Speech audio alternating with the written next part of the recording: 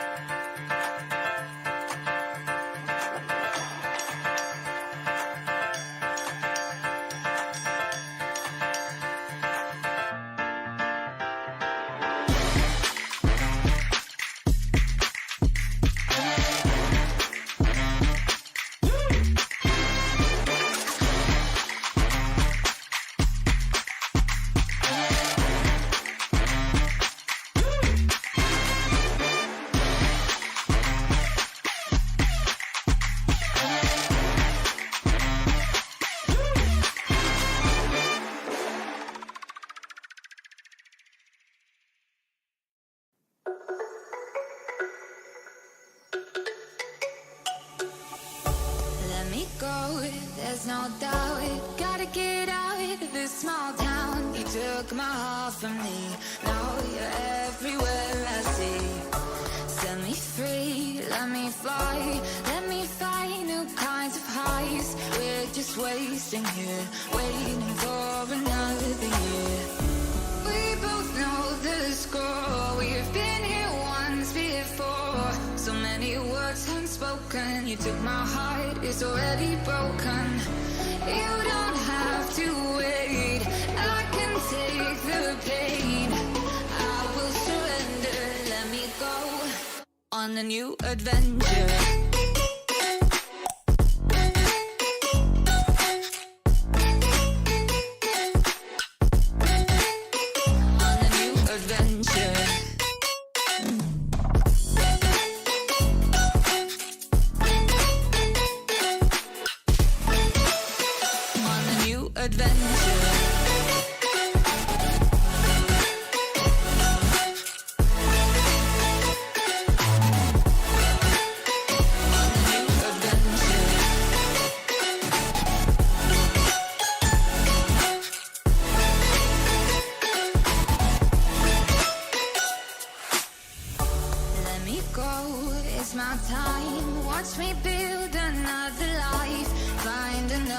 space, explore the world and find my place. Hope you find some peace of mind. Hope the night was worth your time. Threw my heart away, we won't see another day. We both know the score, we've been here once before. So many words unspoken, you took my heart, it's already broken. You don't have to wait, I can take the pain. I will surrender, let me go. It's a new adventure.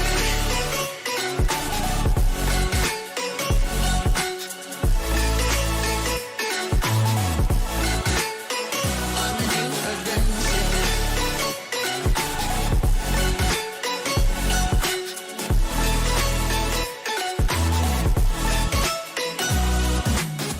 You'll find me dancing on my own. Nowhere to be, nowhere to go. In the rhythm, I don't think of you. Don't call me up when you're feeling blue. You'll find me dancing on my own. Nowhere to be, nowhere to go. In the rhythm, I don't think of you. Let me go. It's a new adventure.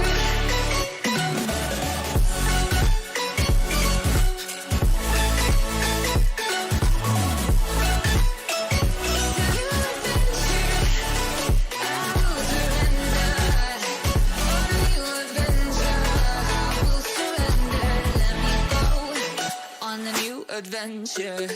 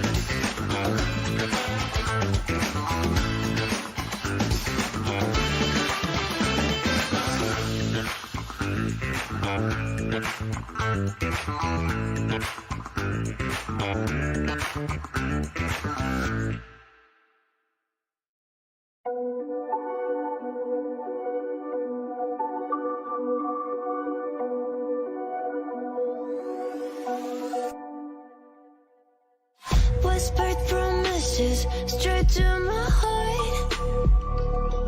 I'd never noticed, but you were never there, you were never there. Hey, you gave me roses, set me apart.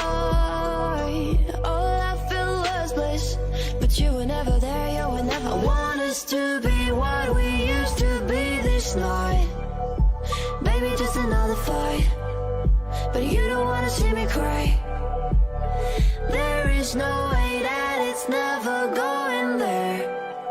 I think it better and I swear I'll follow you no matter where. Think it better when I swear.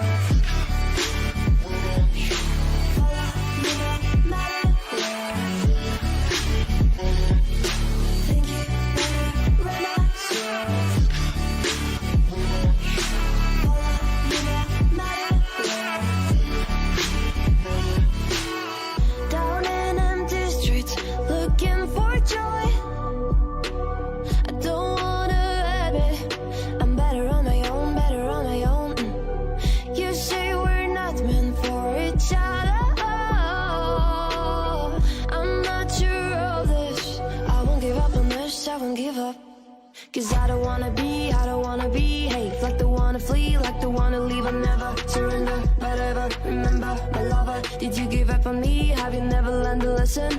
Sorry, I will never be.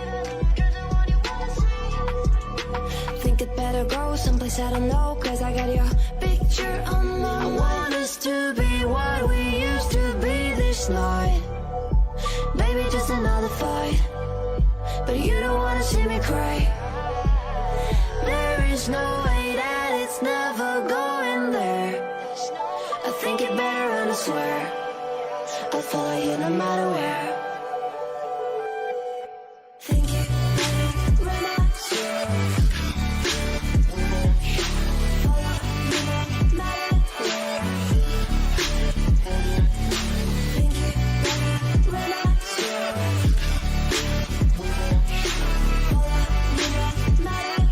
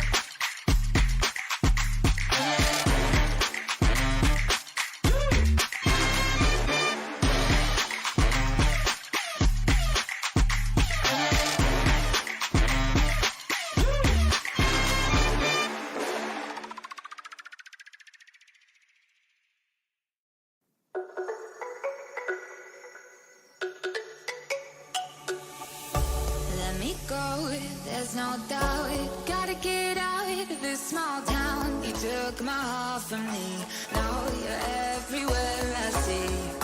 Set me free, let me fly, let me find new kinds of highs. We're just wasting here, waiting for another year. We both know the score, we've been here once before. So many words unspoken, you took my heart, it's already broken. You don't have to wait, I can take the pain. I will surrender, let me go on a new adventure.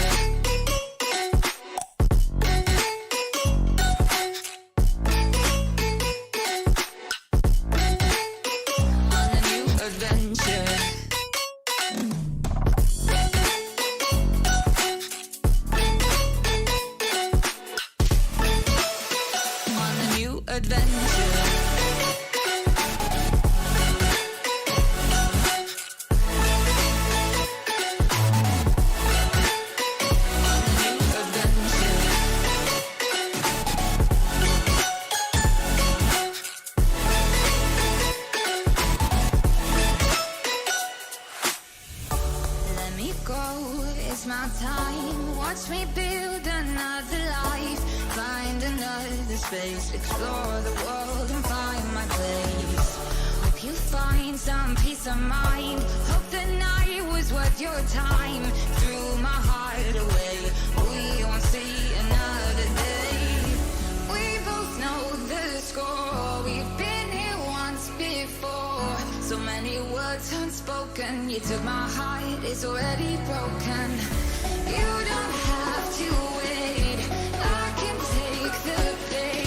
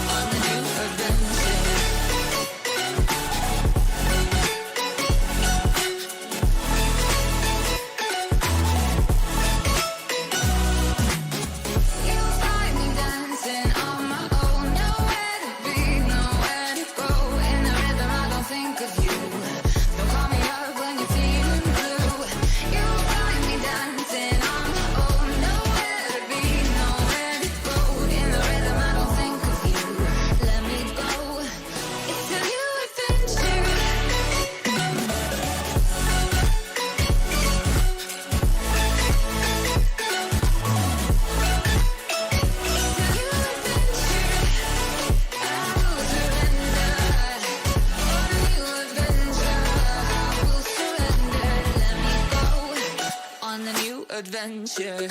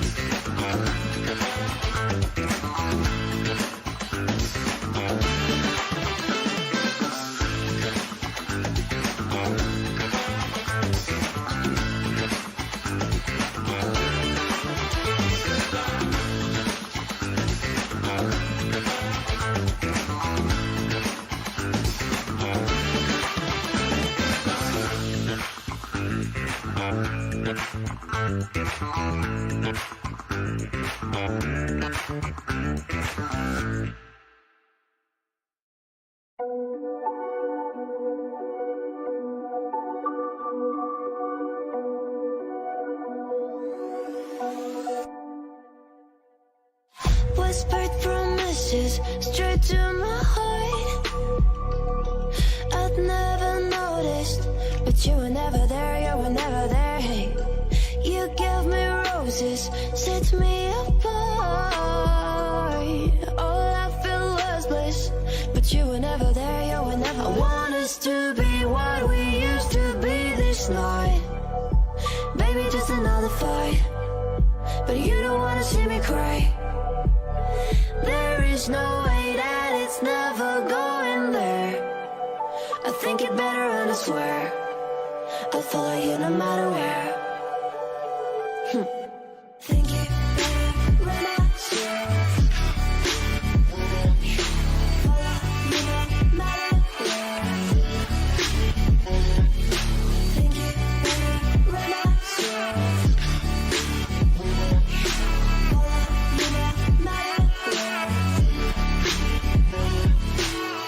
Down in empty streets, looking for joy.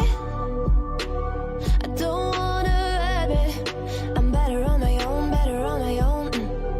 You say we're not meant for each other. I'm not sure of this. I won't give up on this, I won't give up. Cause I don't wanna behave like the one to flee, like the one to leave. I never surrender, but ever remember my lover. Did you give up on me? Have you never learned to listen? Sorry, I will never cause I want you wanna see. Think it better go someplace I don't know, cause I got your picture on my mind. I want us to be what we used to be this night. Baby, just another fight, but you don't wanna see me cry. There is no way that it's never going there. I think it better and I swear I'll follow you no matter where. Think it better when I swear. Follow you no matter where.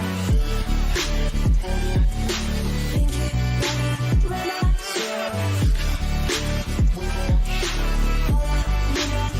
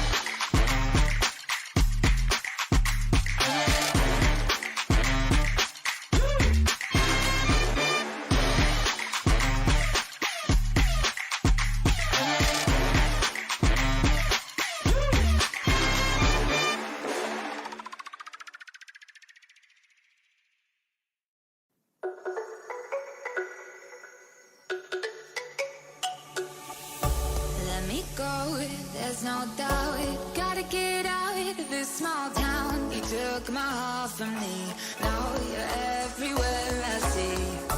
Set me free, let me fly, let me find new kinds of highs. We're just wasting here, waiting for another year. We both know the score, we've been here once before. So many words unspoken, you took my heart, it's already broken. You don't have to wait, I can take the pain. I will surrender, let me go on a new adventure.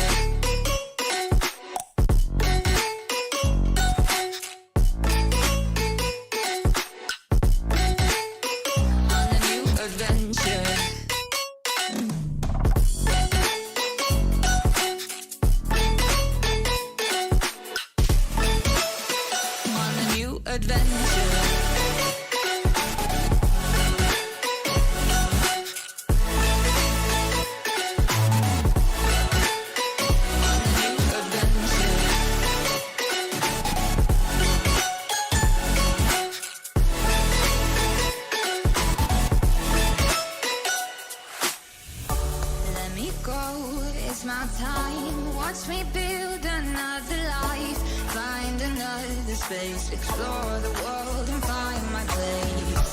Hope you find some peace of mind. Hope the night was worth your time. Threw my heart away, we won't see another day. We both know the score, we've been here once before. So many words unspoken, you took my heart, it's already broken. You don't have to wait, I can take the pain.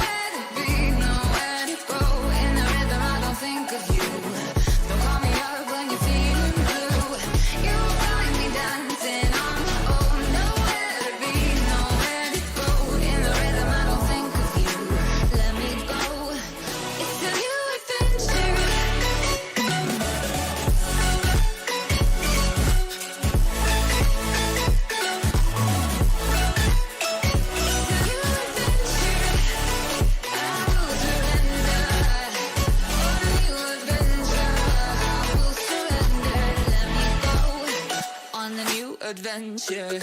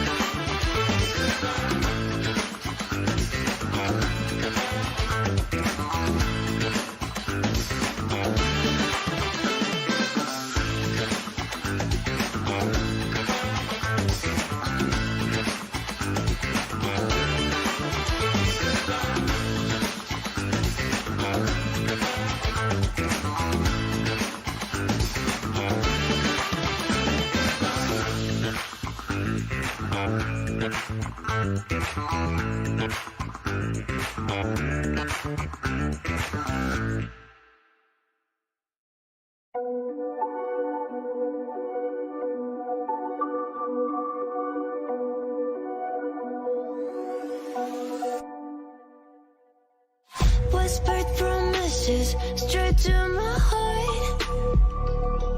I'd never noticed, but you were never there, you were never there. Hey, you gave me roses, set me apart.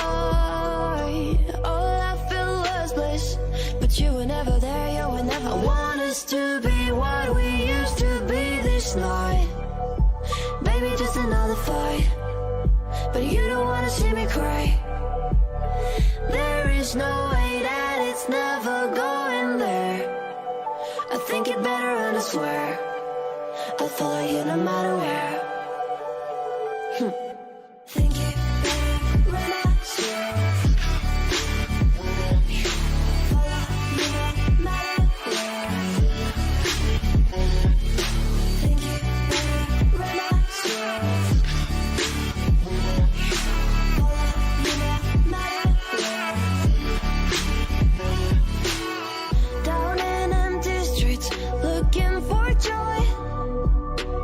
I don't wanna admit I'm better on my own, better on my own. You say we're not meant for each other. I'm not sure of this. I won't give up on this, I won't give up.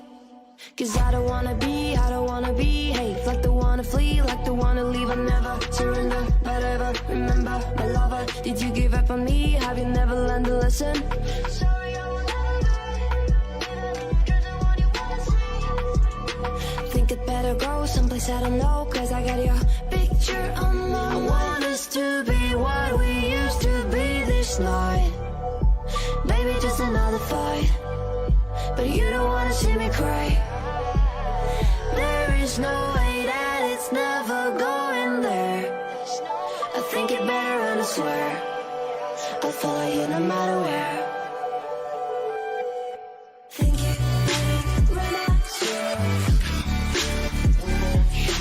Follow you no matter where. Think it better, relax, yeah. Follow you no matter where.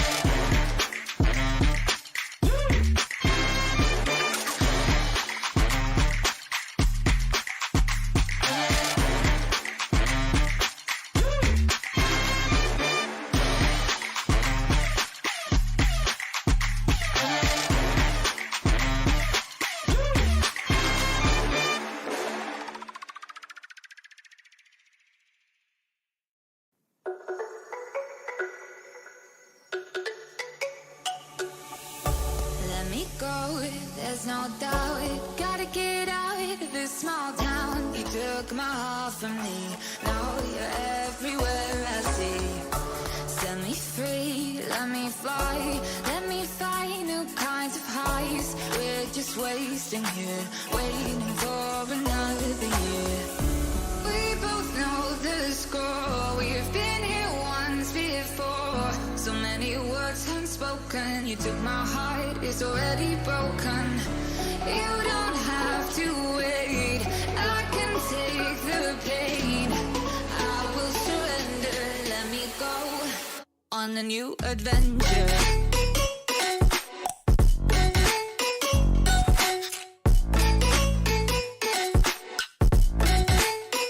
On a new adventure.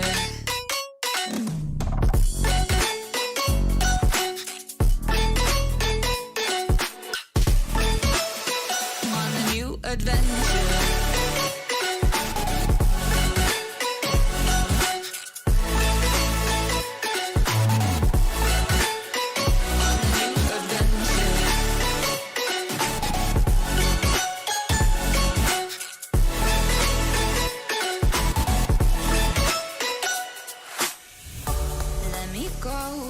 My time, watch me build another life, find another space, explore the world and find my place. Hope you find some peace of mind, hope the night was worth your time. Threw my heart away, we won't see another day. We both know the score, we've been here once before. So many words unspoken, you took my heart, it's already broken. You don't have to wait, I can take the pain. I will surrender, let me go. It's a new adventure.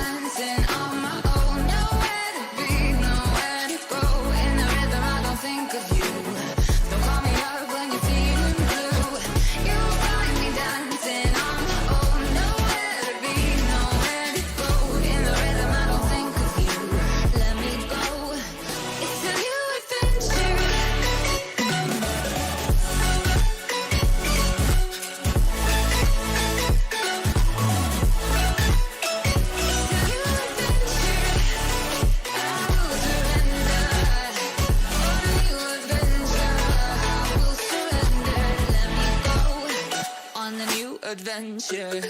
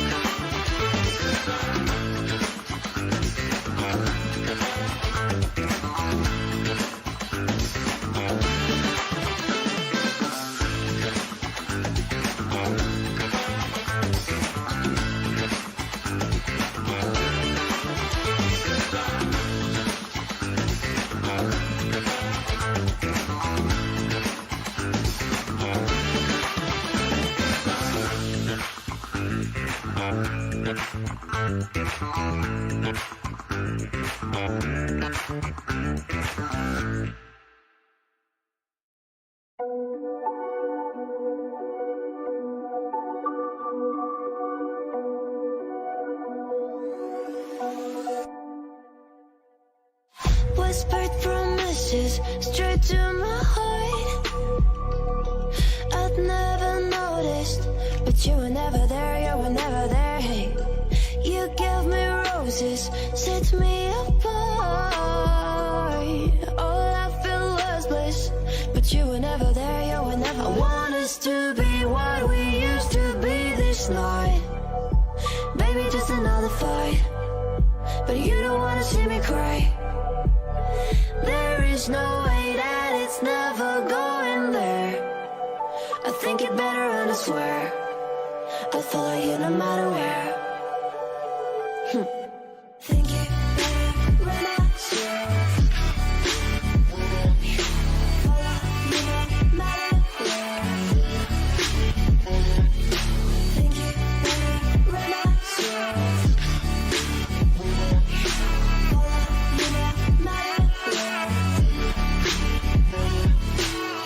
Down in empty streets, looking for joy. I don't wanna admit I'm better on my own, better on my own. You say we're not meant for each other. I'm not sure of this. I won't give up on this, I won't give up. Cause I don't wanna behave like the one to flee, like the one to leave. I never surrender, but ever remember my lover. Did you give up on me? Have you never learned a lesson? Sorry, I will never be, even if you're the one you wanna see. Think it better go someplace I don't know, cause I got your picture on my wall. I want us to be what we used to be this night. Baby, just another fight, but you don't wanna see me cry. There is no way that it's never going there. I think it better and I swear I'll follow you no matter where. Think it better when I swear. Follow you no matter where. Think it better when I swear. Follow you no matter where.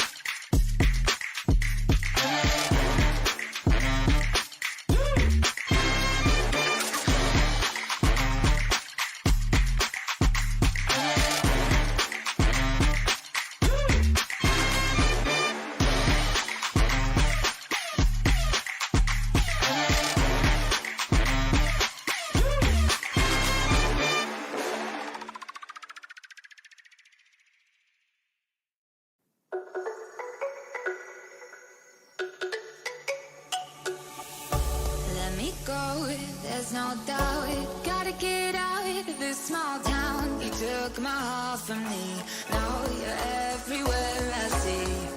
Set me free, let me fly, let me find new kinds of highs. We're just wasting here, waiting for another year.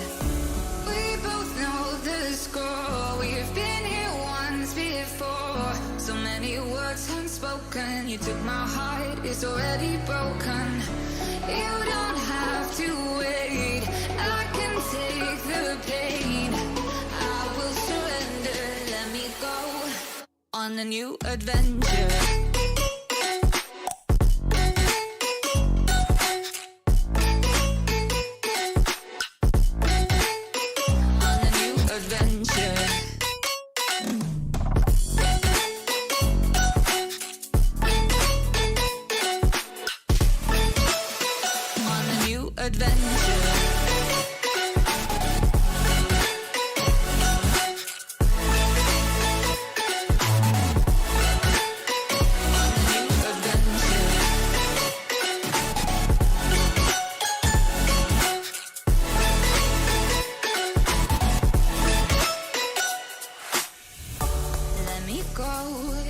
time. Watch me build another life, find another space, explore the world and find my place. Hope you find some peace of mind. Hope the night was worth your time. Threw my heart away, we won't see another day. We both know the score, we've been here once before. So many words unspoken, you took my heart, it's already broken. You don't have to wait, I can take the pain. I will surrender, let me go. It's a new adventure.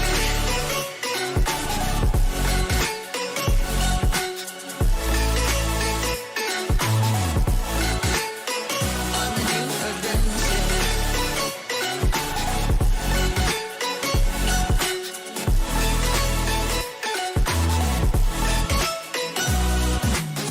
You'll find me dancing on my own. Nowhere to be, nowhere to go. In the rhythm, I don't think of you. Don't call me up when you're feeling blue.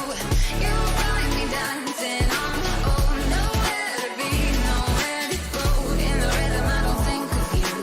Let me go. It's a new adventure.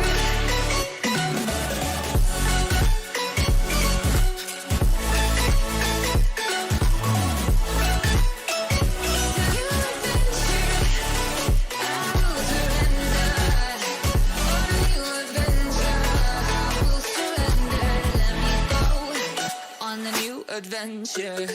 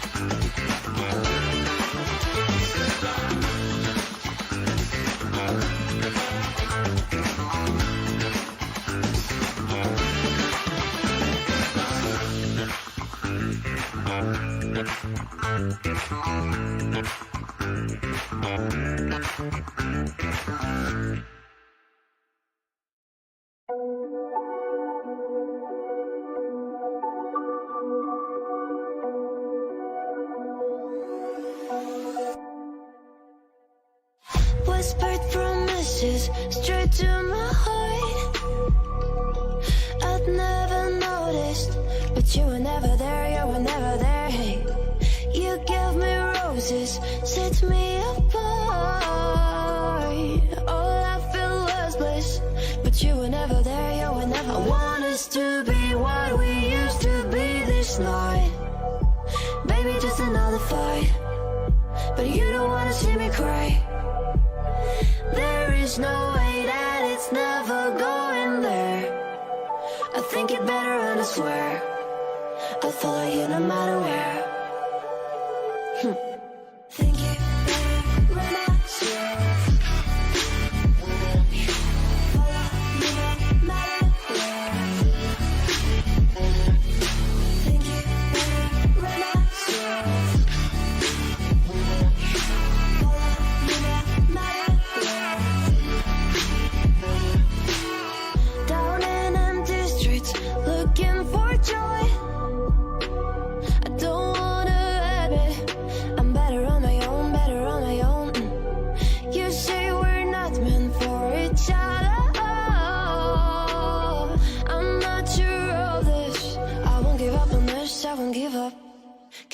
wanna be, I don't wanna behave like the one to flee, like the one to leave. I never surrender, but ever remember my lover. Did you give up on me? Have you never learned to listen? Sorry, I will never, 'cause I want you wanna see. Think it better go someplace I don't know, 'cause I got your picture on my mind. I want us to be what we used to be this night. Maybe just another fight, but you don't wanna see me cry. There is no way that it's never going there. I think it better and I swear I'll follow you no matter where. Think it better when I swear. Follow you no matter where. Think it better when I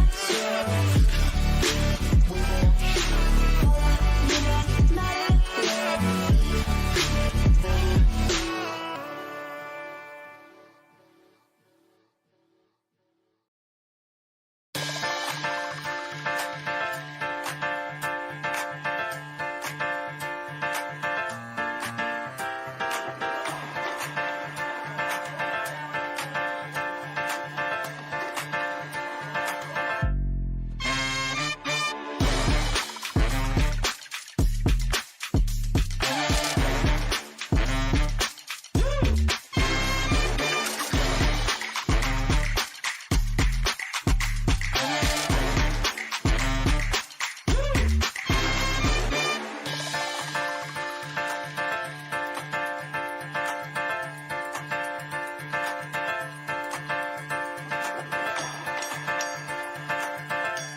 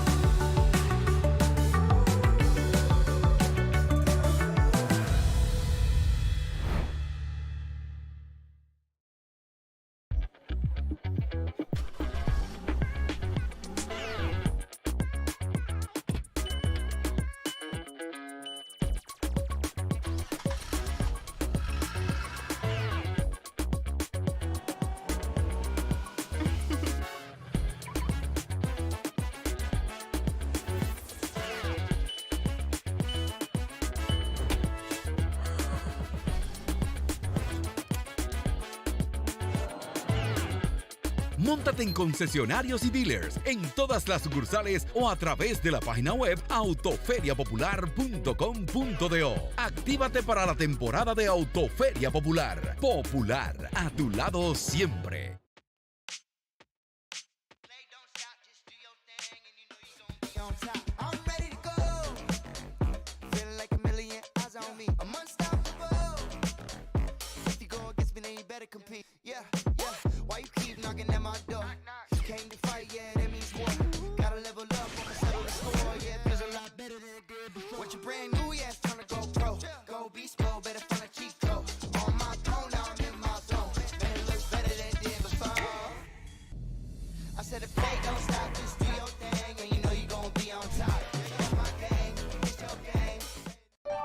Este es un tomate fresco. Y al igual que él, su papá, y el papá de su papá, y el papá del papá de su papá, han estado en una pizza de Pizzarelli como la que te puedes comer hoy. Lo bueno no se pone viejo. Pizzarelli cumple 40 años haciendo una pizza artesanal, con tomates frescos y masa hecha a mano. Pizzarelli, 40 años como el primer día.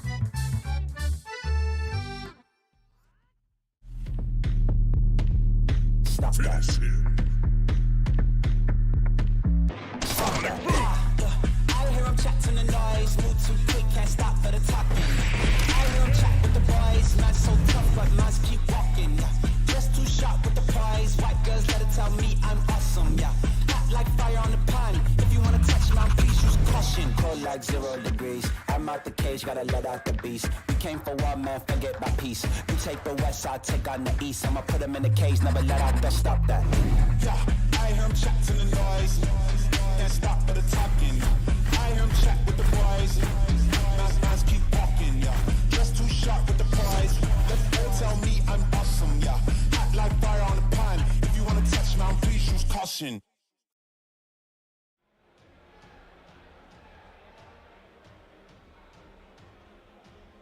Y ya estamos de regreso con todos ustedes. Estamos en vivo en stream a través del Twitch de Blink Esports RD. También en YouTube, Blink Esports League. Señores, gracias por la sintonía. Gracias también por acompañarnos en esta tarde donde los deportes electrónicos durante todo un fin de semana han sido los protagonistas. Yo soy Abelino Cuadra, nos despedimos de Darling. Yo les estaré acompañando durante todo lo que falta de tarde, previo a esta final de Street Fighter, donde tenemos a los 8 mejores jugadores de Street Fighters en este main stage. Y luego de eso nos queda todavía hablar de Smash Ultimate. Gracias a los patrocinadores que han hecho posible a este evento. Banco Popular, pedidos ya, Pizzarelli, Omega Tech, Burger King, Red Bull. Más adelante estaremos hablando muy en detalle de lo que estará sucediendo. Y si usted está en su casa o si está aquí, está a tiempo todavía de avisar a sus familiares, a sus amigos, a hacer chercha. Vengan para acá, que hay un bonito ambiente en este salón de eventos de Sanville, donde estamos en vivo para toda la comunidad de gamers. Gracias, señores. Una legión de internacionales, jugadores locales. Fueron más de 500 los que se dieron cita en este fin de semana para esto que es Blink Respawn, para la final de Street Fighter. Tenemos expertos y es el momento de conocer nuestros hosts. This is how we meet our hosts. Say hi to Jibes and Javits. What's up, man? Hey, what's going on, guys? We are happy to be here at Santo Domingo for Blink Respawn 2022. We're rounding out the top 8, the final 8 of the Street Fighter Champion Edition tournament. And we saw a lot of killers, man. We saw a lot of the usual faces that we'd expect to see, but a couple of people didn't make it into the top 8. So I'm really excited to see how this is going to round out. You know, we got a couple of invaders with Punk and Mono. You know, they made it through to the top 8, but what do you think? I mean, I'm pretty excited, I mean, at the end of the day, because we had nothing but killers this past weekend, and now we are here boiling down to the final top 8. And I'm pretty excited, man. Obviously, we have a whole house of Dominican Republic, of course, representing in the top 8. We got a Puerto Rican and an American, so it's safe to say that Dominican Republic is going to bust that ass this weekend. Yeah, that's how I'm feeling right now. That's a good look for the DR right now. You know, got to protect for the invaders, and it's looking good, man. You know, it's some strong representation. You know, I like the players that made it, and I'm really excited to see how it's going to turn out. Yeah, so hold on. So on the winner's side right now in the top 8, just to let you guys know, we got Mena RD versus Mono on the top of the winner's bracket. Then we got Louis Man versus Punk. That's going to be interesting. I'm going to be looking forward to that one. Then in the bottom on the loser's side, in the shark-infested waters of that side, we got DRA versus G-Roy. And then we got Kaba versus Crossover. So I'm very excited. So I think it's safe to say, let's get this show on the road. Y'all ready for some Street Fighter 5 action, y'all? Yes, sir. Thank you, Jibes. Thank you, Javits. Looking forward to learn a little bit more about this Street Fighter game with you guys. Thank you. Good luck on your casting today. Vamos a conocer a los primeros participantes. Ya ellos anunciaron ese duelo tan esperado entre dos grandes jugadores. Damos un aplauso para que se sume a este escenario principal, Mena RD y Mono. El primer enfrentamiento de este top 8 de lo que va a ser Street Fighter. Here they come. Yo! Oh, the mic's still on? Yeah! Hey, let's go. Yeah. I like this match. This is going to be good. Okay, it's been introduced. All right, gotcha. Oh, man, I mean, what can you say? Listen, when you want to talk about the presidents of their respective islands, you're seeing it right here, man. Top notch, creme de la creme. Of course, you got Mena RD. What's more to say about this guy, Capcom Cup champion? This man puts DR on his back, of course, alongside the whole Dominican Republic island, of course, Bandits as well. You know, the Game Over family as well. You know what I mean? It's just killers on killers here representing this beautiful island. Of course, we got Mono representing Puerto Rico. Yeah, and Mono, you know, as you mentioned, you know, these two guys right here are like the two ambassadors of their scenes. Like, you know, whenever they travel outside to different tournaments, you know, they have their respective countries on their backs. So I'm sure this is just like another tournament. They're gonna bring their A game. They want to make sure that they want to represent the region to the fullest. But right now, Mono is the invader. You know, Mena's gonna be the one to defend his home turf. So let's see if he's ready for that fang. Man, we got a packed house tonight. I like this, man. But look, what's gonna be so interesting about this is, you know, these guys are kind of like training partners, low key. You know what I mean? Obviously, they visit their respective islands when they want to just, you know, go on over and get some practice in and just play what they see and just level their game up. So they're definitely familiar with their styles. and they definitely played before. I feel like Mena has a little bit of the edge of this matchup, but Mono has defeated Mena from my understanding. Yeah, so Yes. the thing about it is that, you know, Mono has an unorthodox character in Fang that no matter how much you play against him, it's still not a matchup that you play very frequently. So that kind of worked to his favor. But the thing is that with Mena, he's always ever evolving. He doesn't just stick to the birdie. We've seen him move on to the Balrog. Now he's playing Luke. So he's a little bit more unpredictable in what kind of tools he's going to bring to the match. And I think that might throw Mono off a little bit, even if they do practice frequently.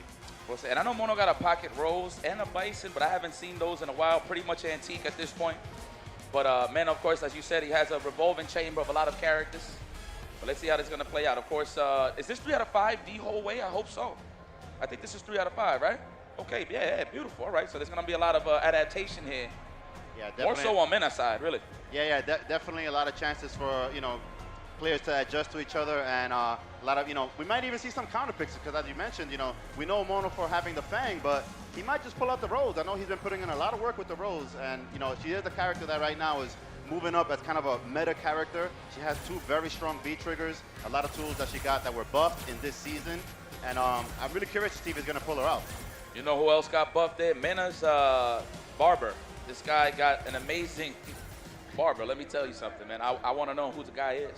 Yeah, definitely that shape-up is looking extremely sharp. I could just get cut just by looking at it. And, yeah, let's see if that sharpness hopefully translates to his game, and let's see if he's able to defend his home turf. Yo, look at the stage, though. It's intimate. I like this. Get to know each other. Yeah. Oh, yeah. It's definitely not the first date, though. So I appreciate it, man. Where we going to go to dinner now?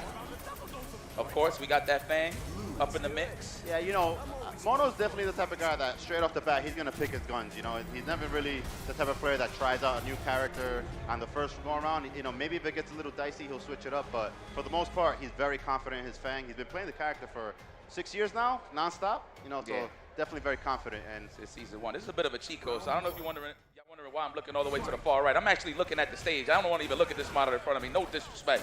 Let's go, man. Make some noise for the first game, y'all. Let's get it. Street Fighter 5 Championship Edition, top 8. Started from the winner's side. Opening gambit shenanigans. Let's get it. Just like that, Mena starting off with the Luke pick. Very aggressive start right there. Already has him in the corner. Big combo right there. Landed the jump in. Unhand me. Okay, the counter pokes into the beat trigger. The Dutch oven is activated. This man stinks, but it's definitely shown that the clean play is definitely coming from NRD. This guy is getting oppressed in this corner. My goodness. Talk about bully mode. Game number 1. Well, round 1, I should say. Beautiful. Yeah, and that's quite the statement to start off the first round just like that with the crazy corner pressure that he had him, and didn't really let Mono get out of there. Yep. All right, Mono with a slight lead here. It's looking good. My man should roll up his sleeves in just a moment here, but we are going to hold down the neutral. Good check on the dash, man. Yeah, and Mono getting a lot of mileage out of that toward Fierce right there, getting the 2 hits, and the Poison is doing a lot of work as well. Missed that juggle right there. Loving it. Good pokes right here, using that high fructose corn syrup in his favor. The wear down. Look at the health bar. My goodness. Wow, and a dominating second round right there, answering right back is Mono. Definitely showing why he made it this far in the tournament. Confirms. Oh yeah, let's go to the corner. All right, you already know Mena. He knows how to prowl. Keep him in that bully mode. Oh yeah, the target combos. I love it. Now we are getting conditioned with these throws. Okay, nice throw tech. That could have been ugly there. Could have been a counter hit. Ooh, a nice conversion right there off the standing medium punch. Oh, spirit fingers. Excellent use of the V reversal right there to get out of the corner. It's going to prove pivotal at the rest of this round because now he's the one that has him in the corner. Man, look at that. NRD anticipating a throw, so he backdash and he's out of the corner. Oh, that could have been a hard read with a throw though. Yeah, it's all right. Out of there. Another chance at life for Mono. Oh my God, 1 hit away. All you need is 1 poison, and there it is. Wow, with the raw rush. All right, but that poison is slowly doing work, helping him make that comeback. Oh, the shimmy, of course. That is the most potent 50-50 in the game. High stun, pixel health. You're gonna have to guess. Good stuff. Mena RD, first blood. Yeah, and both players trading rounds. Mono did have a dominant second round right there, but the pace that Mena RD is playing at right now is just definitely something that Mono is going to be the one that has to adjust to it, because it looks like Mena RD really wants to move on to this next round, and just, again, starting this round, already capitalizing off this counter hit. The pressure is just really mounting at this point. Look at Mena scheming, looking for that delayed tech. What a scumbag. Oh, yeah. Plus range hit. Man, this man is challenging with some target combo. Standing light punch, but he is getting mauled in this corner. Nice V shift. Get a little breathing room here, Mono. All right, nice little punish right there from Mono. Didn't get a lot of damage from it, but all he wants to do is get out of that corner and get him in the poison state. We do have that V reversal, so how you feeling, Mono? No, we're going to stay on our toes here. Oh, the activation, we close enough. Goes to the, you know what, I like that. Had nothing else to really reach with. Don't leave no damage out on the table. Clean finish there. Mena RD is a mother-loving problem. Yeah, and just like that, Mena RD takes the first round and started to run away with this a little bit.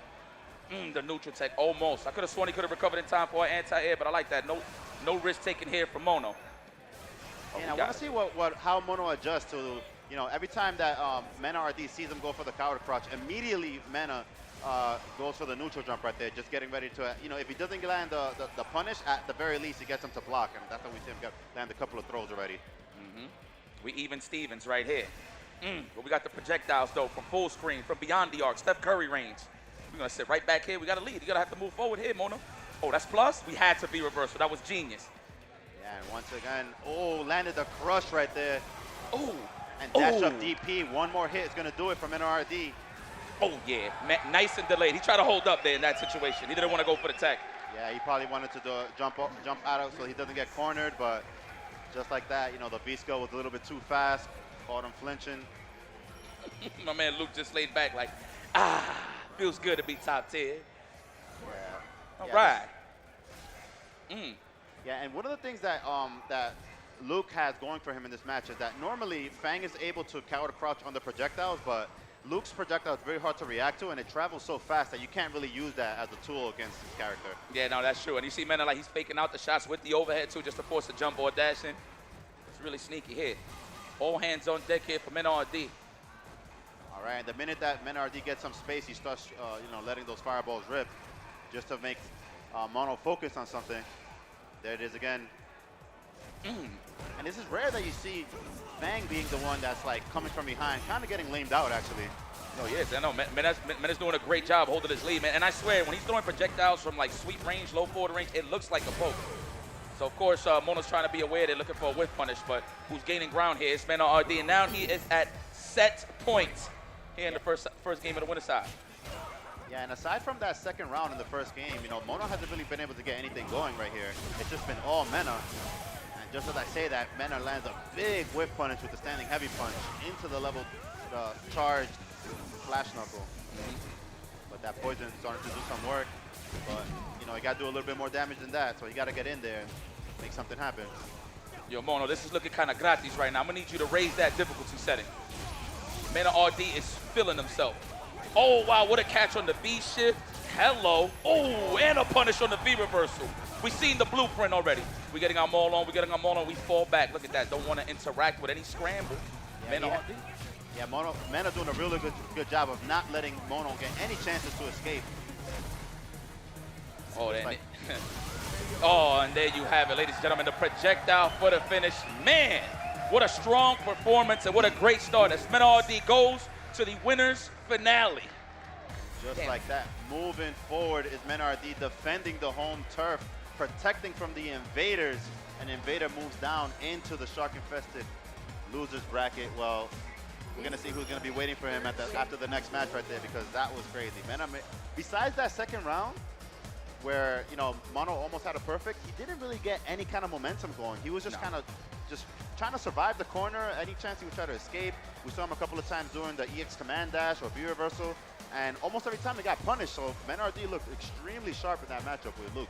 Now, I'm impressed, man, at the end of the day. Mena RD, every single time he had the lead, he held it. And like I said, from low forward range, sweep range, you would think he's going to throw more normals, maybe a forward fierce or standing strong, but he's throwing the plasma, obviously, fireball, and it actually looked like a poke itself. So it's kind of like an essence of John Choi, if you will, using the fireball as a poke. So that was very nice there from Mena RD. Yeah, definitely. He stayed at a range where he was never really getting hit with any of Fang's pokes, but he was able to get damage with the fireball, as you said, using it as a poke. Classic techniques right there from such a young player. It's amazing to see some of the fundamentals that he has developed over the years. This is going to be tough for Mono. Hopefully that's a wake-up call there, because in that loser side, there is a little more Lukes out there. So hopefully Mena RD woke him up to raise that difficulty setting. And there you have it. But I know our next match, though, think it's Punk versus Louis Man. This is going to be pretty interesting. But let's go, man. Come on over, y'all. Louis Man and Punk on the stage. Yeah, this is a matchup that we see Punk play Arturo a lot in, and a lot of times we've been seeing him do very well against Dawson for the most part. I like to see that he uses Rashid. Sometimes he picks Colleen.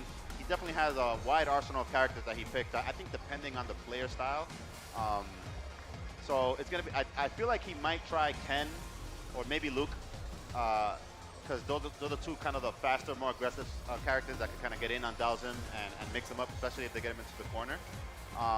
But Louis Man is a very, very different style than Arturo, so it's going to take probably Punk, a good round or two, maybe even the first game to really adjust to him. So this is going to be interesting, right? Just Punk has like a plethora of characters he can actually pick on Dawson. Obviously Louis Man has a Rose on standby, but Punk understands that character very well, as Punk mains that character as well. So I feel like Louis Man is definitely going to stick to his guns and just rock that good old Dawson. And Punk is not that much of a fan of that character, to be honest. Not to say that he's complaining or anything like that, but he'd rather not face a character like Dawson, because usually, depending on the characters that you fight, it's a little harder to get in on the neutral. Yeah, that's true, because especially with the way that Louis Man plays, he's a very tech-heavy Dawson. He's just always thinking 3 steps ahead. He has setups on setups on setups. Anytime a projectile's on the screen, he's already thinking of 3 different ways that you're going to try to get around it. And if you take that bait for what he wants, he might really blow you up. So definitely a very scary Dawson to go against. I think he's definitely one of the strongest Dawsons in the world. So I'm really curious to see who exactly Punk is going to pick for this matchup. Yo, you know what, man? Credit to Punk. Forget his skills. We already know he's nice, but shout out to him visiting a Dominican barber here in Dominican Republic, and he was rocking the hookah at the same time. Yeah, I want to talk about a guy that's actually taking in the culture of Dominican Republic. You know what? If I know anybody look like one, yes. Yeah, definitely going for that full experience. That's why he's looking sharp and smooth up on that stage. That's why he's feeling good on the winner side of the top 8. And we see that Luke on the screen. I want to see if he's going to change it, but Punk is one that he could pick the top, he could pick the middle. He's just a master of this game, man, and he can really just come with a surprise. And just as I say that, wow, he comes through straight for the Rose. And this is a matchup that I've been seeing a lot more of lately, particularly on the other side of the world from Japan Street Fighter League, with Urio and Aqua picking Rose against like YC Mochi and some of the other top Dawson players over there. She has some interesting tools against Dawson, actually. Her back heavy kick actually floats over some of his limbs. And Dawson can't really punish it because it's only -4. So he can get maybe like a light attack, but yeah, and there it is right there. So he knows about it. I see, okay. All right, now that man is reaching under the car to get the keys. I see you. Oh, okay, hopping right on over in case if it's a slide or something, right? Yeah, and that's what it is, and it does get a crush. And if he gets the crush, I believe she gets like a double or triple dash to push him into the corner. And so he is efficient with it because it's just really low risk. That's really one of the main things about it. It goes over the limb, low risk, gets the crush, throws a little bit of E-bar. Oh, see the stagger pressure here and the activation. That's instant stun. Good game, peace out. Opening gambit win. Goes to Punk, but he dropped it. Oh, and finishes off with the throw right there. And Punk recognized that the scaling was a little bit high, so he opted just to go for a little bit of a reset right there. The first reset, Louis Man didn't bite, but it didn't matter. He didn't have enough life to really survive, so that's why he got. I like that, Punk. Block the -7, dash in just to close the ground. Close the distance, I should say. Oh, okay, nice back dash. He's been like 5 for 5 on back dashes on that roundhouse. Oh, excuse me, I spoke too soon. Back to the pressure. Hold that sham wow, nice and clean. Yup, that's that QVC fizz. And yeah, just like that, a little bit of a missed combo right there from Punk, but he does have a big life lead right now. As long as he keeps him in the corner, gets the job done. Made quick work from that first game. Yeah. Listen, man, Punk did a great job just walking him down. That's the best way to fight Dawson. Like, sometimes people try to, like, back off just to look for a whiff punish. And, in reality, you're actually giving him a lot of space, even though you're not probably getting the whiff punishes that you want, stuff like that. But you're actually letting Dawson play his game. So the fact that Punk walked him down, played it great.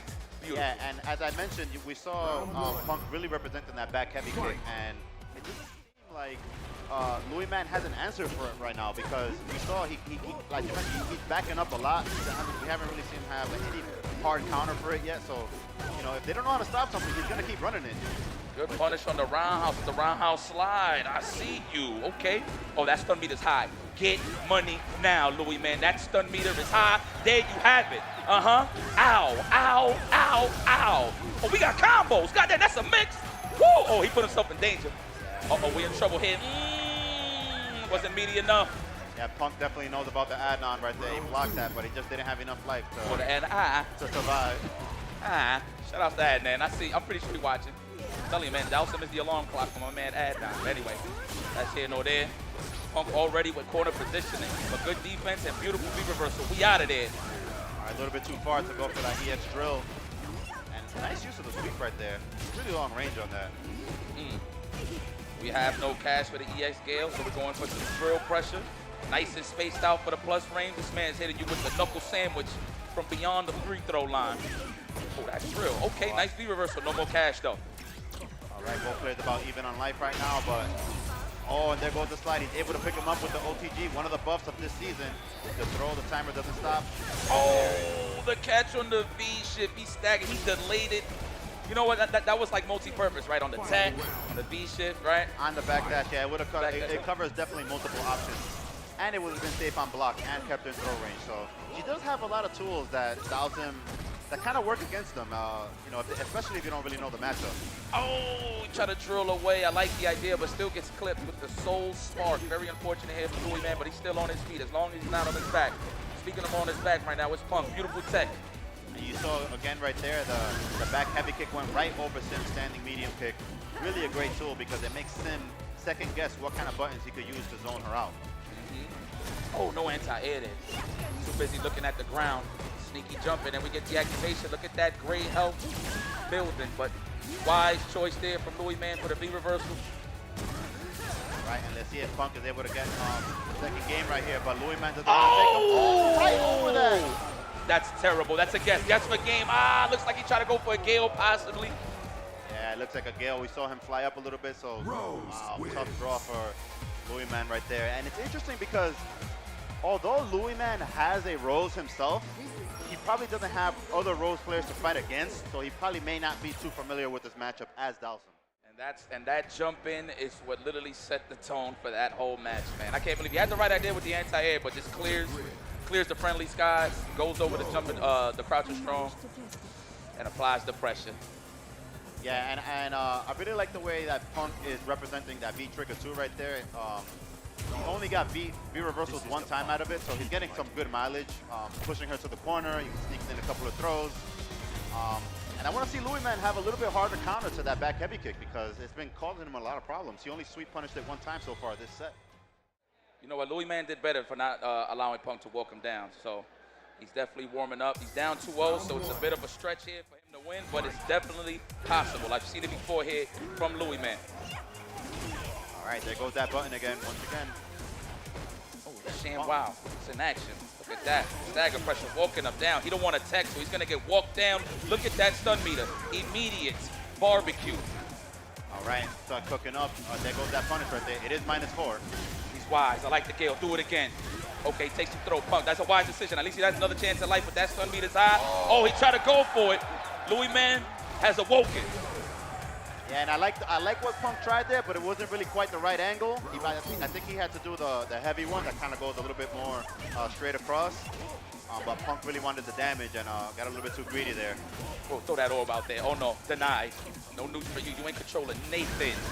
Oh, knockdown. La Mezcla is coming in. Oh, anti-air. Oh, meaty slide. I'm loving the plus range. Let's go, Louis Man. One play a game. One play a game. Get in there. We out. One play a game. And all the drills are hitting now.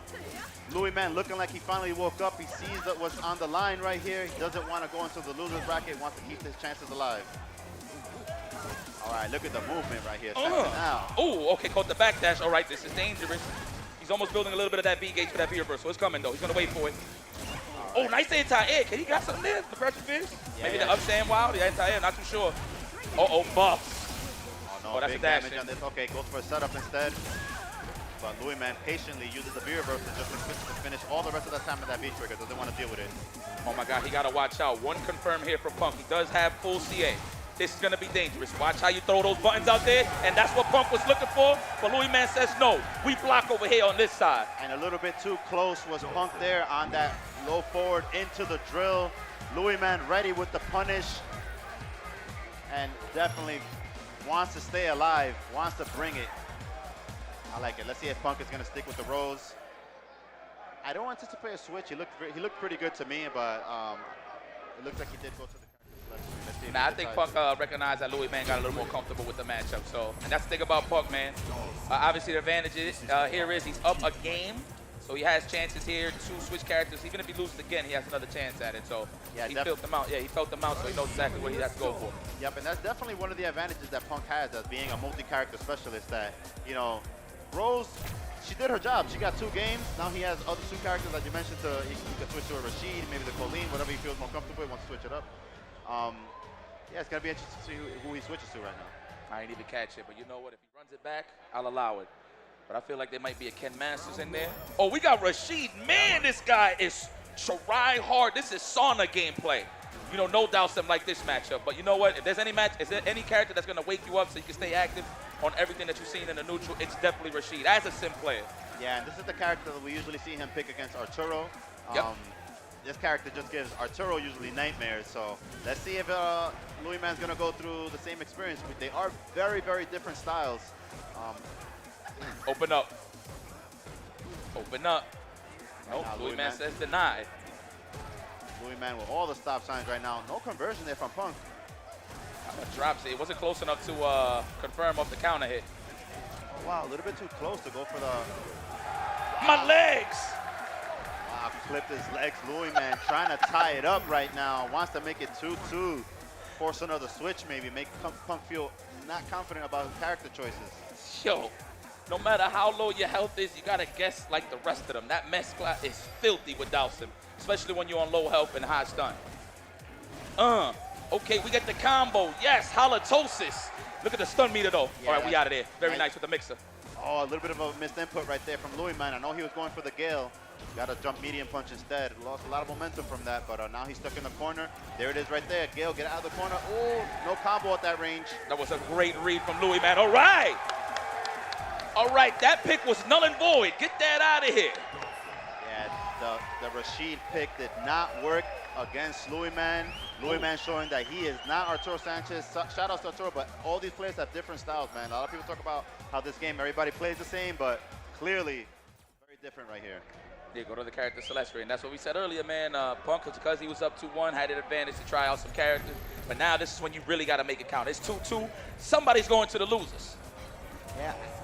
Everybody that's going for Louis Man, make some noise, y'all. All right, the DR crowd right now on their feet. They want to see their boy defend against the other U.S. invader right now. They want to move them all into the loser side so that the top winners could be all Dominican affair.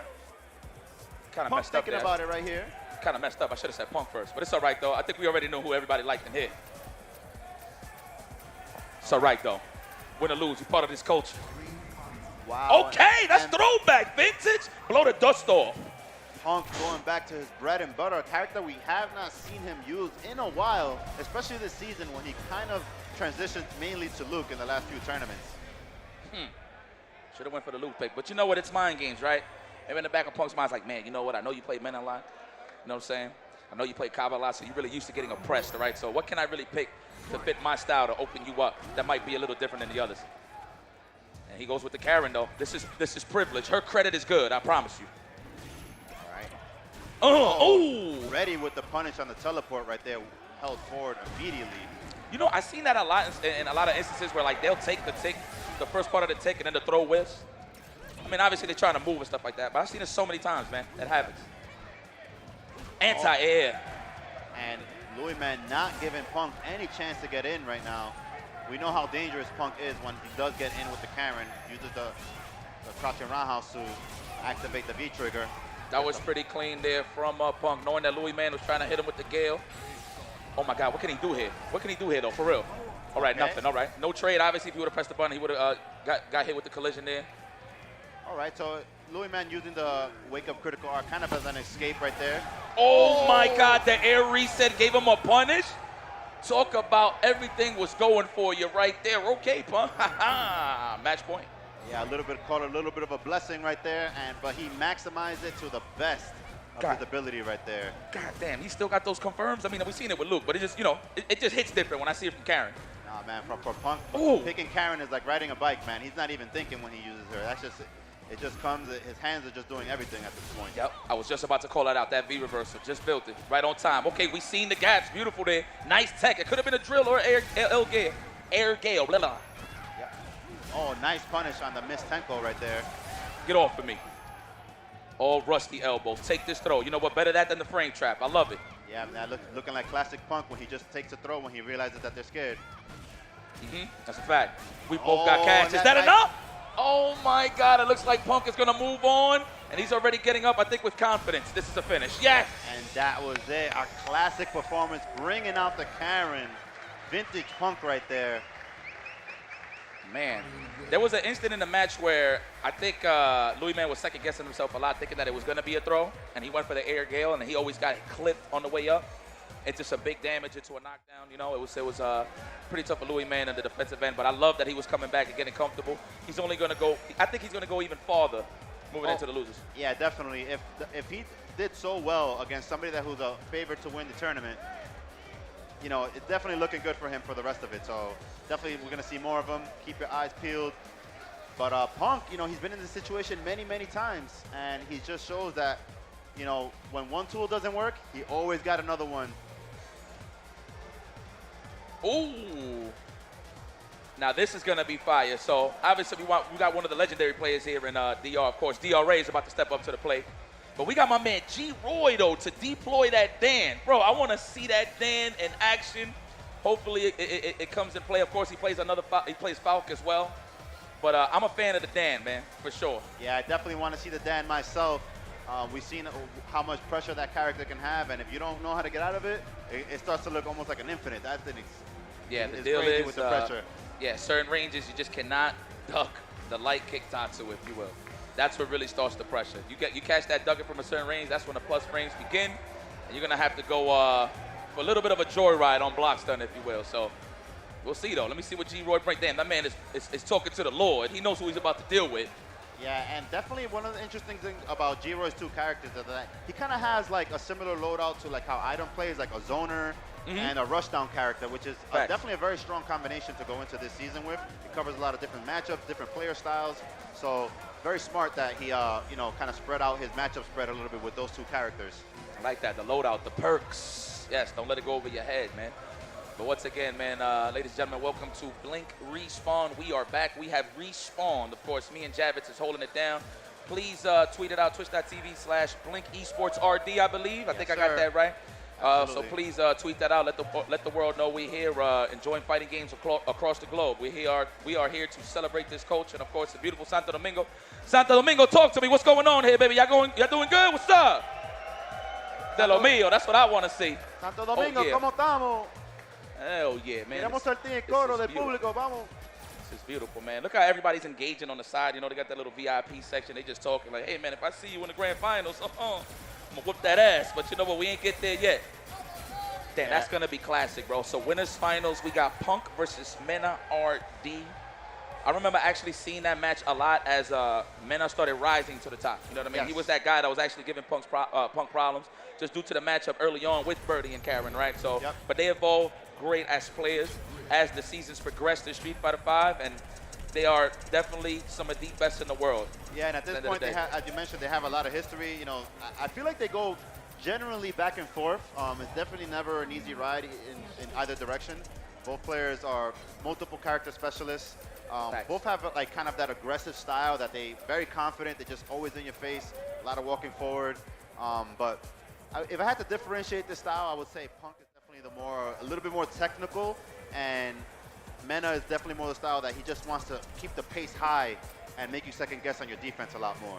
He's great at playing the numbers. Like, he'll know when to steal turns and stuff like that, but he's great at being aggressive and playing the number game, for sure. If I would have to say there's an advantage between Punk and Mena, it'll be that. But to be honest, Punk is like he's so seasoned that he wouldn't even really be worried about that. But you know what? That's later down the road in the future. This is the present. We got DR versus G Roy. Make some noise, y'all. This is going to be a fire match. Loser side. Somebody is going to move forward, and somebody's going to go to the spectator seat right down here. Go grab a beverage, a Red Bull or something. Whoever it is that loses, but. Wow, and G-Roy opting to go with Falk. We saw that this is the character that moved him into the top 8 when he took out Mandrake yesterday. For some reason, when I see Falk in the building, I smell beer. I don't know what it is. I think we're in the billiards here. Playing the 9-ball, the 8-ball possibly. Yeah, well, she definitely wants to put it in the pocket. And right now, it looks like she's the one getting jumped in on, so. Damn. He said, wow. Oh, scoop. Ah, look at that stun meter. Bar. And just as we say that, clip the legs immediately. Quick work from DRA in that first round right there. Now I'm wondering, I'm curious, if this is going to be a wash up here for DRA. I feel like the Dan is coming, so, you know, I'm going to root for that for a second. But you know what, let's see the foul pick. Maybe there's something that we don't know. I can see Dan having problems with Vega, though. Yeah, and I like the way DRA is just kind of harassing with the standing medium punch. That button is plus on blocks.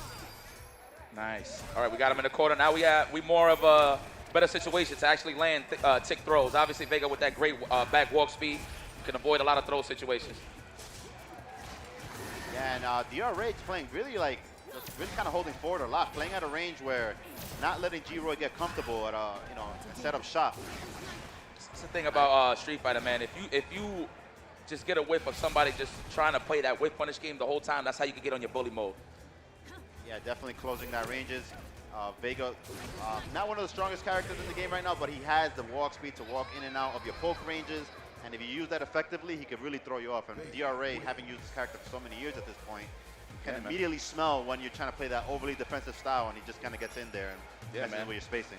It forces a lot out of somebody, right? If Vega has the lead, obviously, you know, for some easy damage, you go for tick throws and stuff like that, how I explained earlier. But the walk speed is so good that if you snip out somebody trying to do a tick throw, you can walk back and actually get a punish yourself. Usually, I see it with like a fierce or something, a fierce starter into a stance change with Vega. Yeah, so we didn't get to see much out of the Falk from G-Roy. I hope he's bringing out the Dan. I think he is. I know that's what everybody wants to see, because that pressure is just incredible, especially when he gets you in the corner. It's fact. See what we got here. Survey says. Survey says. I think we're running back the Falk. Hey, you guys can watch us. We're pretty as hell. Nah, never mind. All right, opting to go back to the Falk. Maybe there's something that he wants to change in his strategy before. You know, he does have another game before he switches to Dan potentially, but That's right. You got to pay the door fee before you go and hit. Oh, never mind. The suplex that is German. Vega's getting disrespectful. Okay, the plus frames on that standing strong. Assess the situation after, but good V-shift. Yeah, very good V-shift. Got him out of the corner right there. Opting to use his meter on V-shift right there. I like it. Oh, that's a plus. Nice air to air. Okay. Oh, no anti-air. No. No anti-air right there. Caught sleeping at the wheel, and DRA all over it. Oh, nice activation into the V-trigger right now. Oh, caught the delayed tech. Beautiful with the V skill. Yeah, and that's one of the V-triggers that if you don't know what the answer to that is, it's gonna blow you up, because it works as a natural throw bait and is plus on block and gets a full combo on hit. So layers. A lot of reward if she does land it, but it does have some solid counters that you just, like, you can jump away, you can interrupt her before it actually hits you. It's a big gap, but it's just naturally how the move behaves that it's a little tricky. Good check on the dash there with that crouching light kick.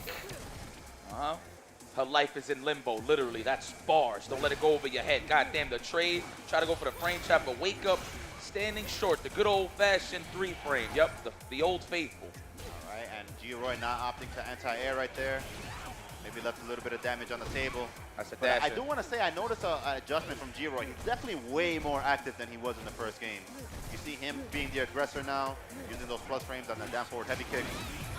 Oh, excellent. It will come with the critical art right here. It's not going to get the kill, but it's going to put him very close. It's not going to kill? I don't think it's going to kill. Yeah. Okay. Do a lot of damage, actually. And just like that, using the plus frames to get in there with the jump attack. Vega doesn't have the best anti-airs at those ranges, so sometimes he got to hold the jumps. That's true. G-Roy all over that. finished it off with the standing meeting pick right there. I like the attempt from DRA though. Pretty sure he was reading a throw, or maybe the B skill probably try to like neutral jump, get a punish or something just to get some offense off. But G-Roy, okay, I like the adaptation. One apiece. Stick with your guns. In this case, your pool stick. Yeah, and you know what I like is that before he immediately went to the rematch, he kind of thought about it. That's why we kind of thought maybe he was going to switch characters. And when you're already making to the top 8, and especially if you get kind of smoked in the first game, you got to slow it down a little bit. You got to think about what was the adjustment that you need to make. Maybe you were playing a little too slow. And as we saw, he was way more active. He was like, if there was some measure of actions per minute, it definitely doubled in that second game right there. Absolutely. More frame chats, of course, a close medium kick. Definitely had a chance to get close and condition the man. Yeah, so now it's on DRA to counter-adjust to see if he has something for the increased pace that G-Roy brings. Caught the throw attempt. Walking back. You know, I haven't noticed the back walk speed. It's pretty solid, huh? Oh, yeah, it is. It is. All right.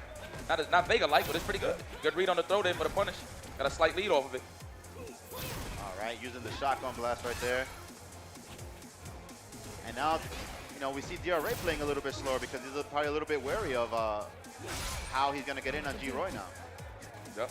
No anti-air again. I'm not sure what G-Roy's focusing on. That's twice already sniped out the tick throw attempt. Okay, plus frames, the V shift. Genius. Give me some of that great health, too. Next hit, definitely going to hurt, no matter what's the normal. But we're going to take our sweet old time. All right, and nice use of the jumping medium punch right there from G-Roy. Oh, very fortunate for baited G-Roy. out the reversal from G-Roy. Huge damage on this punish right here.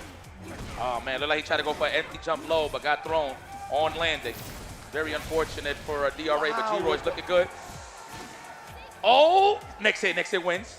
What are we going to do? What are we going to do here? They're dancing, they're dancing. Oh, and G-Roy was trying to get the chip. He's so thirsty for the chip damage. Mashed it out, got close, able to save the meter too. DRA was just trying to, he wanted to get the kill, but also bait the meter somehow. And I think he just was thinking a little bit too much instead of focusing on just how to land the hit. Life's in limbo, says G-Roy. Nice anti, okay, no EX. That was straight roll.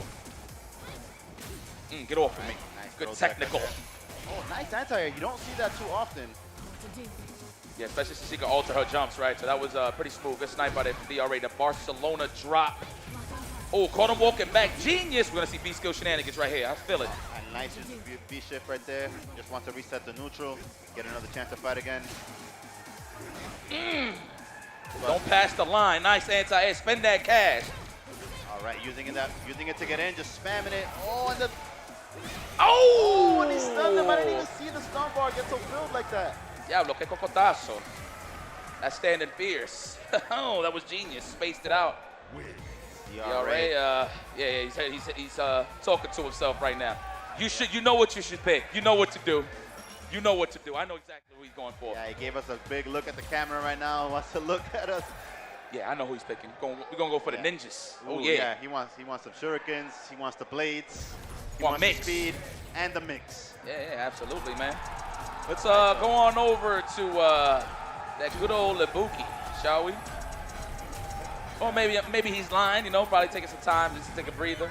I feel like Vega was the good pick, but it's just once G-Roy got the lead, he was good in terms of spacing out, standing fierce. Anti-airs was good. Yeah, G-Roy definitely made an excellent adjustment. Like I said, it's a very clear difference from how he looked in that first game to the next 2 games after that. Played much faster, using a lot of that V-trigger 2 pressure. And DRA didn't really have a good answer for it, so let's see if, now that he has the Ibuki, if he has some different tools that'll help him get out of that. Well, G-Roy is in a good spot right now. Obviously, he's 2-1, so if he does lose this match, I can see the Dan kind of coming out for this one, right? But he's looking comfortable with the Falcon. You know what? I would say no need to switch gears here. Oh, nice delay. Nice counter hit right there. Oh, got hit with the V reversal right there. Both players about even on life, but that V trigger 2 from DRA is in play. He just has to find the hit. Oh, he did it raw? Oh, we were still out there. You thought I forgot? Oh, wow, we jumped out there preemptively, avoiding the mix-up altogether. Is that going to fit? Whoa! Wow, I actually did not know that she could do that in that way. Where it looked like a late cancel and it still got the juggle. Interesting. That's why G-Roy's there. See what up? Obviously, DRA excels. Well, any top level Ibuki excels at is obviously using EX kunais, right? But in this case, DRA has not had no cash on his side to even get that going. All right, nice block on the cross-up right there from G-Roy. G-Roy doing a good job of not really letting DRA get in and run the mix or the pressure. Well, we out of there, avoiding the throw, but we are trading New York Stock Exchange. Oh, no, there you go. There it is, but a B reversal immediately. Oh, Altus has jumped with the shot going. Shoot the legs. And G-Roy not charging the shot too much. Oh, and the standing leg punch interrupting the V-trigger activation. Tough break for DRA right there. We see the delays. We're trying to open people up out here. Oh! And that took mad life. Hold on. That's not death, right? I do think it's going to kill. It was only 2 light attacks before it got him, and just like that, whack across the head, looking like a Looney Tunes. Give it up for DRA, y'all, but G-Roy deploys this dub. Moving forward here in the top 8. Excellent. Damn, that man's a professional. He's like, oh, my job is done.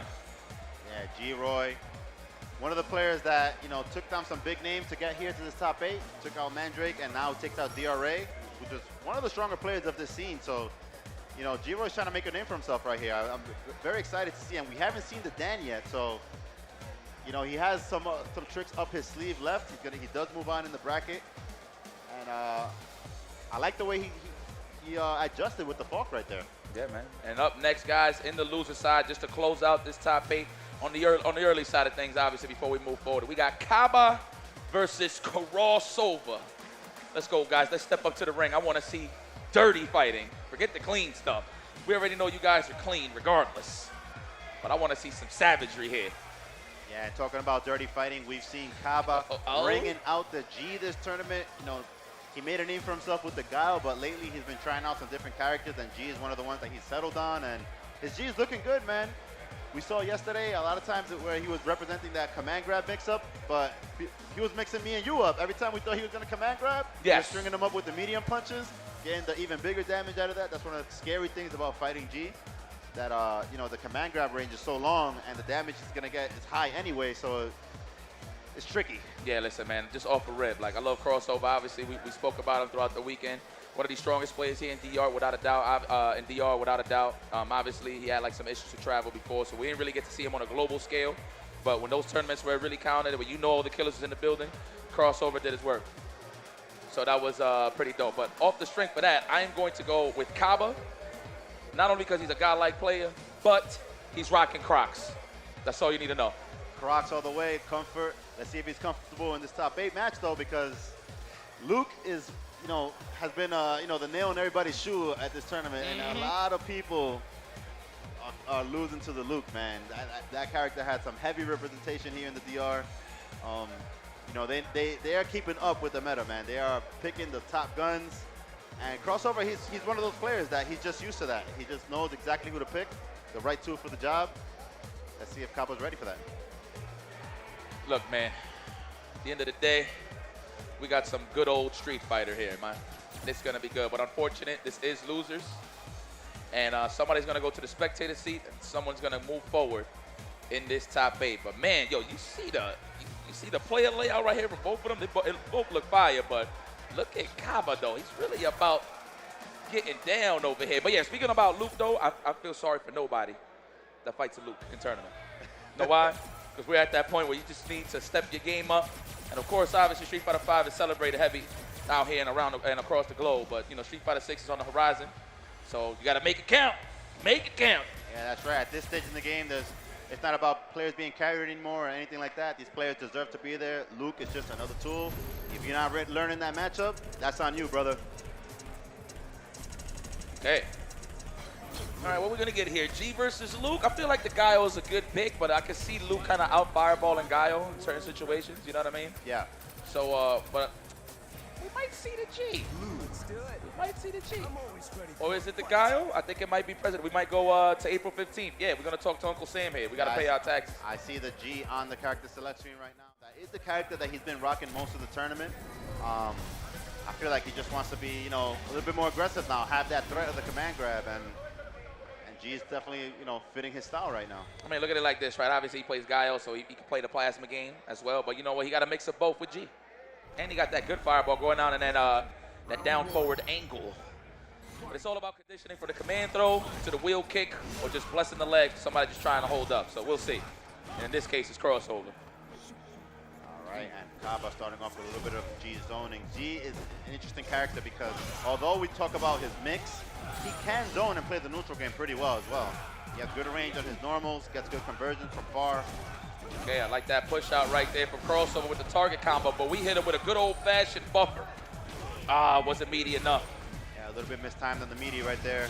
Got back thrown for his troubles, and this is a scary spot to be in against Luke. Trying to punch this man's hat off. God damn, you trying to hold up? No, that was a counter poke. Oh, crossover did for sure. Wow, nice punish with the crouching light punch into the target combo. Able to extend with the V trigger fireballs. Get that last little bit of damage that he needed. Let's go, scheme team. I like that. Good stuff from crossover. Watching his toes. Trying to stay solid here. Like a rock. We ain't talking about Chevy here. And Kaba just needs to make sure that his meaties are on point. We know he kind of had the momentum in the first half of the first round, but missed the meaty, got back thrown, and it was kind of downhill after that. Oh, nice challenge with the standing light punch right there. Got the counter hit into the corner carry. Good tech. We definitely needed here. Oh my God, command throw. Oh Lord, have mercy. I thought that was it. Roundhouse, the igloo button. Nice and potent. Wow, okay. The sequence fighter that we all learned to love here for Street Fighter. Nice offensive view reversal right there. Went for the command throw. Not to be able to get the kill here, but next hit will kill. Oh, he got a little greedy. Wanted to trick him with the command throw right there. Oh, I thought that was a crosscut, to be honest. Back into this corner, you. All right, we take the throw. That was very wise here from Kaba, but what is he going to do now? No shimmy. Love it. Oh, nice challenge right there. Kaba saw that he had a little bit of space before he was in the threat of being thrown. Immediately challenged with the standing light punch and able to bring it one round apiece right there. Good check on the dash. Good buffer, too. All right. Buffer right there. And one of the scariest things about fighting G is that immediately he corners you, and that's super scary because of the command throw. That was a nice command throw. Oh, he tried to go for it. Nice. Wake up, press the munch to avoid that altogether. He was definitely going to go to Stun City. All right, take the throw, no backdash. Using the sweep activate right there. Kaba decided to tech. All right, fishing with that standing heavy kick. All right, we see that buffer that got him the corner game last time. No check on the dash in this time here from Kaba.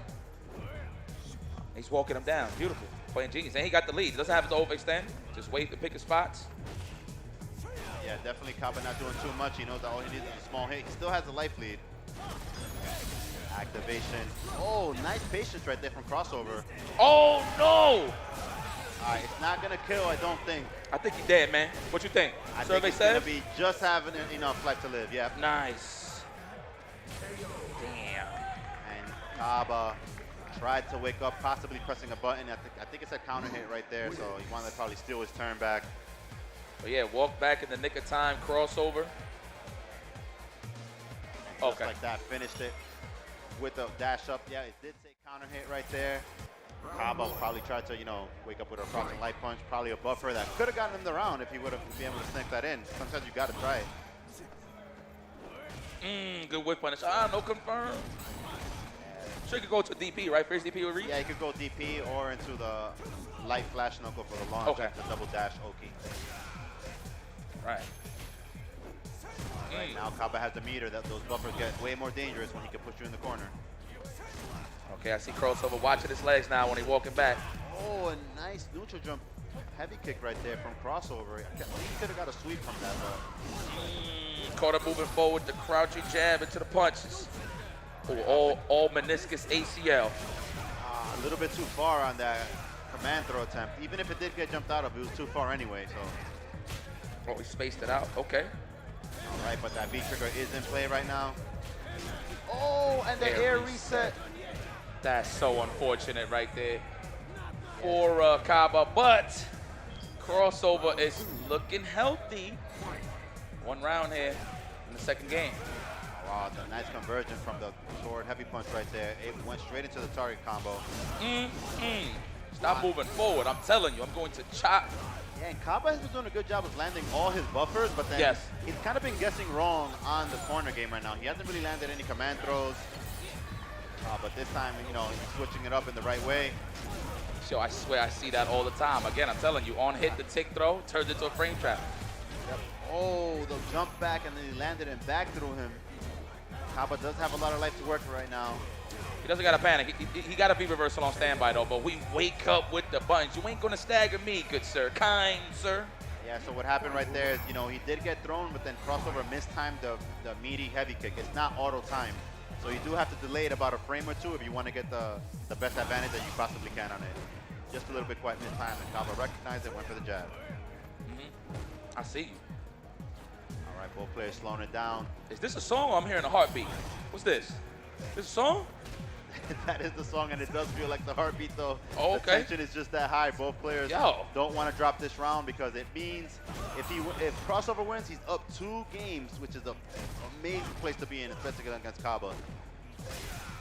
Tip for tap, though. Who's winning the control of the ground here is definitely Kaba, but that's not what it always is about, man. It's about sometimes putting yourself into the your back against the wall to look for those normals, to get a whiff punish. But speaking of normals, and once again, that buffer putting in a lot of work, but crossover doing a really good job just making some good decisions coming out of the corner right there. We good. We got a lot of cash, too. This is going to be a little dangerous. Oh, a little bit too far to convert for the kill. Boots, that's feet, shoes. And I actually think if a little bit more chip damage, and he might be able to do raw critical art. With Shoes. nothing that Luke can do at that range, because his critical art won't reach far enough to punish. And them Kenneth Coles is putting in work, son. Oh, this man's getting worn down. You better watch it. We do have a vertical reversal. Nice. The igloo button for the finish. That angle that covers is just so nice. It's like a half crescent moon in front of him. Yeah, it is 2 hits, so it's also pretty active. Kind of take advantage of that priority system. Has good range, stuffing out normals. All right, but now both players tied 1 game apiece. Really good job from Kaba slowing it down and making good mileage out of those buffers. I'm just loving the fact that he tied this up because he would have been in a very sticky situation too, obviously. But I want to see more games. I want to see the adaptation, readaptation. That's what Street Fighter is all about, fighting games in general. All right, nice punish right there. Crossover tried to check the dash, but a little bit too late. Got punished for his troubles. Now he's in the corner again. Roundhouse, the igloo button on the dash in. On counter hit, he gets something, right? Counter hit roundhouse? Only if 1 hit lands, but Only one hit, right. both hits. This man's trying to throw sand in his eye right now. Oh, a little bit too late. Oh, he just wanted the activation. And crossover hasn't bit on that throw bait. Good snipe right there from Kaba. Of course, crossover holding up, thinking it was a command throw. And the miss confirmed from crossover right there. Went for the crouching medium kick. Immediately went into the EX flash knuckle. Damn, what a whiff punish. I'm so sorry. He caught the wind on that one. I love that. That was big damage. Where the hell you think you're going, sir? All right, and good jump out of the corner from crossover. You know, the worst he took was the cross fierce. Well, at least he was able to put it back mid-screen, but just as I say that, back in the corner he goes. I respect the challenge from crossover there. He's like, nah, you ain't gonna bully my stun ball. No, sir. With the left. All right, Kaba going back to the zoning style. No, he doesn't have to overextend too much. He just needs to keep him pinned on this side of the stage. Oh, yeah, not overextending. And we got a V-reversal to play with just in case things get sticky here. Yeah, and one of the things I just realized that's pretty interesting about the character choices of Kaba is that these are the same 2 characters that Knuckle Duel uses as well. So definitely an interesting thing. It seems like Gal players like to switch to the G. Tell you, man, it's a bit of a hybrid, right? You can play that giveaway game if you really want to, but I feel like no matter what character they pick, you're not going to beat Luke in the 5-ball game, man. Wow. As you say that, crossover sneaking in the dash-up scoop right there. Oh, no. Oh, this man working on the shoulders. Damn. Straight into the throw, not much G can do right there. He doesn't have any invincible moves. He didn't have the critical art ready yet. Both players 1 round apiece right now. Kaba sitting on a full bar, looking for a way to land another buffer, get that corner. Oh, a little bit of execution mistake right there. He probably went to buffer or light or crouching medium punch or something. Try to counter poke, but got blessed with the frame trap. Caught the V-shift. Sheesh. Oh, I thought he shook out in time. I was about to say. Yo, that took a lot of life. Wow. What is your health insurance? Yo! Amazing punish right there. Kaba tried to jump away and crossover all over it with the jumping medium punch into the EXDP. I think that's like probably one of the best conversions that I've seen in this tournament so far. For the finish, too, at that. Spend that cash to designate that ass. That was beautiful stuff there. Crossover. The good old answer, the Allen Iverson. Oh my God, that's a target combo that leads into Oki. My goodness, Luke, you're looking kind of strong. Good check there. You ain't cocking back nothing over here. And Kaba had been ready with that punish, finding the gap. What a punish. What a snipe out. That V-shift said it all right there. Says it all. All right, that does keep him in throw range. That's one of the cheapest things about Luke. All right, but now it is Kaba's turn to be in the party. Dash in, please. V reversal, Nice smart V choice. reversal right there, slowing down the momentum. Wow. On the jump in, are you serious? On the jump back? Damn, he tried to go for the command throw crossover challenges. Oh my God. Nice walk back from Kaba right there. Able to keep himself in the match. Oh wow, the pushback on that heavy kick is Damn, no V reversal available. Man, I didn't even catch that till last second. Beautiful. Crossover puts himself at set point. Kaba, how are you feeling? I want to see more games, baby. Let me get a game 5. Yeah, good awareness there from crossover. We didn't even see that he was sitting on that meter right there because he snuck that in beautifully. Combo on target. Good walk-up blocks. All right, the fist. Kaba wants to stay alive. He doesn't want to lose this game. He got to take it or he will get put in the loser's bracket. Oh no, this is losers already, so he will be out if he loses. Yeah, spectator mode. Somebody's going to the spectator bracket. Oh no. Uh-oh. This is rough, but we have a lot of cash. Don't die with this V-trigger. Not that. Oh, that could have been a whip punish. Bless the legs, and we get a full corner carry. The Ferris wheel. What we doing? Regular throw this time. I like how he goes for the regular throw. He won't be able to stun him right here. No. Oh, he was so close. No! He's not dead though, right? Nope, Absolutely not not. Next in wins. He tried to go for the chip. And crossover all over it with the jump back heavy kick. He saw that he was gonna get chipped. Perfect timing on that jump back. Kaba a little bit too greedy and honestly, in hindsight, a little bit too obvious. Yeah. Oh man, he could have been a little bit sneakier about it. Maybe done the V-trigger V skill just to keep him locked down and then gone for the chip. Well, to be honest, any next hit, maybe he could have just waited an anti-air with crouching face, but I think it would have gave him the V gauge. No, he activated, right? His V trigger. Yes. Yeah, no, excuse me. That's true. Yeah, man, I mean, yeah, you're right. Should have been a little more patient for sure. Maybe, I don't know, maybe an anti-air knowing that he's going to jump back, right? Crouching face, fireball for the check, and then maybe go for something there on the chip. Yeah, and he was definitely in a chip situation, so he had a lot of ways that he could have got that damage. But guys, we are gonna go on a short break. Stay tuned for more Street Fighter V here at Blink Respawn 2022 in Santo Domingo. Let's go.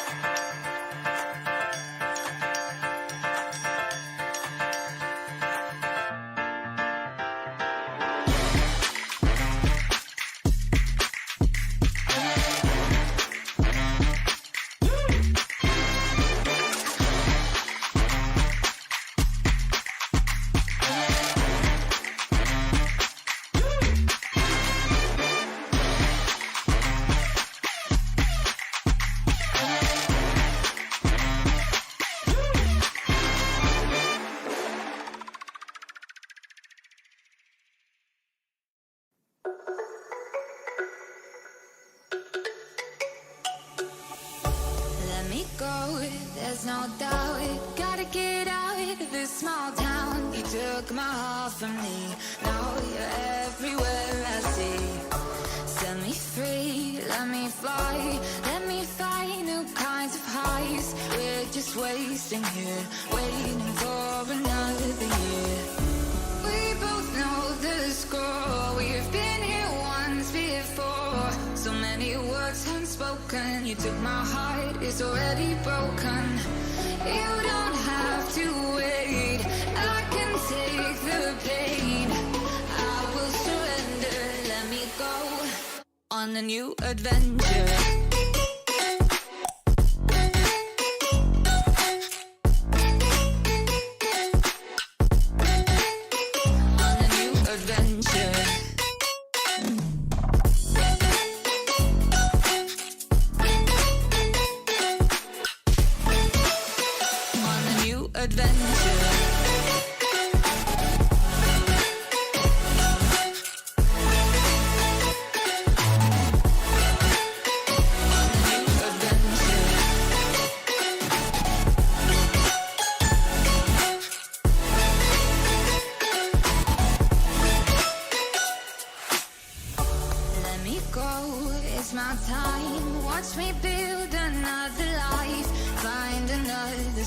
Explore the world and find my place. Hope you find some peace of mind. Hope the night was worth your time. Threw my heart away, we won't see another day. We both know the score, we've been here once before. So many words unspoken, you took my heart, it's already broken. You don't have to wait, I can take the pain. It's a new adventure.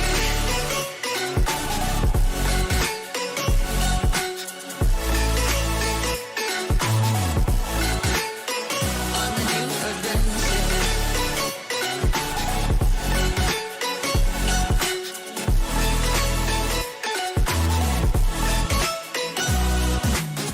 You find me dancing on my own, nowhere to be, nowhere to go.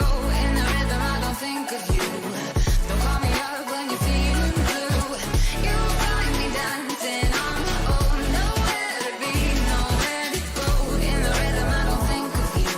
Let me go. It's a new adventure.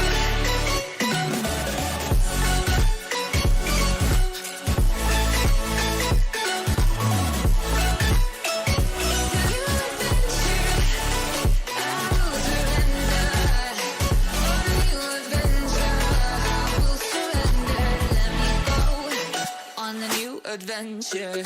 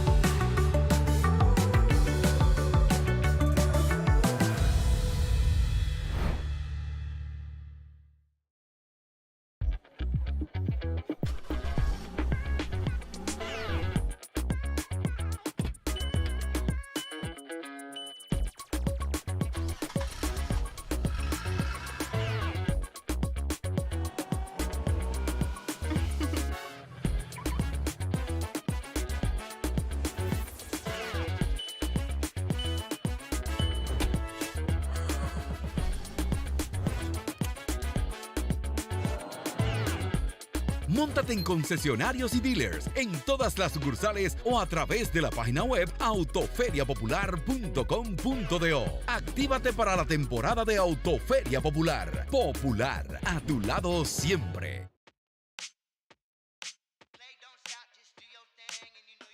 On top, I'm ready to go. Feeling like a million eyes on me. I'm unstoppable. If you go against me, then you better compete. Yeah, yeah. Why you keep knocking at my door? You came to fight, yeah, that means war. Gotta level up, wanna settle the score.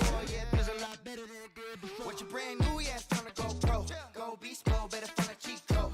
On my throne, now I'm in my zone. Better look better than it did before.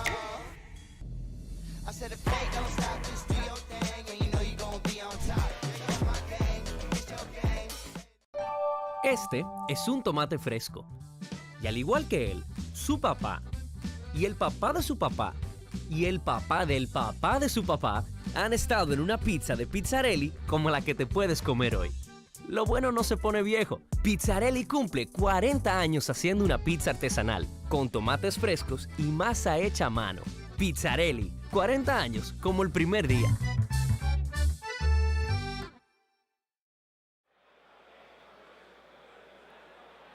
Y ya estamos de vuelta con todos ustedes. Yes, we are back. Sí, señor, esto es Street Fighter aquí en Blink Respawn.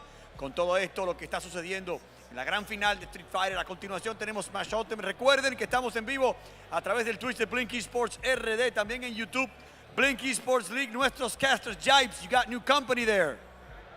Yeah, man, I'm joined by one of the hometown MCs out here. What's going on, George? I see you, my boy. Yeah, man, doing our thing. And today we're pretty excited because pretty much we do have the top 6 already. We do have Mena, RD, and Punk in the winter finals. And then in the other hand, through the loser quarterfinals, we do have Lehman and G. Roger, which he does have a bunch of nicknames that we cannot even mention because we're going to last the whole night saying it. Right. And then we do have Mono versus Crossover. And we think that today is going to be a great night. And we're looking forward to see what these guys have to offer. So what is your expectations tonight between Mana and Punk in this winter finals? Well, I mean, all I know is it's going to be biased as hell, so I'm going to have to hold down my man Punk, that's for sure. Because like I said before, Man RD is pretty much the president of Dominican Republic at this point, you know what I'm saying? On the fighting game side of things, just the culture for sure. But then Louis Man versus G-Roy, that's going to be interesting. I feel like G-Roy will pick the Dan on the Dawson. Yeah, definitely. And every time they have actually played that match, G-Roy has an advantage of like pretty much 3-1 when it comes to Dan versus Dawson. So I'm guessing Luima might pick Rose, which is another of the characters that he got on his pocket. So pretty much I think it might be Dan versus Rose. But if that happens, then G-Roger also has a Falk, as you saw, that he actually played before. Yeah, man. So Mono crossover, I think it will be the same matchup. It will be Luke versus Fang. Mono needs to do something about it because what happened before, that was actually not beautiful versus Mana with 3-0. So if he doesn't have a second option, I think it might be the same story 3-0. That's just me saying. That's just me. I mean, it's probably different caliber Lukes, if you will, but definitely stay dangerous still, right? Yeah, They're both dangerous. He does. We'll see. That's what I said actually early on. Mono got that warm-up, playing Mana, so maybe he's more prepared going over against Crossover, so we'll see. Yeah, definitely. So in this afternoon, this is all we have. So everybody, just follow Blink Esports in every social media because this is going to be the party of the Dominican gaming community. So welcome all, whoever is just tuning in right now. This is my boy Jipes, Jorge Po. He will be here all night long, so welcome to the stream. Thank you, guys. Thank you, Yipes. Welcome, Jorge Po, to the table. It's now time to get to know our first fighters to the main stage in this losers quarterfinal. Let's call up with y aplauso para todos, por favor. Let's call up Luiman 20 and G-Roy up to the stage. Time to know the first contestants for this losers quarterfinals. Que se siente el aplauso, por favor, para los competidores. ¿Dónde está Luiman? Luiman y G-Roy, sí señor, ahí están ellos listos. Y en nuestra cabina principal están nuestros expertos. Ellos son Jipes y Jorge Po. Adelante, chicos. Man, yo, listen, I know Louis, man, is going off of that momentum, that rush going up against Punk, right? So I'm pretty sure he's pretty prepared, pretty solid. It was a close match, right? Yeah, it does. Went round for round, pound for pound. So I'm pretty sure he's going to be ready here. But like you said, it's like a 3-1 odds right here with G-Roy going up against Louis, man. Louis, man, very well aware of what G-Roy has to offer here. So let's see the adaptations. Yeah, because they are sparring. Sometimes they practice a lot, so they know their weaknesses. And as a couple, I think they will be doing the best of their abilities to do it. And in that case, I think that Luiman might pick Rose against the possible Dan pick of G. Roger. That's what I think so far. Okay. What you rather see? You rather look at the monitor, or you rather look at the stage? I'll be looking at both. Yeah, we do it, we do it either way. We just make it happen, boy. Let's make it happen, man. All right, this is going to pretty much set the tone throughout the whole tournament. Like you said, these are your next couple of matches, right? Yep. But who wants it? So this is how you look at it, right? Coming out of the losers, you're like, man, all right, you got Mena and Punk, but obviously if you want to scheme to win the tournament in an easier fashion, right, who would you rather deal with, Punk or Mena, right? Yeah. But at the end of the day, you got to beat everybody, don't matter who it is. But, you know, that's how I think about it sometimes. Yeah, and we have seen several times. We actually saw it on the SFL that Punk, at the end, he picked the middle match with Luke against Mena, so pretty much that's what we might see at the winter finals. But Punk keep challenging the Mena's Luke, and he comes with another character, and then when he comes to the final, okay, if he's 2-0, I will go back to Luke, and then he did his thing, as he did on SFL. So I think it might happen the same thing, or either Punk goes straight to Luke from the very beginning, and they just go straight out mirror match. That's what might happen. I'm down with that one. Got to reflect on your actions, if you will. All right, let's go. We got the Dan, the man with the plan. Look at G-Roy. He's just trolling right now. Yo, what's up? I told you, boy. Put the that was a manzana. That was an apple. Yeah, right there. Pick it. So as I mentioned, it will be Dan Dalsim, and that matchup, I think G. Roger at the moment has the advantage over the matchup because the knowledge of he got in that fight, and he has played Luiman a lot. So he does, even though Luiman is the most talented Dalsim player in the region, it doesn't change the fact that G. Roger, even though he hasn't had the opportunity to leave the country to go to other countries and then to participate, he is one of the most talented players that we have in DR. Yes. Back in the days, he got the opportunity to go to San Martin, and he represented over there. He won tournament in San Martin. So I think if he ever get the chance to leave the country, he will show the world what he's capable of. And then today, we're going to see what he's capable of against one of the best Dalsim of the region, if not the hemisphere. Okay. I would say hemisphere, man. I ain't going to lie. Oh, big punish. Did he catch the tech with the crouching fist? That was pretty genius. Yep. Oh, yeah. Good old limbs. Oh, my goodness. 3 times is the best times. Wow, a trade with the light kick tatsu. I see what you're doing here. There you go. The pressure in the corner. That's the problem against Dan, that you need to pick your moments to actually go against him. And he keeps challenging. There we go. We got the back throw, and he goes to the corner. And here we come, his Dalton. Oh, he took the B reversal right there. Get out of the corner, and then he changed positions. Let's see what he's able to do. Okay, no more B-trigger. Oh, there was no anti-air. And this is the damage. This is going to hurt. Cross up. And he definitely tried to tech there. That's why he got the counter hit off the crouching fist. That was pretty good there, G-Roy. But you know what? Credit to Louis, man, though. He's actually stand blocking the light kick tatsu. So that way it won't be no plus frames. Obviously, it's more dangerous if you're ducking on the light kick tatsu, but yeah, he has done his homework because a lot of people don't know that. If you actually block him in crouching, you got a different advantage of it. Yep. There we go. And he comes to Dan again. Okay, we'll interrupt. There you go. That stand block. Okay. We did our homework here, Louis, man. Okay. Whoa. Okay, they got to the corner. There you go. Oh, that's him doing his thing. Okay. Good tech throw. There you go. Okay, he finished the punish. Oh, the shimmy. To a shimmy. Ooh, so ugly. There we go. And the DP. Okay. Right, he got the red fireball. All right, we getting cancels out here, but we pressing buttons. Good challenge here, Louis, man. But we still holding down the fort. We ain't going nowhere. Sorry, spoke too soon. Oh, the back throw. Oh, yeah, that's plus. Oh. Wow. I think that will be it. Yeah. And the DPEX, no, he didn't do it. Oh, the shimmy again. Oopsie. And that's the problem against Dan, that he has so much opportunities to actually keep hitting you back and forth, that by the time that you decide to actually do a tech throw, it's kind of late, and then you got that shimmy attack right there. So, a absolutely great job by G-Roy. And I think that's pretty much it, what's going to happen but maybe we have actually a character change, so. We got that Rose on standby. Let's go to the garden real quick. We're going to go to the garden. Yep. We'll see. I feel like people. Maybe take his time a little bit here, just think about it. I would like the sim pick again, to be honest. It is 3 out of 5, but yeah, to lock in right here is very important because you don't want G-Roy to go up 2-0. And he might stick to the original plan and keep Dalton, but I think it is a good opportunity for him to pick Rose or any other character that he feels comfortable with. But at this point, I think he's going to actually follow his guts, and he's going to keep playing Dalton. He just needs to do the actual adjustments necessary to beat the Dan of G-Roy that has been completely flawless during this week. Yep. Got to be on the move. Definitely evasive. You know, obviously that one knockdown is everything for Dan, but I feel like Louis, man, could be the aggressor here a little bit. Fall back, get the lead, and then just fall back and play the old classic Dowson game that we've seen since, well, for me, since Championship Edition. Well, here we go. He keeps with Dalton. Let's see what he's able to do now against this Dan. Danny Vicky doing his thing. Okay. Here we go.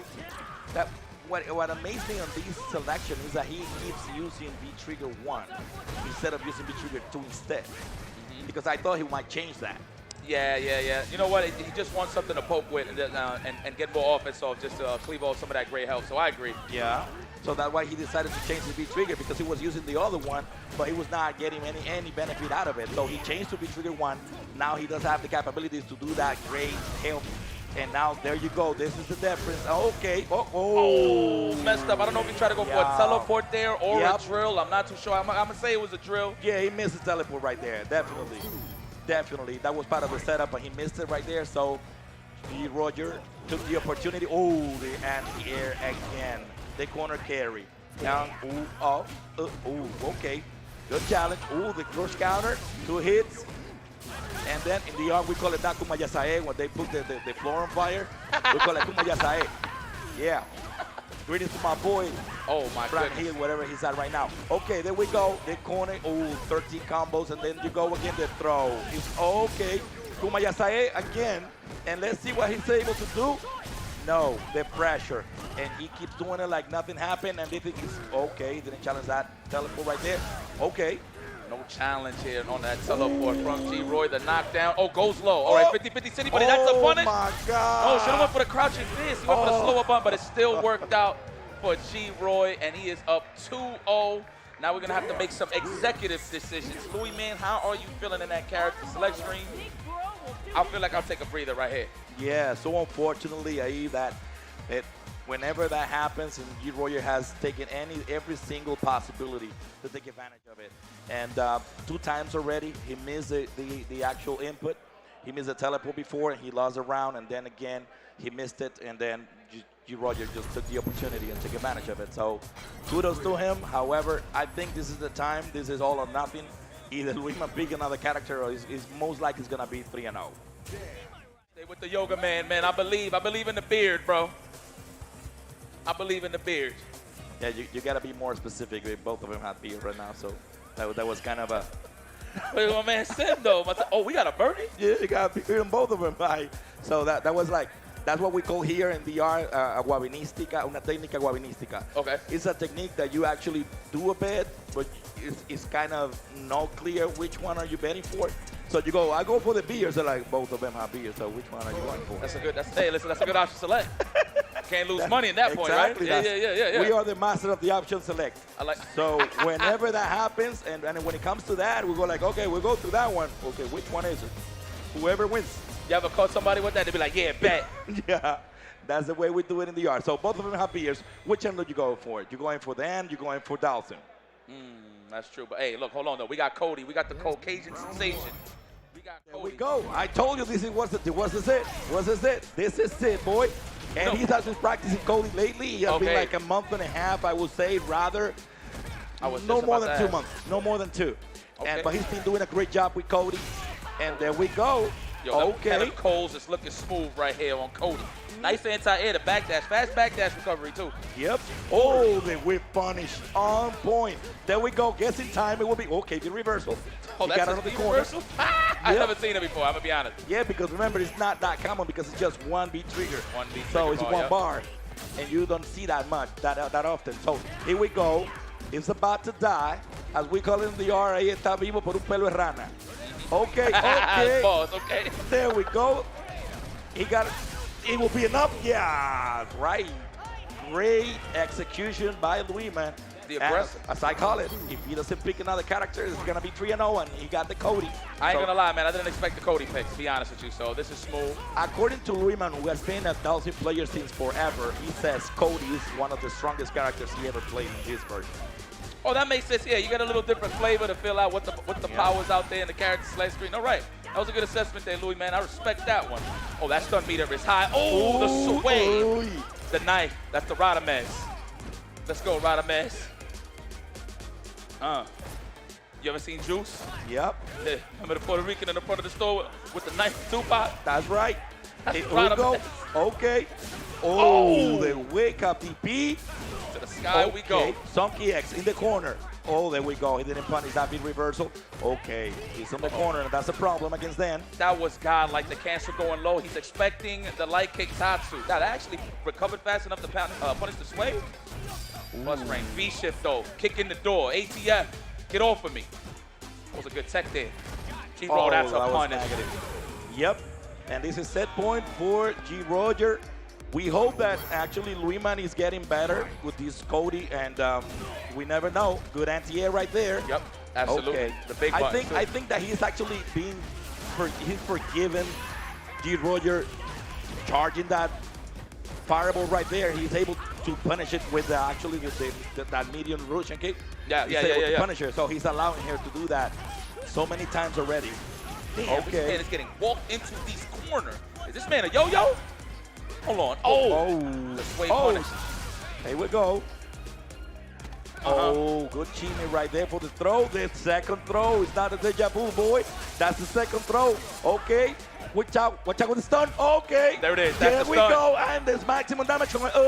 Meow. Oh. That's what I'm talking about, boy.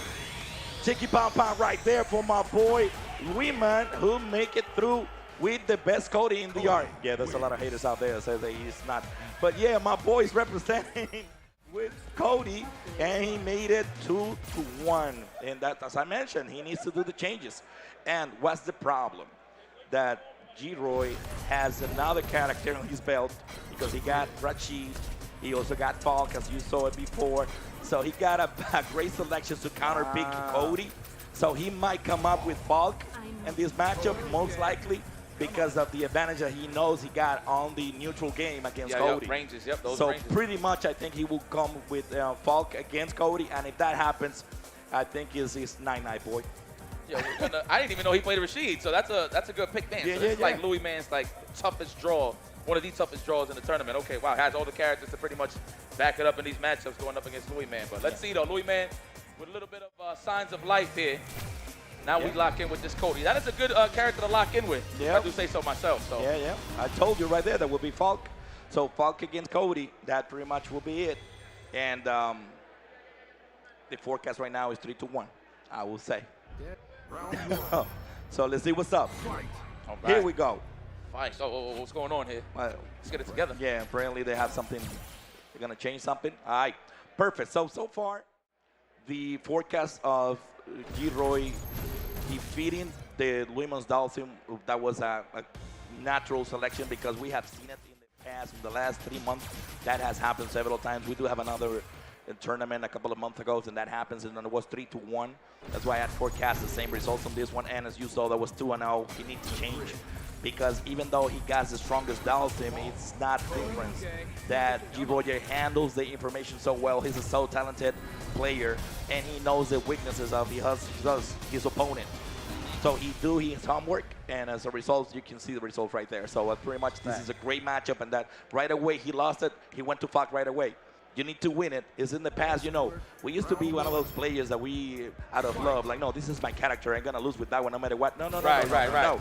Top players nowadays, you need to win no matter what. Is this the first time he picks Cody on G-Roy? Yep. Okay, so this is, all right, so this is the first time. All right, so he's definitely doing his homework like you said, all right.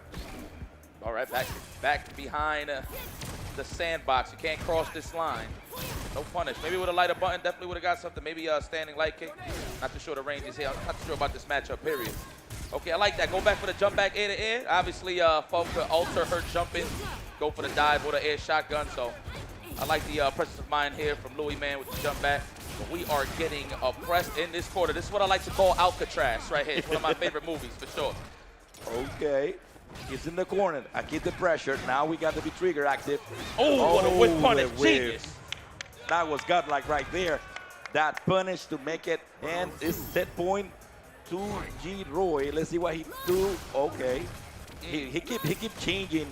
That's the advantage that Falk has. With that shot in the air, he changes all the expectations that you might have with the anti-air as a normal. Oh, there you go. Oh, wow. He missed the punish right there. Let's see what he got. Okay, now normal jump. Yeah, right there. There we go. He's gonna do it. No. He spent one bar to keep the control in the corner. Great defense by Luima right there. I got the trigger available. Oh no. Ooh. Okay. He's on the floor right now. He tried the shimmy. Didn't get good defense by G. Roger. Okay. Oh man, this is rough. And he got all the cash in the world to finish the job. He just got to sit back and relax. Wow. Sniping the legs. Who shoots the legs as a sniper? That's crazy. I've never seen him before. Standing roundhouse, the igloo point. But the check on the dash. He was probably trying to read a back dash from Louis, man, but there we go. That's pretty much it. Great job on both ends. Congratulations to G. Roy, who actually passed to the next level. And I think Luiman is going to enjoy the rest of the tournament, taking a seat and enjoy some water. So congratulations to both of them. Great exhibition. We do know what they're capable of as the players. Top players in the Rs. They're all of them top 8. So we do have Punk. We do have Mono as the outsiders coming in. And we do have a great representation tonight. So there's no surprises of what the level that we have seen tonight. These guys are definitely the outsiders. It's crazy on the side before. I don't know if you heard Punk, but he came over to me. He's like, hey, man, like, I know you're Dominican and all that, but you got to be biased for me for this one match because you already know the crowd is about to go crazy for Mena. So yeah, here. We do have ahora Mono versus crossover. Mono PR, Red Rooster, Mono PR versus TMM crossover. This is the loser quarterfinals to qualify for loser semifinals. And as I mentioned, the expectations in this matchup will be the same, Luke versus Fang. And as I mentioned as well, in the previous match, we know the colors already, so we try to change it a little bit because if it doesn't change, most likely will be 3-1 top because Luke versus Fan is a hard matchup for Luke. However, for Fan. However, I've seen Mono doing his homework against Luke. Okay. In the neutral, you cannot use B-Trigger as you want it because he knows the B-Trigger given the advantage to go backwards and then attack you from behind. He knows that, but it's all about how you handle that information on point.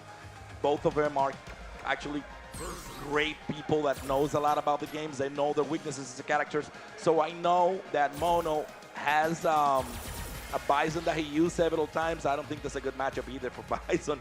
So that's why he's going to stick to Fan pretty much in this matchup. That's what I think is going to happen. I agree with that assessment for sure. You know, speaking of Bison, I am a big fan of Mono's Bison in Street Fighter 4. So I know he played it at 5 as well. But no, you're right. I don't think he's going to pick Bison in this match, especially when you heat it up throughout the whole tournament, throughout the weekend with Fang. Exactly. There's no point to actually switch back to any secondary. But like I said, they're two different beasts, right? Men RD plays a certain way of Luke, real super aggressive. I feel like Crossover's a little more sit back and relax. Yeah, yeah. And pick his spots. You know what I'm saying? Yeah, we saw the matchup against Kava, and he was taking his time, doing the right thing. They play in certain way, try to do it the safe way. So I think he's more relaxed as a player. He's not that aggressive as Mana is naturally with every character that he plays. Right. So, but at the same time, Crossover has the ability to actually learn the patterns of his opponent really quick. He's a quite talented player, and if Mono doesn't do the adjustment on point, most likely it's gonna be the same result. I don't want to feel I don't want to sound like I'm biased or anything because it's the actual assessment based on the character selection. No, trust me. I believe you. Trust. I would know. I would know bias when I see it. Trust me. I mean, we've seen it before with the matchup, so I agree with that assessment regardless. I ain't trying to be biased neither, but just a little bit. Just a little bit. All right. But maybe the one that is gonna make some changes in here is Crossover. I would see him that he's attempting to take Bison against Fan. It's just I will say this is a statement. This is a statement of I'm not gonna win against Mono with looks. I'm gonna go with Bison, and I'm gonna do my best. However, that story might go wrong. You think so? I feel like maybe they've played before. And they probably just want to switch the matchup up here. Who knows? My perception is something about pride. That you go like, you know what? I would not feel proud if I beat him with look. Because who do you think I am? I'm going to play the character that I feel comfortable with, that I can actually beat him up without using the best player in the game as of right now, which is Look. So I think that's the idea. Because I can tell, he's quite proudful when it comes to that. Yeah. For sure. And I like this from Mono, though. He's like, oh yeah, that's what we're doing here. Great. Let's do this. Nice anti-air. Wow, with the crouching medium kick, though. Are you serious? That's his favorite anti-air. I can tell. He loved them. That button, right? Yeah, he loved them because as an anti-air, as we say in the Dominican Republic, you fall in el traque. You get right there after that because you're right there in front of him. That's true. That's true. See that? And it's plus as well on block, so it's a good button to choose from. Man, he is draining.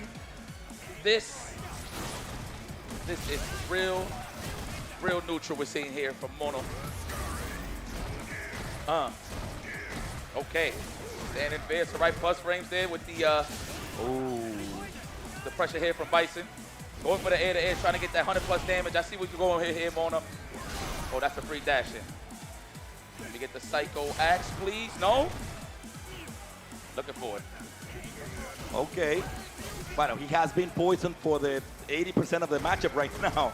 So the player pretty much went away just by that. Oh my God. And 10 seconds in the time, and that was it. So yeah, I think that he might actually go the wrong way, that pick up Bison. He will come into senses really quick, and he will pick those definitely. 3 out of 5. 3 out of 5. Yeah. 3 out of 5. Yeah, he just tested. Just testing. Okay. Oh, wow. That looked the other way. That was very unfortunate for Mono. Hit that cardboard, Definitely from the Bronx. Oh, I like that. The moon boots. Wow. Catching. He was checking on that big chip. Okay. There we go. There's the pressure with Bison. Ooh, he missed it for just an inch. Be cheap, and that was a check. Yep. Okay, here we go. What a that was ambiguous. Oh, but the V shift. That was clean, and he held it all the way through to get the animation. Okay. The Poison is doing his thing. Oh. Hold on. Crossover. Yeah, he got the big trigger. He can activate right now with the sweep. He's just waiting for the right moment. Okay, 43 seconds on the clock.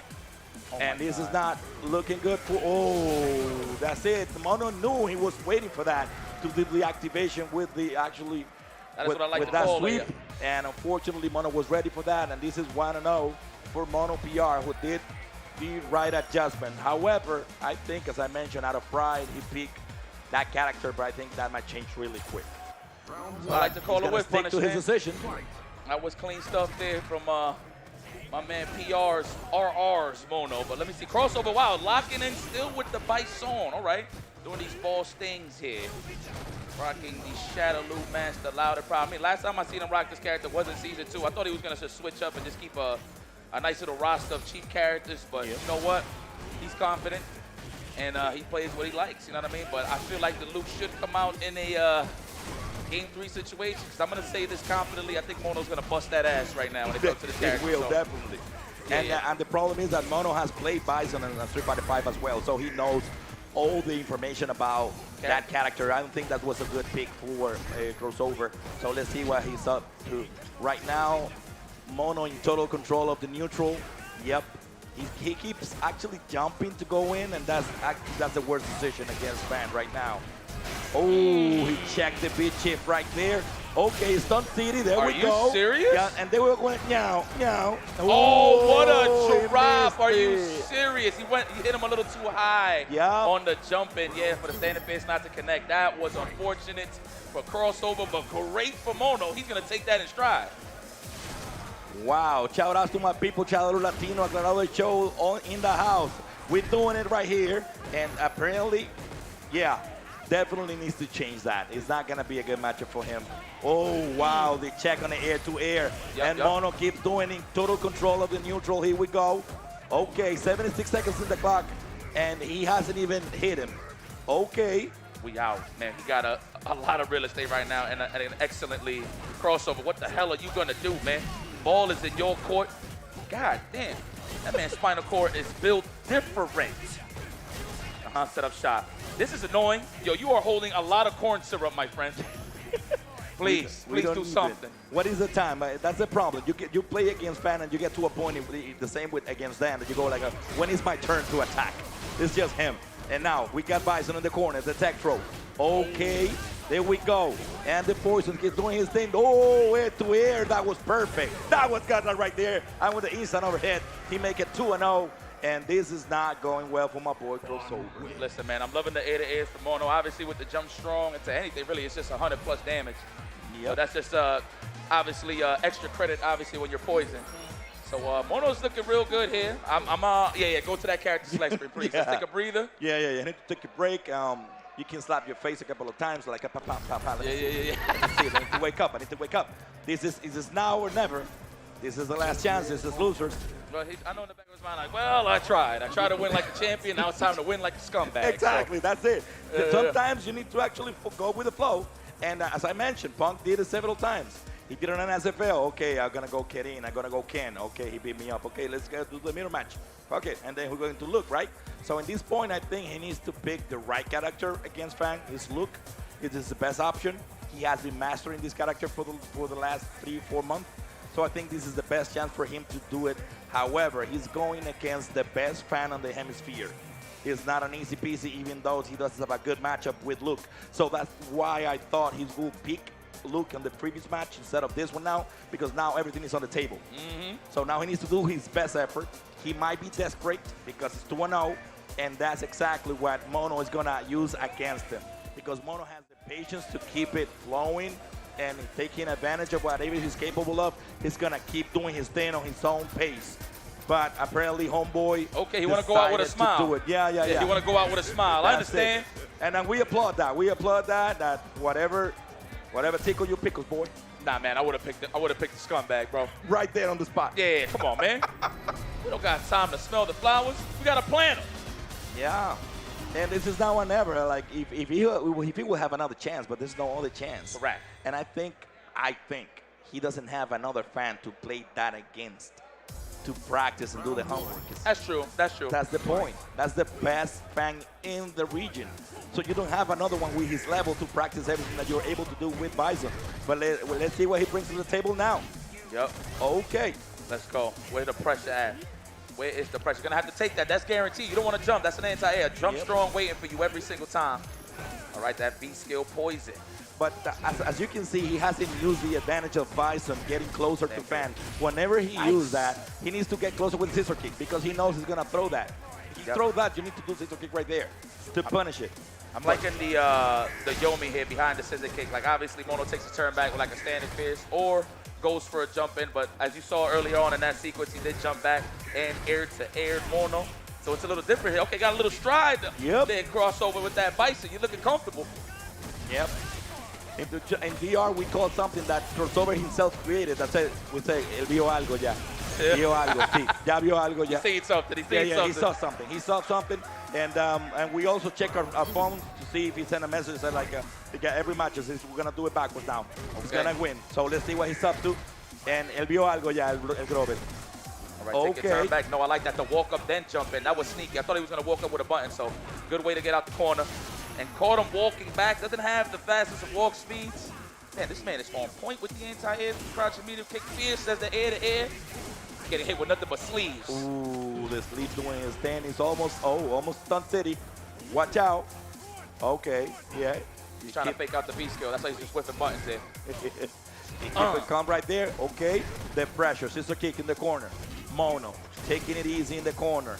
And the poison is all over the way. Okay. And the poison is doing the damage. That's the problem. If you keep it cool with Fan, he just send the poison your way. He waits for you in the corner.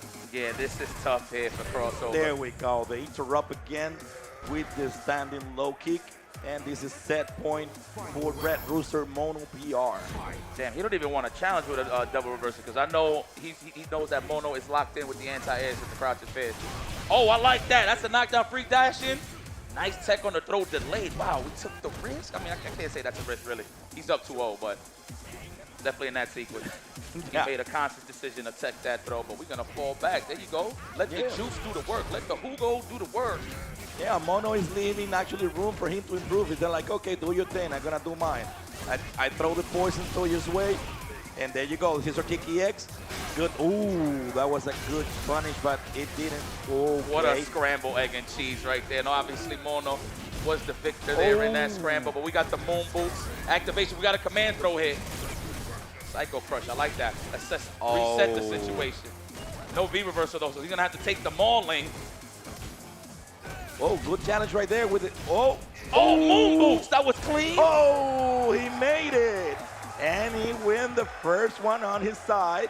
So maybe, as the Dominican used to say real here, vienen todas para atrás. Yup.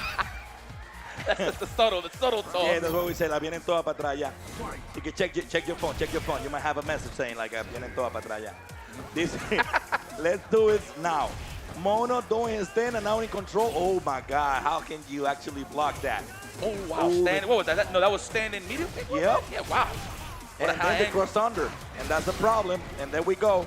Oh, good throw. Wow. That could have been a cross counter. It could have been, yeah. Very risky there for Mono. Okay, we're gonna delay tech. We're just gonna not hit the snooze button there. We're gonna stay asleep. Get off of me, nice tech. Safe. Oh, great. In the air to air, okay, he got it out of his pocket, boy. And they're coming. Get your ball on. Here it comes, my boy. Crossover in the house, the Demon of Savannah Lost, another of his nicknames. Okay, that's one of his nicknames? The Demon of Savannah Lost. That's what we call it. That is hood? That's his hood? Place, yes, that's the hood, the real hood, where I come from, by the way, too. So we come from the same hood, Savannah Perdida, which is Savannah Lost. That's just the guy playing with it. Okay. So we call it the Demon of Savannah Lost doing his thing right here. And it's about to be 2-2. Okay, the air-to-air, good. Okay, the Sotoja EX doing his thing. Oh, no anti-air there. Let the moon boots rock. Okay, we out of there. Oh, this man is running, and he's doing it with a smile on his face, a sinister smile. Bison, all right, avoids the poison, but an anti-air every single time. Wow, he was ready for everything right there. That was okay, a the big punish. chip. Yep. Okay. No! What a brain fart. And another brain fart right back at the shimmy. That's what I'm talking about right there, my boy. Crossover doing his thing. And Tiki Pom Pom right there. Put that 2-2. And now what we're talking about. The arena is falling down. People going crazy. Because my boy, Crossover, the Demon of Savannah Lost, is doing his thing with Bison, and he sticks to his plan, and he's doing it right here. For the doubters and the haters, my boy, doing his thing. He's doing it clean, though, not a scumbag. Oh, wow, sniped the attack after the scissor kick. That was genius, Mono. Oh, we on one. This man hasn't blinked yet. Huh? Okay, the EX moon boots, all right. You know what, I like that. Even though he got hit, but he flipped out of there, air reset. No real advantage there. And he back tech, so that was pretty smart. Man, caught the tech again. Stop trying to tech, my good man. That is an instant overhead. Good check. Didn't let him walk up to do the jump back medium kick. Very nice. Oh, the air, always. Always ready, because Bison jumps is so high and so slow that allows him to actually punish him right there. That's a fact. And then he does still punish out of that, so That's always taking advantage. Mono on point with the air-to-air attacks. And let's see what actually Crossover is able to do. Now, Mono is in the corner. Okay. Okay. He got no resources. We at that range, Okay. though. Speaking of resources, though, Crossover has a lot. We're going to see an EX Moon Boots in any second now. I would say it would be the scissor kick for sure to get in. Yeah, he's keeping the right distance right there. Playing the Oh, neutral. nice. The hell attack with the trade. Oh, stand fierce. Really? That's what we're doing? Yeah. Oh, no. Caught him holding up. Oh, watch out. Watch out with the stun. Oh, that was reversed. The No one reverse. home. Yep. He got to be triggered on deck. Oh, okay, that's negative. Oh, almost hit it right there. Watch out. Oh, the wake up. Oh. Trying to read a jump back of some sort. Went for the hell attack preemptive, but no one home. The slide activation, no command throw yet. Oh, that could have been a stand shorter to scissor kick. Could have got some advantage here. Here comes the command grab. Oh, he knew. He Good, knew. good. Next hit wins here for Yeah, Mono. he challenged the command grab, and right there, Mono PR gets the win. 3-2. Great job by Crossover. Give it up for my boy Crossover right there. Everybody make some noise in the house. Okay, Mono, you got it. But you know what? Credit to Crossover, man. Shout out to him. We thought he was going to go for the easier route with the loop. I wouldn't even say it's an easier route, to be honest. But Yeah, it would it's have not been easy, would have been a little more, a little more lighter on the side, Exactly. if you will. But with the Bison pick, I like that. Good readaptation. Went bring it all the way back from hell, but did not open the doors to heaven. Yeah, he Was decided to moving take the forward. hard way, and we applaud it for that, right? Yep. And nowadays you don't see that often. The pick character, even though you do have another character that you do know has the easiest way to get it, but he stick to his plan and he kept using the Bison option, and he did a great job. It was a hell of a show, and he managed to get it 2-2. Yeah, So man. And speaking of hell of a show, my brother, we're about to get one show that everybody's been waiting for, and that is, of course, the winner's finale. there you go. We So that got means our we're- boy Mano RD versus Panda Global Punk. And so we need, as an outsider and being in the winter finals, he will be into a lot of people rooting against him. But I can tell you, he does have a lot of fans in the art. He does have a lot of fans. I've seen a lot of pictures, for Yep. sure. People respected him more so that he got a shape up here in Dominican Republic, enjoying the hookah. That's what that's what I actually saw. Shout out to my man Mandrake for sure for showing him around town. Yeah, El Guys, we Mandril in got the two house. of the best in the world right now on stage. Please make some noise. This is going to be a great match. Absolutely. My boy. So what's up? So yeah, so this will be when everything gets the real tone of the tournament. Because whatever happens here is just going to determine who goes to winter finals, who is going to be waiting there for whoever wins against G-Roy and Mono. That will be an interesting matchup. Most likely, I guess, will be Fan versus Dan. Most likely, G-Roy versus Mono. And just a tough matchup.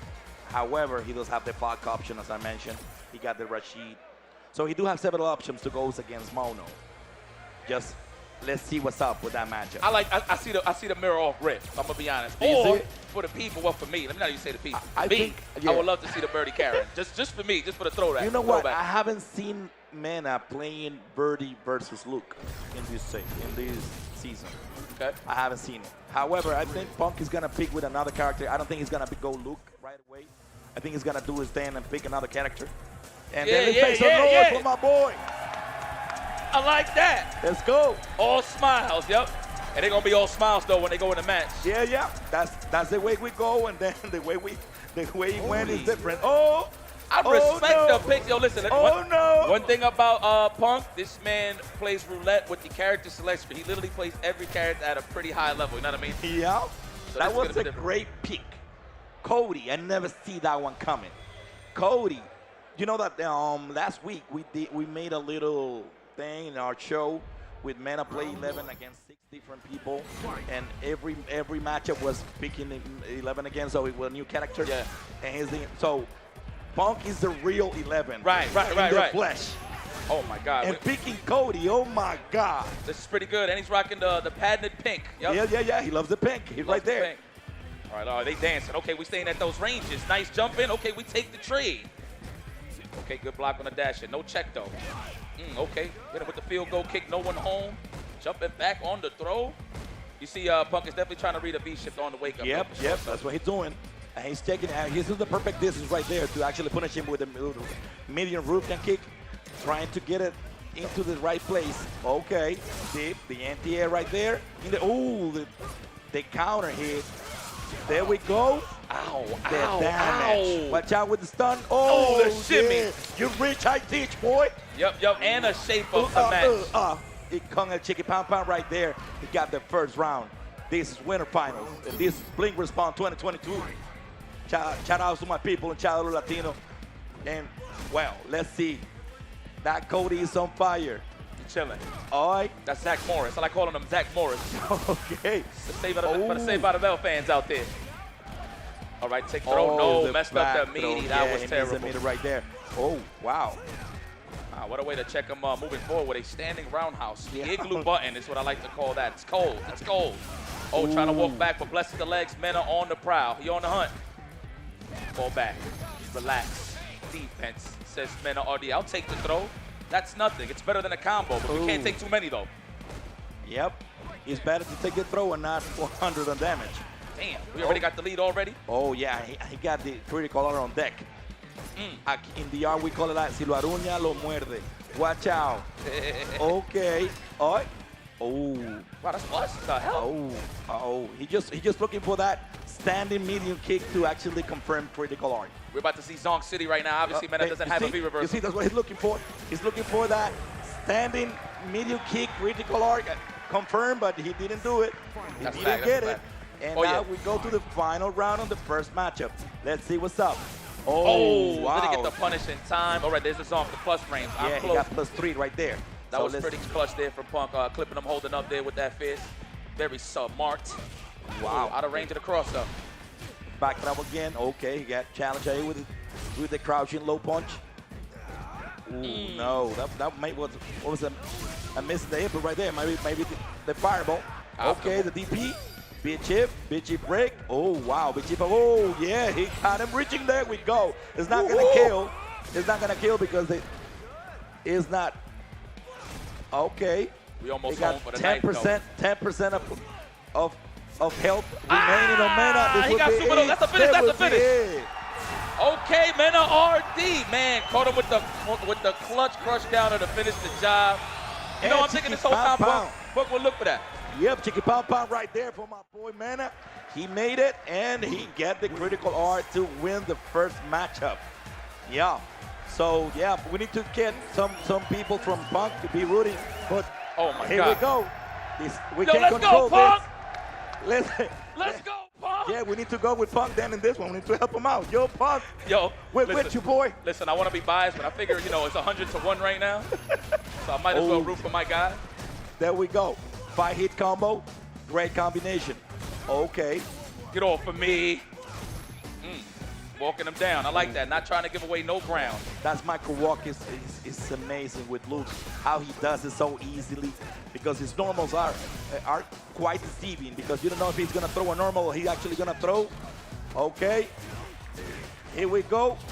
Oh, he used the B skill right there. And throw. And this is going to be, it's in danger. Watch out, boy. You might as well just build bar. Yeah. Just build bar. Yeah. There we go. Oh man. My God. Man, now with the adaptation, he's calm. It's the power-up, son, I'm telling you. Yeah. Okay, take your time, boy. You want to block? Okay, let me leave you alone. Oh, the DP is on point. Capital DP, very clean. Oh, okay, Plasma. Trying to wear him down a little bit. Wow, the dash up throw. Oh, and the confirm corner carry. Now it's time to get oppressed. Oh, yes, we are in Alcatraz. Yep. Another throw. Watch out with the purpose. The 7 golden letters is on goal. The 7 golden letters. Meow. The 7 golden letters. Oh, shit. Their house is on fire. People is actually rooting for his boy. My boy, Mena RD in the house doing his thing. Punk is about This isn't fair, bro. Oh, yeah. But I don't want to be biased, boy. I don't want it. No, go for it. Go for it. I'll do it. It's your floor. You know what? I got Punk. I'm going to flip. I'm going to go with Punk. Go, Punk. Damn. Yeah, you lying. I hear it in the bass of your voice, you lying. Let's go, Punk. Come on, baby. 2-0. I like it. I like your chances. but he keeps using Cody. He went for the option, and you know, today we have seen Pride all over the place. Crossover did his thing with Bison. Now Punk is committed to Cody against Luke. Would you expect for him to pick Luke in this matchup right now, 2-0? But no, he went for Cody. There we go. Okay. Watch out, boy. Yeah. Yeah, let's go, Yeah. Punk. Let's go, Punk. That's what I'm talking about. No, Yeah. no, Punk. Let's love go, for my man. boy. No love for my boy. Let's go, Punk. Let's do this, boy. Let's do this. Okay, you got you in the corner. All right. Oh, okay. Oh, he missed right there, the punish. Oh man, okay. hurting my heart right now. Oh, yeah. confirm right there. Yep. Oh yeah, punish. Oh, punish. De nuevo. Okay. The activation is on deck. Watch out. There you go. But then Cody also has the trigger available. Let's see what he's able to do right now. Use the knife, my son. He's just waiting actually to surprise him with a jump. Do not jump. He's waiting for you, boy. All right. Watch out. No coach. No coach. Corner pressure, boy. Oh, there you yeah. go. Use the knife. Okay. Oh, the Jolo DP right here on the spot. Oh. And he got the lead. Fuerza, Pegaso. They got the throw. Watch out. Okay, the fireball. We got the knife. Freddy Geraldo, el cuchillo. Watch out. All right. 33 seconds left. Oh, No. a tornado. No. The B skill did his thing right there. And this is set point to Mena RD in winner finals. Let's see what just rooting for your boy. Rooting for your boy, Punk B. I'm rooting for my homie. All right. I say it like that. You don't know who I'm talking about, though. Okay, the whip punish. Nice anti-air. Okay, that was the meaty throw. Had enough time there to recover. Get the anti-air. All right, but hold it down the ground right now. Holding down this lead. It's Punk the guard. All right, we're waiting for that jumping right there. And that is what Mena's looking for. His eyes is to the skies. Good patience here. Punk the guard. Looking for the proper whip punish. Yeah, this is the song for the plus range, but keeps him in the corner. The igloo button as the counter poke. Right. Yeah, they're playing a good game of high hands, and there's the jumping. He get it right there. Watch out. Damn! Oh my cross sweet Jesus, counter. that took man life, and we get the switch And to the the side. cross under with the DP, and then he comes the throw. Watch out. Oh my God, what a shimmy right there. That was cut like right there. Oh, he didn't confirm that. Standing low kick. Oh, okay, yeah. Here we go. Here comes my boy Punk. He will do it. Okay, he got the critical R on deck. Oh my Both God, of them, whoever hit first wins. Let's see what's up. All right, watch out. Both of them have the triggers and has critical R on deck. Oh yeah, my get to the boy. super, there you go, Punk, Let's yeah. go for my boy Punk. No. Punk, No I love. told you I got your back, man. Yo, I'm doing my best. We need to get a crew for Punk, yo. Like nobody's rooting for him right now. I got you, bro. Yeah. Yo, give it up for Punk, y'all. Yo, no. Yeah, that's what I like to see. That's what I like to hear. We got some Punk followers right there. Yeah. There we go. 2-on-1. You know goddamn well who I'm rooting. 2-on-1. Here we go. Okay, let's do this. My boy Punk is coming back. Where's his pink pants right here doing his thing? Okay. Oh no, that was not a confirm right there. Okay, now we're talking about with a medium ruffian kick. Okay. Good whip punish on the roundhouse. Okay, there we go. Oh, the Yolo even DP. better. We call that in here the art bombeo. We call it. Whenever they wake up like that, wake up DP, we call it bombeo in here. So just to get the language right here. All right. Okay. Oh, a tech throw on point. Okay. Here we go. Yes. And the corner carry. 2 forward dash. Oh, they confirmed those normals. Off of the target combo, too. What range on the standing light punch? Yeah, really good. Oh, we wearing them down, but we walking them down. Don't let this man close with a There knife. we go. Yep. Plus range. Plus 3. Oh, there we go. Waiting for that. Wake up DP. That's Yolo DP right there. So, yeah, this is about to be 2-on-2. We're rooting for my boy Punk right here. I'm loving the delayed strings from Punk to actually block the reversals on wake up. I promise you, there's a button there on his wake up, though, for sure. Oh, what up, Bruce Buffer? I love it. Yeah, that whip. Oh, yeah. Caught him holding up. That was damage. Look at the stun meter. We're going to have to make some executive decisions here from the president. That's done. Cuidado. Oh, watch out. Activation. And this is my boy, Mena turn. Okay. Okay, yeah, take the throw. That's it. End of the pressure. Yeah, that's dangerous. That's a lot of resources right here. Punk is going to have to do something defensively. We do have V-reversal, by the way, just in case, though, but the the surprise surprise with the Donkey X. And this is how we do it, boy. So make some noise for my boy Punk. Make some noise for my boy Punk. Hey, man, listen, let me tell you That's something. what I'm talking about right here. That's what I'm talking about.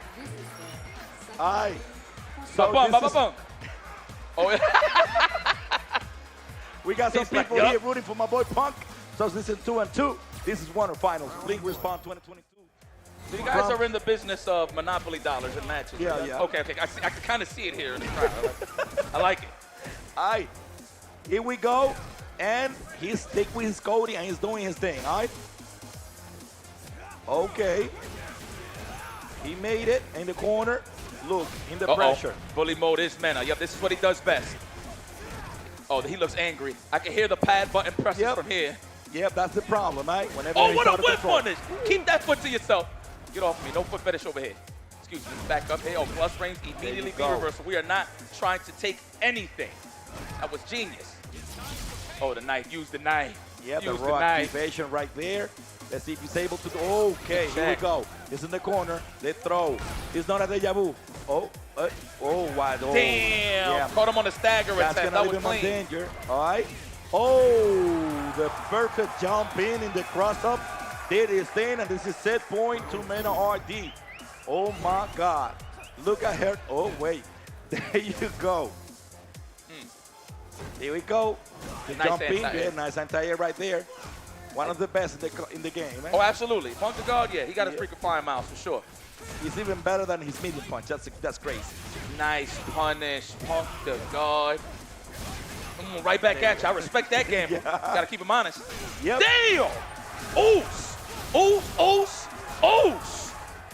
Yeah, nice tech. You needed that one. You needed that one as well. Two tech throws back to back. He smells blood. He smells blood. Yep, he keeps the pressure in the corner. Oh, he keeps walking in. The jump in again. The activation. The knife. Use the knife.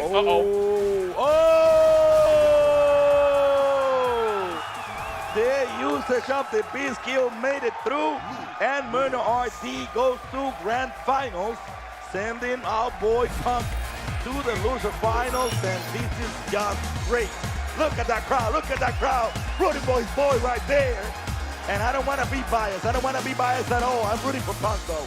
Yo, people on stuff don't feel that, but I'm rooting for Punk. I'm going to just keep my peace. I don't know if Mena's going to tell me something later, like, hey, man, you was rooting for your boy. I was like, yeah, I was rooting for my boy. For my boy, I just said it. Yeah. But you know what? You didn't miss the Pluto. You said boys. Listen. Now, let me tell you something. Punk is going to be waiting in the losers final, so that's hell for anybody that's going to meet him there. So, at the end of the day, this is going to be a phenomenal finish here at the top 8, no matter what. But Mena, once again. Exactly. It was a great job, and as we expected, it was a hell of a show. Using Cody against the look of Mena, we expect to see a mirror match eventually, but it didn't do it, and we actually are happy to that. As I mentioned, we have seen Pride tonight. We have seen our boy Crossover sticking to his plan with Bison. Now we saw Punk sticking to Cody. We have never seen him play Cody before in a major. I can tell you that. I've seen him play in stream and a bunch of places with every single character in the Street Fighter 5, but I've never expected him to pick Cody against Luke. Especially at this late part of the stage. But yes, we're going to take a quick break, George, my man. My pleasure, boy. No, pleasure is all mine, brother. But we're going to take a quick break. We'll be right back with some more Respawn Street Fighter 5 Championship Edition Top 8 when we return.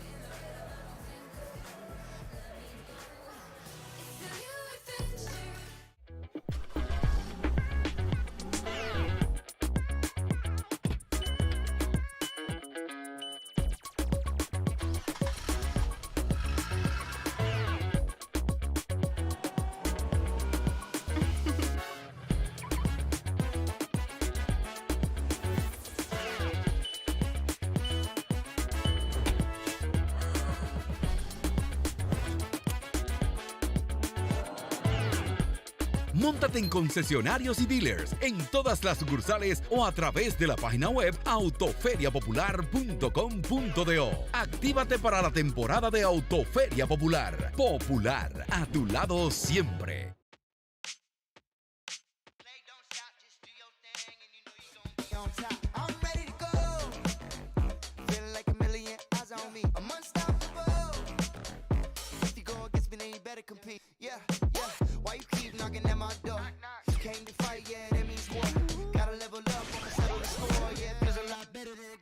What you brand new, yeah, it's time to go pro. Go beast mode, better find a cheat code. On my throne, now I'm in my zone. Better look better than it did before. I said if they don't stop, just do your thing, and you know you gon' be on top. It's my game, it's your game. Este es un tomate fresco. Y al igual que él, su papá, y el papá de su papá, y el papá del papá de su papá, han estado en una pizza de Pizzarelli como la que te puedes comer hoy. Lo bueno no se pone viejo. Pizzarelli cumple 40 años haciendo una pizza artesanal, con tomates frescos y masa hecha a mano. Pizzarelli, 40 años como el primer día.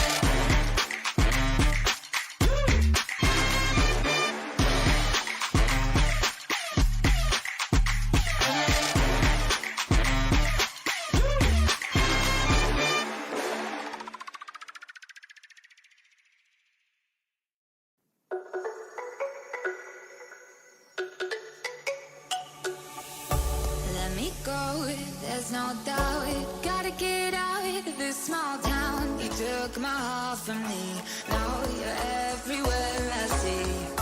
Set me free, let me fly. Let me find new kinds of highs. We're just wasting here, waiting for another year. We both know the score, we've been here once before. So many words unspoken, you took my heart, it's already broken. You don't have to wait, I can take the pain. I will surrender, let me go on a new adventure.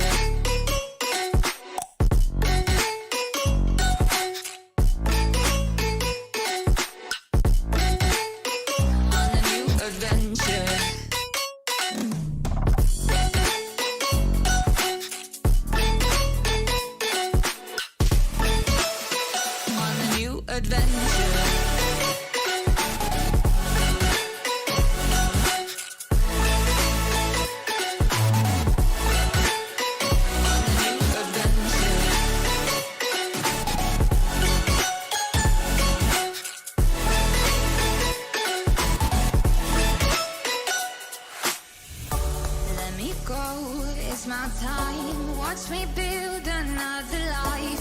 Find another space, explore the world and find my place. Hope you find some peace of mind. Hope the night was worth your time. Threw my heart away, we won't see another day. We both know the score, we've been here once before. So many words unspoken, you took my heart, it's already broken. You don't have to wait, I can take the pain. I will surrender, let me go. It's a new adventure.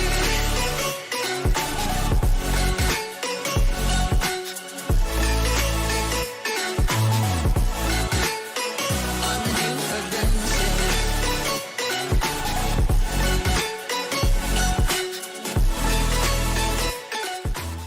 Guys, we are back here with Blink Respawn 2022 in the beautiful Santo Domingo. Let me get some noise from this crowd right here. Street Fighter 5. Yeah, oh yeah. We're just about rounding out this top 8. You know, in the loser side is the loser semis. We saw G-Roy coming off a really good win against Louis Man. We saw the Dan that everybody wanted to see. And then, you know, he had another character in the pocket. He pulled out the fork to get the job done. So definitely someone that is multi-talented. I love that this is like kind of his breakout tournament. I know Jose was mentioning that Jorge was mentioning that he's going to be able to, you know, hopefully travel after this and show the world how strong he is, because he's definitely having a great performance here today. Yeah, man. I mean, absolutely. Obviously, we rounding up the top 8. Well, the end of the trail of the top 8. Obviously, going into the loser semi side, we got G-Roy versus Mono. That's going to be an interesting one. And obviously, winner of that will be going up against Punk to God, fresh off a fire-ass match with Mena RD. The crowd was electric. I love feeling this intimate, you know, zone when it comes to just watching fighting games, man. Like, you see what's going on here? Like, you know, it's crazy. Like, we started the day early with some Street Fighter 5. You know, it was a little light when it came to the crowd. As soon as Mena got on the stage, just anybody that represented the beautiful flag of Dominican Republic, this just got stacked immediately. So yeah, we got a nice little fun-packed house here to watch some high-level Street Fighter 5. Yep, he's definitely, Mena is the hometown hero over here, so that was a super exciting match against Punk. But right now, it's just another match, so let's try to see if we can protect against the invaders. We got Mono.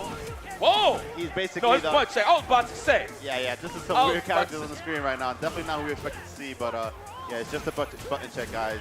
I do expect G-Roy to go with the Dan. I know he didn't want to get his maul on his Fang. Fang doesn't have any kind of reversals or 3-frame attacks, so it's definitely perfect.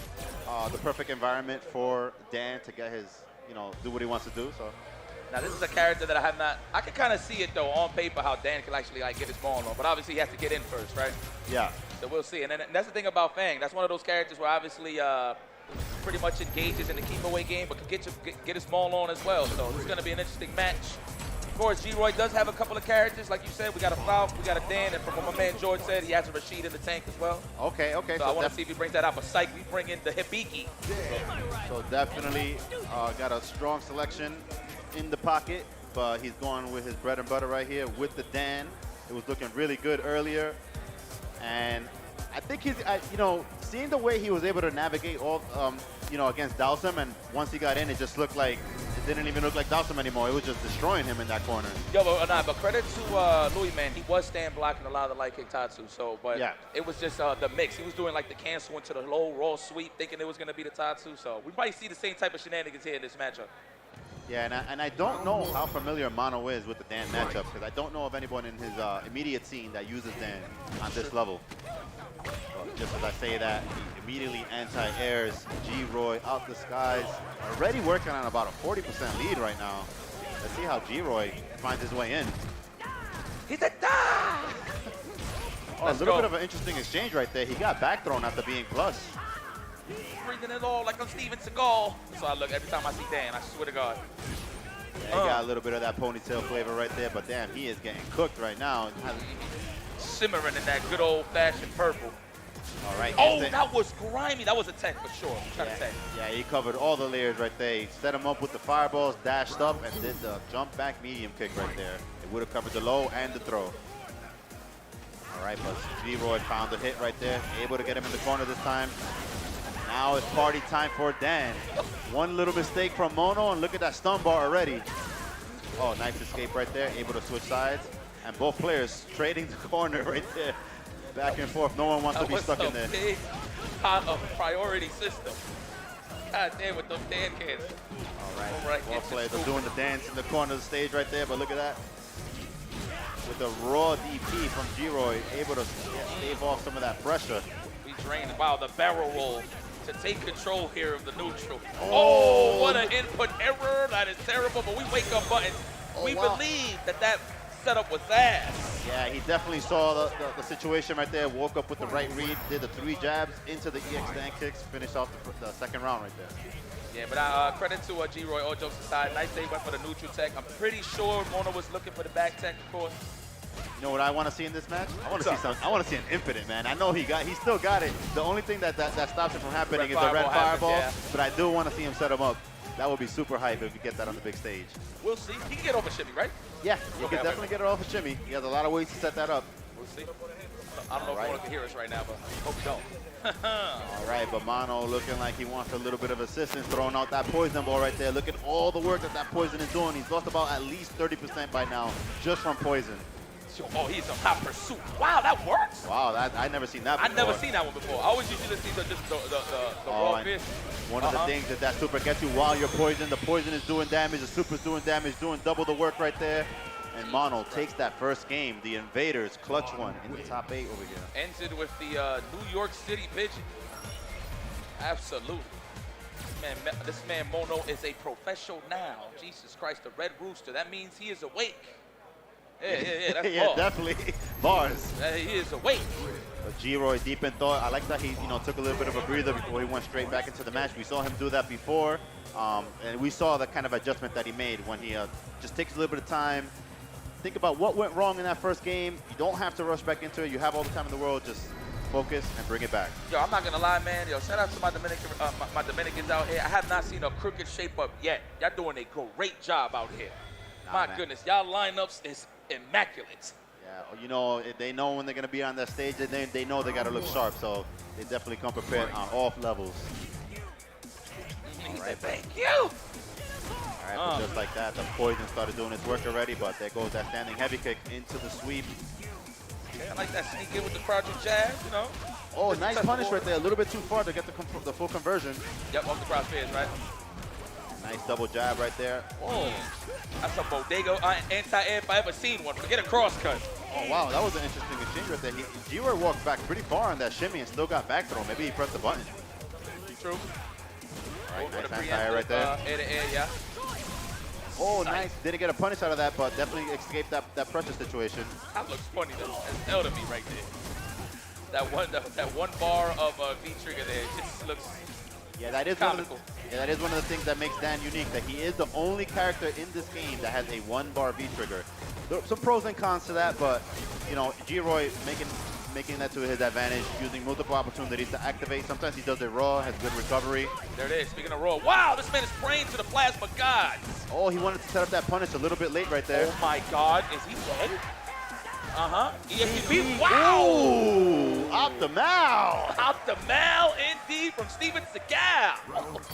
All right, G-Roy. All right, that's how you feeling? Side this up. Yeah, looking like he's ready to play right there. The anti-air, okay, the smog. Ooh, that was so ambiguous, but good block there. That might have been a fake cross-up, actually. Yeah, that was a really tricky setup right there. Oh, nice punish right there. Oh, a little bit late. It looked like a setup from Mono. Off the trade combo, right? All right, the Tatu, the jump in, free jump in, if you will. And Mono doing a good job of stand blocking that Dan kick. What is that? Is that the YI order? What is that? Yeah, a little bit of a failed cancel right there. And let's see, does it? Oh, it just actually disappears if you don't fully charge it. Oh my God, if you would have comboed that off of the layers, off the parkour. The obstacle course is out here. We had a DP. Get the hell up off me. I'm trying to play. This is a two-player game, by the way, but the crouch immediately has the anti-air. Essence of Faust. Yeah, and just like that, Fang not giving him any freebies right there. Any jump that he's going to try to get in with, he will anti-air with that medium kick. It almost hits behind him, too. That's one of the things that's really hard to jump in on Fang. Man, pretty clean here. Kid Goggles holding the lead, a.k.a. Fang. Kid Goggles is in. Pierces the poison. Becomes the syringe, the human syringe. Okay, now hold this for a minute. He has to pray to himself before he lets it go. Nice air. If he was going to put him into it, I would have lost it. Oh, the shimmy. Wonder if he would have got to the loop there, but he probably wasn't close enough to the corner. Yeah, that makes sense. Dan does get big corner and big damage there. Oh, layers! He B-reversal on the tail end there on that meaty fireball. And had enough time to recover and punish the B-reversal. That was so clean. Going for the A-to-airs, but he's flailing. Oh, that wasn't a punish? That's -4, right? Yeah. Okay. A little bit too far to get a punish there, but...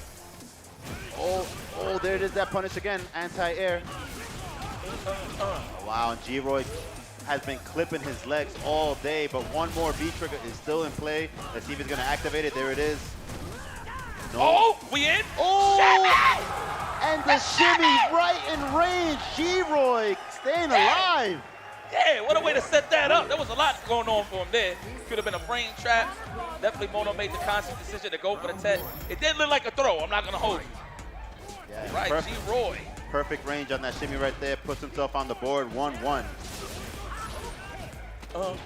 Damn, the recliner chair throw. Love it. Now hold Wow, this that purified was plasma. wow, I didn't think it was going to reach that far. Okay, that was DP really regular good. or gotta be EX? Gotta be EX?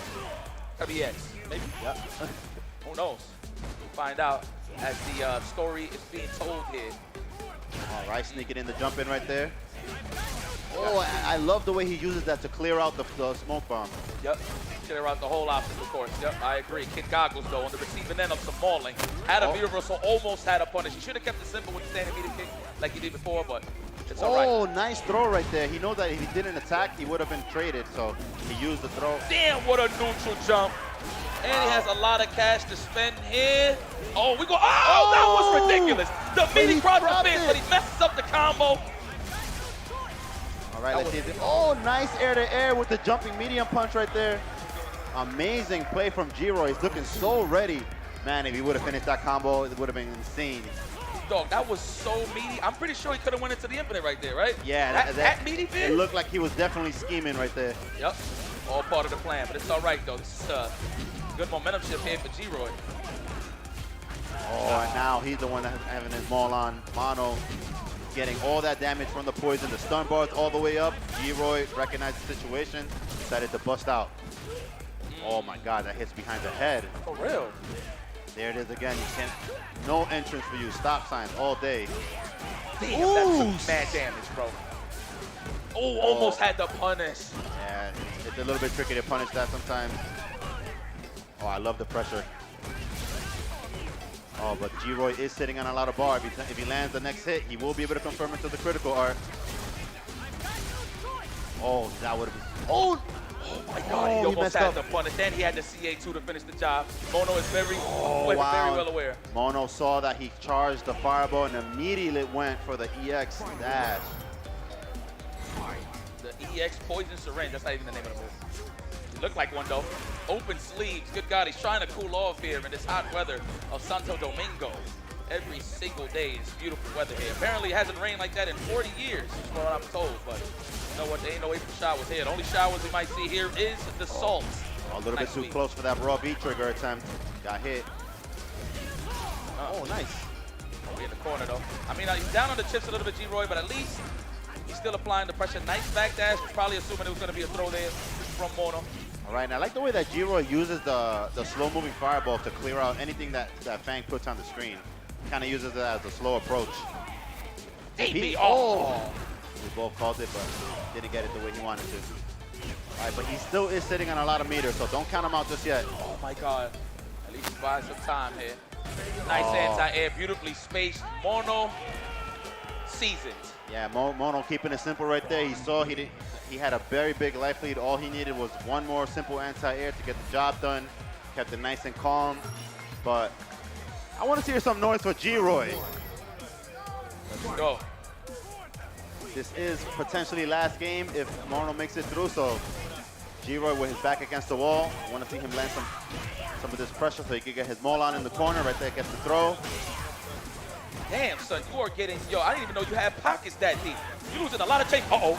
My man did double bin stop. What's this? 50-50? Yo, you are getting jumped out. Damn. Look at the stun meter. Oh, and there it is right there. He stunned him with the taunt.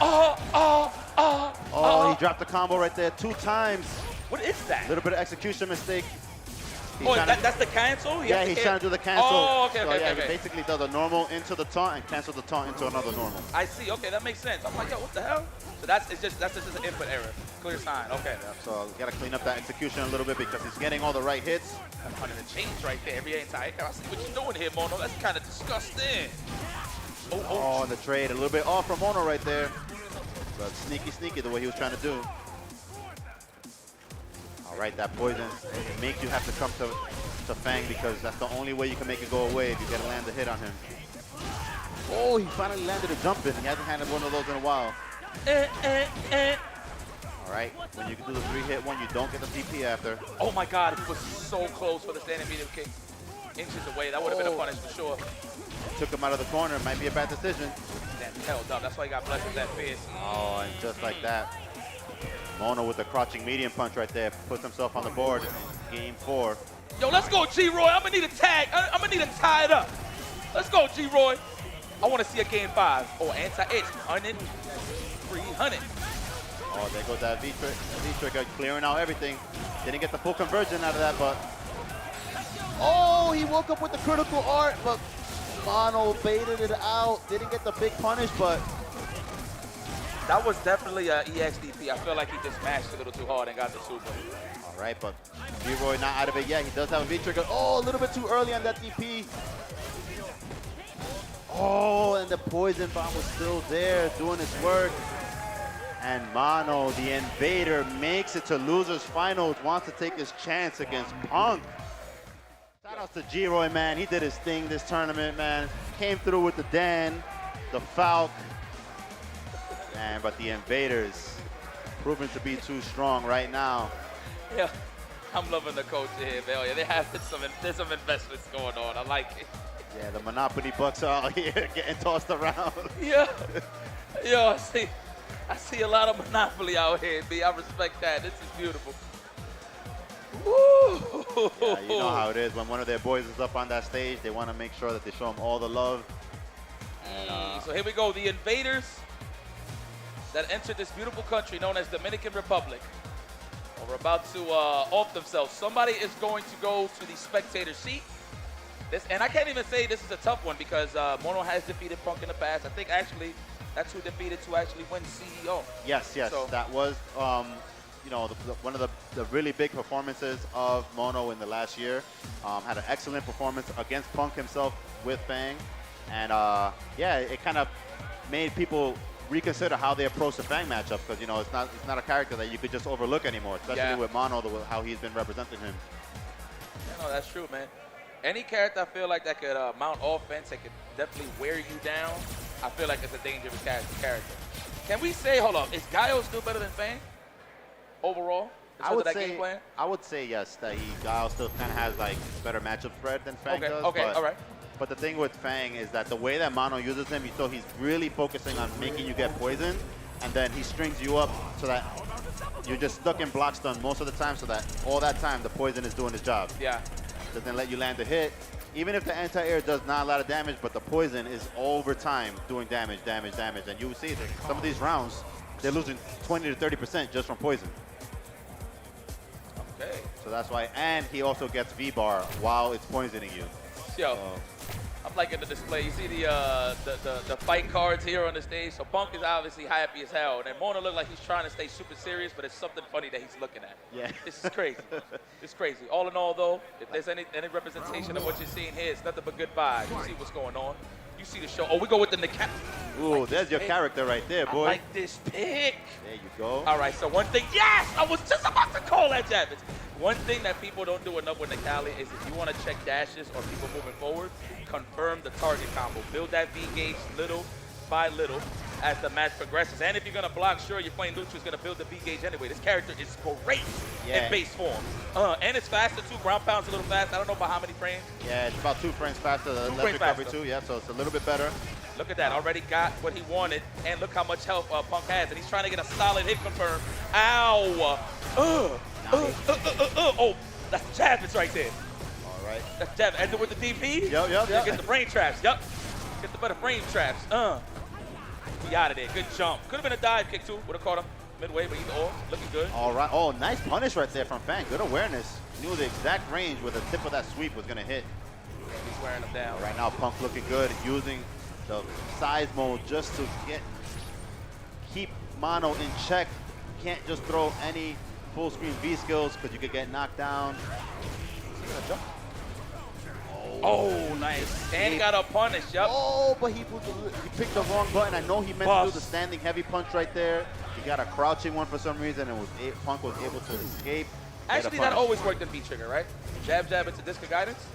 Oh, that amplifies. That's still new, yeah. That's actually still new on V-Trigger. Okay. Yep.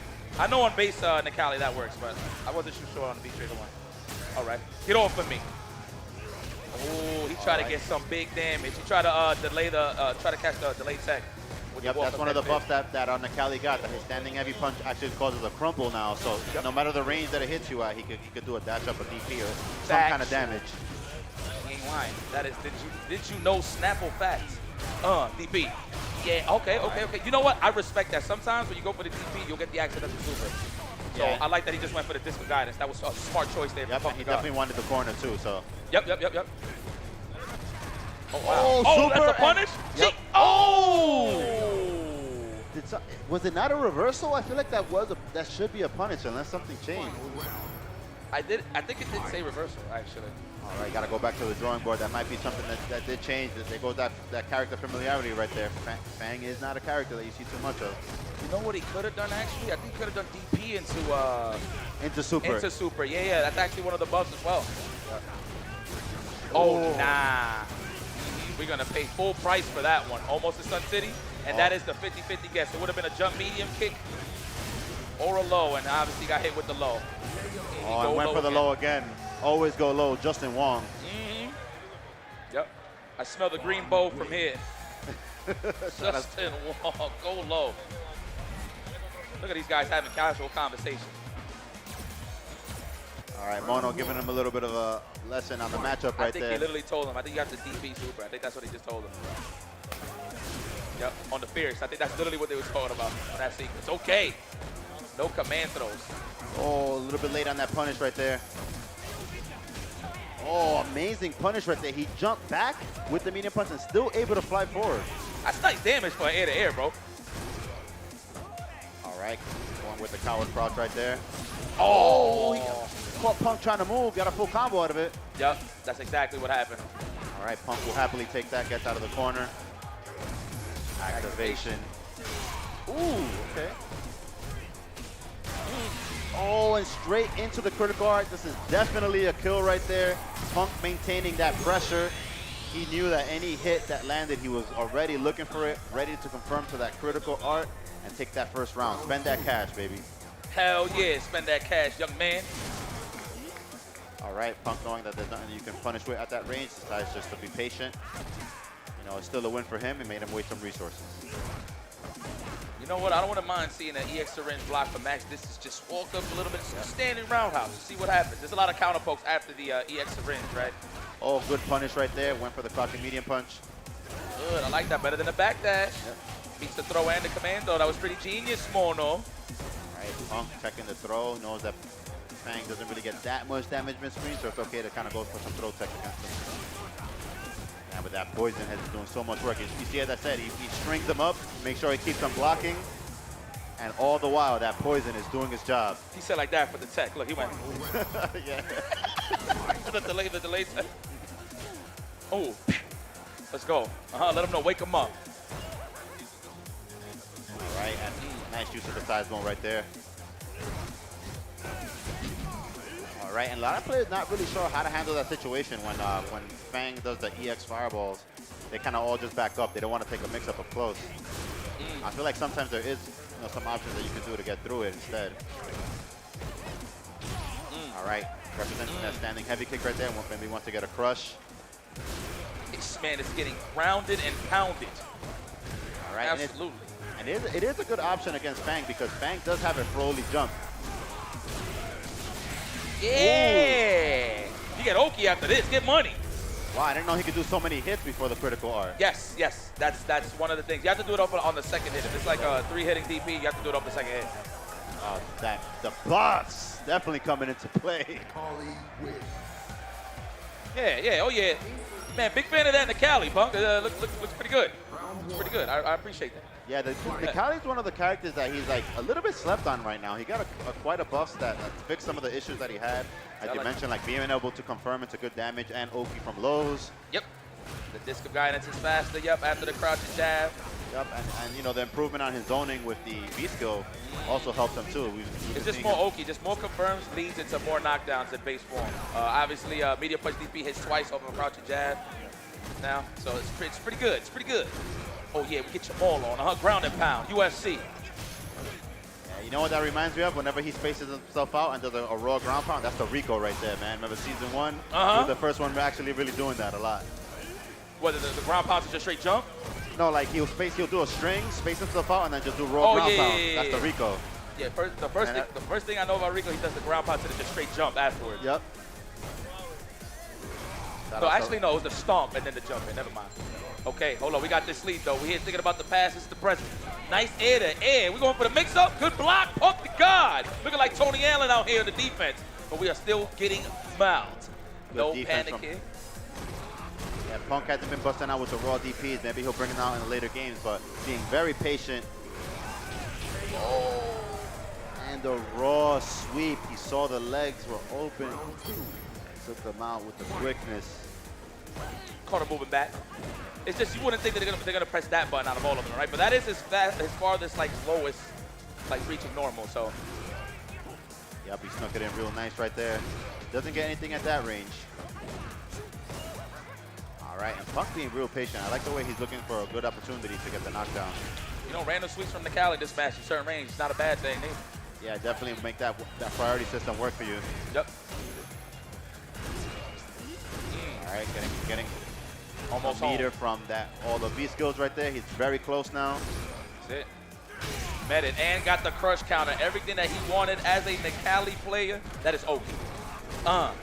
Standing fierce covers both wake-ups, man. It's pretty good. The stomp. I like that. Yeah. Oh, yeah. That's your tech right there. Yes. People that don't know. Don't press no buttons far. If it's not a long reach at normal, you'll definitely get blown up. Oh, the command throw. He wanted to save the bar. I respect the reset. Yeah, sneaky right there. He could have went for the critical R right there, but he saw that, you know, because it was a guaranteed kill situation, Mono was probably going to be a little bit asleep at the wheel, decided to use that situation and just dash up and get the EX command throw, save all that bar. You know, it's close. If he's getting Mono closer to the corner, if he switches sides right now, he could use EX Stomp, obviously. Is +2 now. Yep. What's that called? Valiant Rebellion? It is the Valiant Rebellion. Yes. There we go, +2. Now you have to think about it there. All right, I love how patient Punk is playing. Not giving him any free damage. There goes that target combo right there. Does get Oki double dash. Oh, that's good. And you get some V gauge. Oh, I'm a big fan of that one. Oh, target combos, check the dashes, are moving forward. Yeah, Punk really making him work for his damage. And one of the things that's shutting down Fang's typical game is that he's not able to get off his V skills like how he has been versus other characters. Shimmy, I agree with that. You know what? That was a good time to test the meta there, test the Yomi. A lot of people don't want to get thrown into the corner. That way they can have a lot of neutral. So I'm loving that from Punk going for the shimmy. But I like even better from Mono on the defensive end, not teching. Oh, a little bit too far for the critical art. That would have gotten the kill. Oh my God. Oh, the air reset. That was genius, Mono. No! No super though. Oh, wow, he got the stun. What an optimal punish right there. I'd never seen that. Punk even is surprised by the result of that little exchange right there. Oh my gosh. Oh, that was good. He did it. Counter hit roundhouse, standing heavy punch into the V skill the V trigger powered poison, and the crouching jab EX dash punch. You know what? Optimal. That is a way to stop Nicali's flowchart pressure. You know they're going to keep pressing buttons after a stomp. You can backdash, and well, if you anticipate them doing a button into a stomp, again, you can anticipate a backdash, and you get the air reset into a full. You get to the punish on the, yeah, that's on the what Mono paid off. Paid off for Mono there, I should say. Excuse me. Yeah, good awareness of the situation right there. Puts himself up 2-1. Right now, Punk a little bit late on that punish right there. Was able to switch sides again. Oh no, a little bit of a strange whiff right there. Punk wasn't ready for it. Oh. Probably so worried about the V shift that he doesn't want to do command throw. So Good I like DP. that for Punk, keeping it solid. Yeah! Ooh, with the dive kick right there. It looked like Mono had already committed to the poison bomb. You know what? I like that he ain't overextending with the EX command throw, man. I must admit. A lot of it like backdashing, V-shifts from Mono in certain situations when the Cali's close. So again, I appreciate Punk keeping it solid here. Same goes for Mono. Oh, nice trade right there with the sweep. Oh, that reach extended her box. I see. You was close enough.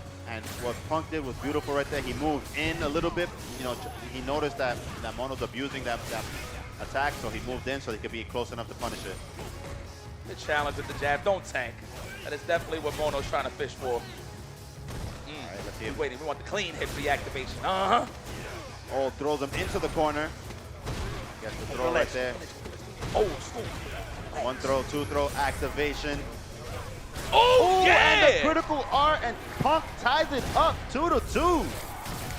he is hungry. He wants to get that run back versus Mena RD. They had a crazy match going up against each other, and right now, taking on his fellow invader. Listen, man, let me tell you something. It might sound like I'm biased here, but goddamn, I love some Nikali play, bro. Whoa! Yo, what year is this, man? It's looking like a season 1 matchup right here. Whoa. You gotta be solid with that character, boy. Roundhouse. All right, nice use of the standing heavy kick from Punk. Spacing it out at a range that's pretty safe. Damn! The new confirmed right there. Oh, this man is confirmed. I'm a fan. I'm becoming a fan. Becoming a fan here. I mean, I always was. Damn, this man is he's trying to kick down the door. Please let me in. You're gonna have to hold these pamphlets. All right, and Punk sneaking in the stomps. Oh, damn, I got hit. DP, jab, yes. Meaty stuff. Oh, and finally the Commando, the first Commando of this entire set. Yep, and look, he's holding up. He's holding up, protecting. Right. We ain't talking about Bandai here. All right, Punk sitting on a huge lead right now. Not much that Mono can do safely because he did have the critical art. Damn, he tried a V reverse, so that's why he got the EX overhead. direction. Missed the punish, and missed the punish right back. Could have just done a standing jab or standing strong, I'm pretty sure. Punk trying to keep it tight. He knows all he needs is one jab, dashes up, saw the fireball, immediately took him out. And Punk on set point right here, about to punch his ticket into the grand finals to see what Mono adjusts. Punch it. Oh, yeah, whip punish, but no. Yeah, he did the medium one right there. He should have done the light one. Oh, that was a lot of damage. You reversed one and you was poisoned? You crazy, son. As my man Henry said, you crazy. Oh, and that's a bad situation right there. Now the command throws are coming out. I would have done it again, cuz. But again, you're just so worried about the V shift. I understand, fuck the God. Keep it solid. Don't get too greedy. And activation, that's such a good buff that they gave him. Yes, it is. It's an amazing buff. Oh, and the confirmation right there. Last game, last round. Let's make some noise. It's a good one. The Invaders, somebody's going home. Well, not yet. They leave Monday. No, excuse me. They leave Tuesday. All right. And Mono playing it super careful right there. Doesn't want to overextend because that critical art is on deck. And Punk is ready with his finger on the trigger. Oh my God. The triple shimmy. No bite from Mono. Good defense, Mono. I like that. Not cracking under pressure. All right, we there reached did the this right time. Yep. Oh, the shimmy. Definitely was looking for that, but was too close for comfort there on the throw range. Oh, and there goes the sidemost zoning right there. That dirty hair. Let your hair touch the floor. Oh, wow. And just got the tip of that sweep right there. Oh, no critical art. Damn, okay, he's using the V reverse early on. You know what? If he's going to use the ground pounds, there it is. Oh, and there's a lot of great health right there. Oh, nice patience right there from Punk. Oh my Just God. waiting for any opportunity to. There it is! That was godlike! You're not dead though. Actually, I think you are. Yeah, that's Survey says. KO. Punk makes it back to grand finals to take another shot at Mena RD. Oh my God, Punk in disbelief. What a close match that was. Shout outs to Mono. Had an amazing performance this tournament, but just barely came up short. Punk with the revenge. Brought out the character from season 1 who got a ton of great buffs and, oh man. Look, man, we've been stressing this. We sound like a broken record when we say this, but Punk the God literally can play the wheel of Street Fighter V. You might as well call the man 11. He literally play any character, picks whatever he needs to pick in order to win, and that was a great pick, man. Obviously, Nikali versus Fang. You don't really want to slug it out with Fang, right? But the fact that you do have that ground pound gives you a little bit of that pace where it forces the Fang to move forward and, you know, extend those normals. That's how you've seen a lot of whip punishes from Punk the God, as you've seen right there for the finish. Yeah, man, that was just great stuff. But yo, everybody give a round of applause, my man Mono. Mono, I see you, my boy. That was fire. That's my guy. Yeah, risotto on me. Yeah, so Punk made it back to the grand finals. He wants to take another shot at Mena RD. They did have a close match, but you know, Mena RD does have 2 sets to play. Oh, and Punk has a long road ahead. This mental stack right here for Punk, I know he's having fun at the end of the day, you know, but it's Mena RD, you know, a world-class player, just like Punk, you know what I mean? But, you know, I have to sell this a little bit because this is true. World-class player in his hometown, in his soil. Yeah, definitely got the power up with the crowd on his side. Yeah. All the people rooting for MNRD. You know, this is his territory. He has to defend it. So, you know, he's home, but he still has a lot on his back, and he's able to, you know, control that pressure. And it's on Punk to see if he can take him out. But see, this is always the bust that I always talk about when it comes to working your way up. Well, I mean, Punk only had, what, like one match to warm up pretty much, but, you know, he was in losers final set there early on from NRD. But he had time to warm up, man. He cooked up. He had a great set against Mono, stretched it 3-2. So he's coming in here a little hot, you know. Mena definitely chilling on his king's chair, if you will, watching all the action to see who's going to earn that right to go up against him for the curtain call, right? So this is going to be a bit different. These are two of the, if I'm going to have to say, like, if there's a mountaintop when it comes to Street Fighter V of players that you have to reach in order to move forward in any bracket, those are two guys right there that you see every single time at the top level, Mena and Punk. Yeah, you have a Capcom Cup champion and arguably the strongest player of the entire history of Street Fighter V. Definitely made his mark with this game as the best player. And, you know, if there's a Mount Rushmore of Street Fighter V, these two guys are definitely on it. I can say that. You know what? Let's talk about it. I like that. Let me see. So Mount Rushmore, we got Punk, Mena, Idom, who, Tokido? Tokido. Or Dude? I would say Tokido. Well, Tokido, yeah. Tokido won the big shebang, the Evo. But I mean, that's a great conversation to have, man. But let's go. Let's go. Grand Finals time, man. Who likes Punk? Who likes Punk the God? And who likes Mena RD? Who likes Mena? Santo Domingo, déjame ahí por Mena, por Mena. You know what? I needed that reminder. But this is going to be serious. Runs it back with the Cody. This is going to be hefty here for Punk. He's going to have to win 2 sets coming out of the losers. God damn, what a whip punish. He felt the wind right next to his proximity. Then he captured the oxygen with the whip punish. That was pretty good. Oh, what a check. You are not moving forward with the Rada Mez, my friend. Yeah, and Mena RD looking in complete control right now. But excellent whip punish, just as I say that, from Punk. You know, I like that choice. I've seen that from Mena a lot, right? Like, on his wake up, he'll go for a jump forward or a backdash, either or, right? Thinking if it's going to be a throw. But okay, good stuff there, Mena. First blood here, first round of the grand finals. Mena coming out of the winners. Yeah, Mena looking extremely comfortable with Luke right now.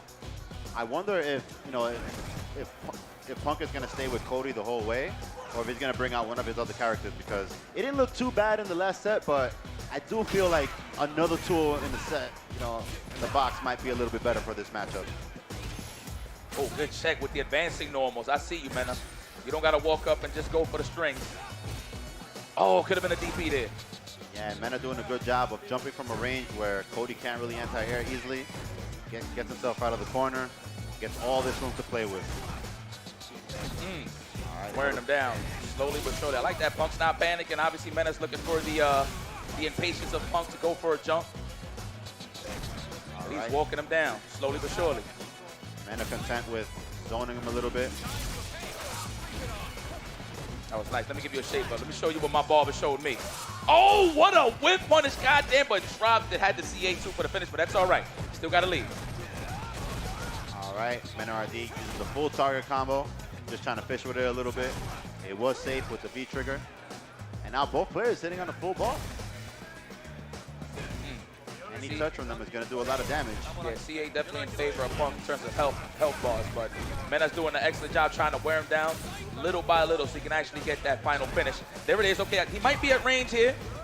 All right, these players are waking up to that little turn steal right there. We saw Kaba doing it earlier, and now we just saw Punk represent that when that charged heavy punch flash knuckle. Just they find their timing and they interrupt it with the jab. We do have a lot of bars to play with here to skip neutral, if you will, with this EX Zunk. As soon as I say it, he does it. All right, a little bit late on that combo. Didn't get the light ruffian kick, but nice. Oh, nice double V reversal right there. Optimal punish right there. Probably not going to be able to kill, but definitely going to put himself very close. And good patience there from Punk. Saw that he didn't have to overextend.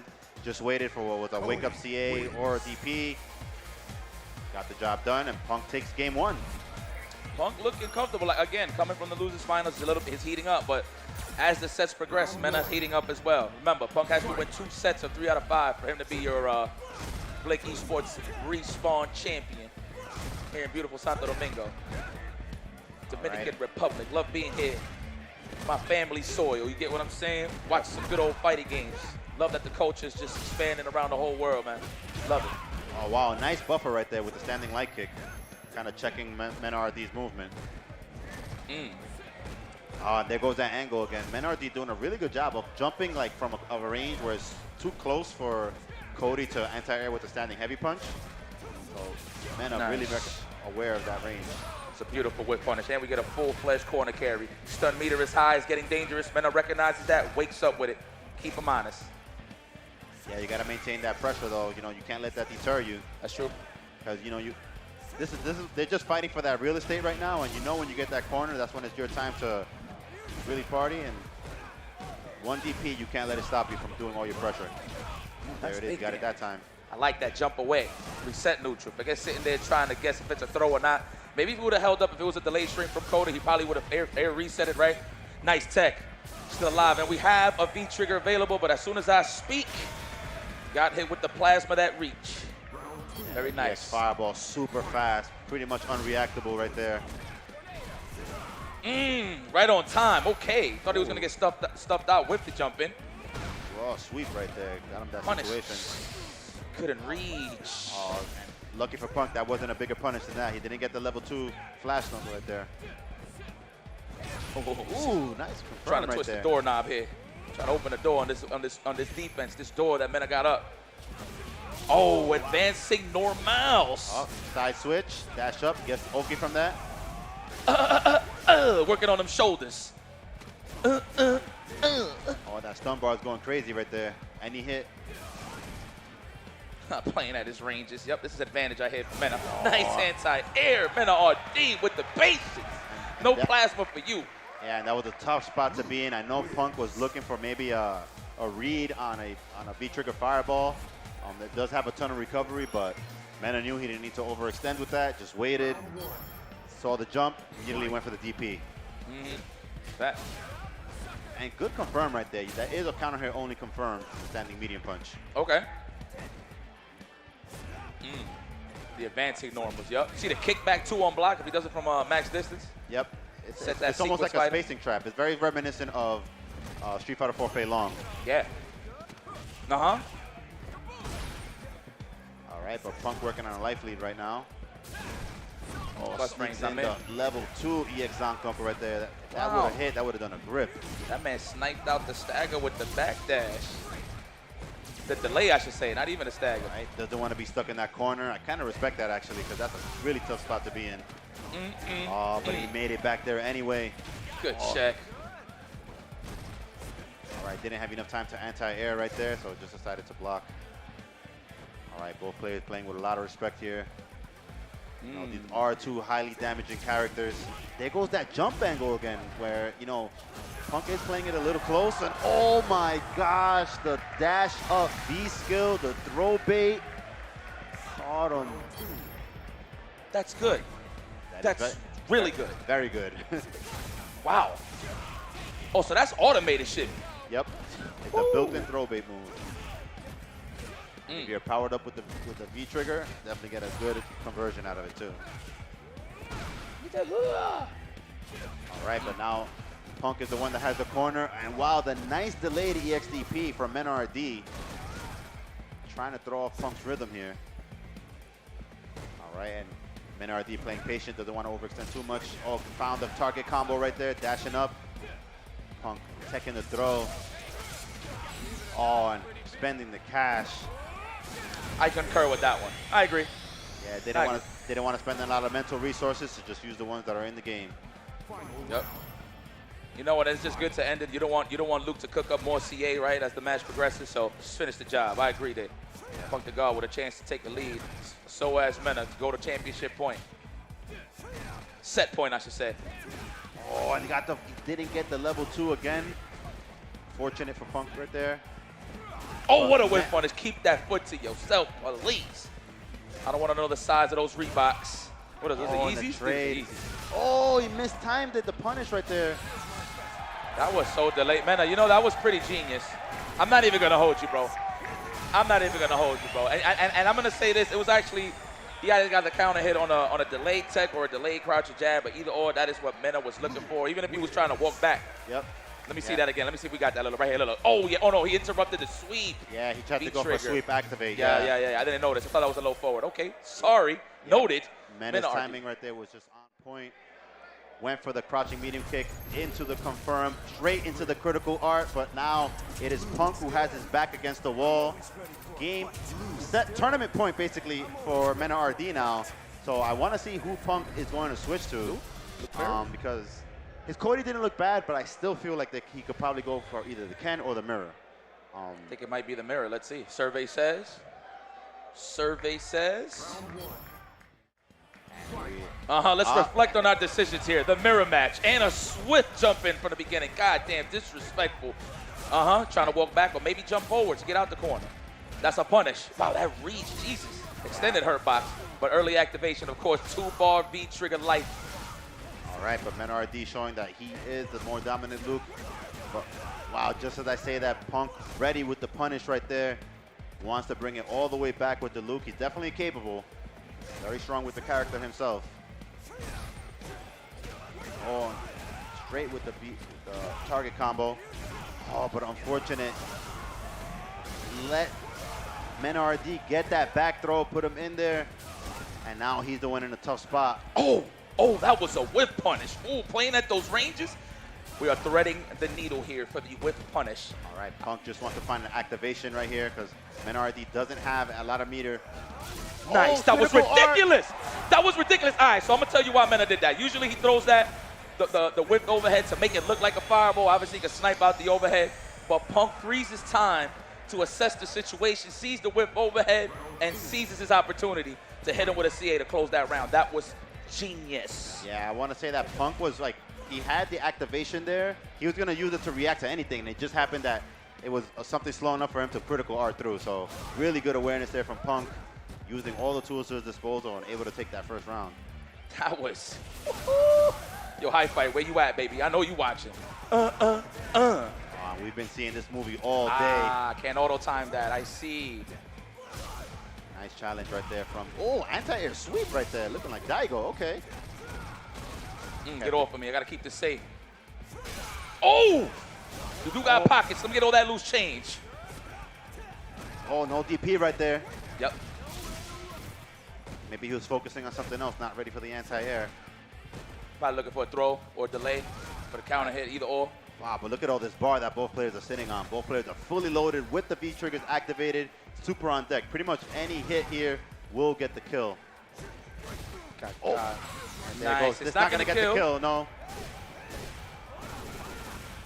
I think it's definitely gonna kill for Mena. Well, it depends on the starter, right? If he does start it the same way Punk did, he will survive.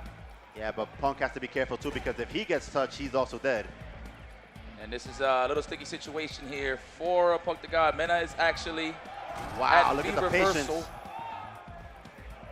The patience from Punk. He does not want to get touched into the critical art. Watch how you walk back, my friend. Those legs. Good check on the dash. Good check right there. He saw Mena scheming. He knew he was going to try to dash in and maybe get a throw, maybe a counter hit setup. Punk just says that, you know what, any kind of movement, I'm just going to jab it. That boy became the wall right there. And obviously, that's why he was, protecting his legs. A low confirm into CA would have definitely sealed the deal. So even though he was inching away to walk back to gain ground, he was being very defensive at the same time. Beautiful stuff there for Punk the God. Now he is up with Mena, 2 apiece. Yeah, incredible patience there from Punk. Oh, a little bit late on that whiff punish right there. All right, both players keeping it real nice and slow. They're just trying to find that good hit. You know what I love about their gameplay? It's like, it's rare whiffs. I mean, obviously that was a whiff punish right there, but it's rare whiffs. Oh, you see all attacks connecting when you see high-level play here in Street Fighter. Nice use of the V-break right there. Able to push him back into the corner. Oh, nice DP. Went for the light, went for the Oki. That's just something to Cali. Get off of me. All right, and both players about even on life. Punk about to get his own V-trigger. Yep, almost home. There you go. Met the quota. Oh, no activation. There it is. That's a throw? No. I thought it was a throw, too. Good defense there, man. He was willing to take it, too. I respect that. Appreciate that. Punk almost at CA. He does get it. Is that we can't CA with that? I think he could have CA'd there. No, not after the shots, right? Oh, forget the busted CA. out with the DP. Something that you don't see too often from Punk. He usually trusts his defense, but I think at this stage in the match, you know, he hasn't been representing that as an option, so now he's mixing it in. Very sneaky, too. Piece the throw attempt, frame trap, whatever the case may be. Oh, get the Oki, take the throw. Smart choice there, Punk the guard. RD not deterred, still going in with his patented offense. All right, nice check with the standing leg kick right there, but Punk doing what he does best with punish. Ooh, wake up critical art right here. Raw dog, oh my gosh. Huh? No fear. Oh, built-in shimmy. Hey, Jimmy, that looks like a shimmy to me. Get off of me. Good technical. Oh, the reversal. My man backdash to assess. Oh, wow. Okay, Mena RD at championship point. Punk the guard at reset point. I want to see more matches. How do you feel about that, Jack? Yeah, I want to, guys, I'm not to be biased here, but I want to hear some noise for Punk because I want to see some more matches here. This matchup is incredible. Punk, keep your head in the game, brother. You still got a chance. Still does have a chance. A lot of meter to work with here to wear him down. And RD, we're working a little bit of a lead. Oh, that could have been a crush counter. Oh, now he's using the back heavy kick. He hasn't been using that option before. Oh, wow, big damage in the corner. GP, look at that damage right there. Oh, my God. Oh, again. He's going to build a little meter here with the DPs. I think he's going to get the able to CA. get CA. He got the CA. Nice optimization station. We got a reset, ladies and gentlemen. And Luke getting the job done. Punk showing that he's the better Luke in that mirror match right there. Yo, I respect the popular ATM in the background. Yeah, somebody's definitely about to collect. Yeah. And we're going to find that out here in the next set. Yeah, everybody getting their Bison Bucks ready. I'm sure those pots are increasing all over the venue. Beautiful, man. You see the people? You see how intimate this is, ladies and gentlemen? We're here. The culture, the FGC, world of gaming. Oh, my God, immediate whiff punish. All right, Punk is on one. He's on one. Yeah, Punk is feeling it. That man drank his Bustelo this morning. Oh, yeah, or before the set. Either or. Good check there on the low forward. Oh, and Punk has been getting a lot of mileage with that forward heavy punch right there. Oh, and Mena using the opportunity to switch sides. Punk not biting on the shimmy attempt right there. Yeah, he said, you throwing me. I'm healthy enough. Ooh, no buffer. Now Punk is the one that had the V trigger. All right, not going to be able to kill here, but... Shoulders. Using those cables. All right, Punk with a big lead, and a little taste of his own medicine right there. We saw him catching Mena with that all day, and wow, decides to do the crouching jab. Mena probably went for the V-skill, and Punk said, you know what, I've been hit with that too many times, I'm just going to start jabbing. True. Oh, man. More Street Fighter. I like it a lot. Oh, the range on the DP right there. Punk Professional. sniffing out the jump. DP, a little bit off on that one. Pays dearly for it, but looking for him, Mena didn't get the side switch. Keeping the match in the center of the stage. DP again, Punk ready with the anti-airs. Oh, that was a close one. Thought he was going to do it again. Trying to snipe out Mena walking back. That's why he went for the low forward into the DP.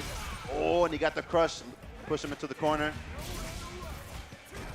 All right, both players right back at you. Counter hit. And then with a nice counter hit confirmed, Mena ready. Decides to spend it. Right on. Looking hella professional on that stage. God damn, man, it smells like top players over there. Yeah, these are guys, two of the best players to grace this game. Not afraid to spend the cash when they have to. That's why they're on the big stage right now in the grand finals. And oh my God, Punk with the meaty, that stun bar is racking up. Oh, that was punishable right there. And oh my God, we've been seeing Mena get hit with that all day. One more hit will get the stun, and giving him a taste of his own medicine with the V-skill too right there. Oh, I see what it is. Punk got some corn syrup in the system. He's wide awake. Ooh, he's looking good. He's looking good. And all it took was that switch from Cody all the way to Luke to even out the playing field, if you will. But, of course, Mena's a professional here. Yeah, he could run the mirror, or he could pick Balrog, possibly. Who knows? Yeah, He does have a plethora of characters as well. And, you know, as I was saying earlier, you know, his Cody wasn't looking bad, but I know what Punk is capable of and where his strengths are, and definitely a character like Luke plays more to his strengths just because he has the ability to confirm from the lows, a little bit better dash speed. He has that corner pressure that's similar to Karen. So it's definitely what he's more used to doing with the whip punish conversions and stuff. So when he switched to Luke, I immediately knew it was the better pick, and it's been paying off dividends right now. Yeah, man. Hell yeah, I like that assessment right there, that breakdown, because that is all facts, man. Check the bottom of the snap of Cap. All right, options go for the back throw right there.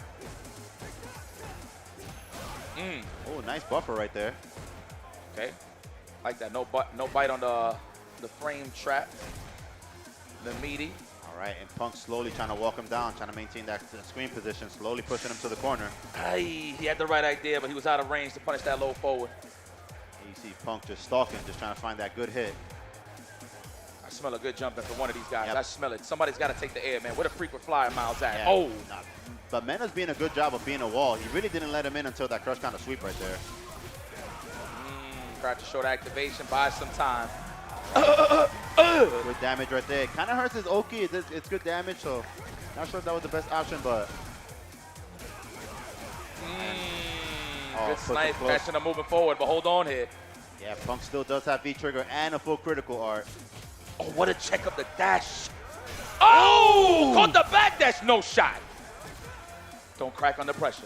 All right, now. Had to back up, of course, because Mena has that CA for the chip out, but no, we're going to save that cash. And the anti-air fireball from Mena snipped out the distance, immediately ready for the punish.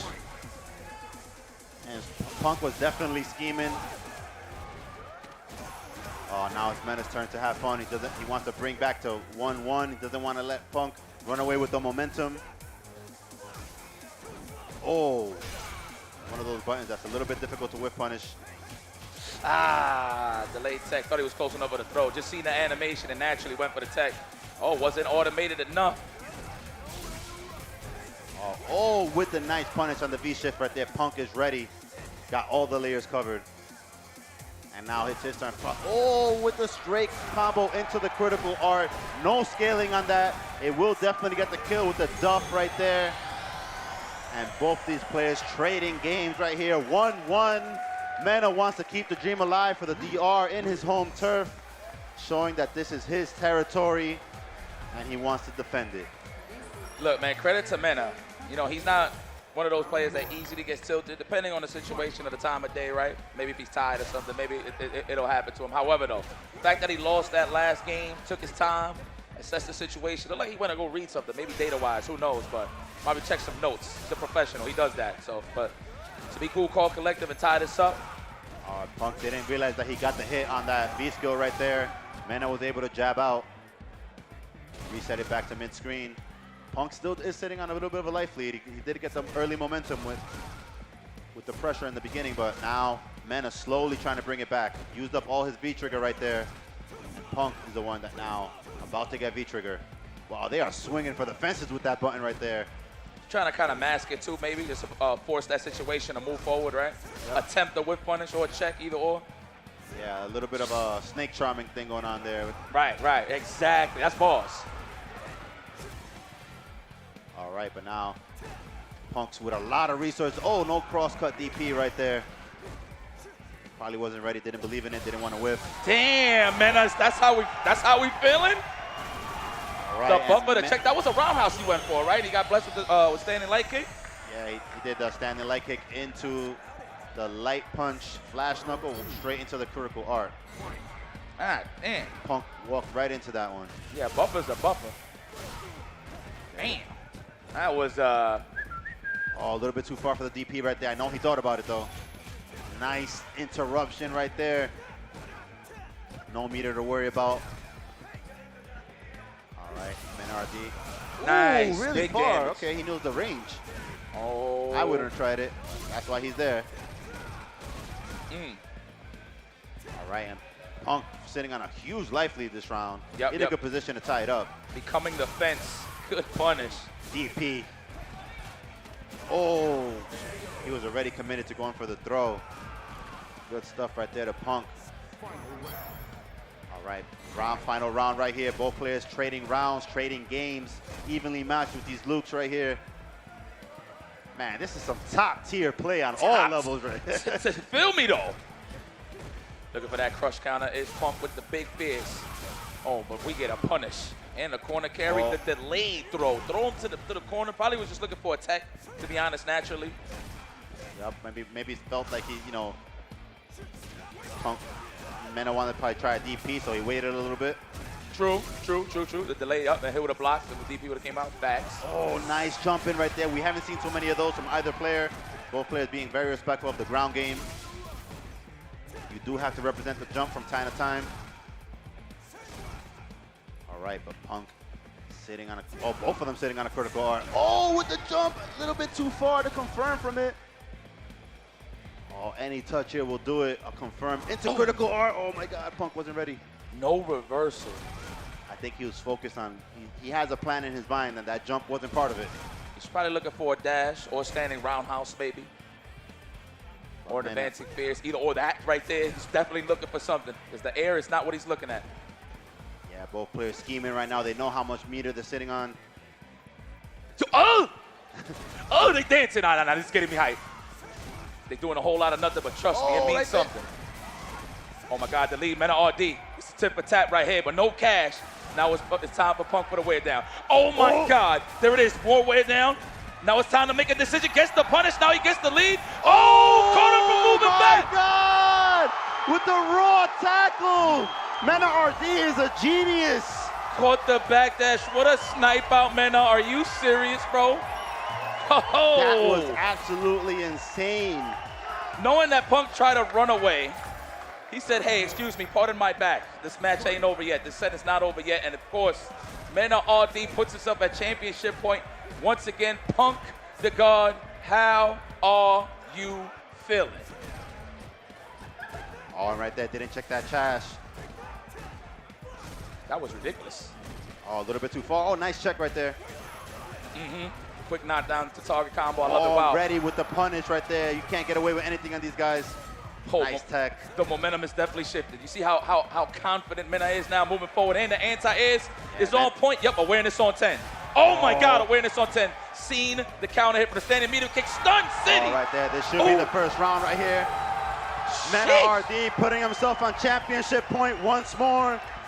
DR on his back. Will he defend the territory? Okay. We're still good here. The crowd going crazy right now for Mena RD. That low-key might be powering up Punk, though. Yeah. Oh, nice check. Big damage. Ooh, shit. He's so ready for that punish. Okay, make it nice and safe. Oh, what a whip punish. Played that good old-fashioned sequence fighter. But good, hold that B shift all the way through. All right, and Punk slowly trying to push him to the corner. There goes that whip punish again. Specialty. Oh, waking up with the EXDP, no fear. I concur. Offensive V reversal right there. Make sure he wants to keep him in the corner. All right, good defense. Watching his legs. Once again, we've been seeing Mena dropping that confirm a couple of times. It cost him dearly. I need game 5. I need game 5, Punk. No pressure, though. No pressure. All right. Punk looking for the legs once again. All right, but Mena RD knowing how close he is to finishing the job. All he needs to do is just do what he does. Oh, the defense is a little more sharper here. Oh, that would have been a whip punish. Punk wasn't ready. Oh, man, the respect is insane with both of these players right now. They're not both whiffing anything. They don't want to overextend. Ooh. Damn! Oh, didn't go for the max punish right there. Oh, there it is. Made him whiff. That's the Punk specialty right there. Go for the throw. Now Punk is the one having fun. All right, are we going to see another offensive V reversal? There it is. Nice. Oh, he might be able to kill. Oh, a little bit off on that combo. And Mena RD never afraid to bust out with the EXDP. No, I concur. But you would think Punk would stagger his pressure, right? To make that out, but he's all right. Like, he's holding that lead. Walk-up throw. He walked up about a mile for that one. Don't open up. Don't open up. I'm loving it, Punk. That defense is looking great. Raw Mena's activation. sharp. He just wants to keep the battle mid-screen. Doesn't want to get cornered. Oh, no. All right, this is safe at that range. That's it. We got a lot in the chamber right now. It's Punk for the wear down. All right, amazing defense from MNRD. Oh. Oh, no, he tried to hold up, I'm sure. Oh, good tech right there. Oh, he's still not dead. The wear down. Watch. Is he going to jump? Is he going to jump? Yeah, oh, no, the dash even tech. better. Oh, yeah, game 5. Game 5. This match has been incredible. Both these players trading games. Punk wants to keep it alive. Wants everybody to make this noise right here. Grand Finals, last game. Oh, this is it right here. This is the curtain call. It's the last game.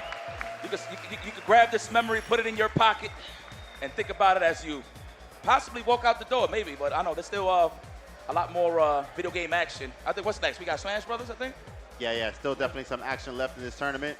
Please tune in, guys. And right now it's all about the Street Fighter. Last game, last round. Man, the adaptation. You see how these guys are just playing at their ranges. They walking up, doing nothing from that close to sweep range, low forward range, just waiting for those whiff punishes. Beautiful. This is excellent display of Street Fighter here. Neutral, if you will. Yeah, and the patience has been incredible from both of these players. Tremendous amount of respect for their games. And now it looks like what Punk was doing in the last game. Getting the legs, confirming to the EX flash knuckle. That's to a the skill in DP, itself, jump over, man. dash, dash. That's a skill in itself, man, to confirm low forwards. Oh, Both wow. of these guys. All right, applying that pressure. Throw Loop City. That's standing strong. And Or both these fear, players excuse looking like they traded controllers right now, because this is what we usually see MNRD doing. Oh, and right there, that DP. Oh! Championship point here for Punk the God. Hold on. Oh, man. The crowd getting a little deflated after that round right there. Oh, that we're asking for the Genki Dama here from NRD. What a whiff punish. God damn. Oh, no. Punk smells blood. But good check there from NRD. He's not over yet. All right, Bandits plus finals. frames on that. Oh, that is punishable, but Punk wasn't ready. Nice. You know what kept it safe? You know what? I like that. Even better. Oh, got the corner full carry. hit that time. And that stun meter is high. Oh, nice cross cut. Keeping right. it nice and healthy. Oh, dash. Ooh, wake up EXDP. Had a lot of life to give, so he wanted to make sure. Oh! Damn! Last game, last round. Mena RD, the crowd is on their feet. Last game. They want to keep the championship at home. The hometown hero with the whole country on his back right now. Will he defend from the invaders? Oh, if you would have DP'd that, I thought he was going to do it. But it's all right, though. Damn, we at even, literally. All right, and now the Punk is the one that's stalking, push him into the corner. He's actually challenged that time.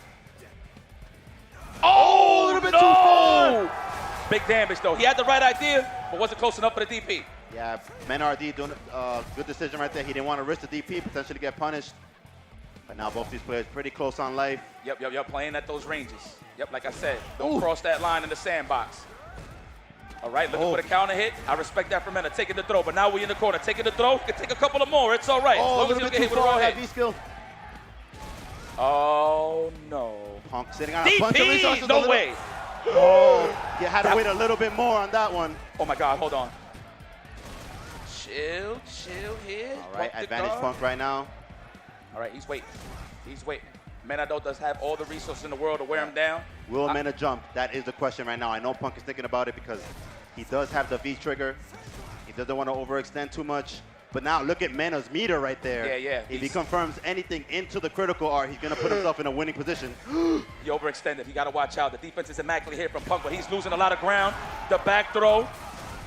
9 seconds on the clock. We have one ball to play with. Mena RD. This is even. Stevens gets hit with the target combo and backs up. Oh my God! No! Time is on his side! Mena RD takes it. Time over. Oh my God. They was fighting for land. They was fighting for real estate. You want to talk about high-level Street Fighter? You really want to talk about high-level Street Fighter? We saw it there, and there you have it, ladies and gentlemen. Mena RD is your Blink Esports Respawn champion. Make some noise, y'all. Wow, that match couldn't have been any closer. Shout out to Punk, almost did it. But Mena RD is your champion today.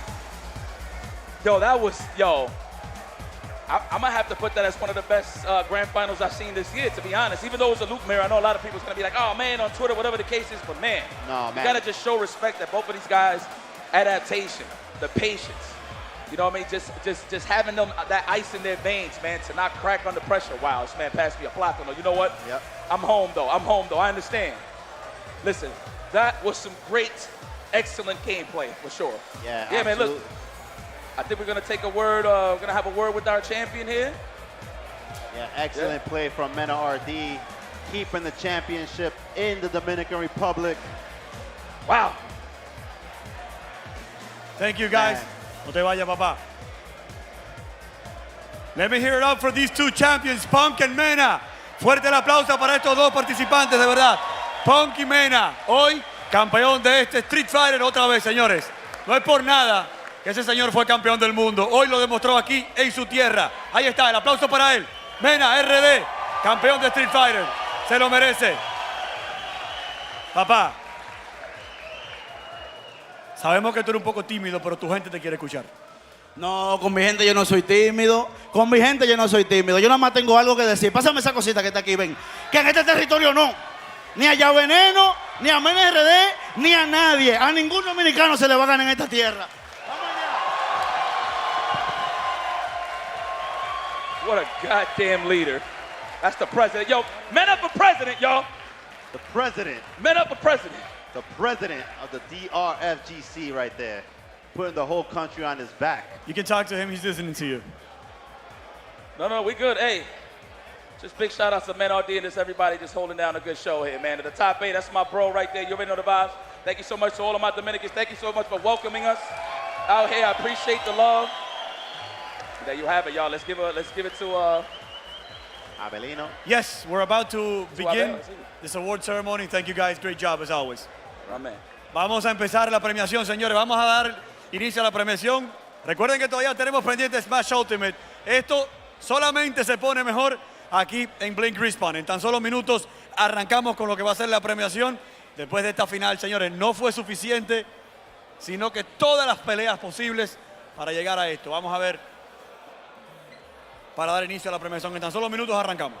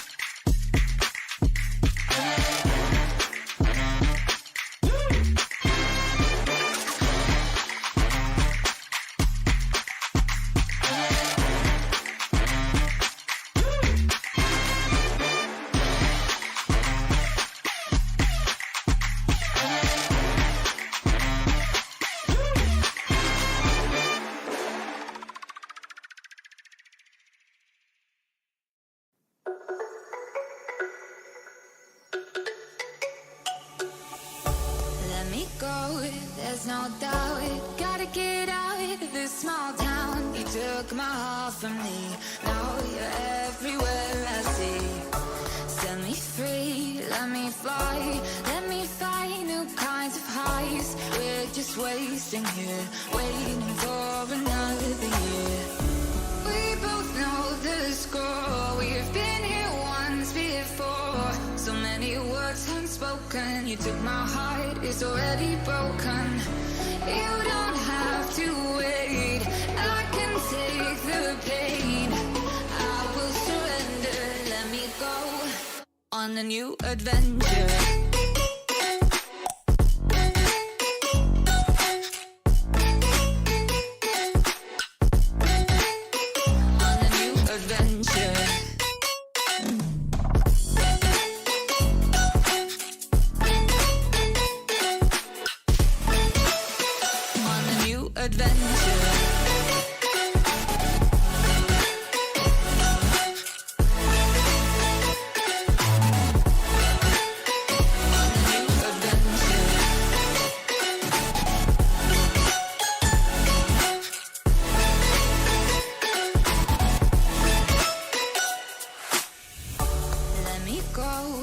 waste my time. Watch me build another life. Find another space. Explore the world and find my place. Hope you find some peace of mind. Hope the night was worth your time.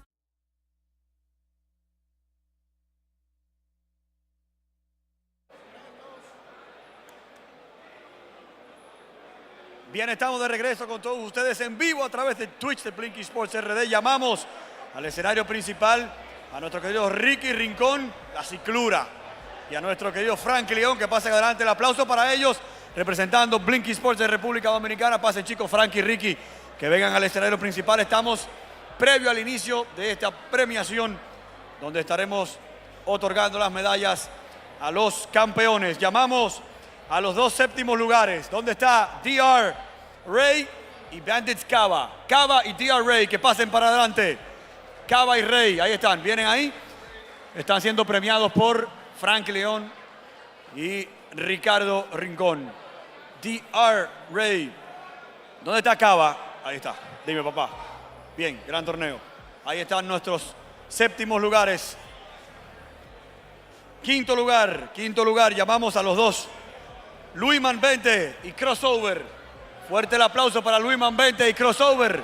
Que vengan al escenario. Luisman 20 y Crossover.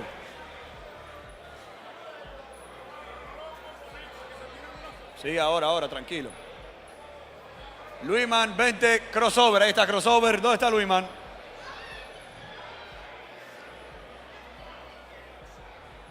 Cava, no te me vayas. Y Ray tampoco. Pénseme aquí. Luisman. Bien, papá, felicidades. Ya vamos al cuarto lugar. G-Roy, el aplauso para G-Roy. Ahí viene él. Se nos van poniendo todos aquí. Ya tenemos séptimo, quinto, cuarto. Y empezamos a llenar nuestro podio. ¿Dónde está Mono? Tercer lugar para él, Mono. Estamos premiando la categoría de Street Fighter de este Blink Respawn, Call of Duty, Valorant. Hicimos League of Legends, hicimos Rocket League, hicimos Mortal Kombat. Acabamos de terminar Street Fighter y nos falta todavía Smash Ultimate. Nos vamos ahora con el segundo lugar. Y para este quiero un fuerte aplauso porque fue una tremenda pelea. En un tremendo escenario con un magnífico público. Punk, subcampeón, que venga Punk a la tarima. Let me hear it for Punk, sí señor. Y entonces nos vamos ahora, por favor, acomodando aquí en el centro. Todos, si pueden pasar todos, por favor. Vamos todos para allá, Cava, Crossover, todos para el centro. Vamos a llegar a este momento final. Y con el aplauso del público, premiamos en Blink Respawn al campeón de Street Fighter, campeón Mena RD. Que se oiga, Mena.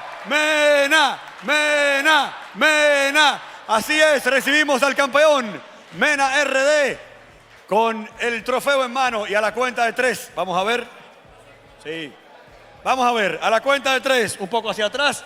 Y recibimos a nuestro campeón, a la de 1, a las 2. Y ahí está, Mena RD, campeón Blink Respawn, Street Fighter. Dice Mena, en mi casa no. Ahí está, representando a la República Dominicana en un evento con más de 500 participantes nacionales e internacionales. Este torneo de Street Fighter se quedó en casa. Nosotros hacemos una pausa en el stream. Despedimos a los campeones y cuando regresemos, se viene la última del fin de semana. Smash Ultimate. Aquí, esto es Blink Respawn.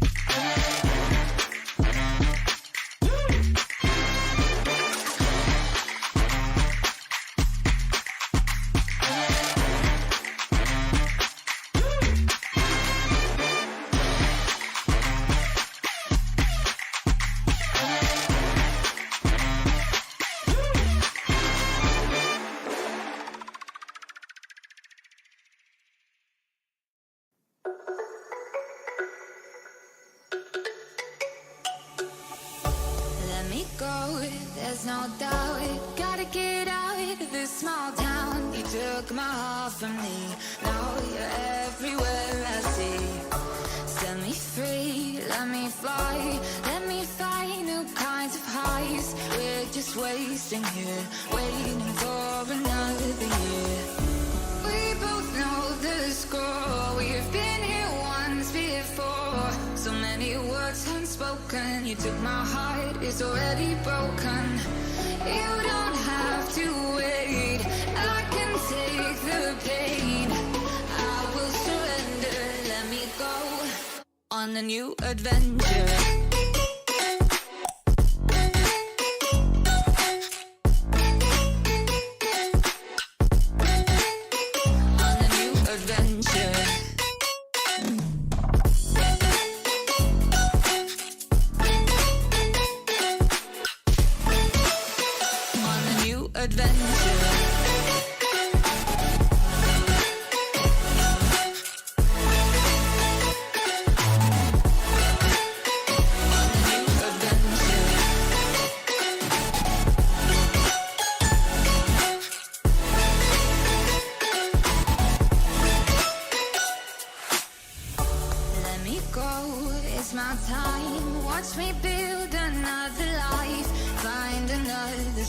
Explore the world and find my place. Hope you find some peace of mind. Hope the night was worth your time. Threw my heart away, we won't see another day.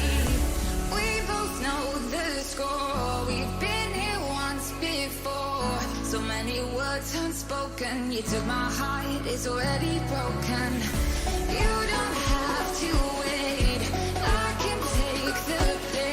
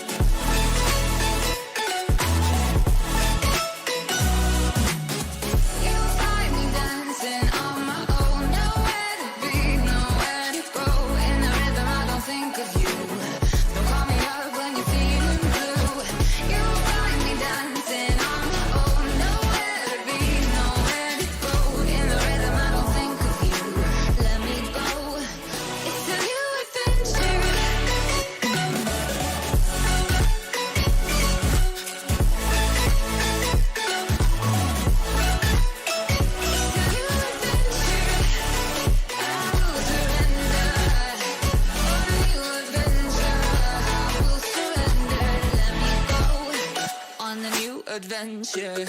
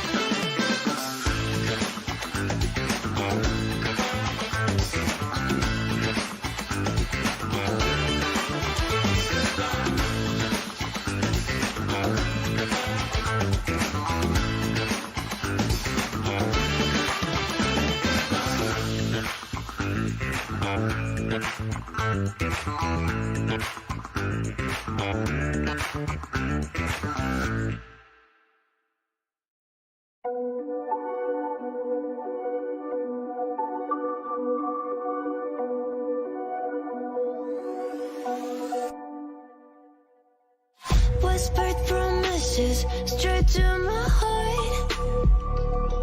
I'd never noticed, but you were never there, you were never there. Hey, you gave me roses, set me apart.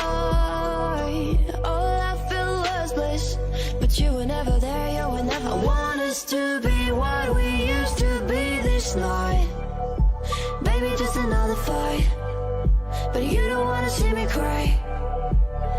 There is no way that it's never going there. I think it better and I swear I'll follow you no matter where. Think it better when I swear. Follow you no matter where. Think it better when I swear. Follow you no matter where. Down in empty streets, looking for joy. I don't wanna admit I'm better on my own, better on my own. You say we're not meant for each other. I'm not sure of this. I won't give up on this, I won't give up. Cause I don't wanna behave like the one to flee, like the one to leave. I never surrender, but ever remember my lover. Did you give up on me? Have you never learned to listen? Sorry, I will never, cause I want you wanna see. Think it better go someplace I don't know, cause I got your picture on my wall. I want us to be what we used to be this night. Baby, just another fight, but you don't wanna see me cry. There is no way that it's never going there. I think it better and I swear I'll follow you no matter where. Think it better when I swear. Follow you no matter where. Think it better when I swear. Follow you no matter where.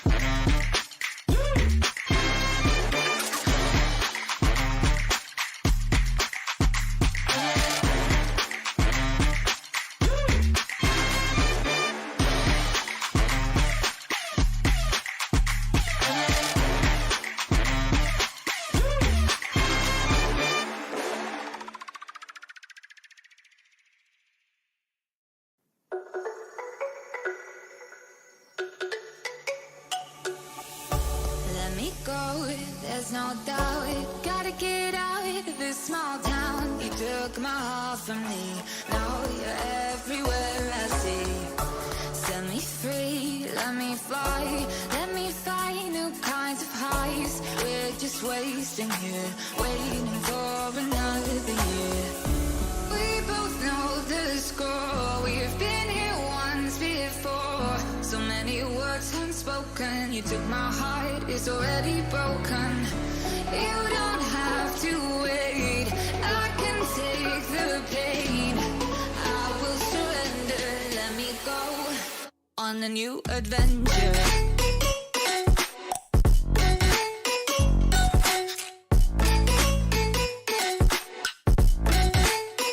On a new adventure.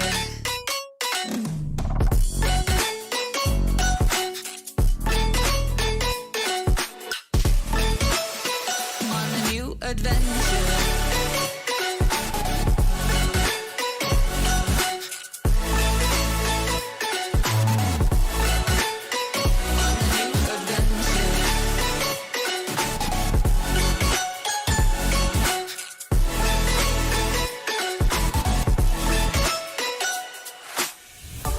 Let me go, it's my time. Watch me build another life. Find another space, explore the world and find my place.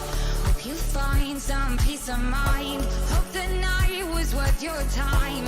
Threw my heart away, we won't see another day.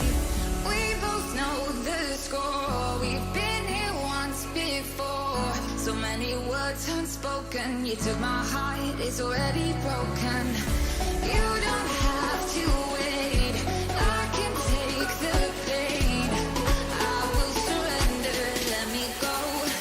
It's a new adventure.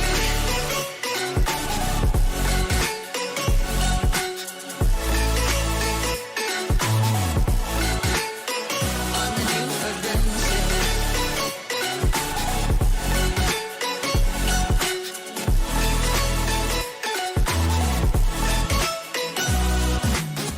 You'll find me dancing on my own. Nowhere to be, nowhere to go. In the rhythm, I don't think of you. Don't call me up when you're feeling blue. You'll find me dancing on my own. Nowhere to be, nowhere to go. In the rhythm, I don't think of you. Let me go. It's a new adventure.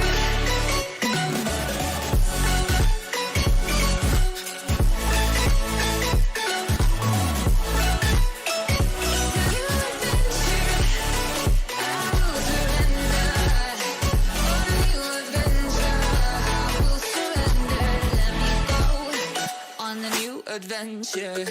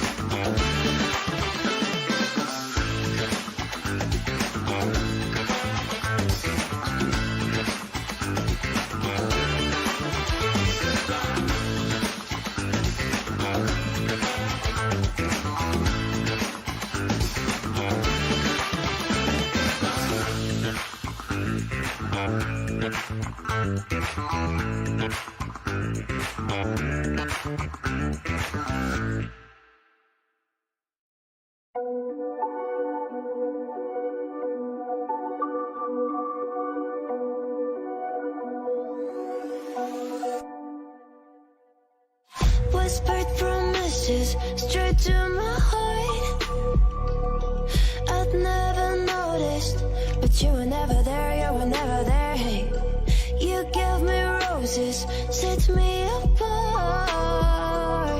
All I felt was bliss, but you were never there, you were never. I want us to be what we used to be this night. Baby, just another fight, but you don't wanna see me cry. There is no way that it's never going there. I think it better and I swear I'll follow you no matter where. Think it better when I swear. Follow you no matter where. Think it better when I swear. Follow you no matter where. Down in empty streets, looking for joy. I don't wanna admit I'm better on my own, better on my own. You say we're not meant for each other. I'm not sure of this. I won't give up on this, I won't give up. Cause I don't wanna behave like the one to flee, like the one to leave. I never surrender, but ever remember my lover. Did you give up on me? Have you never learned to listen? Sorry, I will never be the one you wanna see. Think it better go someplace I don't know, cause I got your picture on my mind. I want us to be what we used to be this night. Baby, just another fight, but you don't wanna see me cry. There is no way that it's never going there. I think it better and I swear I'll follow you no matter where. Think it better when I swear. Follow you no matter where. Think it better when I swear. Follow you no matter where.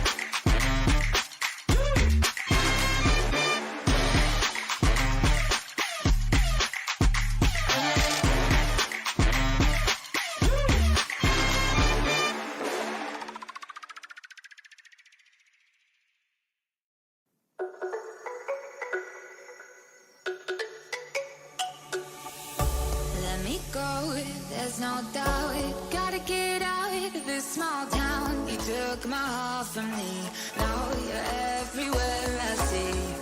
Set me free, let me fly, let me find new kinds of highs. We're just wasting here, waiting for another year. We both know the score, we've been here once before. So many words unspoken, you took my heart, it's already broken. You don't have to wait, I can take the pain. I will surrender, let me go on a new adventure.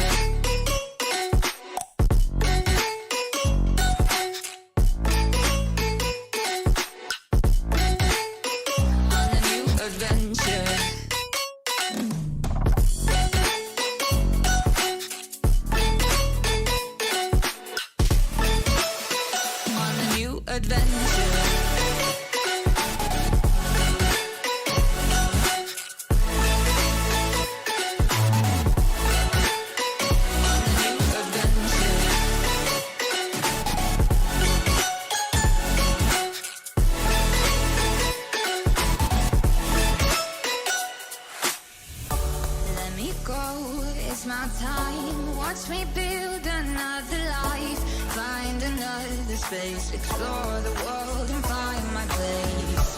Hope you find some peace of mind. Hope the night was worth your time. Threw my heart away. We won't see another day.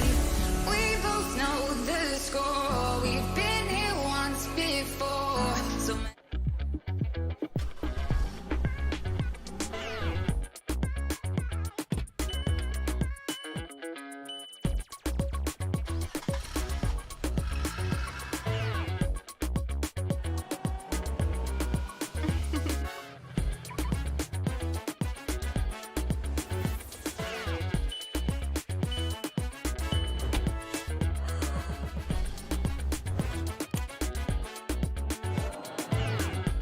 Móntate en concesionarios y dealers en todas las sucursales o a través de la página web autoferiapopular.com.do. Actívate para la temporada de Autoferia Popular. Popular, a tu lado siempre.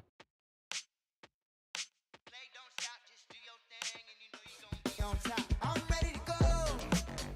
Feeling like a million eyes on me. I'm unstoppable. If you go against me, then you better compete. Yeah, yeah. Why you keep knocking at my door? You came to fight, yeah, that means war. Gotta level up, wanna settle the score. Yeah, feels a lot better than it did before. What you brand new, yeah, it's time to go pro. Go beast mode, better find a cheat code. On my throne, now I'm in my zone. Man, it looks better than it did before. I said if they don't stop, just do your thing, and you know you gon' be on top. It's my game, it's your game. Este es un tomate fresco. Y al igual que él, su papá, y el papá de su papá, y el papá del papá de su papá, han estado en una pizza de Pizzarelli como la que te puedes comer hoy. Lo bueno no se pone viejo. Pizzarelli cumple 40 años haciendo una pizza artesanal, con tomates frescos y masa hecha a mano. Pizzarelli, 40 años como el primer día.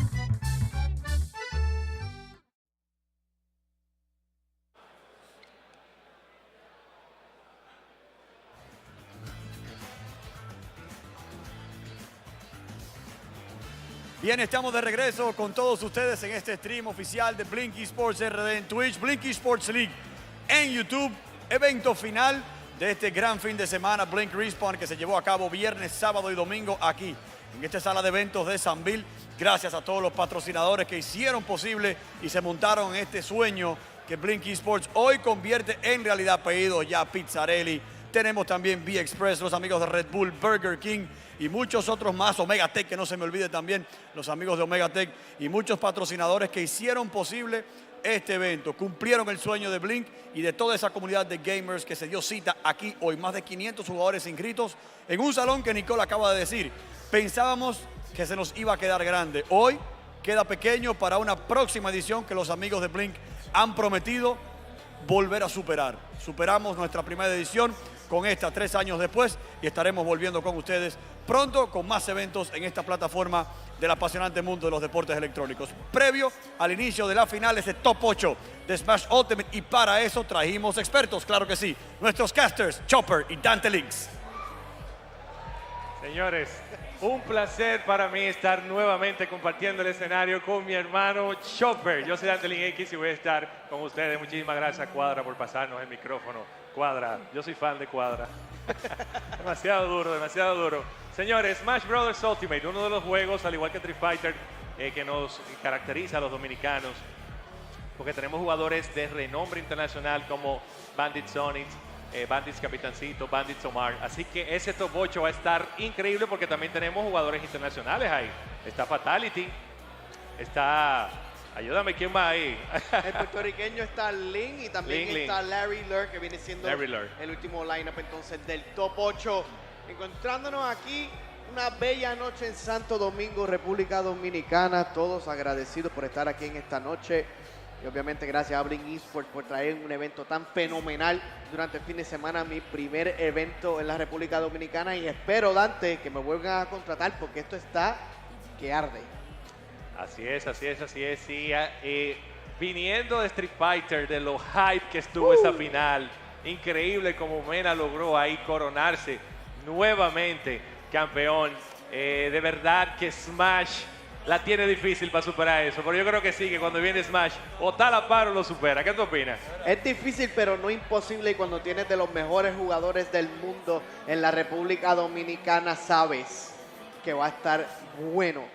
Y empezando entonces ya tenemos próximamente los siguientes competidores. Mientras vemos las lindas caras del público. Dante, ¿cómo te has disfrutado este fin de semana de juego? Oye, lo he disfrutado de una manera increíble. Este tipo de eventos son solamente posibles por nuestros patrocinadores. Banco Popular de la República Dominicana, Red Bull, Samsung. Tantos patrocinadores que hacen posible esto. Burger King, Pizzarelli, Omega Tech. Óyeme, increíble, porque lo que me gusta de este tipo de eventos es que es para toda la familia. Esto no solamente es para competidores, también para entusiastas, para espectadores. Yo he visto familia aquí, desde el abuelito hasta el nietecito, y me encanta verlo, me encanta ver la emoción en el público, cómo apoyan a su jugador favorito, las ganas, como la gente se para y vocea. O sea, es algo que hay que vivirlo realmente. Es fenomenal, fenomenal. Blink Respawn 2022. La cartelera oficial, el main event de la noche. Ok, me dicen que vamos a ir a una pequeñita pausa. No, venimos aquí conmigo porque... que van a cuadrar. Sí, dale. Okay. Vamos a presentar a los jugadores. Recuerden que esto es un evento dorado del Smash Ultimate Mundial. Hoy aquí en este Blink Respawn conocemos el top 8, Sonix, Capitancito, Fatality, Larry Lurr, Chaz, Ling, Omar T y BZNO. Ellos son los top 8. Empezamos con el primer match. ¿Qué te parece, Dante? Si llamamos al escenario principal, un duelo de titanes. Los mejores 8. Sonix frente a Capitancito. El aplauso, ese será el primer duelo en el día de hoy en este escenario principal. Dante, Chopper, ustedes llevarán el minuto a minuto de lo que va a pasar en esta primera pelea.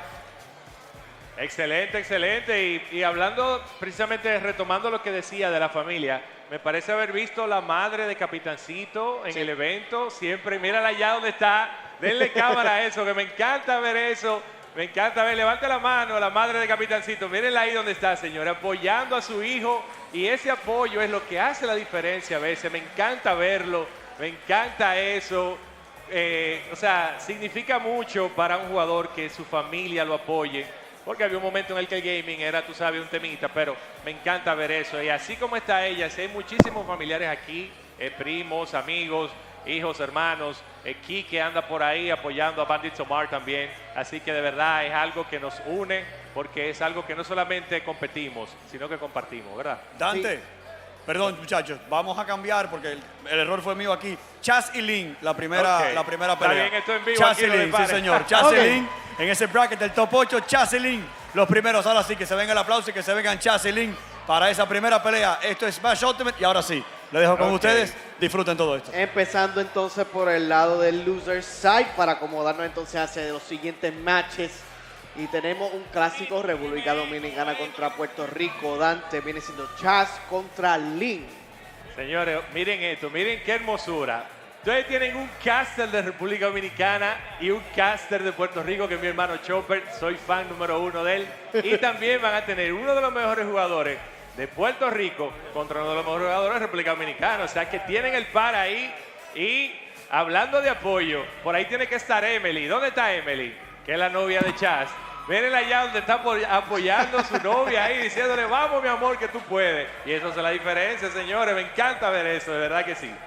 Vamos arriba. Creo que esa pelea va a ser bien interesante porque Roy contra Peach definitivamente que es algo que tiene que irse a que Peach tenga que respetar mucho el espacio aéreo, porque Roy tiene muy buena movilidad aérea, pero Roy a su vez también tiene que ser muy cuidadoso porque los combos de Peach pueden ser letales. ¿Qué te opinas, Chopper? El proyectil de Peach va a ser bien importante para este match para continuar entonces acumulándole porcentaje a Roy.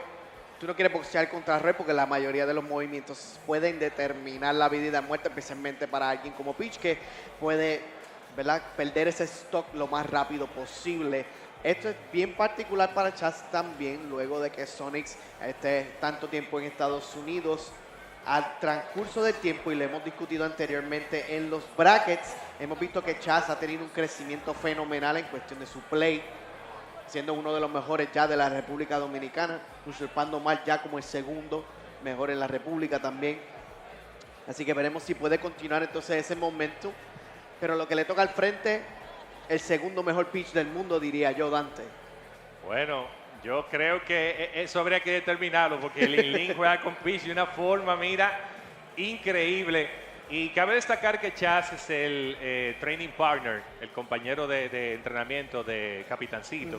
Él está firmado por Pro Evolution Gaming, que me parece que la jefa de Pro Evolution Gaming tiene que andar por ahí también. Siempre la veo apoyando a sus jugadores. Entonces, bien interesante este encuentro que vamos a tener aquí, porque definitivamente son dos de los exponentes de más nivel de sus respectivas naciones.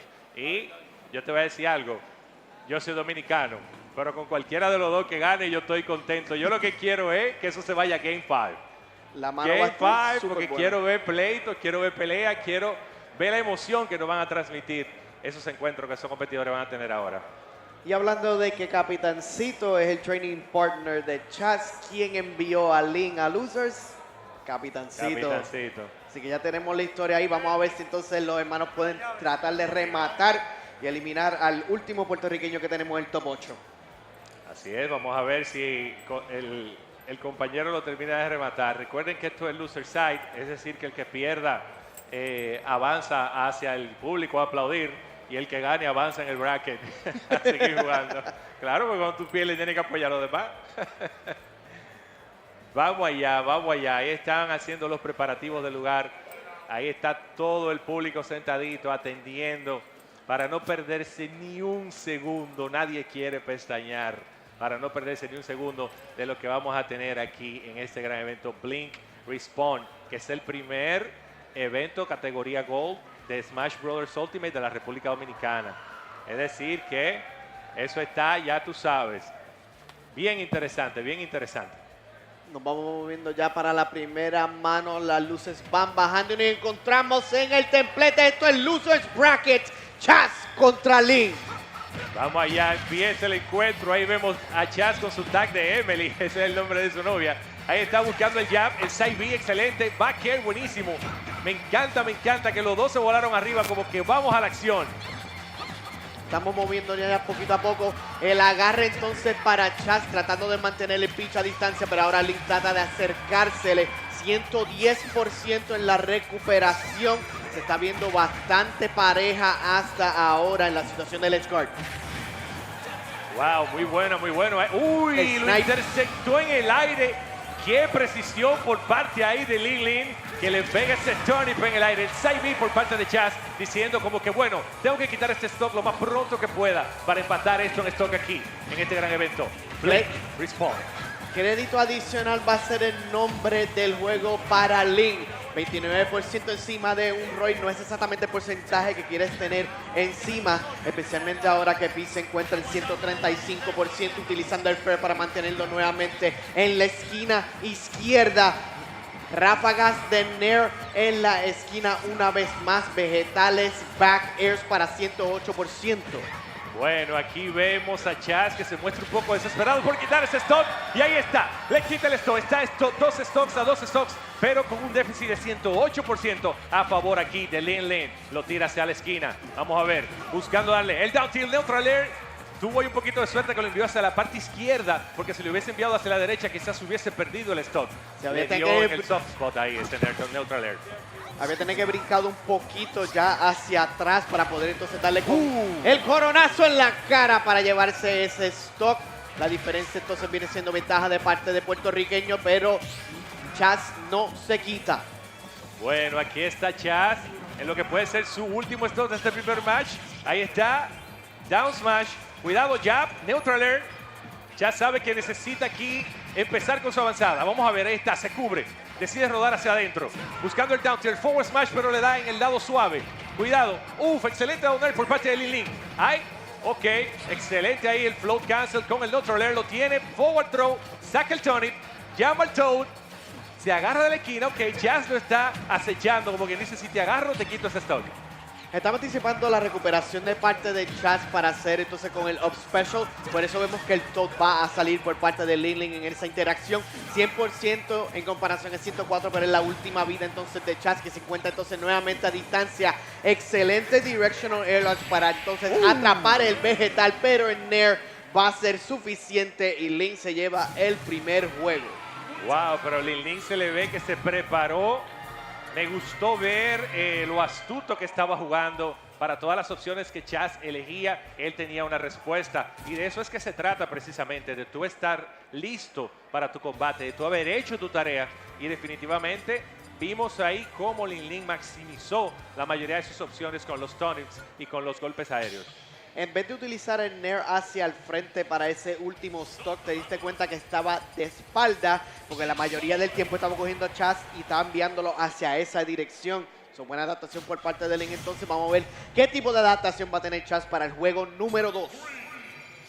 Ok, veamos aquí en Battlefield. Sí, Chaz tiene un mejor desempeño utilizando las plataformas. Ahí está, down tilt a neutral air. Ya va side B por parte de Chaz. Pair por parte de Chaz, otro pair. Y Chaz está aquí avanzando rápidamente. Le pone 65% con SLB. Buscando el forward smash. Está sediento aquí Chaz. Chaz quiere decir, óyeme, yo no llegué hacia top 8 para venir a perder, así que quiero hacerte daño, quiero quitarte ese stop. Pero Ling le dice, yo no tengo que ver con eso, yo llamo a Toad y te entramos a trompar entre los dos. 83% y ahora luego el Nair de Chaz. Y esa es la posición donde tú quieres a Peach ahora mismo estar, mantenerla cerca del aire. El momentum que va a tener encima no va a ser suficiente para poder Ling hacer algo al respecto. 121% forward tilt va a estar fallando por parte de Chaz. Side Bs van a ser el nombre una vez más por parte de Chaz. Ya se encuentra Ling en 132%. Va a tener que jugar un poco más defensivo, pero Chaz está activado. Bueno, ahí está, tremendo up tilt. Excelente, lo utilizó de antiaéreo, ahí le quita el stock. Me encantó de la forma tan inteligente en la que Chaz hizo fast fall para evitar ser sorprendido en el aire por el Sonix. Ahí está buscando down throw. Up-air, pero qué mal, el up-air le dio una manera suave. El up-B es castigado ahí por Ling, tremendo back air. Creo que eso fue mal de ahí, parece que lo sorprendió presionando la parte izquierda del stick. Se estaba tratando de moverse para afuera para tratar de ser evitado el golpe y por eso entonces el momentum va cambiando para el lado izquierdo. Double H stance le viene funcionando muy bien. Los multi-hits contra Peach en particular han sido excelentes por parte de Chaz y ahora le toca a Ling tratando de responder una vez más. Forward tilt por parte de Chaz para la situación del edge guard una vez más. Tratando de coger el spike y tratar de donkearlo, pero no va a estar funcionando esta vez. Dos galletas en la cara para el protagonista de Fire Emblem. Y ahora Chaz en zona de peligro. Bueno, Chaz utiliza el air dodge para agarrarse la esquina. Excelente la opción para salir de esa situación de desventaja en la que Ling logró voltear la cosa porque Chaz estaba ganando por porcentaje. Ahora están prácticamente parejos. Ahí está el castigo al dash attack que cubrió el forward tilt que le da suave. No lo mató por eso, creo. Vamos a ver. Chaz lo está acechando. Chaz está saltando bajito, buscando la forma. El 6B no conecta. Wow, casi por poquito le da el coronazo en el aire. Saca el Tony. Lo intersecta en el aire. Vamos a ver. No es suficiente para subir. Y aquí está nuevamente en este juego número 2. Ling en la ventaja. Pero ya teníamos el vegetal. Pero importante para Chaz eliminar ese stock. Tenía el Stitch Page en la mano. Hemos visto a Ling sacar el señor Saturno. Ese vegetal, las bombas. Todo lo que tiene Peach a su disposición en estos momentos. Y nos encontramos nuevamente empate. Así es, y vimos ese frame trap por parte ahí de Ling que tiró down tilt a Jab. Cuando intentó castigar no pudo. Buscando aquí la forma Chaz de hacer daño, le están sacando demasiada ventaja. Ya tiene prácticamente 50, 60. Cada vez que intento leer el porcentaje cambia. Y sale Mr. Saturn. Y era lo que tú decías ahorita cuando tú estabas comentando. Lord's Day. Ahí está con el RNG Jesus. Cuidado aquí. Casi. Tiene el Mr. Saturn, lo tiró, le dijo, váyase de ahí, Mr. Saturn, que esto es 1 para 1, no 2 para 1. Vamos a ver, ahí se agarra Ling de la esquina. Chaz sabe que tiene que ser cuidadoso aquí. Ahí está el back air. Cuidado. Excelente el air dodge. ¡Qué reacción! Evitando ser sorprendido en el aire. Hubiese pedido el stop definitivamente el back air. Chaz en la casa. Increíble la reacción. Dios mío. Chaz no le teme a nadie. Oh my God, miren qué reacción, miren, wow, Dios mío, a mí se me pegó ese Tony ahí. Ni yo que soy el mejor del país aquí ve eso ahí, wow, qué air dodge, de verdad que sí. Le salvó la vida y se llevó el juego por eso, interceptando a Ling en el aire, empatando la serie 1-1 de un best of 5, bajamos un best of 3. Como bien dijiste anteriormente, Dante, el que pierda aquí va para el público a aplaudir. El que gane va a la siguiente ronda de perdedores. It's one and done. Para el público aplaudir y que tenga la mano bien rojita ahorita. A ver si le sale algún premio. Bueno, vamos al juego número 3. Esto está 1-1 y la tensión en el público se siente. Todo el mundo atento a la pantalla. No se quieren perder ni un instante de esto. Ahí está el combo. 59% rapidito en menos de 10 segundos. Parece que Ling está molesto. Dice, oye, ¿cómo me quitaste esa mano anterior? Esta vez no te lo voy a permitir. Tiene el ultratito prendido, no se quiere dejar topar, 101%. No, commentator's curse ahí mismo. Nada más hice yo decirlo, el coronazo en el aire, cuidado. Ok, se agarra. Aquí Chasis, wow, Dios mío, en menos de 30 segundos le quita el primer stock y Chas solamente le pudo quitar 13% Chopper. Increíble. Está viendo un poco complicado para Chas, específicamente para este Stage Down en City. Va a tener plataforma, pero lo va a tener a veces. Chas va a tener dificultad en tratar de caer en el escenario y lidiar con los proyectiles que le está tirando Ling. Por eso estamos viendo, por ejemplo, que Final Destination sería una opción primordial para Ling, pero me imagino que Chas entonces la habrá baneado en esta situación. Estamos viendo Dash Attack ahora conectándole para 40%. Chas entonces tiene que volver a encontrarse en una situación donde tiene que hacer una remontada. Sí, definitivamente. Veamos aquí qué puede hacer Chas para eliminar esa ventaja de un stock completo que le lleva a Ling ahora mismo. Ling, uno de los mejores. ¡Oh, Dios mío! La tabla de Silver Surfer. Y ahí está como Chas lo atraca en esa esquina, le quita ese stock de una manera fulminante. Esta vez es sorprendido en el aire y estaba muerto, pero Ling le dijo, yo no me conformo con que estés muerto, yo voy a bajar y te voy a matar 2 veces. El tercer señor Saturno que vemos en este set, Dante. El día de hoy es domingo y todo el mundo va a ir a misa porque Ling está sacando todo lo posible para poder tratar de llevarse enredado al dominicano. Así es. ¡Oh, Dios mío! ¿Qué pasó ahí? ¡Oh, my God! Increíble. Eso no era necesario. Pero Ling lo que quiere es mandar un mensaje. Decirle, mira, yo no nada más te voy a matar. Yo te voy a matar con estilo, yo te voy a matar con arte, yo te voy a matar de una manera que te dé gusto morirte. Increíble, eso no era necesario. La pitch mía ahí, le hubiese cargado un forward smash tranquilo con el palo de golf, ¿verdad? Es cierto, y ese es el mejor pitch del país, del gran Dante Ling. Así Totalmente es. Innecesario y fuera de lugar por parte de Ling, pero a veces el daño psicológico, Dante, es un poco más importante que simplemente ganar un juego. A veces se trata de mandar un mensaje. Él lo que quiere es mandar un mensaje como que tú viste, I'm gonna style on you. Yo te voy a matar con estilo, Yo te voy a matar con estilo. Y vamos a ver qué Chas tiene para decir aquí. Oh, Dios mío, qué emocionante. Mira la cara de Chas. Se muestra un poco preocupado, como quien dice, Dios mío, dame una señal. Dame las respuestas a todas las preguntas que tengo ahora mismo. ¿Cómo mato esa pitch? ¿Qué puedo hacer? Interesante entonces ahora el pick para Yoshi Story, juego número 4. Estábamos hablando anteriormente en brackets también como el State Selection de la República Dominicana es un poco distinto. Ya tienen Yoshi Story, tienen Lilac, que son otros stages que no hemos visto anteriormente, quizás en otros torneos internacionales. Ahora veremos a ver cuán cómodo se va a sentir Ling cuando vemos las combinaciones ya luego de backer para 67%. Ya tratando de darle entonces con varios cantazos, pero le está dando entonces con el Sour Spot la parte más débil de la espada, por lo cual el juggle, la situación del juggle, pues entonces para contra Ling es un poquito más difícil. Así es, y vemos aquí en este juego número 4 que está bien pegadito, un poquito a favor aquí de Ling. Excelente el air dodge. Chas también ha hecho su tarea y sabe cómo evitar ser sorprendido en el aire por esos proyectiles. Ahí está, no tequeó y por eso fue conectado con ese vaquero. Excelente el wall take ahí. Lo tiene, viene toda de trompa también. Ese es todo un abusador, ¿oíste? El todo aparece de la nada. Dale golpe al otro.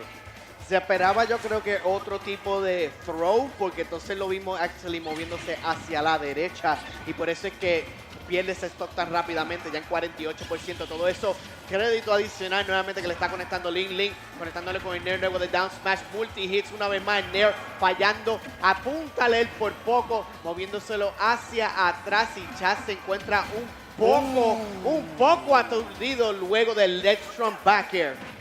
Bueno, esta situación está demasiado adversa para Chas, quien está en lo que puede ser su último stop de este evento, señores.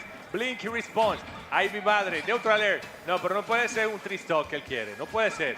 No puede ser eso lo que quiere Ling aquí. Bueno, no murió con ese side B. Cuidado ahí. ¿Qué pasa? El love smash no conecta. Ok, castigado. Ok, se agarra de la esquina. Ling quizá pensó que iba a tirar up B y por eso tira el counter. Down tilt. Cuidado aquí. Chaz. No es imposible hacer el comeback, pero es muy difícil. Ahí está en 112%, se agarra de la esquina, el down smash, el castigo con el up smash. Y Chaz le dice, yo no vine a top 8 a coger 3 top. No, señor. 112% encima de Chaz. Las remontadas las hemos visto, son un poco difíciles, pero no imposibles. ¿Qué tipo de situación va a poder hacer Chaz para poder tratar de llevarse esto? No va a poder hacer absolutamente nada. Up smash va a ser suficiente. Y Ling, el único puertorriqueño en top 8, el único gallito que yo tengo ahora mismo, avanzando a la siguiente ronda de perdedores. Así es, así es. De todas formas, ahí Chaz queda en 7º lugar de este evento, señores. Blink, Respawn. De todas formas, hay que darle shoutouts a él. Buen desempeño, no es fácil cuando tú tienes sobre 200 competidores, del nivel que hay aquí en República Dominicana y del nivel de los jugadores que vinieron internacionales, todos los de Puerto Rico, todos los americanos. Llegar a un top 8 es algo remarkable, algo que hay que aplaudírselo, y donde hay 8, no todos pueden ganar, hay que ir perdiendo. Donde hay 2, siempre pierde uno. Siempre va a ser de esa manera, Dante. Y desafortunadamente ahora le toca a Chaz sentarse en una de las sillitas y empezar a aplaudir como parte del público. Pero Capitancito continúa estando vivo, que viene siendo el training partner. Ellos son, ¿verdad?, buenos amigos. Así que el apoyo hacia la República Dominicana va a continuar de esa manera. Ling todavía vivo, simplemente esperando el perdedor de uno de los winners semis. Así es, así es, así es. Señores, recuerden que este evento es solo posible gracias a nuestros patrocinadores Samsung, Omegatech, Logitech, Pixarelli, Corsair, Burger King, el Banco Popular de la República Dominicana. Y de verdad que me encanta que las empresas estén dándole el apoyo a estos competidores, este tipo de competencias sanas, donde vemos a estos deportistas dar el todo por el todo. Me encanta, me encanta, me encanta. Mientras y de tanto, verdad, gracias también por traer comentadores de la calidad tuya. A mí me encantó cuando me dijeron que tú venías, de verdad que sí. Para mí es un honor porque tantos días que casteamos en los eventos de antes de Blink in the House, ¿verdad? Y todo el Blink Battleground, todos esos eventos que estuvimos casteando de una manera remota, ¿verdad? Porque en esa época no podíamos darnos el lujo de hacer un evento offline, pero qué bueno que volvimos a lo presencial, porque por más online es emocionante, pero presencial es otra cosa. Y mira qué cosa también, que estuvimos todo el fin de semana sin castear juntos. Pero dijeron, ok, vamos a dejarle entonces a Chopper y a Dante ya para cuando estemos en top 8 regularmente. No pudimos tuvimos la oportunidad, trabajamos con todos los diferentes casters que hay. Saludo a Snack, saludo a Rod, saludo a Max Ketchum, que están todos aquí dando todo para traerle algo de comentario a ustedes también, al igual que nosotros. Pero la primera vez que hablamos de castear, y tenemos a 2 dominicanos ahora que se van a estar enfrentando en muerte súbita, Omar y Sharpy. Así es, Bandit Mart, uno de los mejores del país, contra Sharpy, que en su momento también ha sido de los mejores, principalmente en su época, que creo que estuvo en su mejor momento en Smash 4. Incluso llegó a viajar a representar al país fuera, y fue algo increíble. Creo que hasta uno de los estados árabes él fue una vez, que le invitaron, y de verdad que me llena de orgullo saber que los dominicanos son tomados en cuenta para ese tipo de eventos, porque el nivel está, el apoyo está, lo que quiere decir que el límite es el cielo ahora mismo. Sí, Sharpy lleva quitándose el moho durante el transcurso del bracket completo, eventualmente clasificando para top 8, eliminando a Iking, el número 1 de Puerto Rico, con un convincente 3-0. Sí. Estuvo bien intensa el pleito, las manos se dieron bien. Eso fue un 3-0 pegadito, como dicen aquí. Un 3-0 pegadito, eso estuvo ahí, el 3 y el 0 estaban pegaditos. Bueno, es posible que veamos aquí algo de acción entre Snake e Incineroar, que son sus personajes principales. Cabe destacar que Sharpy es particular este encuentro porque Bandit Mart es fanático de Snake, pero entonces Sharpy es fanático de los Pokémon. Entonces, principalmente los Pokémon de fuego, él en Smash 4 utilizaba Charizard. Él también en algún momento aquí usó a Pokémon Trainer. Así que va a ser interesante ver estos jugadores que utilizan un personaje en específico. Duck it out. No creo que ninguno de los dos hagan ningún cambio, a menos que no tengan un personaje de bolsillo de emergencia. Así que la acción será Snake contra Incineroar. Especialistas de sus propios personajes también, Dante, y hemos visto lo capaz que es Sharpy de ganarle a los mejores de los mejores, y por eso es que está en top 8 ahora mismo, a pesar de que llevaba un tiempo fuera de la escena competitiva. Lo que bien se aprende nunca se olvida, y Sharpy lo está demostrando ahora. Así es, y bueno, la gente está emocionada, quieren ver cuál de los dos irá a avanzar aquí. Es una pelea que la hemos incluso casteado anteriormente, sí. Ya hemos en varias ocasiones, me parece. Creo que en torneos online, que yo recuerde, que puedo estar equivocado, que yo recuerde, o están even o está a favor de Sharpy, que yo recuerde. Yo lo voy a poner como parejo porque yo estoy medio de esto. La pandemia como tal, como hemos tenido tantos torneos que hemos casteado juntos, es un poco difícil para nosotros poder identificar exactamente cuánto fue, pero vamos a ponerle que son parejos. Y es bien interesante porque Incineroar es uno de esos personajes que no tiene mucha representación fuera de SkyJ de México y obviamente Sharpy de la República Dominicana. Así que va a estar bien chévere como entonces Omar va a empezar a lidiar con la ofensiva que le vayan a tirar, específicamente por Revenge. Revenge cambia la mano completamente. Los proyectiles no pueden estar siendo tirados al garete. Tienes que estar constantemente pensando qué es lo que vas a hacer, porque si no te vas a meter en un lío contra el gato luchador. Y entramos ahora al siguiente partido, Omar y Sharpy. Sí, aquí en esta pelea entiendo que debe ser muy cuidadoso Bandit Omar por el tema de las granadas, pues Sharpy puede utilizar la explosión para cogerle Revenge. Así que aquí tiene que ser una pelea muy metódica, muy calculada. Pero esa es una de las especialidades de las personas que usan a Snake como main. Esa estrategia de que todo sea bien meticuloso, todo sea bien calculado. Ahí está, lo tiene y lo tira hacia adelante con ese forward throw, buscándolo pair, pero Bandit Omar reacciona con ese air dodge. Muy buena la interacción hasta ahora, a pesar de que está un poquito a favor de Sharpy. Acumulando el porcentaje poco a poco, Omar está tratando de encontrar de manera en la cual Sharpy pueda estar un poco débil, pero nuevamente lo que estamos hablando, el Revenge va a ser bien importante. Ahora le conecta con él, lo sube hasta 88% solamente de un cantazo. La C4 se encuentra en la esquina. Estamos viendo side specials por parte del gato luchador y tiene que tener cuidado con la C4 que iba cayendo también. Sí, a mí me encanta ver a Incineroar pelear porque me recuerda los tiempos de la lucha. Me encanta el moveset, los lariats, como lo manda hacia la cuerda y le pega esa reata. De verdad que sí, que un personaje muy bien hecho. Me encanta el moveset y como él tira un down cada vez que hace algo. Ahí lo tira hacia la cuerda y le pega esa reata. Está en 134 aquí. Bandit Omar tiene que ser cuidadoso en el aire en la interacción. Buscando el grab, pero no había nadie en casa. Sharpy estaba muy lejos, pero buscó grab y se encontró que estaba pisando un C4. Y se le explotan entre los pies. Tiene revenge, pero Bandit Omar con esa patada le saca música de la quijada. La soviética por parte de Omar, pero respondiéndole rápido con el drop kick. Sharpy empatando la serie. Estamos 2-2, 0%. Primera sangre y va a ser bien importante. Así ahí está la granada. Vemos a Bandit Omar como precisamente está haciendo justo lo que yo decía ahorita, jugando bien metódico, bien calculado. Granada aquí, granada allá. Uy, le coge el revenge. La sapo plancha. Cuidado, se agarra de la esquina aquí. Patada bicicleta, 55, 69 contra 73. Vamos a ver la sapo plancha. Ok, lo acuesta en el piso buscando leerle el tech, pero no. Aquí está Sharpy, listo, bien parejo, 12 son los dos, tira hacia la cuerda, reata brutal. Ahí está en 100% Bandit Omar. Viene bajando del Cypher, el air dodge, buena la reacción, pero el lariat al día. Sharpy acechándolo, lo está velando, está diciendo te quiero seguir haciendo juggling.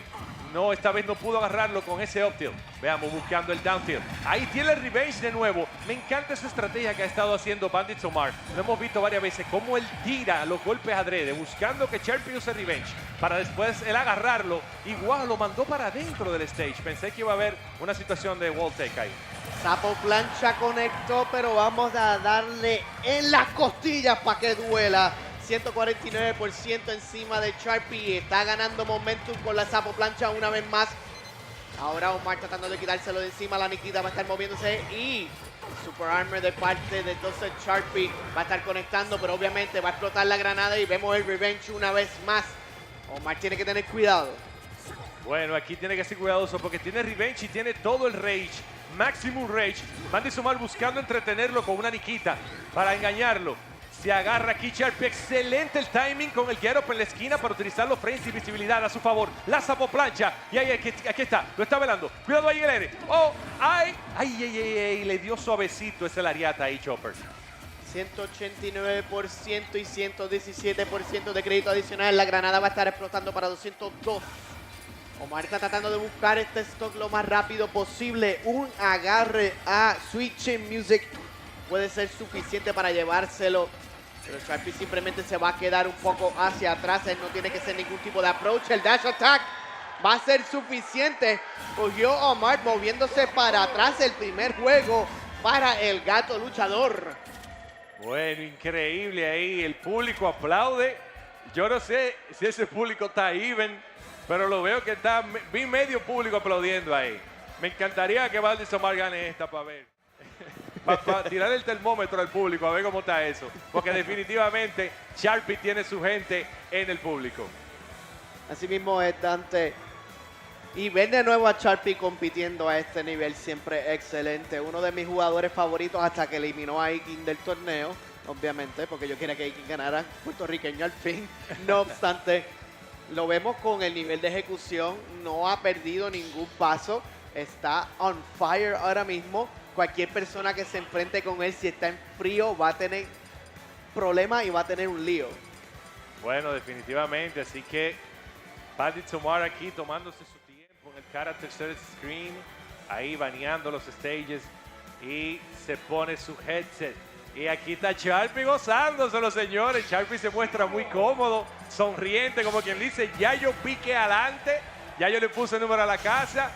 Y la gente está con el chanting de Sharpy. Bueno, tiene su público Sharpy definitivamente. Ahí están. Bueno, vamos al juego número 2. Valdez Omar de una vez con la ofensiva. Como quien dice, entonces tú le pusiste el número a la casa. Atiende ahora lo que te voy a hacer. Intenta cocinar la granada ahí, excelente el reversal en el aire. Pero el Trusty Lariat, que es el go-to option que siempre vemos con Incineroar. Nos vamos moviendo poco a poco. Diferencia de solo 9% y ahora le toca la sapo plancha a Sharpy. Diferencia de 5. Moviéndose poco a poco. Tratando de utilizar los proyectiles una vez más. Te están constantemente intercambiando cantazos el uno con el otro. Nair, herramienta principal para acumular el porcentaje de Darkest Lariat para 86%. Estamos viendo cómo Sharpy va acumulando, pero ahora Omar no se está quedando atrás, poniendo entonces constantemente al Incineroar en una posición donde tiene que estar constantemente peleando para Stage Control. Sí, definitivamente, y ahí tiene Rage. Creo que si lo agarra con un side B le puede quitar el stock. Tiene que ser súper cuidadoso aquí Valdez Omar en este momento. Me encanta ver la manera como va desarrollando su plan. Pone una granada aquí, una allí, la cocina, manteniendo su distancia, respetando mucho a Sharpy porque sabe que tiene que respetarlo. Porque si ha sorprendido con un golpe le pueden quitar el stock. Ahí está el pair. Veamos cuál será la opción. Lo está Sharpy acechando, le quiere pegar la tarjeta, lo ahorca, back throw, la Nikita, vamos a ver si lo intercepta. Sharpy salta, logra subir, sube rodando, lo tiene ahorcado, lo tira para atrás. De nuevo la Nikita, buscándolo en el aire, busca el revenge, pero no. Se agarra Sharpy, Mortal 1, Mortal 2, excelente ahí. Como ahí está intentando pescar un posible air dodge, pero Valdez Omar inteligentemente no lo hizo y cayó muy pendiente. Wow, excelente día para evitar ahí el air dodge. Cuidado con la Nikita, pero no, la Nikita no conecta ahí. El Mortal le quita el primer stop. Valdez Omar tomando esa ventaja que se necesita para tú poder decir, bueno, puedo coger confianza. Creo que puedo hacerlo. Todo lo que viene ahora es lo que tú siempre dices. Es lo que tiene que buscar la manera de extra crédito, pero el up throw. Ay, Jensen. Desde que lo dije que iba a buscar extra crédito, ahí mismo lo mataron, lamentablemente. Rompiéndole la espalda como Bane a Batman, Darkest Lariat y Upper para 44%. Fíjate de qué manera ahora Sharpy está empezando a acechar un poco más. Sapo Planchini C4, explosión para 72, tratando de utilizar el bounce para llevarse el revenge. Pero ahora inteligentemente Omar está esperando a que Sharpy utilice esa opción. Y ahora ley de 1 para empatar la serie.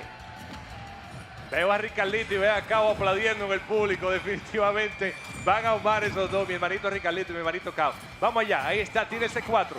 Lo tira hacia la cuerda ahí, reto brutal. Le quita el stock y esto se empata, señores. Un stock a un stock, diferencia de 10%. Ay, mi madre, está buscando aquí el revenge. Lo tiene el título, Carlito, cuidadito, buscando, lo cuenta en el piso. Y, ok, la sopo plancha, choca. Bandit Somar está impecable, no le ha podido dar todavía en este stock. Y ahí está, nada más hice yo decirlo y le pusieron 21 rápido. La patada melliza hacia atrás. Vamos a ver, se agarra de la esquina Sharpy. Intentan hacerle el edge strong, pero estaba listo para esa opción, buscando a McKay, no lo consigue. Cuidado, está intentando agarrarlo, ahí está, sapo plancha. ¡Ay, por poquito! Ahí está el tira hacia arriba, pero no es suficiente para matarlo. ¡No! Snake dice, ¡now! Y ahí está el público, aplaude. Bandit Somar, se pone esto. Una mano, le puso número a la casa, me gustó, Chopper. 1-1 con la C4. Tremenda jugada por parte de Bandit Somar. Estamos viendo ahora cómo el público se está activando completamente, dividido justamente por la mitad, como Noé y como Moisés dividiendo las aguas. Dominicana contra Dominicana siempre va a pasar de esta manera. Va a ver quién va a ser la preferencia hasta ahora, pero encontrando entonces la manera de poder jugarle alrededor de revenge, que es lo más importante que uno tiene que hacer, especialmente con Incineroar. Claro, y bueno, esto se puso 1-1 y se dio lo que yo quería, que ganara Bandit Somar, para yo midiendo el público que estoy viéndola todito lo que están aplaudiendo, todo lo que están aplaudiendo lo estoy chequeando desde aquí, ahí lo veo a todos, veo a Juanes que está dándole la mano a todo el mundo en el público, bueno, veo a Capacidad también ahí con la gorra de Ash Ketchum. Vamos allá, señores. Juego número 3 en Small Battlefield. Aquí vemos que de una vez coge el revenge Sharpy, quien ya no puede estar sonriendo tanto como ahorita. Tiene que ser cuidadoso. Uy, viste cómo le tiró la granada. Dijo, ok, coge el revenge, que te voy a explotar con un C4. Oh my God, qué golopón, Chopper. Y toda la ventaja que tenía se fue en un solo cantazo con el Love Smash, llevándolo hasta 52%. La Sapo Plancha va a darle a la Niquita, pero no va a ser suficiente. Tremendo cross chop para poder moverse hacia la esquina. Off Smashes llevándose a Sharpy enredado. Está teniendo tanta dificultad para volver al stage. A Lowland Whip le va a dar, pero tremendo tech por parte de Omar, sobreviviendo, pero en zona de peligro ya en 121%. Bueno, cuidadito ahí, 122 contra 142, cualquiera de los dos puede matar al otro con un buen golpe. Ahí está la embestida, brutal, buscando el 6B, pero no lo consigue. Cuidado, lo quiere pescar. ¡Wow! Cuando parecía que Bandit Somar le iba a hacer el contraataque, ahí mismo tiró la sapo plancha y le quita ese stop. Música de la quijada por parte de Bandit Somar, respondiéndole para atrás, empate a 0%. Bueno, ahí está, lo tiene, down throw, otro pair más, como si uno no fuera suficiente, le pega 4 pairs, ahí está el flechazo, cuidado, no, you hate to see it, él pierde el stock y estoy viendo a Taturo aplaudiendo en el público. Explotando las granadas para 29%, todo este daño adicional va a ser bien importante para Bandit Somar, se encuentra en 82, no se encuentra en zona de peligro excepto ahora. Si logra usted llegar a conectar con ese command grab, pero no va a ser suficiente todavía, nos encontramos en la esquina una vez más moviéndonos, entonces hacia el lado derecho, up smashes cayendo nuevamente por parte de Sharpy, 113% al gato luchador, que lo sube entonces ahora a Omar a 124 luego del dash attack con revenge. Directional Air Dodge en la plataforma, moviéndose para el lado izquierdo. Naniquita va a salir, pero no va a dar en la marca. En los más casi llevándose stock, pero no va a ser suficiente. A Lowland Whip utiliza roll y vamos a ver nuevamente música de la quijada. Le sacó música de la quijada. ¡Oh, tómelo! Oh my God. La gente disfrutándolo. Esto se pone 2-1 a favor de Bandit Omar, quien empezó perdiendo. Pero me encanta y hay que resaltarlo, la manera en la que Bandit Omar está baiteándole el revenge. Él le tira una granada y le dice, coge el revenge y ahí mismo lo golpea. ¡Pam! porque tú sabes que es castigable los frames que después que él coge el revenge, ¿verdad? Sí. Entonces está on the spot, está súper inteligente la jugada que está haciendo Bandit Somar. Y no solamente eso, Dante, sino cuando tira la granada la está tirando para que le dé a Sharpy y no explote, activando el revenge antes de tiempo. So, en la explosión entonces también le va a acumular el daño, pero entonces tiene menos tiempo con el revenge por eso mismo, porque tiene acumulación de porcentaje.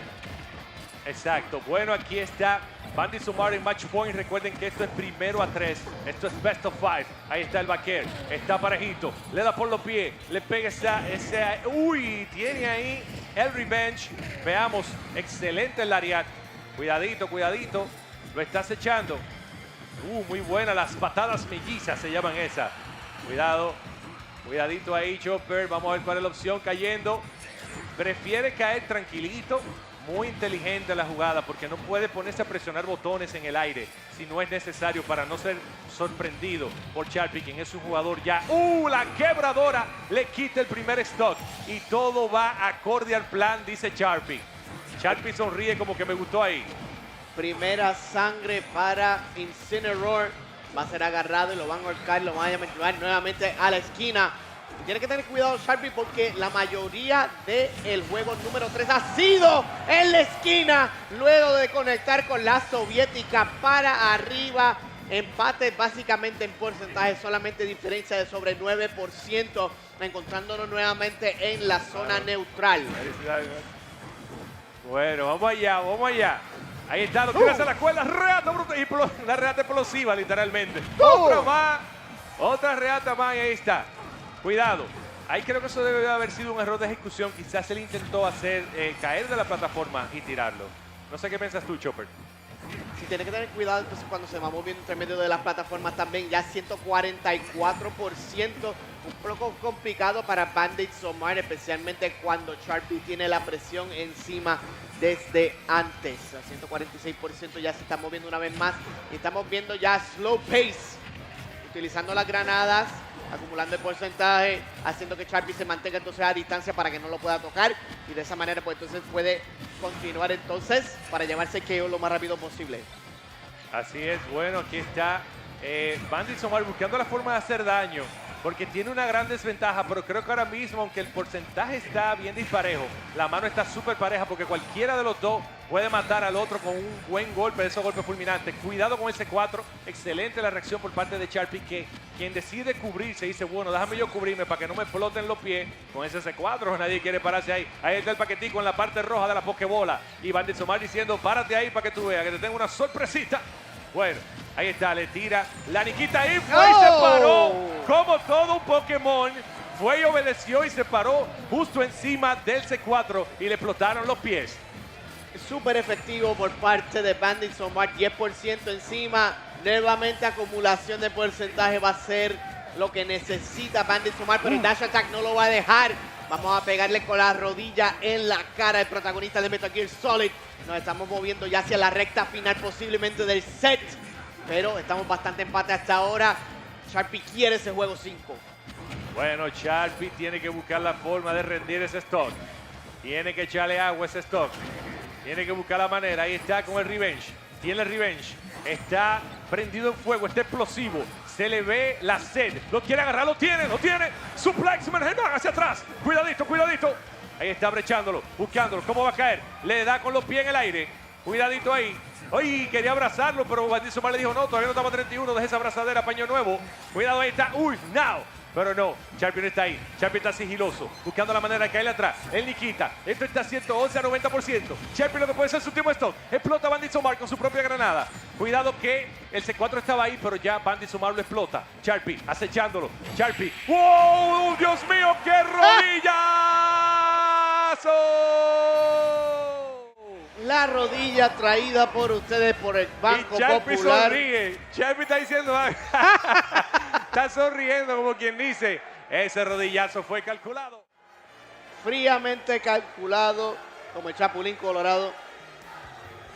El público encendido nuevamente, llamando a Sharpy, Sharpy, Sharpy. Apropiado, Dante. ¿Cuántas manos han jugado estos dominicanos a través de los años? Qué apropiado que tenemos un juego número 5. Oye, mi hermano, es precisamente como decíamos ahorita, tan even ellos dos en encuentros, de toda la mano que han jugado. El público está even también, porque ya yo le tiré el termómetro, y ya yo vi, conté y todo, y el público está parejo. Si ahí hay 300 gente ahora mismo, está 150. Pues yo tengo un tío que contaba aguacate al por mayor y ellos se aprendían a contar así de lejos. Lo conté y eso está 1 y medio ahí. Así que nadie sabe dónde esto vayas a parar. Ahora mismo aquí en Blink Respawn. Y vamos al público, quiero que me le den un aplauso a todos los competidores. A ver, ¿cuál de los dos va a avanzar? ¿Y cuál de los dos lo vamos a sentar a aplaudir? Vamos, ánimo. Todo el mundo preparado, tratando de darle ya ese último juego. Omar está concentrado y respirando. Sharpy, just happy to be here. Sonriendo y con calma. Juego número 5, Sharpy y Omar. ¡Vamos allá! Bueno, gente, empieza el pleito en Pokémon Stadium 2. El stage favorito de todo el mundo. Y vamos a ver, aquí está Sharpy. Un poco tímido, ya le pusieron 30%. Está respetando muchísimo a Bandit Omar. No quiere entrar de una manera arriesgada porque sabe que le puede costar un stock rápidamente y muchísimo daño. Bandit Omar pone el C4 en el ladito rojo del stage. Le pegan un flechazo. Cuidadito ahí. Yéndose por debajo, entonces con el down tilt no va a estar conectando con el Lowland Whip. 74% ya va encima. Darkest Lariat empatando el porcentaje prácticamente. Y ahora estamos moviendo nuevamente para el control del Stage Fair, conectándole para Sharpy. Y moviéndose poco a poco, bien sigiloso y bien cauteloso. Ambos competidores simplemente dando con varios jabs como boxeadores en los primeros asaltos de la partida. Diferencia de solamente 10%, mientras que vemos que la Nikita va a estar tratando de acercándose. Y lo cogió de la parte de abajo, la Nikita nuevamente va a estar saliendo. Opsmash tiene que tener cuidado, Sharpy. La invincibilidad en el ledge no dura para siempre.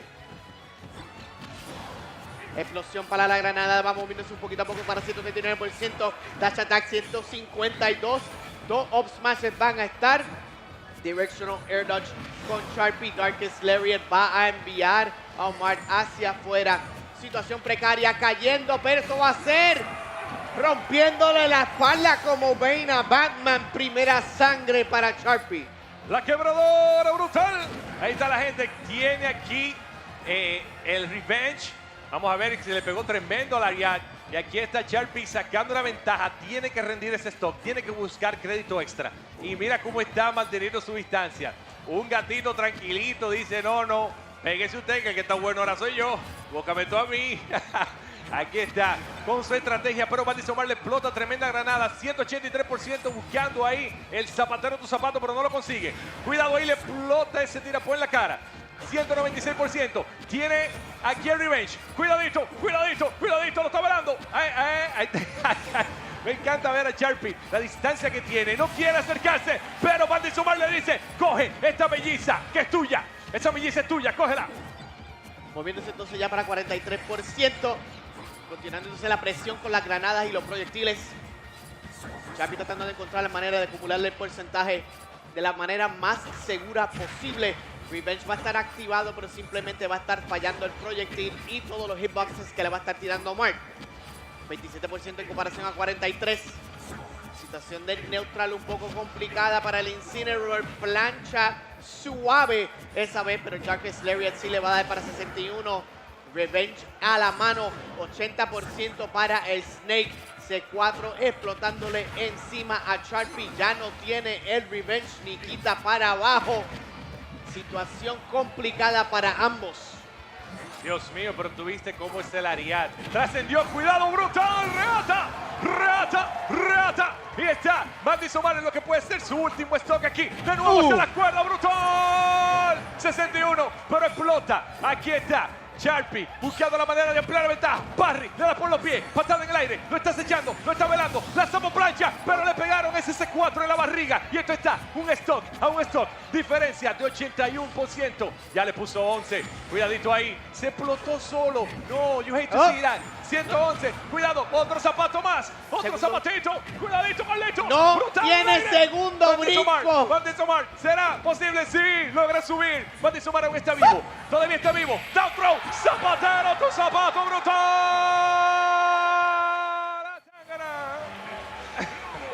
¡Qué clase de jugada por Sharpy! Are you not entertained? Sharpy avanzando a la siguiente ronda de perdedores. Omar dando el todo por el todo, llevándolo a 5 juegos, pero no es suficiente cuando te encuentras en contra de un Incineroar con momentum. El que pierda entre Sonix y Capitancito va a tener un grande problema, y ese problema se llama Sharpy. Así es, y definitivamente hay que darle mérito a Bandits Omar, queda en 7º lugar en este gran evento, señores. Blink Respawn, primer evento Gold de Super Smash Bros. Ultimate en la República Dominicana, y de verdad que me encantó. Cualquiera de los dos que hubiese ganado hubiese sido bueno, porque esos 5 juegos fueron de calidad. Todo el mundo, oye, de aquí te lo digo, yo estoy mirando, tú el que está sentado en el público y todo el mundo estaba sentado en la esquinita del asiento. Tú ves como tú te parabas en Mario Bros. En la misma esquinita, en un pixel estaban literalmente todo el mundo en la esquina de su asiento disfrutando de este combate que dieron, que Sharpy avanza y Bandits Omar es ya eliminado del evento. Solamente nos quedan 6 competidores. 6 nada más, señores, 6, Bueno. 6 de 222. Y creo, déjame ver, hay 2 internacionales entre los 6. 3. Son 3. Porque está Ling, Fatality, y Larry Lurr. Ok, 3 y 3. O 3 y sea 3. que parejito también. 3 internacionales, 3 locales. Y este evento mejor no pudo ser. Porque de verdad que está demasiado emocionante. Increíble. Lo está gozando la gente. No se pueden quejar. Sí. 222 competidores, como bien estábamos diciendo y como bien dijiste tú, Dante. 6 es lo que nos queda ya en la recta final de este gran evento que duró durante todo el fin de semana en Blink Respawn 2022. Nos vamos acercando ya hacia el winner's side del bracket. Ahora tienen un poco de oportunidad. Si pierden una, pues entonces por lo menos tienen un segundo chance. Pero nuevamente tenemos a Ling y a Sharpy esperando a los perdedores. Son 2 competidores que tú no quieres jugar con ellos cuando los dos están calientes y en fuego. Y el momentum está a su favor. Juegan más, quizás viraje de tortilla puede ser suficiente para poder causar upsets. No, y que vamos a ver ahora es del lado de los que no han perdido todavía, el lado de los ganadores, que ahí tenemos el número 1 de la República Dominicana, o bueno, el número 0 en el PR ahora mismo, porque no logró participar en la cantidad mínima de eventos que exigen las reglas del PR, pero lo pusieron número 0 por eso, porque a pesar de que no tuvo todos los eventos como quiera, es definitivamente el número 1 de aquí. Ahí lo ven, Bandits Sonix, que es, yo me atrevo a decirlo sin miedo de equivocarme, el mejor Sonic del mundo. Sí. Es hasta mejor que el mío, que eso es mucho decir. Sin ninguna duda. Pero el que se estaba sentando era Capitancito, el Meat Gunner, mejor ledge trapper del juego. Esperando ya poco a poco a ambos competidores. El escenario se ve excelente. Y la cámara panorámica que vemos durante el transcurso de todo el torneo es algo que me quiero llevar para Puerto Rico. Así que si Mono está viendo para First Attack, ve tomando notas, porque esa cámara ha dado otra perspectiva al torneo fenomenal y tremendo trabajo de producción para Blink Esports en general. De verdad, me lo decía Rodney, que este es uno de los eventos más grandes que él ha visto, y viniendo de alguien que es norteamericano, que ha estado ya en eventos grandes de allá, es mucho decir. O sea que me llena de orgullo saber que aquí en República Dominicana tenemos eventos de esta calidad, de este tipo de organización. De verdad que es algo que no importa si usted está aquí presencial, si usted está en su casa, si usted es quizás de la comunidad estadounidense y usted lo está viendo por stream, no importa donde usted esté, esto usted si lo está viendo lo está gozando. Así mismo es, Dante. Ya acercándonos poco a poco, Estamos viendo que Capitancito está seteando a su propio personaje que viene siendo Mi Gunner, la Quisha, como le gusta llamarle. Quisha, sí. El setup básicamente va a ser el mismo, el Charge Shot, la va de los misiles, las bombas y después el Up Special que viene siendo el que tiene la recuperación rápida, que tiene un poco más de maleabilidad. No tiene Exacto. ningún hitbox, pero tan pronto cae en el piso autocancela y es un poco difícil entonces para poder maniobrar entre medio de ellos. So, este match lo hemos visto repetidas veces. Sonix y Capitancito, lo mejor de la República Dominicana en estos momentos. Definitivamente. Y mira, cabe destacar que al igual como Sharpy y Bandit Somar han batallado mucho en ese encuentro, asimismo estos dos que son son compañeros de equipo, ambos de la firma de Bandits, han luchado muchísimas veces. Y algunas veces gana Sonix, algunas veces gana Capitancito. De hecho, el circuito del año pasado me parece que lo ganó Capitancito. Así que va a estar bien interesante este encuentro aquí, porque Capitancito, que panita mía, me dijo que él le dijo a Sonix que siga viajando, que conozca el mundo, que siga viajando, que él dejó República Dominicana en buena mano. Él le dijo, viaja, disfruta por ahí, que tú dejaste tu buena mano. Porque tú sabes que cuando el gato no está, los ratones hacen fiesta, dice. Entonces, si Sonix no está aquí, que es quien está realmente, entiendo yo, al nivel de él ahora mismo, él literalmente va mucho más cómodo. Pero Sonix está aquí en la casa y dijo, ya yo llegué.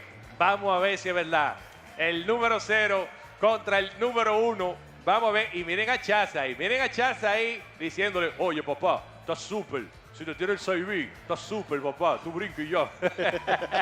Le tengo un micrófono instalado a mi hermano Gival. Mírenlo ahí donde va bajando del stage. Pero no pretendamos tampoco que Sonic se fue de vacaciones nada más. Si él lleva tanto tiempo afuera es porque lleva entrenando con los mejores del mundo. Claro, y ha ganado varios eventos allá afuera también. Varios eventos, CEO, uno de ellos. El nivel está subiendo en la República Dominicana, pero el nivel de Sonix ahora mismo se encuentra quizás un poco superior. Capitancito va a querer enseñar que tiene la cría para poder llevarse este set. Bueno, vamos a ver. Ahora vamos a ver en el stage más grande aquí de República Dominicana. Vamos a ver cuál de los dos es mejor ahora mismo. Y veo a Hamilton sonriente en el grupo. Lo veo sonriente y lo veo maticando. Que cuando tú ves a gente sonriente y maticando, que está bien, porque está contento y está comiendo. Vamos allá, señores. Wow, esto recuerden que es winner side, lo que quiere decir que el que pierda no es eliminado de la competencia, simplemente es enviado a la parte baja del bracket, porque no me gusta decir loser side, porque el loser asume que ya está perdiendo y todavía puede ganar. Así que en la parte baja del bracket iría el que pierda aquí y tendría que enfrentarse con uno de los dos que están ahí abajo, esos dos tiburones que están ahí. Con Sharpy, by the way. Esos tiburones que están ahí y bueno, miren qué escenario, miren qué cosa más hermosa, señores, qué producción. De verdad, algo increíble. Esto a veces no parece la República Dominicana, mi hermano, porque, ¿qué te digo? Tú no adivinarías cuántos años yo tengo, pero yo tengo un par de años arriba. Entonces, yo estoy en la escena desde que los eventos aquí se hacían en una silla plástica, en el garaje de alguien, ¿verdad? Y con una macotica anotando y con un solo setup. Y estar en un escenario como este, que se está transmitiendo en vivo, que se está viendo el nivel de producción, de verdad que es un crecimiento. Es como la gente, yo creo que tú también viviste la transición de cuando no había internet a cuando había internet, ¿verdad? Sí. Porque tú más o menos eres de mi edad, tú eres quizá un poquito más viejo que yo, pero... yo tengo 15 por lo menos, pero... Mentira. Un poquito nada más la diferencia de edad, pero sí, la transición del internet ha sido... ha cambiado totalmente cómo es que vemos ahora mismo. Y por el internet es por el que hemos podido tener estos torneos en línea y por eso es que hemos visto tanto a estos jóvenes que están listos ya para poder pelear por la música. Entiendo que viene siendo Pokémon Stadium 2, el primer pick del stage. Y ambos competidores simplemente estamos esperando a escoger los diferentes personajes. Así ahí están tomándose su tiempo. Sonix quizá chequeando las notas ahí, como quien dice, no haga esto, no haga aquello. Y Capitancito lo veo tranquilo, lo veo como calmado, sonriente. A pesar de que su gorra es de Pepe. Lo Pepe veo de que está ahí. tristeza. Se muestra bien tranquilo. pausado. Los años le han dado un poco fuerte a Capi. Ha tenido muchas victorias, pero ha tenido muchas derrotas. La fortitud de su mentalidad también ha sido algo de crecimiento para él durante el transcurso de este año. Así que esperemos que pueda dar la talla contra uno de los mejores del mundo ahora mismo. Bueno, número 0 contra número 1. Mira, yo hablaba ahorita con Rodney.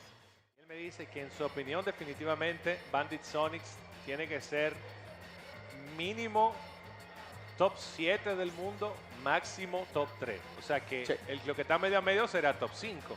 Pero él me dice que está más cerca de top 3 que de top 7. Es decir que definitivamente él entiende que Sonix es uno de los mejores jugadores de Smash Brothers del mundo. Así que es interesante ver aquí qué Capitancito tiene que decir al respecto. ¿Por qué? Porque imagínate que Capitancito le gane a Sonix ahora. Eso manda un mensaje. Eso manda un mensaje. Bueno, vamos a ver, vamos a ver. Es un mensaje para Sonix y un mensaje para la República Dominicana. Hay que subir el nivel y han subido poco a poco. Veremos a ver cómo los entrenamientos de ambos competidores lo han subido hacia donde estamos ahora. Winners, semis, Capitancito contra Sonix. Bueno, aquí vemos, señores, Mi Gunner contra Sonic. Ahí está Capitancito en una demostración como que, él es el mejor entonces. Miren esto ahora, miren esto si él es el mejor. Miren esto, Sonix con el dash attack, atrapándole el landing. Excelente el combo de par de Persa, un tremendo backer. Le da con el spring en la esquina. Esto está bien parejito hasta ahora, Chopper. Si Sonix quiere jugarle justo up close and personal, los backers conectándole para 89%, solamente la diferencia de 3. El Capitancito está haciendo excelente trabajo de continuar aumentando y acumulando ese porcentaje. El down B a Fair va a estar conectando para 116%. Forward Smash no va a dar en la marca. El backer va a enviar a Sonix volando hacia el lado. Y los misiles van a salir nuevamente las bombas para tratar de interrumpir la ofensiva de Sonix, que conecta entonces ya con ese Spring Up Air. Tremendo, la primera tremendo el combo de Falling Up Air a Spring Up Air, como tú bien resaltas, Chopper. Me encanta ver esa reacción, esa confirmación de, bueno, te lo pegué.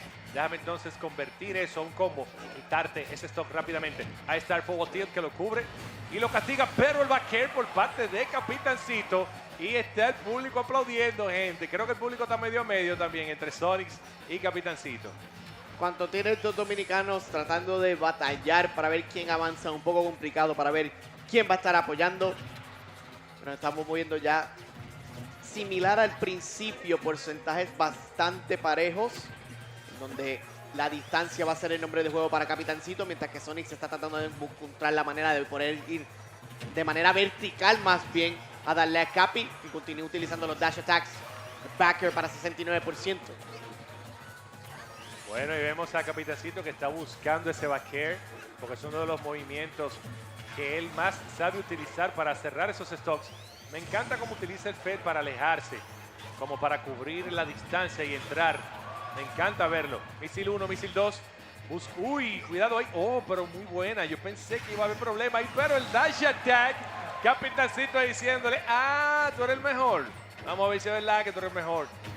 Bandit Sony necesita quitarle ese stock rapidito para que no le hagan mucho daño. Tratando de ir para abajo, el drag down, utilizando entonces ese movimiento para poder tratar de recuperarse, evitar que Sonix haga ningún tipo de castigo contundente. Forward tilt ahora para 110% y manteniéndose constantemente en la esquina. A pesar de que tenía esa confirmación, no decide ir entonces por el fair. Simplemente lo mantiene a Capi en la esquina. Y el backer sí va a ser suficiente para llevarse ese stock, diferencia solamente de 22%. Bueno, esto está un stock a un stock. 22 versus 12%. La ligera ventaja a favor de Capitancito aquí. Esto está demasiado parejo, Chopper. Yo honestamente no pensé que le iba a ver tan parejo este primer juego. Pero aquí estamos. Le quema los pies con ese down smash. Cuidado aquí. Uf, excelente el homing attack por parte de Bandit Sonix. Ahí está buscando el spring, buscando interceptarlo. Pero Capitancito inteligentemente lo intercepta con ese dash attack. Le tira la bombita. Sonix con el jumping get up en la esquina. Cuidado ahí. Uy, le quema los pies de nuevo. Está en 100% ya. Cuidado ahí. Ok, el Lurr es un movimiento que a veces falla el segundo golpe. Lo hemos visto muchas veces. Así que cuidado ahí. El castigo. Uy, fue un error de ejecución. Tiró un smash hacia atrás ahí, Capitancito. Estamos viéndose ya poco a poco a la recta final, Dante. Vamos a conectar entonces con 2 Nairs para 91%. La ventaja que tenía Capitancito de sobre 30. ¡Wow! Se cierra, pero anticipa el Neutral Special y castiga con el Up Smash. Capitancito llevándose el primer juego contra el número 0 de la República Dominicana. Así es, y ahí cabe resaltar que en ese tipo de situaciones es algo que Bandit Sonix yo he visto que a veces tira mucho, que es el homing attack. ¿Por qué? Porque a cierta distancia es muy difícil reaccionarle. Sí. Eso que ustedes vieron que Capitancito hizo ahí, eso es una demostración de reflejos increíble, porque él tuvo que predecir prácticamente la situación para poder estar listo, cubrirse y castigar con el up smash. ¿Qué quiere decir esto? Eso le manda un mensaje a Bandit Sonix, como que, oye, yo estoy listo para tus opciones, ten cuidadito conmigo, que a mí tú no me vas a tirar homing attack free, ¿no? Y no solamente eso, sino enseña el historial que han tenido ambos competidores. Si él sabe que el homing attack va a venir, no solamente una predicción, sino más bien un spoiler. Porque él dice, ok, en la posición que él estamos ahora mismo, probablemente lo vaya a tirar porque ya lo ha tirado tantas veces contra mí. Pues entonces déjame tirar up smash. Y efectivamente logra quitar ese último stock para llevarse ese primer juego. Lo ha castigado 2 veces y le ha costado la vida a Sonix. Tiene que tener cuidado con la utilización de ese Neutral Special. Definitivamente, definitivamente. Y increíble este combate, de verdad que sí. Me encanta verlo. Ahí están preparándose para el segundo encuentro, tomándose un poquito de tiempo para respirar ahí en la pantalla de selección de personajes. Como quien dice, déjame respirar. Vamos allá. Juego número 2 de este top 8 del lado del winner de Blink Respawn. Vamos allá. Town and City va a ser el pick para Sonix. A pesar de que estamos viendo un escenario que quizás lateralmente es un poco más amplia, puede beneficiarle a ambos competidores, pero entiendo que Sonix lo que quiere hacer es tener más espacio para poder maniobrar entre medio de los proyectiles entonces de Capitancito. Y hasta ahora está apretando el acelerador, ya subiéndolo hasta 75%. Bueno, sí. Bandit Sonix está quizá como quien dice, pues entonces me quita la primera mano. Atiende ahora. No te me quería aprender Super Sonic, pero voy a tener que hacerlo. Mírenlo ahí, solamente 12% le ha quitado. Ahí le pega el homing attack. Le pone 8%, le dice right back, cacha. Te devuelvo tu bombita, no quiero bomba. Tranquilo. Bandit Sonix se muestra súper determinado aquí en mandar un mensaje, como que estoy en serio ahora, vamos allá. Se está viendo un poco complicado para el main del Mii Gunner. Capitancito tratando de caer en la plataforma, pero simplemente lo van a cubrir una vez más. El puño va a ser casi, pero no dar en la marca como tal. 52% ya conectándole. ¡Ay! Pero lo sigue hacia arriba. Vamos a meterle con la Jordan back air para el segundo stock de Capi. Tremenda patada en el aire con ese back air. Y Bandit Sonix parece que quiere mandar un mensaje aquí, como que te voy a dar un 3-stock. Te voy a dar un 3-stock. Oh, aquí no hay 3-stock. Uy, está vivo. Cuidado ahí, el Lurr no conecta. Está en 0%, Capitancito. Sonix buscando la manera de rendir ese stock, de hacerle daño. Ahí le puso 8. Sabe que todo lo que consiga ahora es crédito extra. Ahí está el jab, el combo del jab. 17%. Está tranquilo, no se quiere desesperar. Aquí Bandit Sonix. Cuidado, cuidado, cuidado. Bueno, le está haciendo daño poco a poco, chin a chin. Tratando de salirse del medio, simplemente va a empezar a brincar y acomodar el espacio debajo de la plataforma. Varios brincos por parte de Sonix continuando acechando en su ofensiva. Y poco a poco Capi está empezando a darle más daño, llevándola hasta 143 y los proyectiles sí están funcionando. Pero la remontada que tiene que hacer es un poco difícil ahora mismo, ya que se encuentra el 96%, devolviéndole entonces la bomba hacia abajo. Dash Attack sí va a confirmar entonces Dante que no va a ser un 3-stock. No, y Capitancito le dijo, ven acá, pero yo voy a llegar al winner side y que pues déjame dar un 3-stock. Así no, bro. Aquí no se puede desesperar. Bandit Sonix, porque un jugador del nivel de Capitancito te devuelve esa mano como que nada es nada. Ahí está el misil. Cuidado, le pega el fair. Lo tiene ya en 55%, poquito a poquito haciéndole daño ahí. Pensé que ese misil iba a conectar. Uy, buscando el alley-oop, pero no lo consigue. El backer le da soft. Bandit Sonix con el dash attack. Cuidado en la esquina buscándolo, pero la interacción, excelente Volteca ahí, le pega esos tenis para adelante y le dice, echa para allá, que yo le voy a poner número a mi casa. Esto se pone 1-1. Apretando entonces la agresión al principio del juego, Sonix cambia el tempo de manera que Capitancito está constantemente sofocado por la ofensiva de Sonic. Está cambiando un poco el tempo y se está haciendo el juego un poco más rápido para que Capi no tenga tiempo para poder setearse, tirar proyectiles, tirar misil, poder setear bomba. Exactamente lo que tiene que hacer, especialmente porque entonces en Town and City, por tener tanto espacio para poder entonces moverse hacia atrás. Simplemente entra, le hace 20%, se echa para atrás, vuelve a hacer lo mismo. Y Capi no tiene manera de poder reaccionar porque la mayoría de los movimientos de Gunner entonces son un poco más lentos y por lo tanto pues se le hace un poco más complicado. Así que veremos la adaptación ya para este segundo juego, que va a ser el Pokémon Stadium 2. Así es, estoy de acuerdo con lo que dices, Chopper. Vimos en ese segundo encuentro que Bandit Sonix está haciendo una avanzada bien determinada, bien rápida, bien activa, no dejando el espacio para armar su plan de juego a Bandit Capitancito. Y pienso que eso es una buena opción porque precisamente es la ventaja que tiene ese personaje, que puede darse el lujo de presionar muchos botones y de atacar mucho más rápido. Mi Gunner puede hacer su game plan, pero sus botones son mucho más lentos, su frame data por consecuente mucho más lento, entonces es un poquito complicado.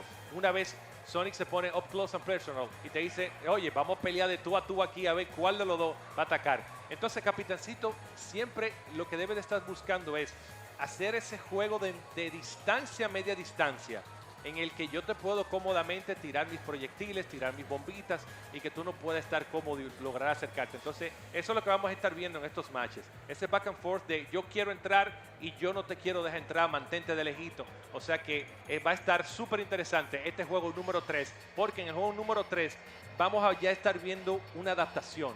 Ahí como Sony se adaptó ahora a jugarle más de cerca. Vamos a ver qué game plan tiene Capitancito para poder contrarrestar esto.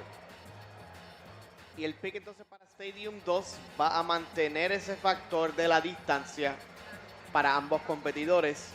Por eso es que Capitancito entonces está escogiendo esas dos plataformas en el caso de que quiera tratar de tirar las bombas para que caigan encima de las plataformas que se encuentran en Stadium 2. So, juego número 3. Veremos a ver qué es lo que va a pasar. Bueno, Pokémon Stadium 2. Veamos aquí que ahí le tira la bombita y Sonix inteligentemente se la batea para atrás. Como que eso es suyo, maestro, se le cayó. Tenga ahí. Ok, el up throw, el neutral air, muy bueno el combo. Sonix le hace combo breaker con ese backer. Ahí está. Uy, por poquito le da ahí en el two frame. Pero mira qué parejo está eso. 41 contra 42, hermoso. Y desde que elevo el porcentaje cambia. ¿Tú te has fijado? Dios mío. Estamos yéndonos bastante empate hasta ahora. Back air conectando con el Sour Spot para 78%. Estamos viendo que Sonix está empezando a controlar nuevamente el tempo. Y Capi está utilizando un poco más el escudo en neutral, lo cual está funcionando bastante bien. Sonix anticipa, ok, va a tirar up smash. Voy a tratar de entonces hacer un poco de SDI, Directional Arrows, para poder esquivarlo. El multi-hit sí no va a dar en su totalidad. 89% a 104. So, Capitancito ahora poniendo a Sonix en una situación precaria nuevamente. Los counter picks aparecen ser Dante. Un factor bien importante, especialmente en este matchup. Wow, pensé que iba a haber problema ahí, pero todo estaba calculado, todo tranquilo, todo frío. Ahí está el up tilt. Bandits, Capitancito tomando una ventaja importante en este juego número 3 en el primer stock.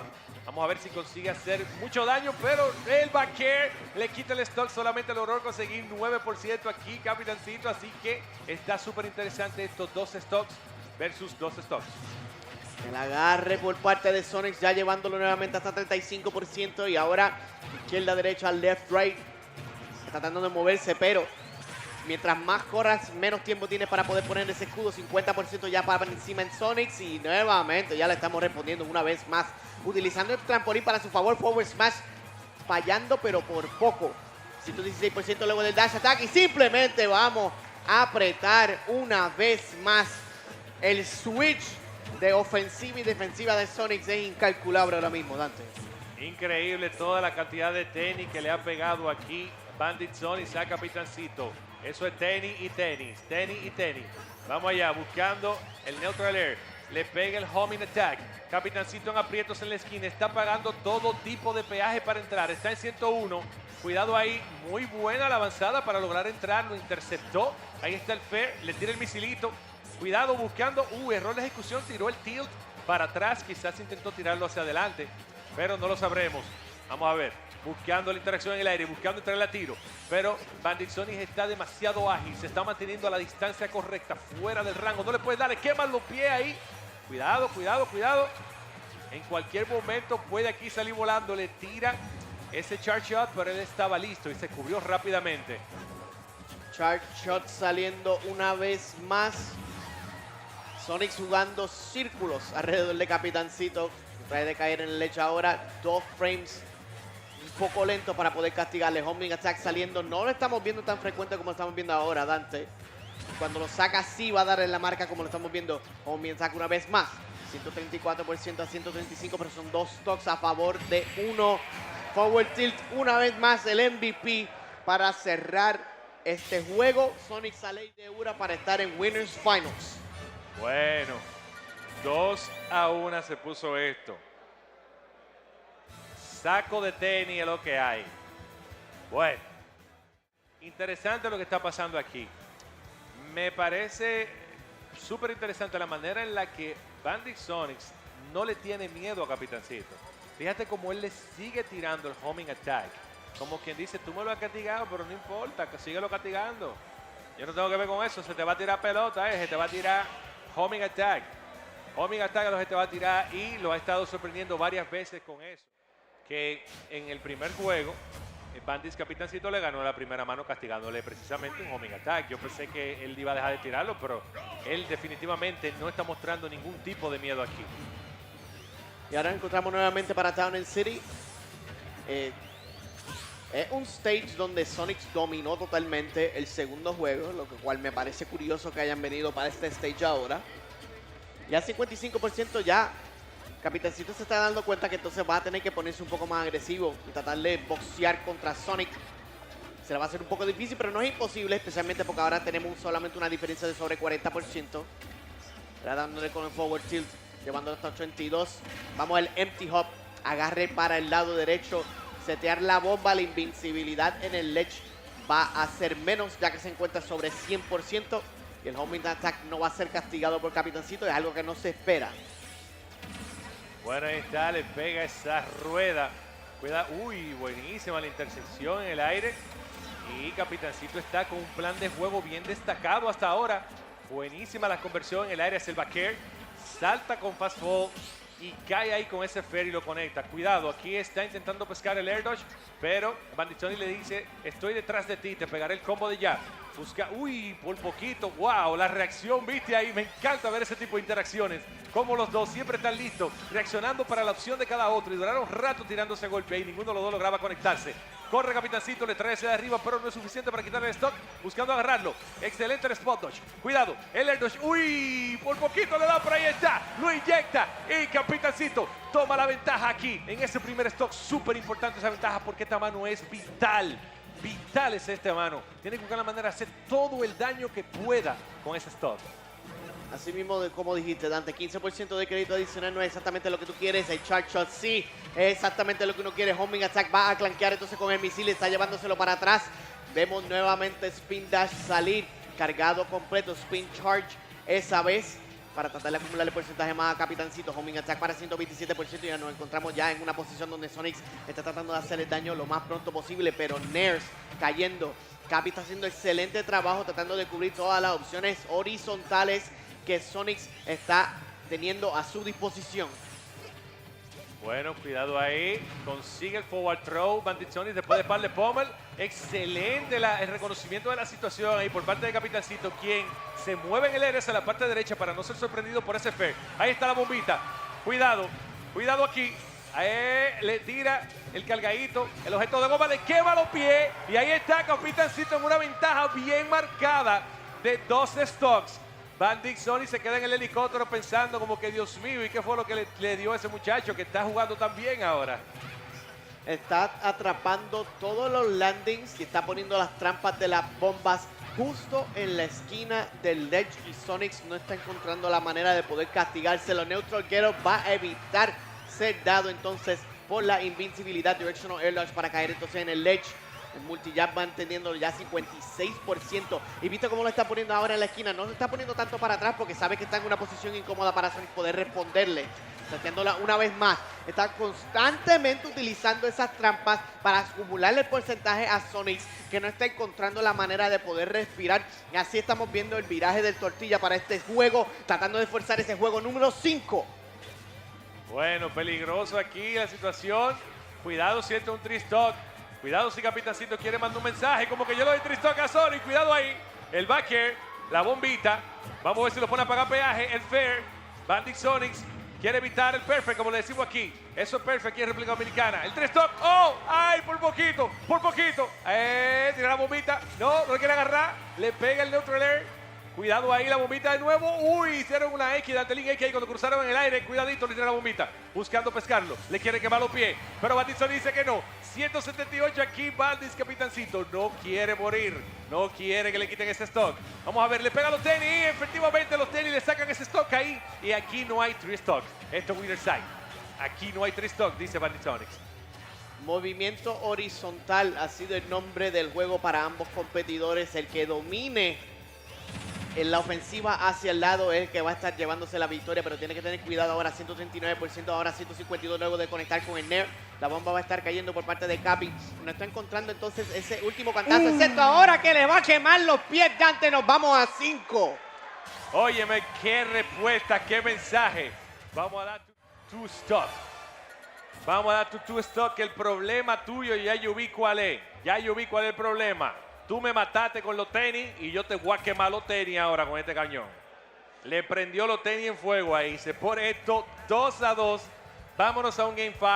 A ver por dónde que se le eche el agua al coco ahora. Y como dicen en la dominicana, yo creo que Capi vio algo, Dante. Vio algo. Le prendió los tenis en fuego. Además de quemarle los tenis, pero nuevamente, todas las trampas que le estaba tirando con las bombas, Sonix no tiene ninguna manera de poder interceptarlo. No tiene proyectil. La mayoría de los movimientos que van a ser aéreos van a ser mitigados por el Nair que le vayan a tirar encima. O si no, lo va a tirar fair, lo va a mantener constantemente a distancia. ¿De qué manera va a ser el approach? No puede.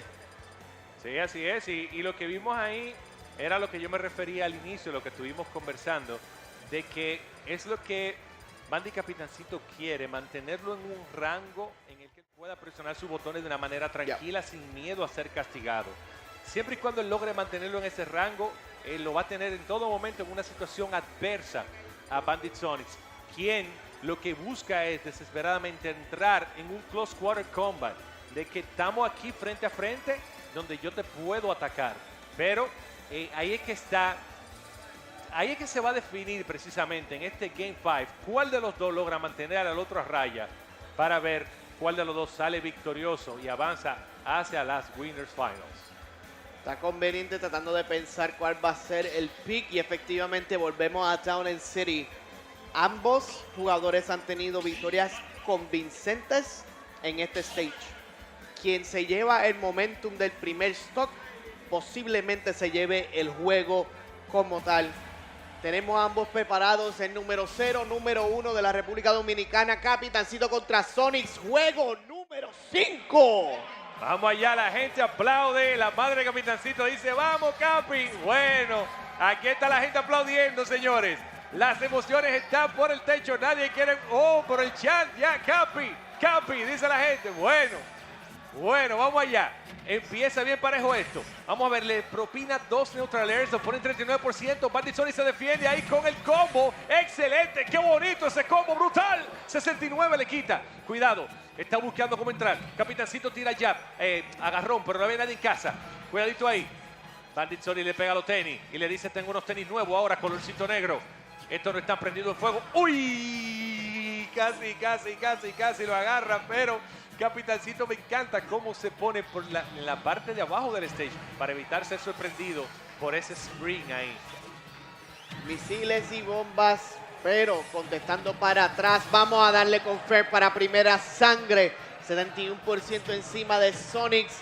Y hemos visto que Capitancito quizás tiene una dificultad para cerrar esos stocks rápidos. Pero Sonix no tiene ese problema. Y estamos viendo el acecho nuevamente. Sí, definitivamente estamos viendo aquí que Bandit Sonix ha logrado mantenerlo cerca. Fíjate que en todo momento está como que all over your face, estoy aquí, ten cuidado, estoy presente, míralo ahí. Pero fue por poquito la agarra, es castigado con ese back throw. Y ahora es el turno de Capitancito a hacer su avanzada. Y ahí está el misil en el aire que le quita el stock. 2 stock contra 2 stock. Y la diferencia es de más o menos 83% entre los dos. Así que esto va a estar bien interesante. Cómo Capitancito puede mitigar ese déficit que tiene ahí. 91%, como dijiste. Todo eso fue crédito adicional por parte de Sonix. Está tratando de moverse entonces con Spin Charge. Un poco más rápido, multi-jab para 101%. Un cantacito del backer para 25% ahora por parte de Capitancito. Trata de tirarle todo encima, pero falla el charge shot. Y vamos a ver el backer conectar para 122. Situación de edgeguard una vez más entonces para Bandit Sonix. Bueno, ahí está, le pega el back air de una manera suave. Excelente el wall tech. De nuevo la misma situación con el sprint. Otro sprint más, pero esta vez el ángulo lo hace un poquito distinto para evitar ser sorprendido en el aire. Esta lo tiene. Vale Pommer, forward throw. 154. ¡Ay! Casi, pero esta vez Capitancito logra entrar. Y aquí, ¡ay! Pensé que iba a lograr montarle esa avanzada, hacerle daño con la bombita, pero Sony no lo permitió. Sony le dice, I'm ready for you. Yo estoy listo. Vamos a ver. Cuidado, lo está acechando. Lo está velando. Uy, patada voladora ahí. Parece un Power Ranger. Vamos a ver. ¡Ay! Casi con los tenis. El lash attack. 174, Capitancito ha logrado mantenerse con vida, increíblemente aferrado a este stock, diciendo no quiero perder este stock, 76%, le pega el forward tilt, cuidado con la bombita. Bandit Sonix hace el pie adelantado para subirse a la tabla. El backer por parte del Capitancito y el público está como si hubiese ganado, pero todavía Bandit Sonix tiene un stock más y Capitancito está en un porcentaje peligroso. Bandit Sonix recibe 11, casi le da con eso. El lash attack, le pone 25. El pelotazo, cuidado con el de ball. El tiro hacia adelante, cuidadito el lash attack. 50 más 1, si fuera presidencia hubiese ganado ya. Cuidado con el otro Lurr, 63. Buscando el fair, pero no. Le da con el otro Lurr, pero lo mata. Sí, por fin, un stock. 63% de diferencia. Capitancito dice bajo mojado, pero bajo a cargar mi B. Hace el Lurr hacia adentro. Combo. Bandit Sonix con el combo. Buscando los pair. Otro pair más. Pero no. Otro pair. Dice que no. Oh, el pelotazo. 32 contra 80. Cuidado aquí en esta interacción. El misil. Bandit Sonix lo esquiva. Dice estoy en la tabla de Silver Surfer. Cuidadito, búscatela. Excelente fair. Le pone 40. 90 contra 40. 50 diferencia. Cita buena en matemática. Cuidado ahí con la rueda. Ay, le da para arriba. No, el backer. No lo conecta. Cuidadito ahí. La bombita. Se cubre. No, está un poquito lejos. El misil. Bandit Sonix lo brinca. Bandit Sonix ahora está jugando Gradius. Ahí está el fair. 90 a 82. Más cercano puede hacer. Cuidado ahí con la bomba. No, lo tiene. Uno power down. Down throw. Cuidadito. No le da. El backer. No hay backer. El otro Lurr. No, 102, 101. Más parejo no puede ser. Cuidado, nadie petalle. Ahí está. No, pero no está vivo. Capitancito still alive. Está vivo, aferrado a la vida. Misil 1, la bombita, el misil. Ahí está, la distancia. Quiere entrar. El próximo golpe, no se lo pierdan. El próximo golpe. No, dice que no. Está lejos. El backer. Pero no. Dice que no. El público está en el esquina del asiento. Todo el mundo de pie aquí. ¿Qué irá a pasar? No lo conecta. Pero no. Ahí mi madre lo está buscando. Pero dice que no. El misil, el castigo. Lo tiene. Se sale Capitancito. Se libró en dos como John Cena. Se libró en dos como La Roca. Cuidado. Ahí está. Acechándolo. El forward tilt. 128, 136. 8 de diferencia. Si mi matemática está buena. El bombazo. Pero Bandit Sonix todavía está vivo. Dice estoy vivo. Capitancito también está vivo. 150, 142. Cuidadito ahí. El sprint. Se agarra Capitancito. Agarrado. Cuidado. No hay castigo. Para ellos. Los tenis, pero todavía Capitancito vive. Dice estoy vivo. El pelotazo. Increíble. Oh my God. ¡Qué demostración! ¡Qué pelea! ¡Increíble! Esto solo se vive en el Blink Respawn. Bandit Sonix avanza hacia el Winner Finals. ¡Qué pelea, Dios mío! ¡Wow! Homing attack al final, siendo el MVP para Bandit Sonix. ¡Oh, my God! Justo hacia afuera. Las opciones defensivas eran limitadas para Capitancito. Lo que quedaba era un dodge. Pero nuevamente, como bien dijiste, Dante, poder reaccionar a tiempo al neutral special de Sonix es un poco difícil. Porcentajes altos para ambos. ¿De qué manera se puede terminar este Winner Semis? Me da el presentimiento que vamos a volver a encontrarnos, pero Capitancito tiene que volver a pelear entonces con Ling para poder continuar avanzando en la parte de abajo del bracket. Nivel a nivel, mi hermano. Óyeme, esa situación al final ahí, literalmente, Chopper, literalmente se fue al último golpe. Los dos aferrados a la vida, los dos en un combate aéreo, tú me das y yo te doy. Y al final ese último golpe, si Capitancito se lo hubiese soñado anoche y equivaba, Sonix perdía porque yo creo que se iba a ir en un arco demasiado amplio con el homing attack y hubiese perdido el stock. O sea, literalmente eso fue una decisión de un split second de que si Capitancito hubiese esquivado, sí, yo estoy seguro que él le dio a esquivar. Quizá no le dio tan rápido como demandaba la situación, pero definitivamente fue algo sorprendente. Ese es un set que hay que volver a verlo. Apúntale por poco, pero por poco no importa. Tremendo juegazo de parte de ambos. Sonix avanzando a la siguiente ronda, en lo que podemos decir que definitivamente fue el set del torneo, pero ya avanzando a dos de los invasores de la República Dominicana. En el otro lado de Winners Semis tenemos a Fatality y Larry Lurr. Dos internacionales. Esto está parejo aquí. Oye, dos locales de los mejores del país. Dos de los mejores internacionales. Así que Fatality contra Larry Lurr. Que es posible que veamos Capitán Falcon versus Falco. Sí. Muy posible. Y de verdad a mí me encanta ver lo agresivo, lo metódico, lo dominante que juega Fatality. O sea, si Fatality se mete en tu mente y empieza a pegarte opera, o sea, hace contigo un video de combo de Marvel vs. Capcom pareciera el juego. Son cosas que yo digo, pero y eso se pega en ese juego. Pero a su vez, Larry Lurr se especializa mucho en el combo game de Falco, que sabemos que Falco te puede pegar varios soft tilts corridos, te puede hacer una avanzada que sea quizá muy difícil para detener para Capitán Falcon, porque Capitán Falcon es bien pesadito, tú ves. Entonces, sí, va a ser bien interesante aquí. No sé qué opinas tú de ese matchup. Sí, Captain Falcon tiene mucha ventaja en cuestión de la velocidad del juego, pero para alguien que es tan experimentado como lo es Larry Lurr, ese momentum o por lo menos ese pace de juego no debe ser algo que le complica, porque adicional a tener a Falco, también él ha utilizado a Fox. Fox también es bien rápido, aunque no lo está usando tanto en Smash Ultimate. Tiene Falco Wolf más bien en este juego. Así que veremos a ver entonces qué es lo que va a estar saliendo en el otro lado de Winner Semis. El que gana aquí toca con el Gran Sonix. Y efectivamente vamos a Bar Stadium 2. Y el Falco va a estar saliendo por parte de Larry Lurr. Así es, y vemos aquí a Larry Lurr de una vez con ese combo game que lo destaca tanto, poniéndole de una vez 64, 72, dándole muchísimos golpes, porque él sabe que tiene que picar antes, porque una vez Fatality empiece con su game plan, va a ser bien difícil, y precisamente ahí está el game plan, buscando cerrar el stock rapidito, pero Larry Lurr estaba listo para la opción, le dice, no, a mí no me vas a agarrar durmiendo, porque estoy bien despierto aquí en este gran evento de Blink Battleground. ¡Oh! ¡Uy! ¡Qué bonito! ¡Qué lindo ese combo! Me encantó. Sour Spot a conectarle después con el Nair. Tremendo reconocimiento por parte entonces de Fatality, que se continúa teniendo la ventaja. Falcon Kick para 28%. Pero el Low Smash va a estarse responderle como un anti-air a Larry Lurr. Estamos bastante parejos, solamente crédito adicional de 38. Continuamos entonces viendo los agarres de parte de Fatality, que lo sube a 69. Los optics van a salir, pero no van a conectar con el segundo cantazo, que es el que lo mantiene entonces en el aire. Y los drifts que hace Fatality para tratar de moverse con su up special puede confundir a cualquiera, y hemos visto que Larry Lurr también tiene un poco de problema tratar de seguirlo en el aire. Ahí está, súper parejo esto. 2 stocks a 2 stocks.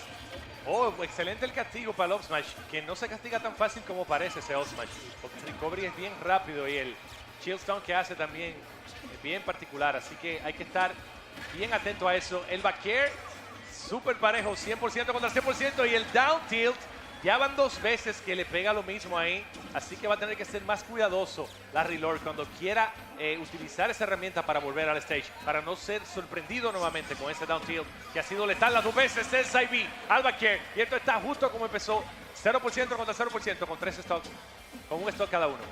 Y reconocimiento del matchup entonces por parte de el gran Fatality. 2 veces con el Falcon Phantasm ha sido castigado por diferentes hitboxes que le están poniendo al frente. La combinación ahora de Larry Lurr están llevándolo hacia afuera, 47%. Varios up tilts, a 64 ahora. Entonces la pelea de up tilt contra up air. Las combinaciones, el primero que pegue el porcentaje puede llevarse el stock completamente. Mira cómo lo responde para atrás con el up air. Y tratar de recuperarse entonces para mantener el neutral stage. Y hasta ahora estamos bastante parejos, pero ventaja ligera para Larry. Ahí está, se agarra de la esquina aquí Fatality y le dice, uy, tremendo low smash de castigo, pero no fue suficiente para matarlo. Veamos, lo consigue con el grab. Me encantó ahí ese anti-jump. Excelente, veamos. ¡Uy! ¡Qué wow, bello! ¡Qué buena fue esa jugada! Con el drag down del fair, se lo llevó para abajo y le pone el número a la casa Larry Lurr, poniendo esto 1-0. Tremenda ejecución por parte de Larry. No tenía otras opciones porque ya Fatality había utilizado su segundo brinco. Lo coge en el drag down fair para eliminar ese stock. No tiene manera de recuperarse. Larry Lurr en el marcador. El primer juego. Si sabemos algo de Fatality es que adaptación es bien importante. ¿Y de qué manera va a poder adaptarse para el segundo juego? Esa es la pregunta. Sí, vamos a ver. Aquí están seleccionando el stage. Vamos a ver cuál será el game plan. Creo que aquí lo que hizo la diferencia en ese primer match fue como Larry Lurr rápidamente picó adelante. Dijo, déjame yo hacerte todo el daño que yo pueda. Déjame yo get in your head. Déjame yo entrar en tu cabeza y hacer que me respeten mucho mis opciones. Y es algo que tú como Falco quieres mandar ese mensaje. Vamos a ver. Ahí está buscando. Excelente. Buenísimo. Buscando el back air. Pero ya está en 56%. ¡Uy! Tremendo el down air.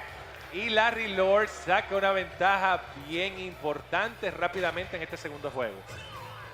Tremendo juegazo de parte de Larry que se quiere encontrar con Sonix en la siguiente ronda. Veremos si Fatality puede parar al pájaro. Side Special tratando de conectarle una vez más, pero la rodilla no va a estar conectando y esta vez sí. Raptor Boost y varios up airs. ¡Oh! Devolviéndosela para atrás. Aguanta el donqueo ahí.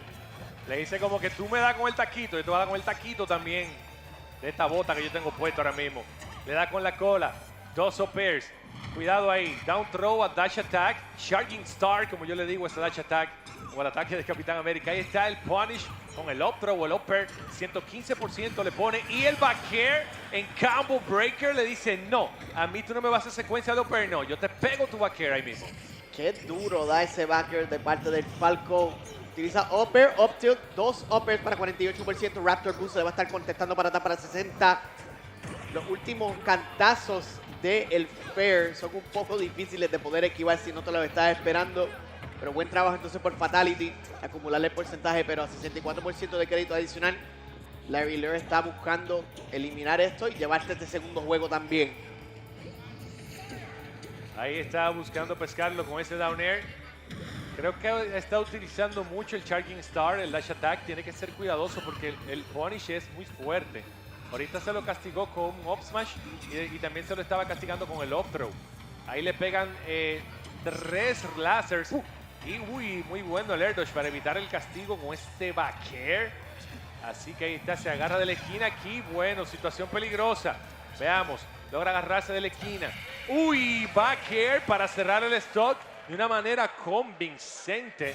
Larry Lurr diciendo como que quiero llegar rápido al winner finals. Quiero enfrentarme a Sonic. Eso es lo que él está diciendo. Quiero eliminar a todo oponente que se enfrente a mí porque quiero llegar a donde Sonic.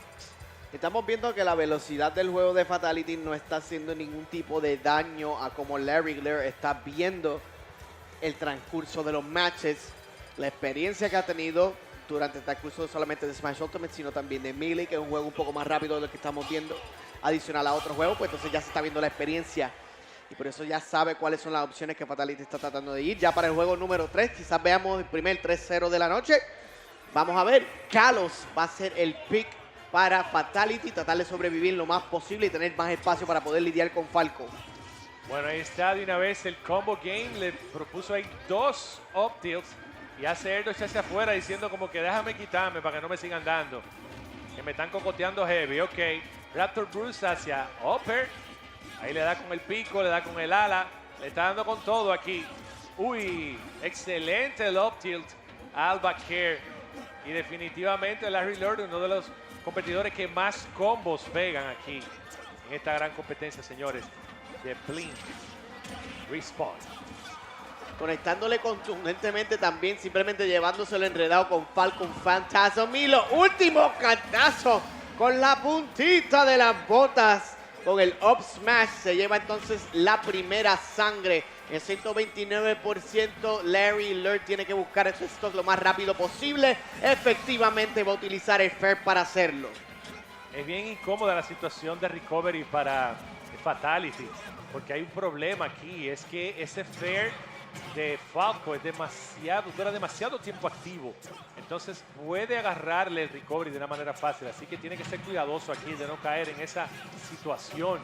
Fatality, ahí está el neutral air, Larry Lurr buscando continuar con el combo, lo tiene y ya así por así elimina la diferencia que había y ahora está a favor de él. Bueno, buscando de nuevo el up smash, no lo consigue. Cuidado, me encanta esa opción de salto vacío a grab que vemos ahí, que utiliza ahí side B de Illusion hacia back air, completando ese combo y está Fatality en lo que puede ser su último stock del winner side. Le da con ese down air que o da bien o da mejor. La interacción en el aire, los dos agarran de la esquina, cuidado, ahí está el Gentleman Combo con esos 3 jabs.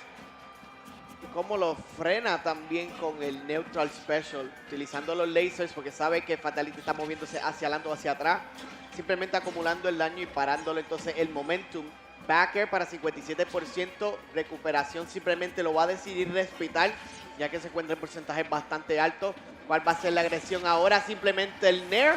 Up Special no va a ser suficiente y simplemente utiliza Falco Phantasm. Completamente innecesario, fuera de lugar. Pero Larry Lurr le pone ese punto final a este set. 3-0 pegadito, Dante. 3-0 pegadito. Y yo te voy a decir algo, a mí me gusta que me maten así. Porque una cosa es morirse normal y otra es morirse con estilo. Cuando tú mueres con estilo, murió con estilo ahí. Me encanta ver esa demostración de que te voy a matar heavy, te voy a matar bien, y ahí está.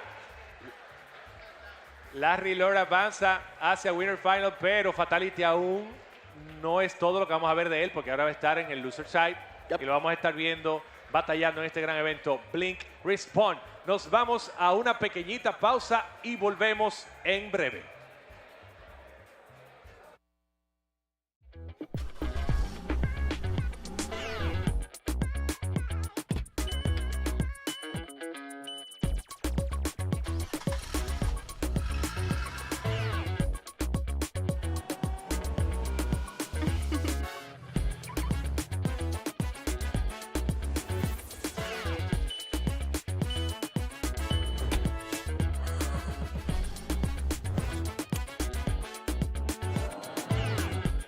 Móntate en concesionarios y dealers en todas las sucursales o a través de la página web autoferiapopular.com.do. Actívate para la temporada de Autoferia Popular. Popular, a tu lado siempre.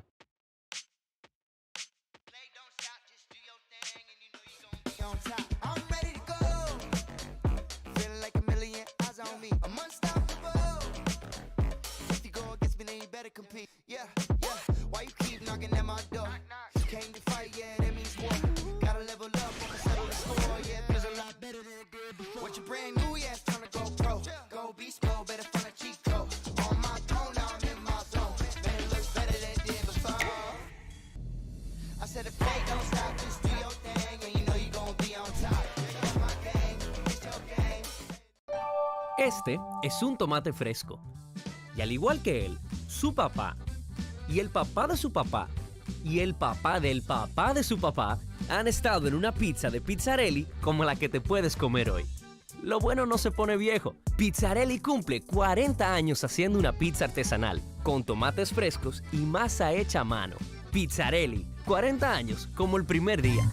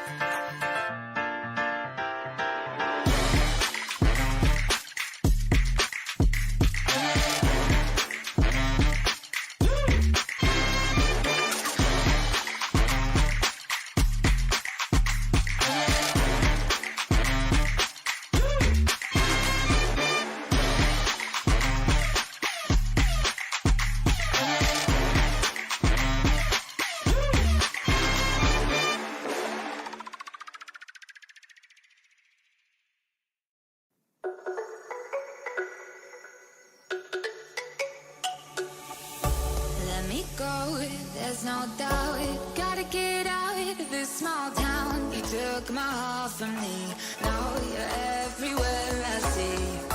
Set me free, let me fly, let me find new kinds of highs. We're just wasting here, waiting for another year. We both know the score, we've been here once before. So many words unspoken, you took my heart, it's already broken. You don't have to wait, I can take the pain. I will surrender, let me go on a new adventure.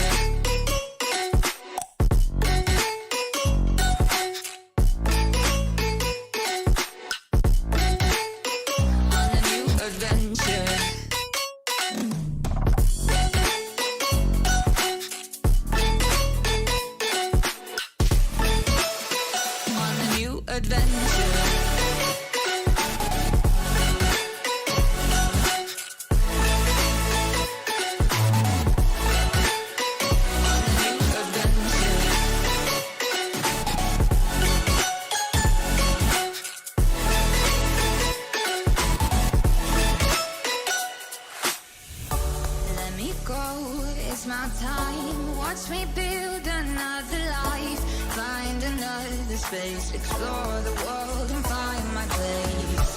Hope you find some peace of mind. Hope the night was worth your time.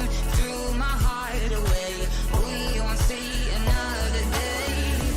We both know the score, we've been here once before. So many words unspoken, you took my heart, it's already broken. You don't have to wait, I can take the pain.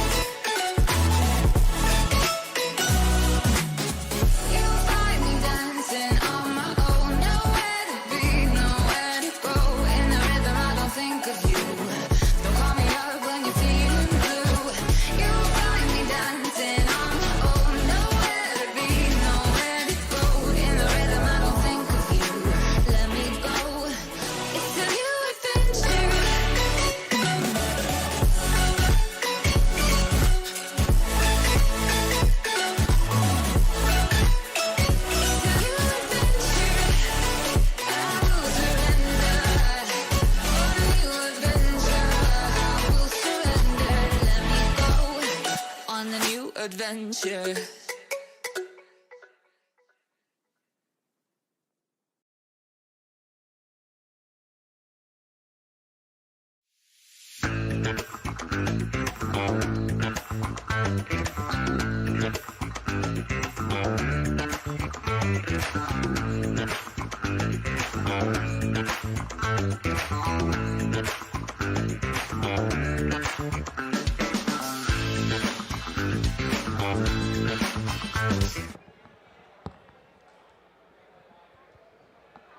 Estamos aquí nuevamente en Top 8 de Blink Respawn 2022. Estamos Chopper, al lado mío el gran Dante Ling X.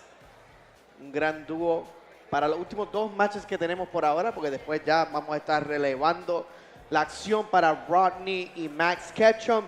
Y Dante, me querías decir algo mientras estábamos fuera del aire, pero me gustaría que lo compartieras con todo el mundo. Sí, perfecto. Me expresaba de que realmente este tipo de evento no solamente se disfruta aquí en el venue.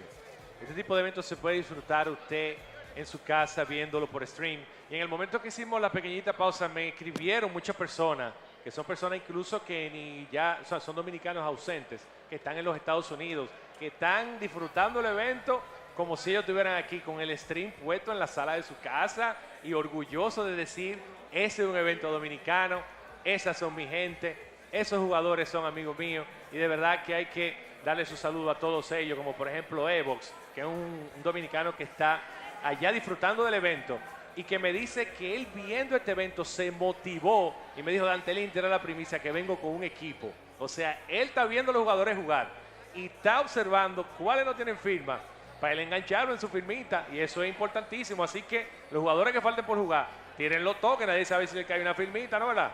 Todos los torneos son audiciones para ver si están echándole un vistazo para personas que están buscando la oportunidad de firmar jugadores para ayudarlos a poder viajar y continuar entonces creciendo. Siempre es importante tener ese apoyo de afuera, por eso vemos la marca de Bandits, que tiene a los mejores jugadores de la República Dominicana. Esperemos que continuemos entonces viendo esos tipos de firmas. Todo el mundo acomodándose hasta ahora. La final por el lado de ganadores ya está set.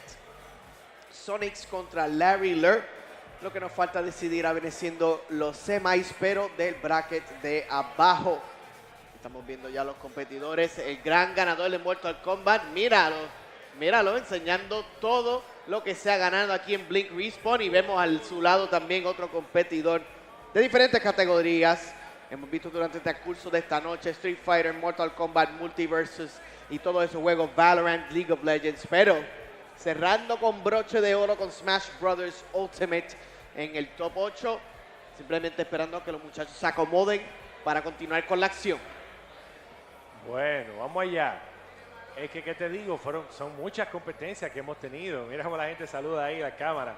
Esa cámara ha gustado mucho, esa cámara aérea ahí, capturando las sonrisas del público, la emoción de la gente, que está todo el mundo atento ahí a los combates.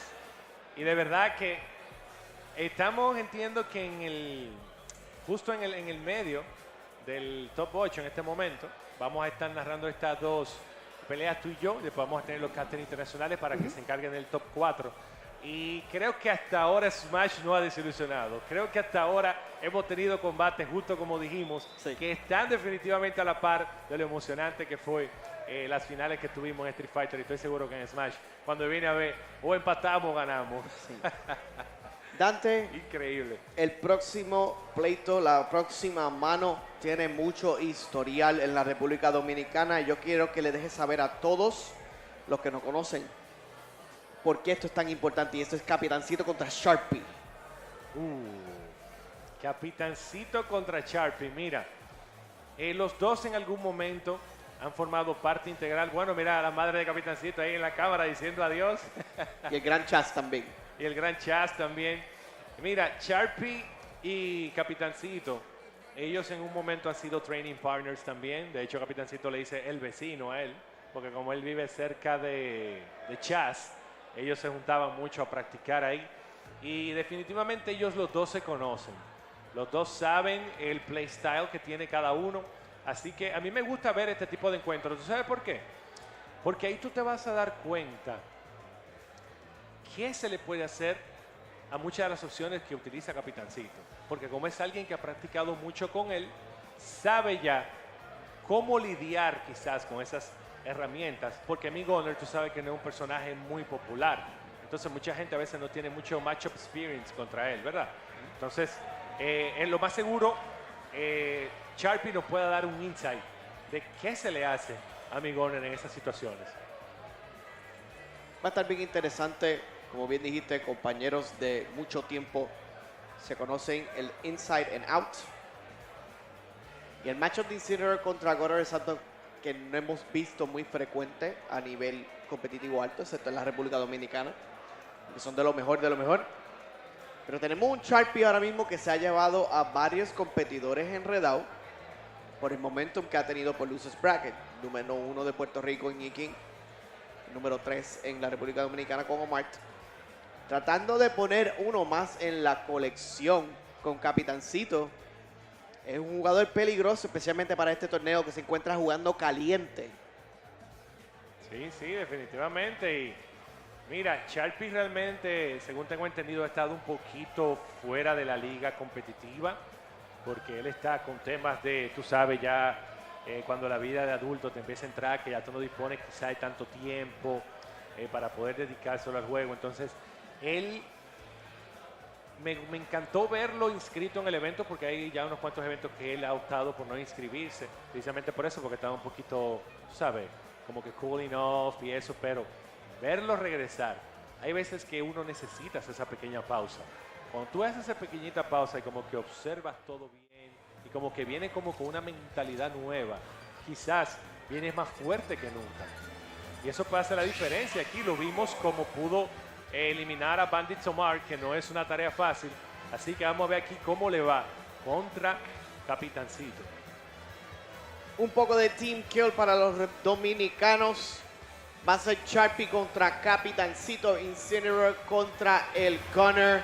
Ambos riéndose como buenos amigos. Veremos a ver cómo van a batallar. Juego número 1, Pokémon Stadium 2. Dante, take it away. Bueno, aquí estamos en Pokémon Stadium. Y ahí vemos a Incineroar, que es un personaje que a mí, yo lo dije ahorita, no me canso de decirlo, me encanta verlo pelear, porque me imagino que estoy viendo un personaje de la lucha, porque literalmente su moveset está basado en eso, en wrestling moves. Así que ahí está. Capitancito quiere ponerlo a pagar peaje.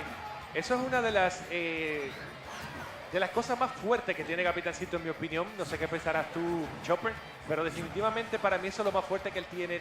Todo ese peaje que él te pone a pagar para permitirte entrar al stage. Y yo creo que sobre el 50% del daño que él hace se lo hace a la gente intentando entrar al stage. ¡Wow! ¡Qué up smash ahí para quitarle ese stock rápidamente! Jugándole up close and personal también va a ser bien importante. Tan pronto se le va a pegar a la bomba, sabe que puede activar el revenge. Así que situación un poco distinta a cuando estaba jugando contra Bandit Omar. La bomba tan pronto te vaya a tocar va a explotar encima. Así que ya tiene por lo menos un timing específico para poder utilizarlo. Subiéndolo ya hasta 24% con el dash attack, 93% por parte de Capi ahora, que va a estar tratando de llevarse ese stock de Sharpy lo más pronto posible.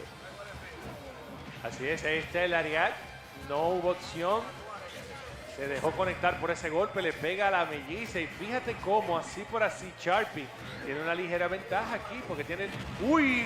Reata brutal. Ay, bueno, cogió el revenge. Si lo conectaba con ese up smash, definitivamente le hubiese quitado el stock. Vamos a ver el fair, el misil, la bombita. 159% en el porcentaje de Sharpy. Y ahí está el dash attack. Excelente la opción de dash attack. Le devuelve la bombita. Le dice como que right back catcha. Ahí, buscando pescarlo ahí. Pero no lo consigue.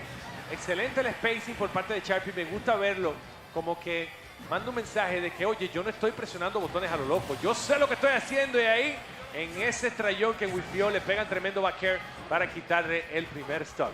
Yendo para el agarre, pero ahora Lowle Whip llevándose a Capitancito hacia afuera. Último stock para Capi en este primer juego. Y ahora vemos el Lead Strapping Master trabajar. 47% encima de Incineroar. Pero ahora le toca a Sharpy tratar de responder un poquito más. Dash Attack va a estar fallando en la marca. Simplemente devolviéndole entonces la bomba El agarre va a mantener a Incineroar hacia afuera, 79%. Sharpy está haciendo tremendo trabajo, simplemente reconociendo cuando su oponente se va a mover hacia el frente para echar para atrás y baitear las opciones ofensivas para poder castigar de acuerdo a ello. Y una vez más estamos viendo el revenge a su disposición, 40% encima de Capi. Un poquito más de acumulación para este porcentaje adicional va a ser bien importante. Bueno, ahí está, 117% del lado de Sharpy y coge el revenge al misil, pero ahí excelente la jugada por parte de Capitancito porque lo mata y una vez lo mata pierde el revenge que tenía, que es bien importante porque le había hecho revenge a un misil y eso da de una manera que tú no te lo imaginas. Bueno, ahí está, buscando aquí el close quarter combat, el up throw a neutral area, ahí se le fue el revenge porque creo que 20% nada más que recibe para perderlo. La bomba en el piso una vez más y ahora Sharpy lo va a tratar de responder. Vamos a darle con el suplex alemán, llevándolo hacia afuera para 87%, utilizando el down tilt. La pierna de Incineroar mientras utiliza el down tilt es totalmente intangible, no puede dar ningún tipo de cantazo. El up tilt le va a dar dash attack para 127% porque tenía revenge a su disposición. Estamos viendo la carga, recuperación por parte de Capitancito que decide rolear, pero el dash attack va a ser suficiente. El burst option principal para Sharpy, que se lleva entonces el primer juego. Bueno, Sharpy se ve más fuerte que nunca. Se ve demasiado fuerte. Parece que el tiempo que se tomó le sirvió para él recolectarse y reevaluar las opciones que tomaba. Y ha venido más fuerte que nunca. Bueno, para quitarle un juego a Capitancito no es tarea fácil. No son ni uno ni dos los que han cogido día cero de Capitancito aquí. Yo no, porque yo le doy feo realmente. A Capitancito él lo sabe. Bueno, Capitancito contra Sharpy. ¿Qué tendremos aquí en este segundo juego, Chopper? Más juego de distancia por parte de Capi tiene que ser necesario, especialmente jugando contra Sharpy. Pero la Lurr Whip le va a dar para 57%, utilizando el revenge justo en la esquina, sabiendo que iba a tirar algún tipo de hitbox para poder responderle. La Lurr Whip va a estar fallando esa vez y dash attack continúa teniendo el revenge a su disposición, pero las bombas van a estar cayendo al igual que los fairs. Utiliza el revenge, pero no logra dar en la marca, simplemente un jab va a ser suficiente para poder quitarlo el buff. 74% ahora para Capi, después de una desventaja al principio, está manteniendo el control y teniendo el Incineroar hacia afuera, Sharpy respondiendo, así que estamos neck and neck. Así es, ahí está, le pone 108% y Capitancito se está viendo un poquito mejor en esta segunda mano. Excelente el back air para hacerle daño. El recovery es bien malo de Sharpy, pero fíjate en algo importante, con todo y lo malo que es ese recovery, Sharpy está logrando entrar sin tener que pagar mucho peaje. Fíjate en las opciones. Bueno, ahí lo conectaron con el side tilt para los lados. ¡Uy! Tremendo el back air por parte de Capitancito para apoderarse de ese primer stock. La plancha no va a estar dando, pero el dash attack sí para 108. Charger cargado a su totalidad por parte de Capi. Varios nerfs para el 19%. Los misiles van a estar cayendo nuevamente. Misiles una vez más. Y ahora vemos cuán opresivo puede ser bregar con Capitancito. Como bien dijiste, Dante, el peaje le está cobrando 100, 200, 300 pesos. El back throw va a ser suficiente entonces para llevárselo a 62% de crédito adicional. Tiene que tener cuidado como quiera. Sí, el 90% ahí. Capi con su avanzada. Mira, me encanta la manera en la que Sharpy entra rodando, diciendo, señores, eso es una opción también, porque todo el mundo como que quiere subir normal y por eso la bombita casi siempre se le pega. Buscando aquí el side B, pero no lo consigue. Es castigado con ese dash attack. Vamos a ver qué hay aquí buscando los pairs.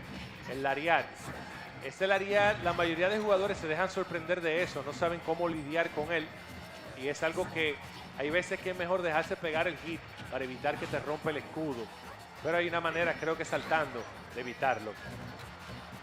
La bomba, mira cuán bajito estaba ese escudo.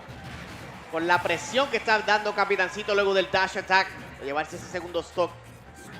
Operativo nuevamente, crédito adicional, va a ser el nombre del juego. 56% ya encima de Sharpy, que se encuentra nuevamente en la esquina, pero el dash attack va a estar conectándole para 113, manteniendo entonces a Capi hacia afuera.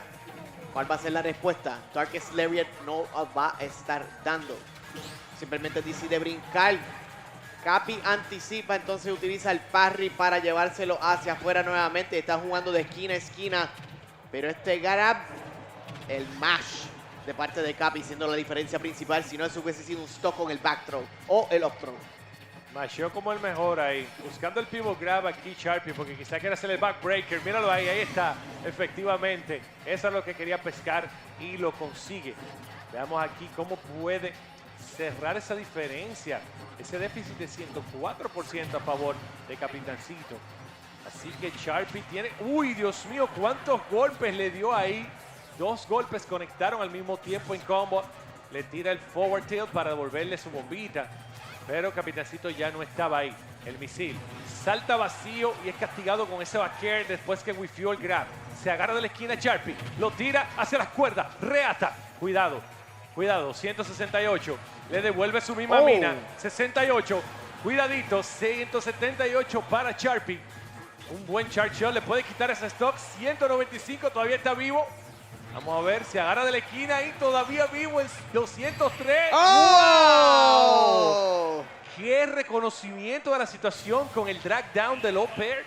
Para cambiar hacia el up tilt y cerrar el stock, Capitancito, poniendo esto 1-1.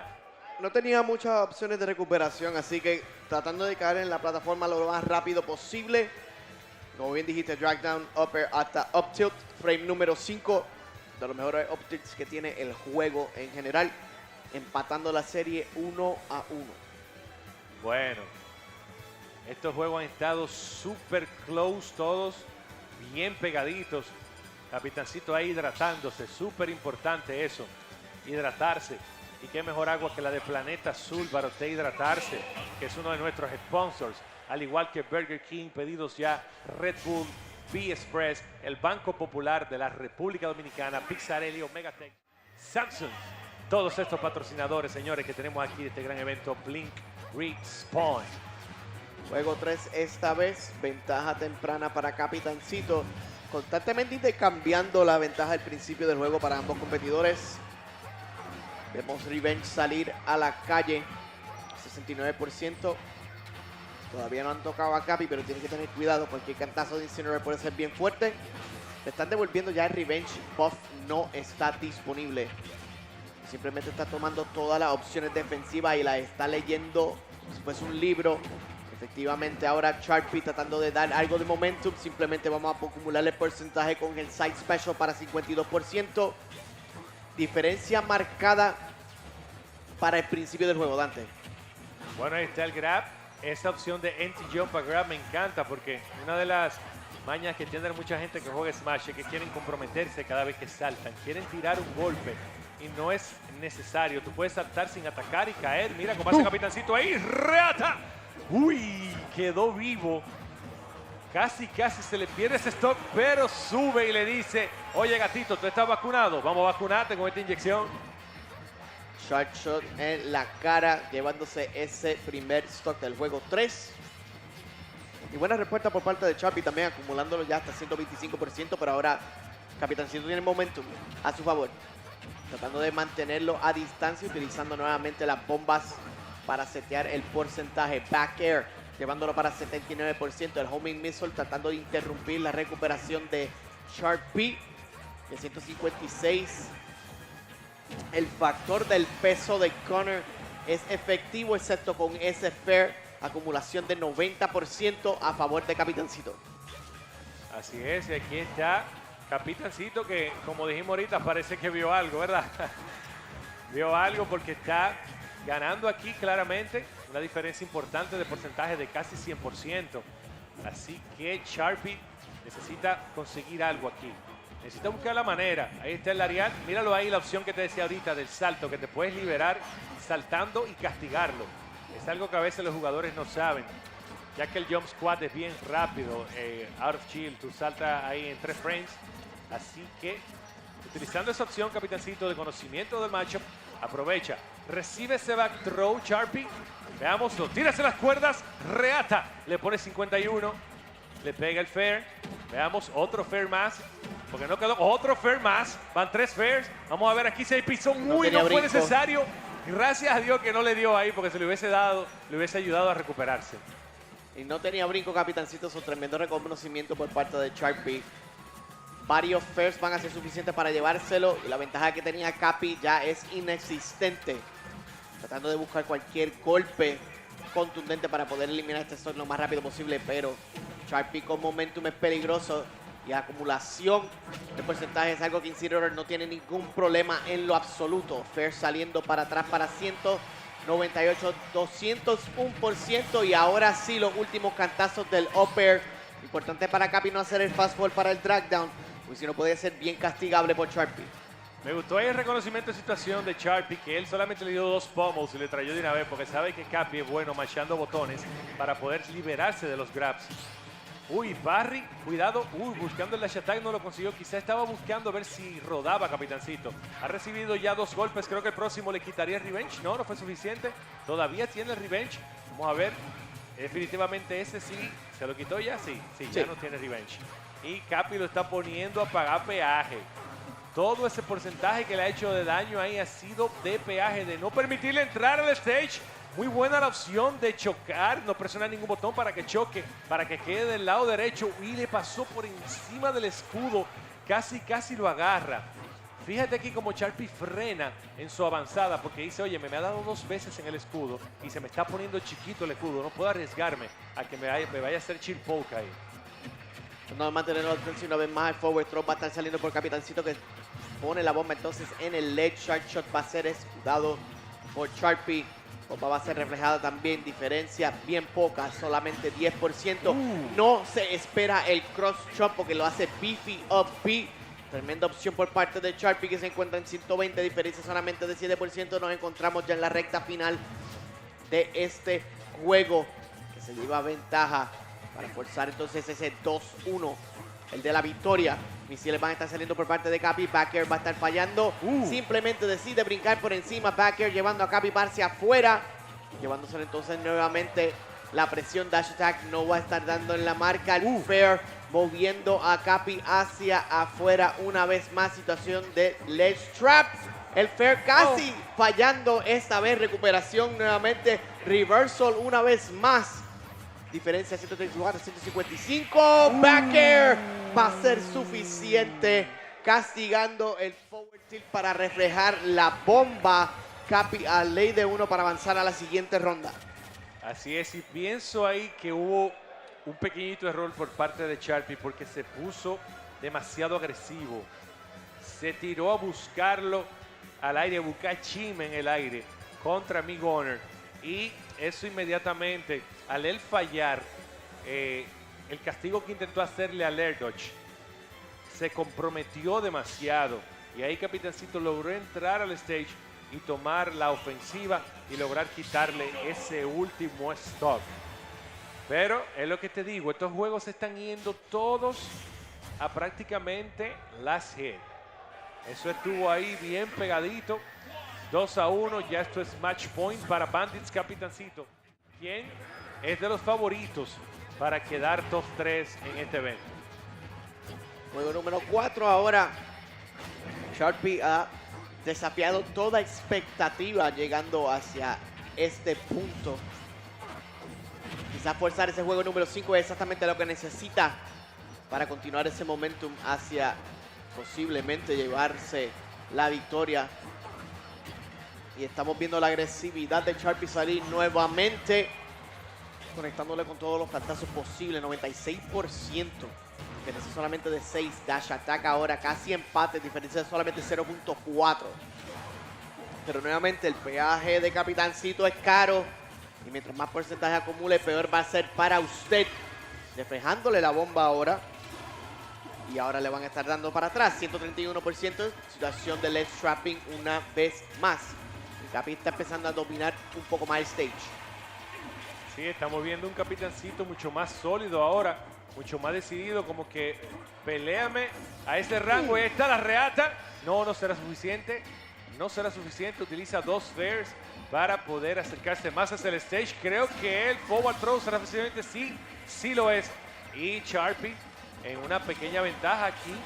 Tiene un porcentaje súper alto, pero vamos a ver si logra conseguir algo de daño. Uf, le puso 6% ahí. De nuevo lo sorprende Chopper con ese recovery que lo deja que siga con todo volado. ¡Wow! Quedó vivo de eso. Increíble. Creo que ese es el porcentaje más alto que hemos visto en todo el evento. 236%. Y le quema los pies para quitar el stock. Si hubiese llevado el stock un poco más rápido, si no hubiese llevado ese agarre, porque el misil iba a ser suficiente para llevar ese stock. Pero como quiera, we take those. 47% ya va encima, tratando de baitear nuevamente el command grab. Pero Capitancito está letting him have it, y es porque está jugando, empezar a jugar un poco más con el espacio de mid-range. A los Ling Whip esta vez va a estar conectando diferencias solamente de 2%, mientras vemos los down tilt salir para el left trap situation. Back air saliendo para 86. Bueno, continuamos entonces para adelante, moviéndonos poco a poco, Dante, hacia la recta final de este segundo stock. Bueno, aquí vemos, esto está súper parejo, 98 contra 95, demasiado parejo diría yo, considerando que es un macho bien particular. La reata y Sharpy se pone en donde quiere estar, que es en la ventaja de este juego, porque es demasiado importante, ya que puede ser su último juego del torneo. Tiene que maximizar el daño que debe hacer con este stock. Que haga como hace la gente que le echa agua a la ropa, que lo rinda. Vamos a ver. Ahí está cubriéndose, jugando tranquilo. Sabe que no se puede desesperar. Ahí consigue una sapo plancha, le pone 16. Rueda, le quiere dar por los pies. Se cubre, pero el back air por parte del Capitancito, 149%. Se agarra de la esquina, tira a Ivy, le dan, pero vive. Dios mío, el DI on point en todo momento por parte de Sharpy. Así mismo es, Dante. Sobrevivir es el nombre del juego, pero no va a sobrevivir ese up tilt por parte de Capi. Diferencia solamente de 61% luego del fair. Constantemente yéndose back and forth, 86% esta vez con el Dark, el Lowland Whip. Simplemente manteniendo la distancia en contra de Capi, tratando de forzar ese juego número 5 una vez más. Tratando de caer con Ners, reflejándole la bomba esta vez. El agarre sí va a dar en la marca, llevándoselo un poquito enredado más. Down tilt va a estar fallando y va a ser castigado, pero vemos el Darkest Lariat salir luego del Revenge. Fully charged, forward tilt. Y así mismo, solamente diferencia de poco porcentaje. La Lowland Whip iba a tratar de ser dado, pero la bomba va a cubrir a Capitancito. Viene siendo el mejor amigo por ahora. Dash attack para 122%. Los burst options de Incineroar han hecho tremenda diferencia para Sharpy durante el transcurso del torneo en general. Y simplemente tratar de acercársele nuevamente a Capitancito va a hacer lo que él necesita. El agarre va a estar fallando, pero la sapo plancha llevándoselo para afuera. Directional Air Dodge por parte de Sharpy. Falla la recuperación. De esa manera nadie quiere perder y menos ser eliminado del torneo. Capitancito entonces avanzando a la siguiente ronda. Wow, Sharpy peló los dientes, gente. Oigan lo que pasa ahí. Sharpy está agarrado de la esquina. Entonces Bandy Capitancito viene por el lado izquierdo del stage, ¿verdad? Y tira un misil suave. Sharpy se suelta de la esquina, salta y el misil suave le da y le quita el salto. Entonces está por debajo ya del stage y no hay forma con ese recovery tan malo, sin salto, de venir desde ahí abajo. No sé si fue, habría que preguntarle a Capitancito si eso fue calculado.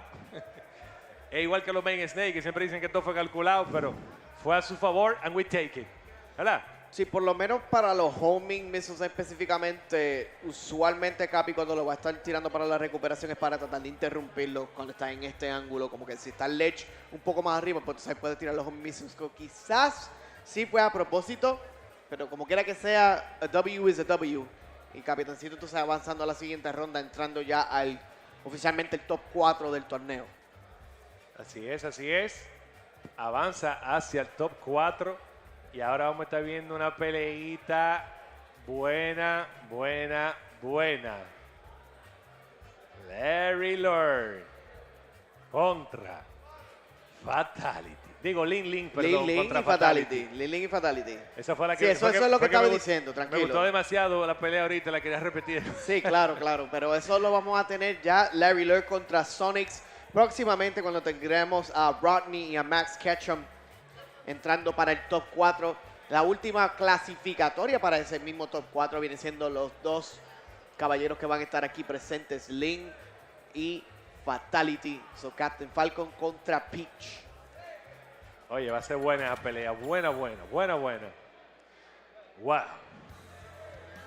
Qué demostración de skills. Y todavía faltan varios juegos. Cabe destacar que esta va a ser la última pelea que vamos tú y yo a castear en esta noche.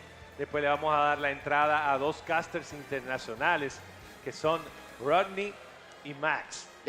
Que son dos casters excelentes. Me tocó castear en un momento con ellos, creo que a ti también. Y de verdad que fue una experiencia que aprendí muchísimo. Me encanta lo analítico que son, me encantan lo on point que son. Así que va a ser de mucho provecho ver esa narración de ellos para tener un insight mayor dentro de los combates que vamos a estar viendo durante el top 4.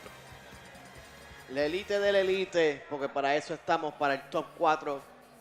Y vemos cómo nos estamos acomodando. El hecho de que salen los competidores en los lados con su main en la foto. Nuevamente la producción para Blink Esports en general, para Blink Respawn, ha sido excelente. Y es para admirar y para copiar si tienen la oportunidad para hacerlo, porque la realidad es que el ambiente ha sido fenomenal. Todo el mundo aquí está gozando del evento.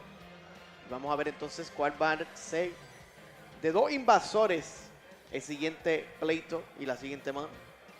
Peach y Captain Falcon, ¿qué te parece ese matchup?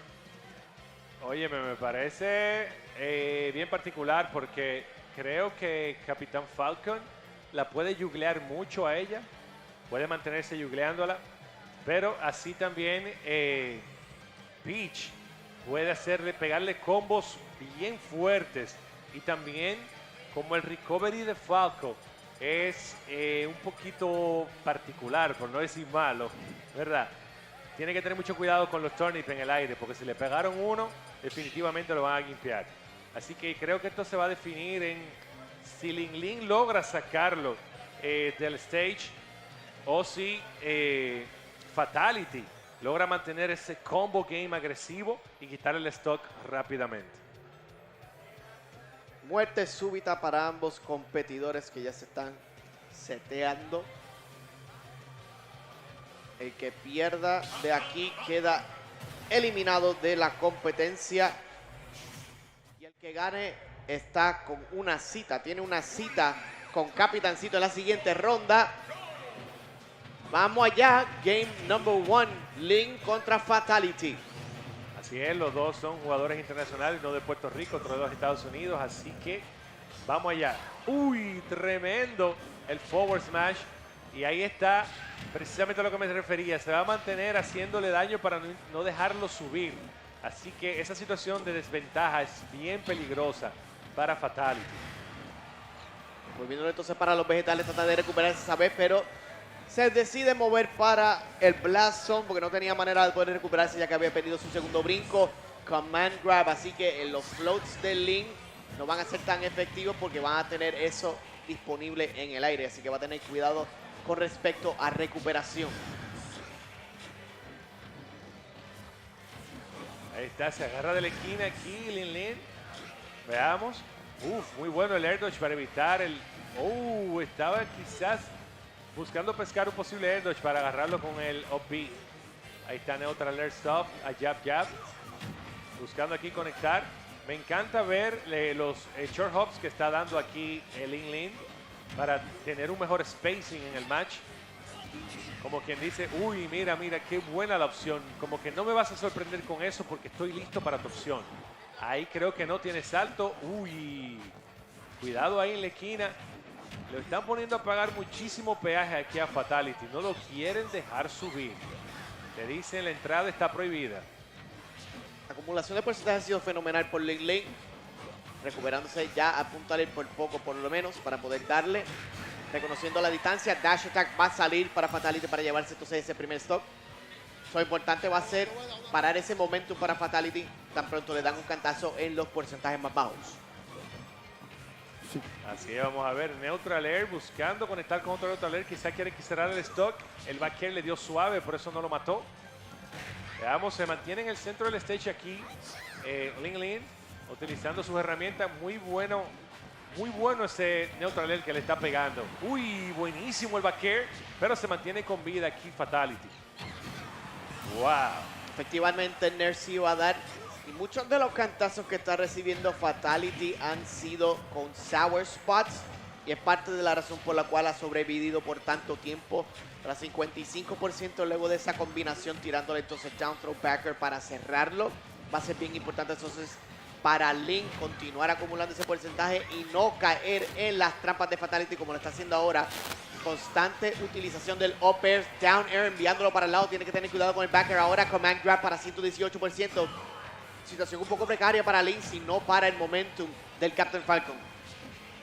Bueno, se agarra aquí Fatality de la esquina. Está en una situación demasiado adversa. Un stock completo de diferencia. Aquí en desventaja para Fatality. Veamos qué tiene Fatality que decir al respecto. Creo que no tiene exacto ahí. No va a lograr subir porque lo conectan con ese boom shakalaka. Le tiran ese item allá mismo. Se lo entregaron allá mismo. Directico. Como así mismo entrega pedidos ya.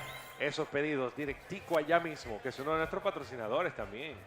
Este evento, Blink Respawn, solamente posible gracias a esos patrocinadores que tienen ahí en pantalla. Pedidos ya Red Bull, Burger King, Banco Popular de la República Dominicana, B-Express, Planeta Azul, Pixarelli, Omega Tech, Samsung, Logitech y Corsair.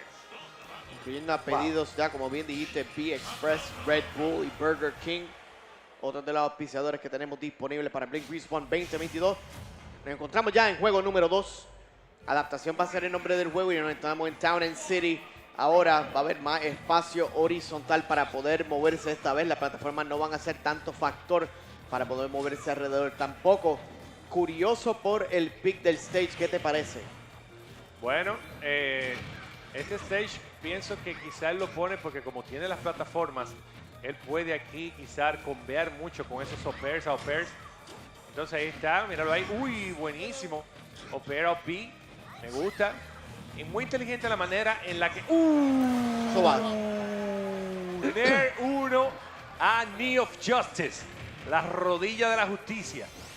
Bueno. Te decía que me gustaba como Ling se mantiene utilizando el float a su favor para evitar esa avanzada. Y vemos ahí de nuevo un empty jump a grab. Me gusta. Y de verdad que ha tenido demasiada suerte el Ling en todos los turnips de Stitch Face que ha sacado y los Mr. Saturn y hasta bombas creo que ha sacado también. Los vegetales saliendo una vez más para el edge guard, tratando de conectarle con el backer, pero Ling está haciendo tremendo trabajo de no coger ningún tipo de daño esta vez. De recuperación por parte de Fatality. Tiene que buscarle algo a la pitch, pero no logra hacer ningún tipo de daño para ese stock. 0%, 0%. Tratando de acechar entonces en el edge, moviéndose para las plataformas. El nombre del juego, ¿cuál va a ser? Tratando de responderse. Esto en Puerto Rico lo llamamos la madre que meta, pero efectivamente va a ser Ling dando los primeros cantazos para 39%. Excelente el Neutral Air. No hubo tech, pero de todas formas no maximizó la situación ahí en Ling. Estamos viendo aquí a un Fatality que se muestra bien agresivo. Bien parejo aquí en el Raptor Burst, pero no conecta. Otro Stitch, Dios mío. Debería de jugar la lotería o algo, porque de verdad que tiene mucha suerte. Vamos a ver, ahí está buscando un posible down air para cambiar a Knee of Justice. Aquí Fatality. Uy, quizás no confió en que le iba a pegar y por eso no tiró el combo ahí. Vamos a ver, buscando el knee, no lo consigue. De nuevo, anti-jump. Llama al Toad para hacerle daño con el pommel. Y de nuevo, fíjate cómo Ling usa esos short hoops para mantenerse ahí saltando bajito. Le dio con el frying pan para arriba. Bueno, bien importante este juego número 2 para Fatality. Pienso que es de vital importancia que gane este porque tú no te quieres ver en una situación de 2 juegos a 0 contra un jugador del nivel de Ling, que pienso que es una de las mejores pitch del mundo. Así mismo es Dante, por lo menos el segundo mejor pitch después de Mute Ace. Estaban teniendo tan buena representación con el personaje hasta ahora, 48% de crédito adicional. Es buena para Ling, pero tiene que ponerle un poco más de daño al Captain Falcon. Y Fatality está encontrando la manera de acumularle el porcentaje, pero no logra cerrar esos stocks de manera contundente. Y es porque estamos viendo que el frame, o por lo menos la distancia que está teniendo Ling, es a pelo de conectarle con algo que le pueda eliminar el stock. Está constantemente brincando hacia izquierda o a la derecha y Fatality está teniendo dificultades, ¿cierto? Con ese dash attack ahora, buscándolo con el upper, pero la plataforma lo va a salvar. Tratando de conectar entonces con algo después del footstool, el upper va a estar fallando, moviéndolo entonces hacia el lado derecho. El multi-jab va a dar para 155% y vemos nuevamente Ling simplemente esperando a ver lo que va a hacer Fatality. Cancela entonces el Peach Bomber y por eso no lo puede castigar a tiempo tampoco. Simplemente evita eso, debe ser up throw. Efectivamente va a estar eliminando el stock. Bueno, aquí esta diferencia de 99% pienso que se puede mitigar fácilmente con un par de combos, pero hay que conseguirlo los combos. Vamos a ver si consigue el combo aquí, ok. ¡Uy, uy, uy! ¡Ay, ay, ay, ay! ¡Qué hype estuvo eso! Ahí casi lo consigue, pero no fue suficiente. Y fíjate cómo ya lo tiene 68%, que era lo que te mencionaba. Bueno, uy, no quiso comprometerse con un posible B, porque sabe que se lo hubiesen podido castigar fuertemente. Cuidado aquí. Ya la diferencia es casi nada. Por poquito se le pega ese up smash. ¡Wow! ¡Qué fair que vale dinero! Le pega a Ling, representando a Puerto Rico, diciendo: yo voy a avanzar. Esto está 2-0, señores. Uy, uy, uy, uy, uy, uy. Aguanta el empuje, pero vimos la razón por la cual el counter pick para Town and City fue efectivo para Fatality. Tan pronto viste la plataforma en el lado izquierdo, es cuestión de acechar y continuar acumulándole daño hasta que eventualmente va a dar un cantazo para eliminar ese stock lo más rápido posible. Pero Ling se defendió bien ya lo último, aguantando el empuje a ley de una para enfrentarse nuevamente con Capitancito. Este es juego número 3. Fatality tiene que ganar 3 corridos y si hay alguien que lo puede hacer es el Captain Falcon Main. Así es. El Raptor Burst falla ahí y es castigado con ese down smash que le pone 31%, 46% rapidito, 58%. Aquí Ling quiere hacer un speedrun. Le quiere hacer todo el daño, no se ha dejado tocar. Le pone 89%. ¡Y Dios mío! Un 0 a muerte en menos de 25 segundos en el match. Logró quitarle un stock de una manera super clean. Pero aquí Fatality dice: ajá, entonces así. Tú verás ahora mismo. Se cubrió de los primeros hits, pero parece que soltó el escudo. Y fue sorprendido por los últimos golpes del down smash. Down era fair. Cuidado ahí. Qué hype es este match, Chopper.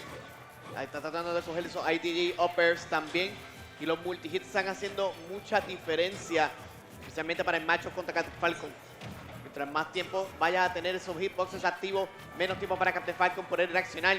El down air iba a ser en posición para Ling, 93% encima de Fatality. Dash attack para 71%, manteniendo entonces en la esquina. Tiene que ver, cuidado con la forma de recuperación. Vamos a ver el float salir. Y Peach va a poder agarrarse a tiempo. Lee el rol, pero simplemente con el DI para atrás. Unfortunate indeed, porque si no eso era el stock. Los multi-hits en este juego se fallan así. Y nada, se sale de ese up smash. Situación definitivamente mala ahí para Fatality. Quien está en una diferencia de un stock completo y hubiese podido cerrar ese stock ahí con ese up smash. Pero imagínate. Ahí está el dash attack. Uy, pensé que iba a conectar con el backer primero, pero estaba listo para opción ahí Ling y lo interrumpe. Dice: no, yo te voy a dar yo con mi fair. No quiero backer. OP, wow, se mantiene con vida el trade en el aire, que es a favor de Fatality, ya que logra quitar el stock. Tiene demasiado porcentaje, tiene que jugar demasiado clean ahora mismo si quiere mantener ese stock a flote. Tratando de darle una vez más con el snipe. Vegetales van a ser el nombre del juego. Raptor Boost una vez más tratando de acercársele al pitch, pero se le está haciendo tan difícil hacer algún tipo de approach. Importante que para el juego anterior no cogió nada de daño. Veremos a ver si puede ser la diferencia. No, y momentum a favor de Fatality, especialmente en la esquina del escenario. Va a ser bien importante para el Captain Falcon. Logra conectar con el sweet spot del Nair. Crédito adicional para Ling va a ser bien importante nuevamente. Vemos 60% encima de Captain Falcon. Solamente a diferencia de 59 tratando de irse una vez más y cerrarle esto con broche de oro con el 3-0. Moviéndonos nuevamente para posición dentro del medio. Y coronazo para sellarlo. Ling avanza a la cita contra Capitancito. Puerto Rico contra Dominicana, eliminando a Fatality con un convincente 3-0. Wow, qué mensaje manda Ling diciendo, oye, yo vine a representar a Puerto Rico. Yo vine a demostrar que tengo nivel. Wow, Fatality es eliminado, quedando en quinto lugar en la competencia. Shoutouts para Fatality, quien tuvo un buen desempeño a pesar de usar un personaje que no es considerado de los mejores del juego, quizá mid-tier at best, pero de todas maneras queda ahí en quinto lugar y Ling avanza. Algo bien importante ahora, súper importante, tenemos 2 dominicanos y 2 internacionales en el top 4, que son el Louder Winner, Bandits Sonix y Larry Lurr, y del Louder Loser, Bandits Capitancito versus Ling. Es decir, que aquí no se sabe todavía a ciencia cierta dónde está el dinero. Por nuestra parte, ya como casters tú y yo, este fue el último match, así que le vamos a dar paso a los casters internacionales para que le den el insight de esas peleas tan increíbles que vamos a tener en este top 4, a ver quién se corona el campeón del Blink Respawn. Siempre es un placer para estar aquí contigo, Dante, a la comunidad de Smash de la República Dominicana. Por ustedes es que he crecido a este nivel, sin ustedes, sin darme la oportunidad de poder continuar casteando. No hubiese estado aquí hoy, así que estaré siempre eternamente agradecido por la comunidad de la República Dominicana. Saludito a la comunidad de PR también que me han ayudado. Así que Dante, just close it out. Sí, de verdad para mí ha sido un placer. Chopper, de verdad que sí, me encanta. Yo soy fan del gran trabajo que Chopper siempre hace como caster.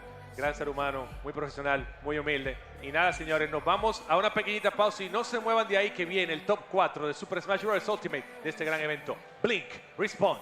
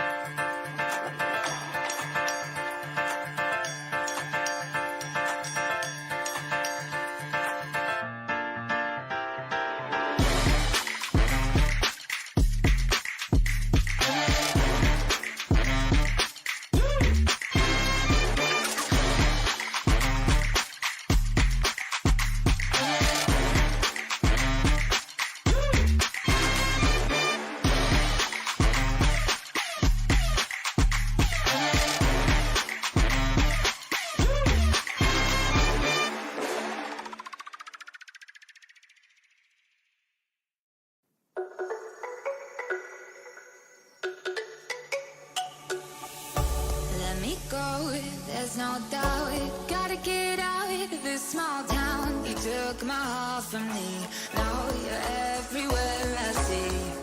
Set me free, let me fly, let me find new kinds of highs. We're just wasting here, waiting for another year. We both know the score, we've been here once before. So many words unspoken, you took my heart, it's already broken. You don't have to wait, I can take the pain. I will surrender, let me go on a new adventure.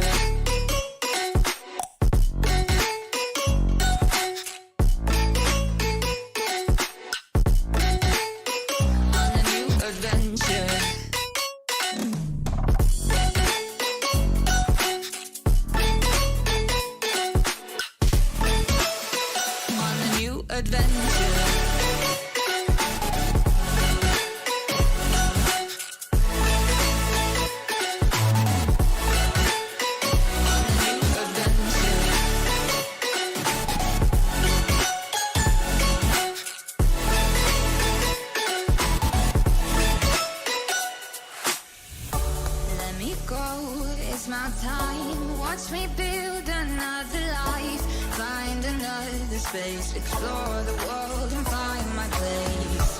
Hope you find some peace of mind. Hope the night was worth your time. Threw my heart away. We won't see another day. We both know the score. We've been here once before. So many words unspoken. You took my heart, it's already broken. You don't have to wait. I can take the pain. I will surrender. Let me go. It's a new adventure.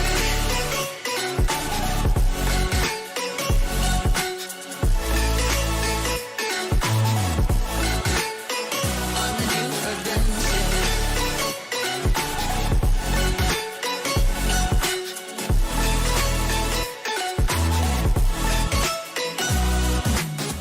You find me dancing on my own. Nowhere to be, nowhere to go.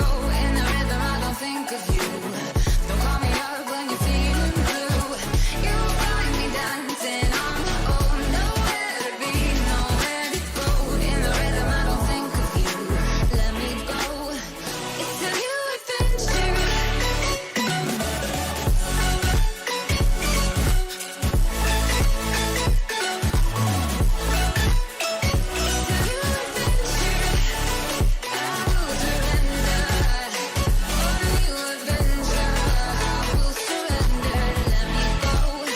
On the new adventure.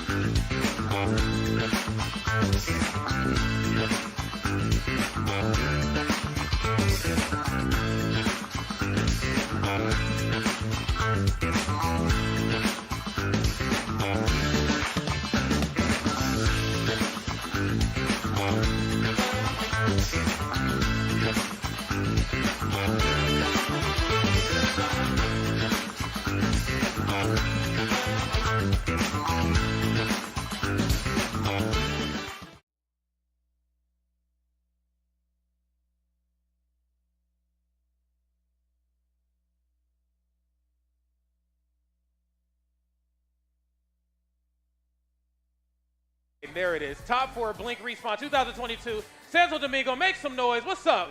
Woo! That's what I'm talking about, man. It's Rod. I'm with my main man, Max Ketchum, and we're about to bring you in this action. I can't think of a better person to do it with than my partner here. How you feeling?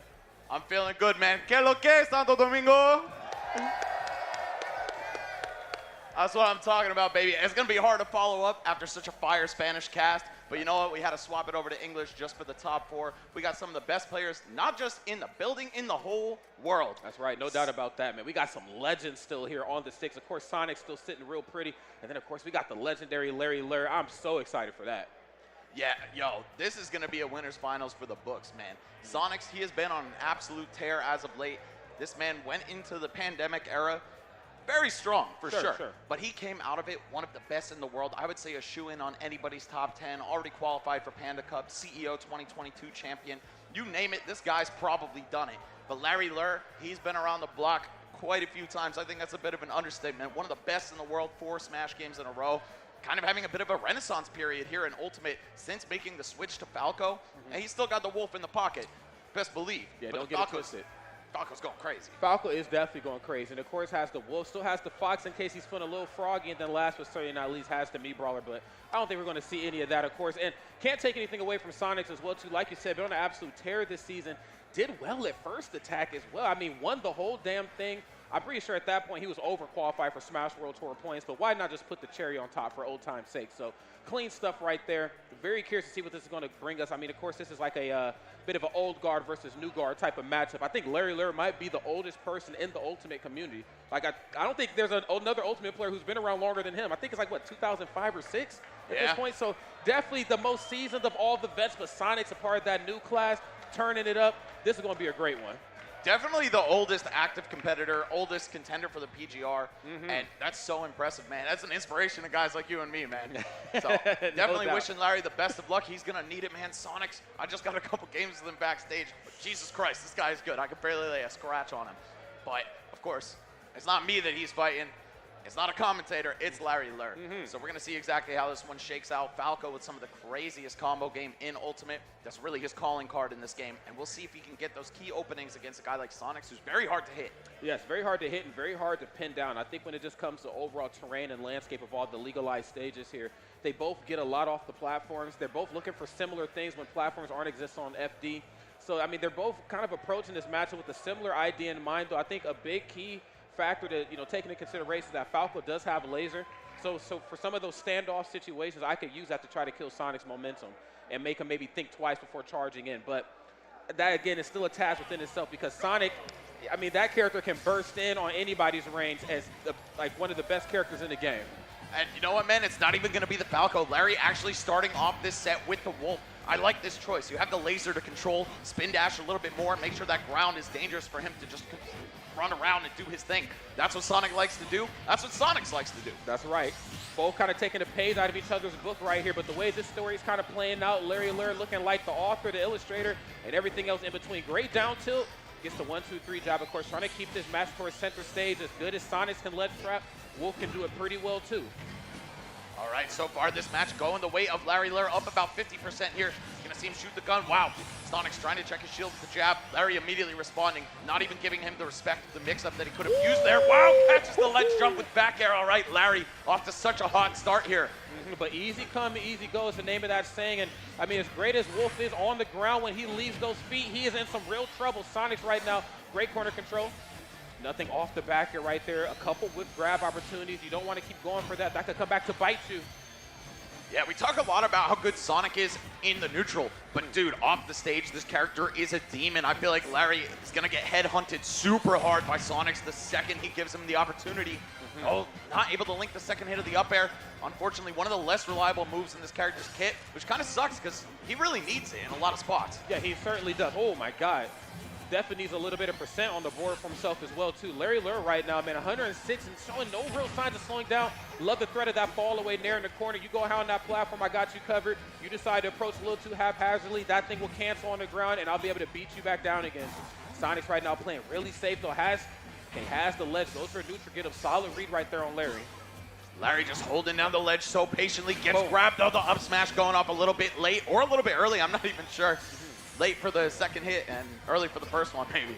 But either way, it's gonna be even stocks here. If Sonix is able to get him off the stage, clip that jump, maybe hit him out of Wolf Flash a couple times, that could be curtains. So the comeback is certainly on the table, but it's looking like it's been all Larry's game so far. Oh, here we go. There's one of those offstage situations, the homing attack, but Larry smart enough to save his jump. Yeah, I mean, that is kind of the name of the game with these last few matches. We've seen it with Fatality and Ling. And of course, we're seeing it right here. Very similar mindset. I get off stage. I have to keep as many resources as possible in my pocket. I'm going to need everything and then some to try to move around Sonix off stage. Sonic showing no real signs of slowing down. Only 123%. And I'm saying only because we know just how detrimental it is for Wolf. When Sonic gets that one hit, he can take you on a wild ride. Uh-oh. Oh, Larry swinging the up smash preemptively right there, but Sonix is all the way back in this game. Just a few percent down at this point. Is he going to find the kill right here off this juggle? Oh, and there it is! Charging the up smash, making sure to have Larry let his guard down first. That's right, caught him slacking right there, and Larry Lurr trying to cool his jets, comes back off the Angel platform with the neutral special immediately. And this is kind of what I talked about. If he went Falco, we're kind of seeing a similar mindset with the Wolf. I use my neutral special, I pin you down in place, and then I make you think twice before you decide to burst in. Nothing off the standing jab, though. Man, Larry has just been slightly off the mark on so many ledge traps in a row. Many of them could have ended in a stock loss for Sonix. Kind of lucky to still have this stock intact, and Larry has to chase him down. It's so difficult against a character this fast. Okay, does find an opening, though, despite the speed differential. Finds a dash attack. This is still in the realm of possibility for Larry, but he's going to have to work twice as hard right now because Sonix is in his absolute bag. Oh, early on the F smash, man. A lot of early whiffs on the smash attacks in the corner. All right, we're going to see the down throw off stage. Larry once again looking for this ledge trap here. Not going to work out, and Sonix using that mobility to full advantage, just gets right back to the other side of the stage. Picks up a spin dash, nothing afterward though. But Larry, you're in some serious trouble right now, especially after such a good start. This one's got a bite. Oh, my goodness. Right into the up smash. And what a dominant finish right there from Sonix for game number 1. I got to tell you, Max, man, a bit of a cold start right out the gate, and I get that. You know, again, Larry Lurr showing that old man prowess, that resilience right there, letting him know I can still throw down with some of the best in the business. But when it was all said and done, it really felt like a lot of like that reactionary time kind of came out and helped Sonix in the end. Yeah, that's what this character has to do, right? Put your opponent even in neutral, let alone a bad spot, and then just react to the option out of it. Works so well time and time again. This character covers so much ground in the matter of a few frames. No doubt about that, man. With this in mind, we're moving into the next game. Of course, Sonix moving in with 1 game on the board for himself. And we got a character switch right here, man. I got a blue character of my own. I got Falco Lombardi here joining the party, and we're going to see what we can bring. Early on the neutral special exchange, too. I mean, again, just wasting no time kind of making sure that the narrative and just kind of the pace of this match stays more into his liking.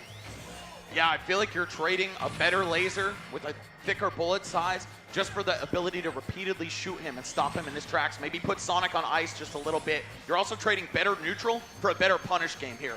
And if Larry can get those key openings, we might see this one pay off. I kind of like Wolf more for the matchup, but whatever Larry feels like is the right option, I'm going to just trust him. Yeah, that's facts, man.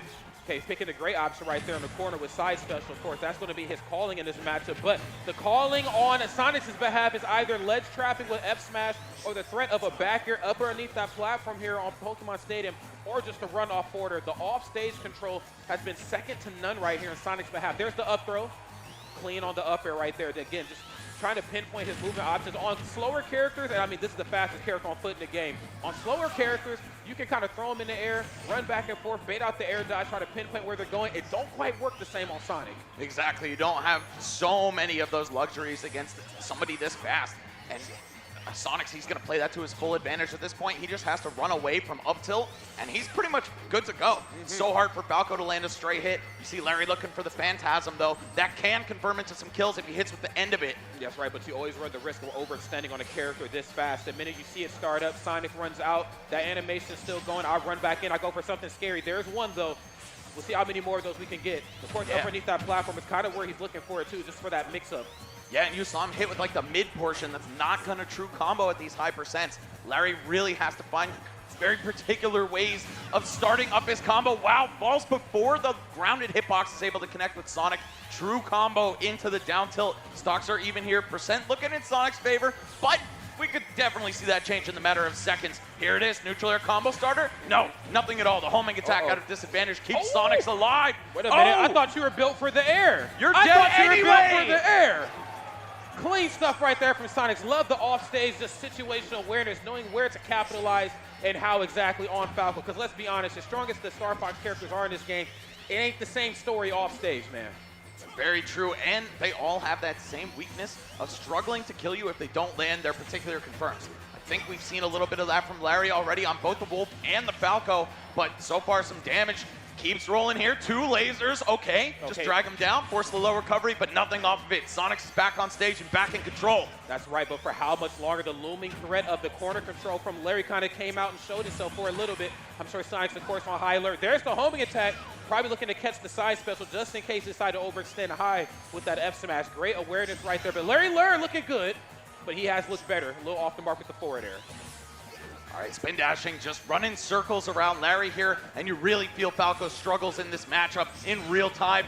Once again, okay, he got the middle portion of the side B, but still found an up air. Not that juicy back air that would have taken the stock, but damage is damage at this point. Larry, you can't complain with it. All right, there it is, another down tilt. It's once again a pretty bad deficit for Larry, but nothing that he can't come back from with a couple good openings. That's right, really gonna have to slow this match down again, leaning into that neutral special, as you can see, forcing him to come. And of course, Sonic blessed with some great footwork, but if he starts to overextend, Larry Lurr is looking exactly for that. I'm gonna go for these grab combos, and things are gonna get a little spooky though, taking him on a wild ride out into the magnifying glass, flirting with death. Not quite able to get it done there. There's homing attack. Okay, wait a minute. Oh, and the spin dash cancel off the ledge, making sure he had his back turn when he double jump back on in the forward tilt ledge trap. That's going to close it out. Sonix up 2-0 on one of the most decorated Smash players of all time. Yes, an absolute he has veteran. Sorry? No, absolute veteran, yeah. Yeah, I mean, Sonix has looked unstoppable this entire weekend with one exception. That winner's semifinals match against Capitancito going all the way down to the wire.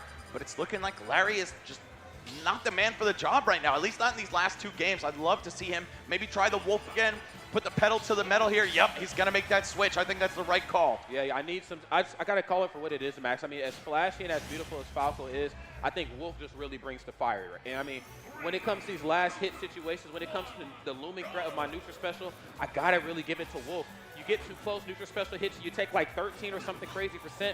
The sheer threat of it, of course, when you're a little too far away from me, now you got to kind of jump in and over it. But then also in these later %s too, I don't have to worry about going for some sort of fancy grab combo. I have up tilt, I have up smash, I have back air, I have stronger options. And just, I mean, that's exactly what I need in a matchup like this. Yeah, I think the laser is such a big deal too. We saw the rapid fire coming into play a little bit against the spin dash, but of course he can jump right out of that, so it's not going to be too much of a factor. Having the taller shot will actually stub out some of those short hops.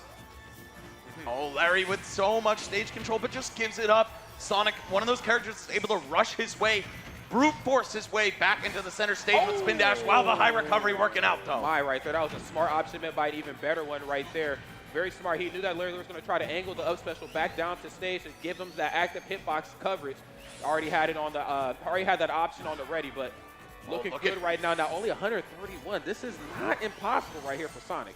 Both of them freezing up in shield right in front of each other. You just see that respect. Larry with the grab. I don't think it would have resulted in a kill, but the next one, if it's by the corner, certainly will. Oh no, Sonic's going for the air dodge, but he knows he's got just enough distance on that spring jump to get back. Okay. And this is good right here. Larry just walking right up slowly, going for up tilt, letting some of those longer hitboxes do the talking for him. No longer looking for grab anymore. And that's very smart. Oh, try to tilt it down. Sneaky business. Great evasive maneuvers right here from Sonix. No platforms either. So, good Lord, he's going to be able to rip and run for practically free here on the stage. This is a Sonic playground if I've ever seen it myself. And that angled up forward smash, such a lethal threat for Sonic. And we're seeing Sonix close the gap here. At this point, I feel like they're both dead to the next smash attack that connects. Obviously, a back air from both characters would be life-threatening at this point. Sonic's faking the edge guard right there. No, actually still misses on the homing attack. He's going to air dodge back, though. He is in somewhat good health. He's alive. He's alive. I'm saying he's still breathing. You know, I got to give it to him, especially for that edge guard attempt. I mean, he knew that, okay, a Star Fox character probably going to save that jump. Let me delay a homing attack or a back air. Larry Lurr said, I'm out of here. I'm going for side B immediately. Not going for any of that. Okay, met with the receiving end right there. Sonic sneakers, there's the back air, spring. And yes, just the looming threat of Sonic offstage is enough to make him falter. Clean conversion right there for Sonic. I like the attempt from Larry to try to trade stocks, go for that wolf flash, maybe find a spike all the way down there near the bottom blast zone. But man, since the respawn, it's been all about Sonix here, attacking on almost 100% unresponded to. Larry really struggling to find a good hit here. Sonix is taking him from one end of the stage to the other and has to land back on stage with an aggressive option. Goes for Nair, needs a little bit of space right there. Nice, gets one hit, turns it to the F tilt. And then what's crazy is that when you see a character like Wolf, I mean, I think a lot of times people know this character for how easy it is for him to kill at later %s, but these early % as well, he has some strong springs that we're just not seeing. And that could namely be because he just can't get his hands on Sonic. Yeah, I feel like it could come down to just a knockdown into a down smash tech chase if he's lucky enough to find that, but Sonic's denying him at every turn here, shutting down that second stock with a back air, calling out the jump, and now Larry, you gotta make something happen or else you're going down 3-0. That's right now, % starting to climb up a little bit more right now for Sonix. This is still not in the realm of impossibility right here for Larry Lurr. He just has to find one solid opening, kind of leaning into his ouch bag right there from Vancouver. You know, the up tilt and up smash game will certainly serve you some justice at these later %s, especially for a player like Sonic who's going to do a lot of jumping around you. Bait that out, use it as an anti-air option, and make him think twice before jumping in on you. Oh, wow, look at the counterplay to the laser, letting the side B spin dash go. It has some invincibility frames on release, and then just air dodging right through the rest of the laser. So smart. This guy, he labs out these matchups to such great extent. Oh, there it is. The Firewolf poking right through the stage. All right, Sonix, one stock left. Obviously, no damage whatsoever, but I feel like Larry can string together a few combos and bring this right back to even. That's right. That's if you've seen shades that up tilt start to come out. Walking up, letting Sonix go for the overextension and leaning into his up close and quarter CQC game, man. It's pretty nasty on Wolf, especially at these lower %s. Sonix, of course, very well aware that trying to do his damnedest to keep him out of harm's way. Okay. Hey, hold up. Oh, and he almost found the air dodge punish right there. Larry starting to turn it up. He's still got a little bit of gas in the tank. He's going to need to hit the pedal to the metal right now, though, or else this one is going to slip out of his hands. He's brought it basically back to even. Okay, slight lead here. Nair out of shield. There's no jump for Sonix. Doesn't find the 2-frame, though. Yeah, interestingly enough, of course, Sonic's always one step ahead of the competition when it comes to recovering. Sonic has one of the most awkward recovery systems in the game, but if utilized properly, I mean, you can make it back with some crazy deaths, but, oh, wait a minute, can you make it back from that? You cannot. Back here on Sonix is going to close it out in a very clean 3-0 on Larry Lurr. Yeah, man, that third game, I know all the Sonix fans out there in the crowd might have had their hearts pumping a little bit, but this guy, he is clutch. He will deliver and closes it out 3-0 going to the grand finals. Man, you already know the crowd is behind him. Obviously, there's really no debate. We are here in the Dominican Republic. Sonix has been the best player in this country for so long, only missing it on the first ever power ranking behind Omar. That's Once he learned the Snake matchup, that was it. Things started looking a lot different. That was it. This would be a good weekend for Blink Respawn if, of course, Mana RD and both Sonix wins. I mean, what better way, you know what I'm saying, to close out a chapter in Street Fighter V than having your champion win it all. But this is Smash Ultimate, and of course, the story is still being told to this day. This tournament, of course, a gold tier stop on the Smash World Tour. Sonix, of course, well over the amount of points needed to, show up in December and do the damn thing. But why not win the one on home soil? Why not? That's like when a guy with a PhD applies to McDonald's, man. Yeah. I think this guy has more than earned his keep in both tour finals at this point, but definitely wants to add a victory on home soil to his resume. That's right. And honestly, I can't think of a better way to close it out. But before he gets to that, of course, he has to go over to the grand final side of things. He's going to chill out for a little bit. We still got Capitancito. Now, that's my guy right there. You know what I'm saying? Any Capitancito fans out there? Anybody? That's okay. That's what I'm talking about. See, I play a little meat gunner myself. So, I got to, root for the boy when I can. I'm always taking notes when he's doing damage on stage. But, of course, he does have an opponent coming up as well, too. So this could literally go either way. I thought I knew the meat gunner matchup coming into this match or coming into this tournament. He's completely flipped the script on me. Yeah, I think this guy really rewrote the book on this character, put the character on the map. Many people just wrote off all the Miis at the beginning of the game, and honestly, how could you not, right? They look so silly, but they have some phenomenal movesets. Also, they can be customized. There's so many variations of this character that you have to account for at once. That said, Capitancito, he's pretty much been running with the same moveset all weekend. That's going to be the bomb as the down special, the rocket jump as the up special, or whatever it's called, charge shot and missile for a neutral and side special. And that has carried him pretty far. He's going to be going against Ling, though, a player formerly of Puerto Rico who relocated to Connecticut about 10 years ago at this point, I would say. Yes. So he's repping both Puerto Rico and the U.S. Very cool to see that. This is a very international event, man. And if I'm not mistaken, oh, wait, no, they did not play it in the winners. Wait, maybe they did, actually. I think they did play in winners top 24 earlier in the tournament. They might have, yeah. Yeah, Ling getting sent to losers very early at this tournament. Yeah, and I think one thing about Ling, I think sometimes people kind of sleep on how good he actually is. I mean, one of the best peaches in the entire world. Again, do with that information as you must out there, Twitch chat viewers, but one of the best peaches ever do it. Had a pretty good showing at Shine as well, too, like we talked about before. That's kind of been his backyard, but here we are in the DR, and Capitancito, of course, fighting for his life right now. Had a nail-biter, finish versus, I believe it was Sharpy just not too long ago. Yep. So, of course, trying to keep up that momentum as we move forward through this top 4 portion of bracket. And you know what, man? Ling defeated Fatality? Yeah, I mean, I was kind of hard-pressed to believe it, coming into the tournament. Of course, StarZG gives us the projected outlook on the bracket. I was like, I don't know exactly who's going to take this. Fatality seems very warmed up, seems very poised. Has kind of been okay this season for the most part. But Ling was like, hey, look, man, I don't care what the meta's talking about. I don't care what the DLC is talking about. This is still Peach and this is still Falcon. And in a lot of our exchanges, I have your number, especially in the off-stage category. So Ling showing his prowess right there in that last match. Yeah, man, I got to say, these Caribbean players, they got it going on. We got Dominican Republic, USA, and Puerto Rico all represented here in the top 4 of this tournament. It's going to be Peach versus Me Gunner. Make some noise, people. This is for 4th place minimum. Winner will go on to fight against Larry Lurr, get a shot at taking out one of the top dogs of this tournament. Ling already doing just that, eliminating the 2nd seed in his last set. That's right. Now let's see how this one all shakes out. Bit of a cold start right here for Ling. And again, it kind of leans into what we talked about when we were watching the beginning of Top 8 and Capitancito doing work. Me Gunner, surprisingly enough, very scrappy. Nair's a good option. Grab range is amazing as well, too. Has things like drag down up air into up tilt. can really throw down at those early percents, and then like most zoners in the game, leans into what you think they're going to lean into. I got the lead. I've been chiseling away at not only your mental, but also the physical portion of this game because you just have to keep holding shield. Now I'm going to disengage, and I'm just going to start pressing that B button. Yeah, for sure. If you let me, Gunner, have a second to breathe, the field turns into an absolute war zone.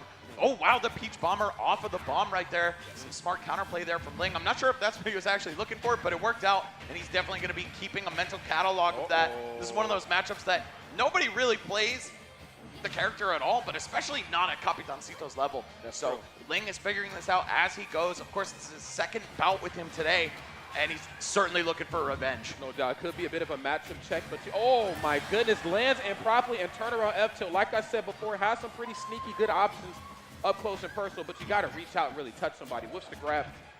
Now, one key thing to bring up here is the type of recovery that Me Gunner has. Doesn't have the big punch and doesn't have the up special that has the recoil on the end. Has one with no active hitbox at all. And I think that's speaking to Ling right now, trying to keep him off stage with that turn up. You get caught in that corner improperly, that's down air in the corner, that's down smash if you air dodge in, and hell, that's even just nair. I mean, there's a lot of options Ling has here versus Capitancito. Oh, he's doing a great job of evening this one back up, is what I would say if Capitancito didn't just go on a 70 damage tear right there. The forward smash occupying so much space. Like we said, man, if you let this character be for just 1 second, there are hitboxes everywhere. How do you possibly account for all that? Even a character with good air mobility like Peach, having float at her disposal, really struggles to crack through these walls. I'm glad you brought that up. You can't jump around Me Gunner for free either because there is always the looming threat of up tilt, which is a surprisingly good option. No back hitbox on it, but damn it, I don't think that move needs a back hitbox. The forward hitbox on it, strong enough. And then, of course, you got up smash. Up smash takes no prisoners. Up smash is so good, it probably makes Power Suit Samus and Dark Samus just jealous. I mean, that move can do everything and then some. Yeah, and the up tilt as well. This character not short on anti-airs. Wow, the forward air almost killing. I didn't know that move had any type of knockback. Snuffs out the air dodge. It's going to be a down tilt to put Capitancito up 2 stocks just for a brief moment in this game 1. Okay, back air gets it done. Finally putting a point on the board, but I don't want to say too little too late. Okay, early on the parasol, back to the stage, and wow, look at that. Now that's looking like some Street Fighter right there. He let the projectile hit you on block, and then I run up and grab. All right, Guile, I see you. Bro, that's looking like Marvel. This man's got assists. The slow fire on the missiles, following that up with some crazy pressure. But here we go, Ling with a potential chance to respond here. Like you said, this character has no hitbox on the recovery. Capitancito compensates for that by throwing missiles and bombs out on his path back to the stage. But when you don't have enough time to get that going, you can definitely abuse the recovery. 100%, man. You need as much coverage as possible when a player as talented as Ling, piloting a character as good as Peach is coming after you early on the swing back here, of course, taking no prisoners. We've seen how well that came out and worked from in some of Capitancito's previous matches, but yes, letting the stick talk, side B gets it done. Game 1 goes to Capitancito. Man, we were talking about how Ling is looking for this revenge, trying to see what he's learned from his first set coming into this one, how much information he could keep track of in the Me Gunner matchup. But man, it looks like Capitancito was learning along with him. Even though Peach is a little bit more of a common character, she's still kind of in short supply. Yeah. So just watching the evolution of the gameplay between these two, super interesting. But it's going to be Capitancito with a really dominant game 1 to put himself up in the set. 100%, man. I think Peach, obviously a very strong character, and she kind of reminds me like what we see from some of the Fire Emblem characters. Some of the more cut and dry ones like Marth, Lucina, Chrom, and Roy. Is like, her options. They're pretty linear. They're pretty telegraphed, actually. They're just so damn good that they're hard to work around. But because of that, if you have projectiles that can try to keep her at bay, that's a big thorn in Peach's side. She can't get up close. She's honestly probably the original Strings character in this game, probably before Kazuya and before Falco as we know him. But when you can't get close, what are you to do? Turnip can only do so much. Yeah, the combo game does go crazy, but you got to get that first hit, and that's really been the problem. Me Gunner's neutral, just so tight, so difficult to find the gaps. And Ling really struggling to do that. Capitancito taking full advantage. Oh, man, that's a projectile war you do not want to engage in. No, absolutely not, man. You say yours is big, mine is bigger, though. Trust me. There's the backer, and look at the movement options. Love the reverse on the forward air. And again, right when you get up close and personal, just when you break that zone, just when you think it's okay to grab Me Gunner, F-tilt comes out. I don't know what the frame data on that move is, but it's too damn fast to be shooting projectiles. There's that up smash. Preemptively calling out that jump from Ling. There's one thing you can be sure of, it's that Peach wants to play in the air. Ling stuck in his shield. His immediate response was to go for a jump. Capitancito not letting him have it and already putting so much damage on the board here. 94. Going on a big run here, Max. I'm so glad you brought that up. It just seems like the damage is just not stopping. The minute Capitancito gets one hit, it just turns into many other hits. The whole terrain, the whole stage is kind of just a minefield. And it just feels like anytime Ling jumps improperly, he has to punish on the ready. Okay. Oh, the empty float. Very clean stuff there from Ling. Oh, we're going to see the up air come through, protecting himself from above. And now Ling forced to land. Okay, goes for the air dodge to the platform. He's still alive, getting a couple hits in. But you need to not only take this stock, but play out of your mind for the next one. Okay, I think he hears you loud and clear right now. Tap into some of that energy you were talking about, and that's exactly what I was bringing up right there in game number 1. The looming threat, of course, no hitbox on that up special, and then you don't have, side B or, down B or pretty much any of your projectiles to give any coverage. Peach is definitely looking for that, and then some. So great option right there from Ling, but wow, less is most certainly more. Again, once you break that zone, you think it's all gravy, and most certainly it's not. Down tilt, up tilt, all of Gunner's tilt, so good. Yeah, some really good buttons on a character who has an insane projectile game, right? The zoners in this game have hands, to the chagrin of so many players out there, man. I understand why they're so frustrated playing against things like Gunner. Wow, that up air almost reaching a whole platform and a half away. That was so smart, too, to go for like almost not the full jump on the up air, but just high enough to where, oh, you air dodge through it, you think you're going to come down and punish me? Please come off that platform, and I'm going to rinse and repeat the situation. Playing one step ahead of the competition is exactly how you got to pilot a character designed like Gunner. Okay, regular missile. Wow, in the up tilt. Whoa. Dude, what a ridiculous anti-air that is. The arc that it hits at covering directly above Gunner's head. That straightforward hitbox. That is such a good move. And if I'm not mistaken, that's like frame 6 or something crazy. It's too damn fast, man. You're probably going to piss yourself off looking it up because it's probably so quick, man. It's like, why does this character have this? I feel like the answer naturally to so many zoners is to find that opportune moment to jump in. Gunner's amazing at shutting that down. We saw both an up tilt and an up smash take a stock here. Down tilt for the ground control. Shout out Major Tom. Yep. Man, it's just looking so rough for Ling, though. And to think that they did play earlier today, it's not like he's being blindsided by a character he's never fought before. You fought the literal best Gunner in the entire universe just a few hours ago. And it's looking like his learning curve is even faster than Ling's. I gotta be honest, man. With the way most of the projectile characters design this game, you're never going to fight the same zoner twice. There's going to be some very key things we're going to do, but I mean, if you fought them once early in bracket, there's a good chance they're not going to interact with you the same way. I mean, we've seen it earlier at Omar's. Omar's really, dug into his bag and gave us every type of play style with Snake. We're seeing the same exact thing kind of transpire right now with Capitancito. Up 2 games, pretty comfortably, might I add, but I can't call it just yet because Ling ain't no slouch, man. The second best Peach in the world. Show me something.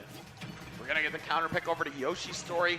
I like the choice for Ling just because he has a couple ways to navigate around these projectiles now with the platforms in play. But man, that said, Gunner can hide underneath them. He can roll, or she can roll the bombs off of them as well.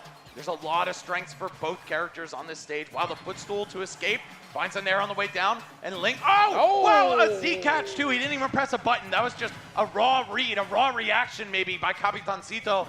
And he's prepared for everything. I mean, when you have a recovery system as exploitable as this version of Gunner right here, you got to have everything and then some to get yourself out of harm's way. Love that. Gets the flow cancel forward throw. Toad getting it done early right there. Clean stuff. Now, Ling has this lead. Very curious to see what he's going to do to hold on to it. Because as scary of a character as Gunner is, doesn't play as well when they're in the deficit.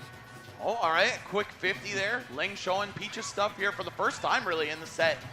Pretty much the biggest opening he's found. Oh, looking for back air and a down smash.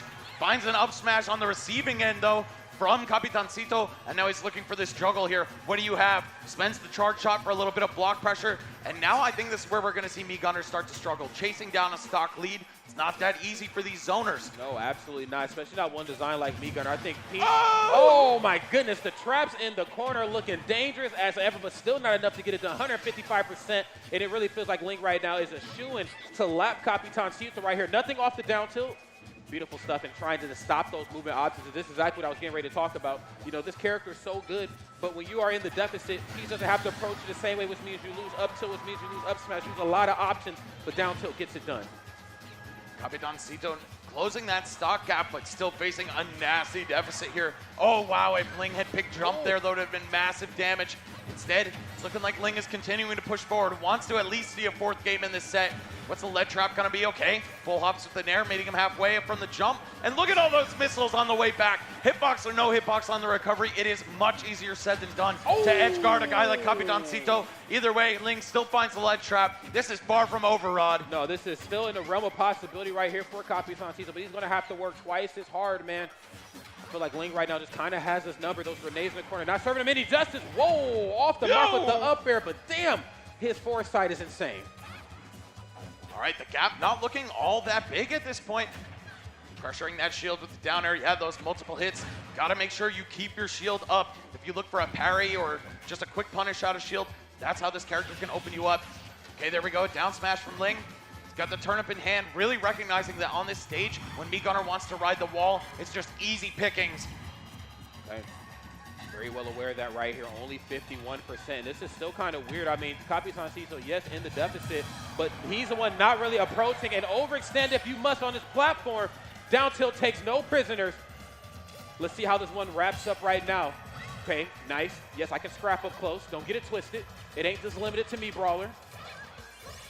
Oh, wow, the bomb coming out, but Peach sending it right back with the dash attack. Yo, Capitancito is right back in this. Only about 25% down. It was so much worse for him just a few minutes ago. Really bringing it back in this matchup. We were talking about how zoners struggle to chase down a lead. Not in the hands of a player this good. Damn! Oh, no, and he's done! No way! 2 consecutive 3-0 victories for these Dominican players out here. Sonix sweeping Larry Lurr clean, and Capitancito doing it right back to Ling in the loser semifinals. That's right. Make some noise for Capitancito, man. Turning it up right here in top 4. Ling right there obviously played his absolute best, but again, it's just a weird matchup. I mean, you kind of know what these characters want to do on paper, but when they are piloted by somebody's talent, look at him smiling. Look at that big old smile. He's cheesing. Look at him. I can't help but to smile. I played my ass off. Beautiful. Beautiful gameplay right there, man. Might be hard.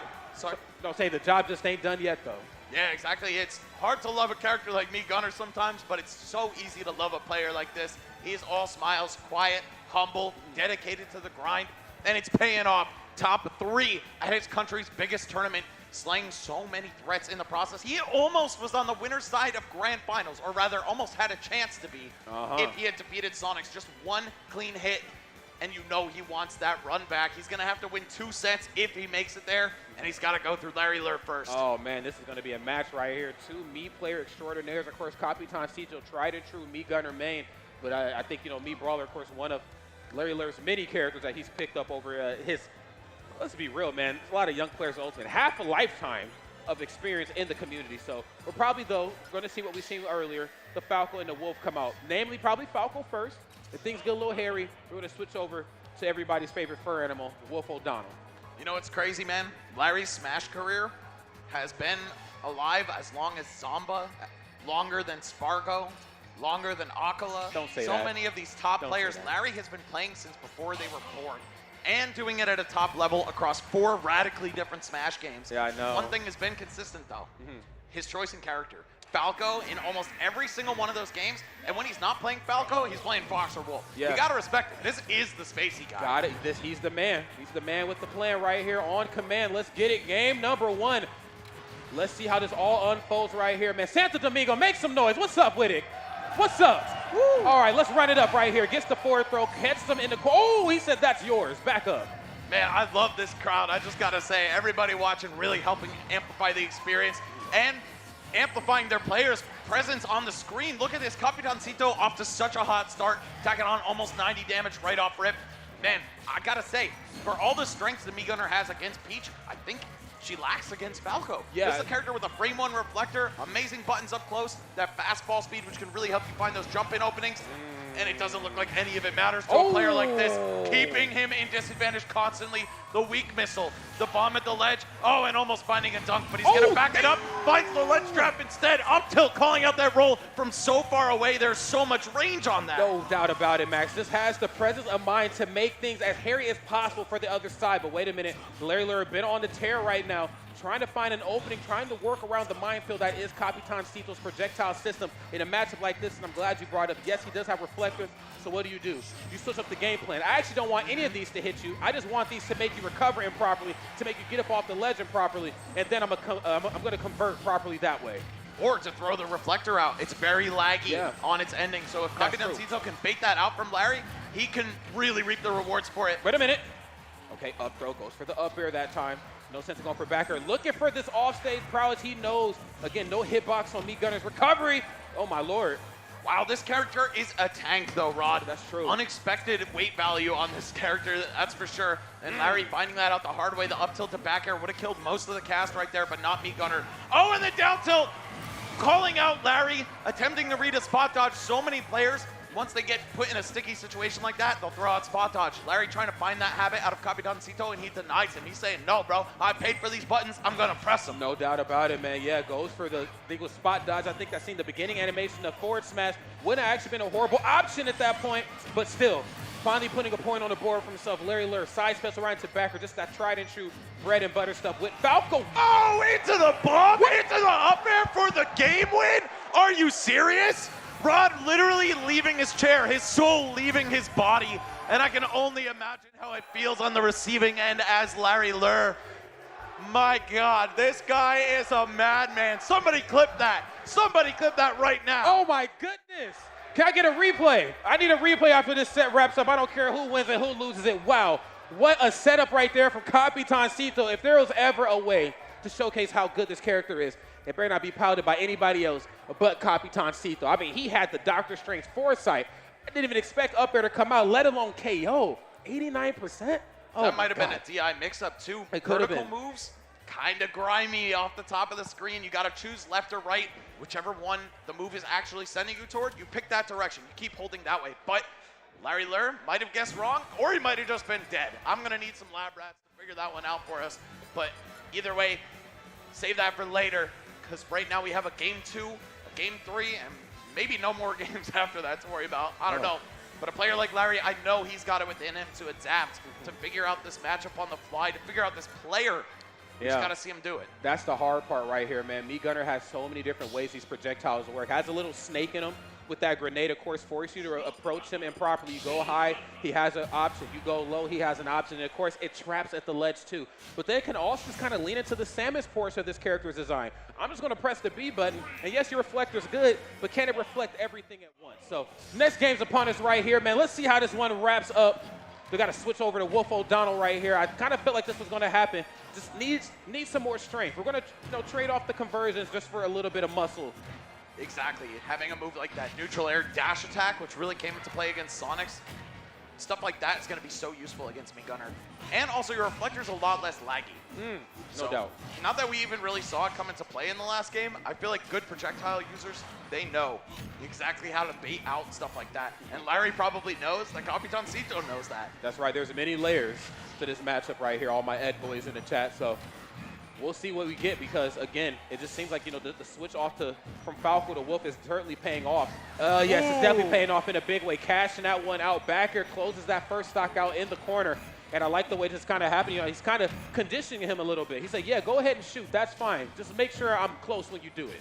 Yeah, exactly. Making sure to jump over the forward air, keeping himself clean of that damage, and then just popping him in the face with back air. That is Wolf's win condition. If he can find the early stocks like that, he can win here. And this is smart, too. Another thing that he's doing that he didn't do at Falco is that anytime he sees missile come out, he's at a good enough distance away to where if I shoot, I can shield your missile, but you won't be able to shield my neutral special in time. Exactly. The strong missile has a lot of startup. It takes a while before it fires off. Larry taking full advantage of that. Also, oh my God. Yeah, the dash attack to snipe him out, but the laser from Wolf is transcendent, so it's going to ignore all other things on the screen, hit its intended target. Larry, so far, it's been working to his advantage, but hold on. Capitancito, after evening the stocks up, definitely still a contender in this game, too. And I like that bit of pseudo-aggression right there from Capitancito under that platform. Runs up, made it seem he's going to go for like a throw or something. Actually left his feet. Looked like the beginning animation of a fall away forward air, just to try to, bait out that overextension. Doesn't seem to matter, though. That up air, of course, not getting anything, and the up smash getting it done. Meat Gunner dying in silence right there. Clean game number 2 here from Larry Lurr. Capitancito is going to have to adjust here and fast. Larry Lurr is in prime time veteran mode. Oh my God, just enough time after that down smash to find the spot dodge, keep himself alive. The bomb, Larry techs it and gets back to stage safely. Okay, Capitancito, what do you have to close the gap here? At this point, it feels like he's just throwing out smash attacks and praying. Gotta be a little bit more measured against a character or a player like Larry. Yeah, 100%. I mean, both of these two characters have up smashes that scoot from what feels like 4 character lengths away, and I understand going for up smash up close. You whiff a grab, anything happens, it will pull you close, and it will send you sky high. And honestly, it might even be enough to KO Wolf at like sub 115%, so we'll see how it goes. Of course, making full work of these platforms, mixing them up. If you go low up underneath the platform, oh my goodness, up tilt. I talked about that in the previous set. We didn't see as much of it. It's starting to come out here. Oh, wow. Crazy jump and air dodge out of the corner from Capitancito. I can't help but feel like that was a mistake. Either way, he's going to get away with it, and literally getting away with murder here. The down tilt to put a cap on Larry's second stock. This is still doable, but I'm kind of pessimistic. I think we're going to an even set in game 3. We might be, man. He's kind of ice skating uphill right now. 110%. He's going to have to play the stock of a lifetime, and honestly, he might have hurt me because it looks like he's starting to lean into that energy here ever so slightly. Okay, getting a little scrappy right now with Larry Lurr. You might want to watch yourself. Larry Lurr kind of slowing the match down. Going to let you make the mistake for him. Please roll off that ledge. Please go for an aerial. I got that back here. On the ready. Great movement option right there from Capitancito. Yeah, I love that to fade back with the forward air and then switching it up again, air dodging to the platform, keeping himself alive. I gotta say though, since he died in respawn, Capitancito has cut this lead in half. Larry's struggling to find the final blow. That can be a little bit difficult for Wolf. He has so much kill power, but those moves are a little tricky to land. Oh, and there it is. On the neutral getup, we're gonna see the forward tilt. Larry closing that one out before it got too crazy. I think the switch to Wolf really paid off for him. Obviously, he got the game win, but even before that, you could see there are so many advantages that Wolf has over Falco. A zone breaker in the form of dash attack being probably the biggest one, and then also a laser to contend from full screen. Yep. Yeah, he has some really good options. I'm so glad you brought that up. Another thing to take into consideration, too, is that Falco, of course, has a conversion game on lock, right? But the issue is that Wolf is a conversion character, but when it comes to taking those stocks, the options become kind of cut and dry, a little linear, so you have to kind of keep it ambiguous in the corner. And I like that from Larry Lurr. He started to go for like fade back forwarders. He started to like use his presence to force the mistake out of Capitancito, and we've seen just that. I don't blame a me gunner for going neutral, get up off the ledge. Sometimes it is the safest option, unless you're playing against Larry Lurr's Wolf. Then you're really gonna have to mix it up. So clean stuff right here. One game apiece, like you predicted here, Mr. Nostradamus. Let's go ahead and get it. Game number 3 is here, same stage. Yeah, Capitancito running it right back. This was Larry Lurr's counter pick after dropping game 1, saying, you know what, I'm going to change the game plan, not the floor plan. Shouts to my boy Hazmat for that one. That's staying in the books. But there it is. Either way, it's a little bit better of a start for him this time. Until Larry gets in there with the dash attack, yet again, such a difference maker in this matchup. Having a very long-reaching zone-breaking tool like that, a great burst option, it really is going to open up these zoners if you find just enough time to stick it out. But you're really going to have to watch how you go in for some of your moves. I think some of the great options from Wolf that start up the combos when he's bursting in is dash attack, is like, you know, approaching forwarder. And if he calls that out properly, you're going to be in some trouble, man. We haven't quite seen how scary the grab game is from me gunner yet. We do see like drag down up air into up tilt. We see stuff like that at the ledge. And of course, we cannot ignore the scariness that is dash attack or down smash from one end of the stage to the other. Good Lord, Capitancito. Man, I've watched so many of this guy's games, not just this weekend, but over time, and he still finds ways to surprise me. That up air hitting from so low when he was coming off the ledge with it, how strong the back hit of that down smash was. This guy, man, he is simply built different. Yeah, he is. He is, man. He's just not built the same, quite literally and figuratively. Me gunner, there's only one me gunner in this game, man. Wow, and this is just such a great thing to see. I mean, 2 stocks apiece, and what seemed to be a bit of a hot start for one side has kind of narrowed itself out and evened out here in the middle of this match. Now, I got to say, this corner control has kind of been speaking, you know, into the favor of Larry Lurr a little bit more than we've seen it from Capitancito in sets prior. Typically, we see this type of stuff play out. We're not seeing it as much here, but it is starting to come out right now. There's the F tilt, charge mix up. Okay, goes for the cancel. Watch how you get up off that ledge, my friend. Don't go high. Oh my goodness. Larry betting it all on that Wolf flash, the parry into the down tilt. Capitancito figuring out this Wolf matchup over the course of the 3rd game here. Okay. Slight lead for himself now, but how long is it going to last? You've got to build that extra credit. Otherwise, taking the stock first doesn't mean all that much. No, it does not, man. Doesn't matter who goes first. It just matters who gets the job done and does it right. With the way this match is kind of looking, it's looking like Capitancito's the one doing most of the damage here now. Me gunner, when these percents get high, they start to play a very a very elusive game. They start to kind of disengage a little bit. They're not putting on as much percent. They're just trying to stay alive and milk the stock. Great stuff right there, using the up special angle down to just break that zone and get that stock take out. Throw a little weight around, but who's throwing more weight right now than me, Gunner? I gotta say, how do you land against this character? The ground becomes a minefield. The air isn't safe when you got moves like that. Up air reaching so far, neutral air covering all the way around this character's body. And then back air is such a strong move. Yeah, seriously. This character is very well equipped. Of course, not the fastest character in the world, but it don't matter, man. Slow motion is better than no motion. I'm just trying to get this stock taken. Run off with the nair.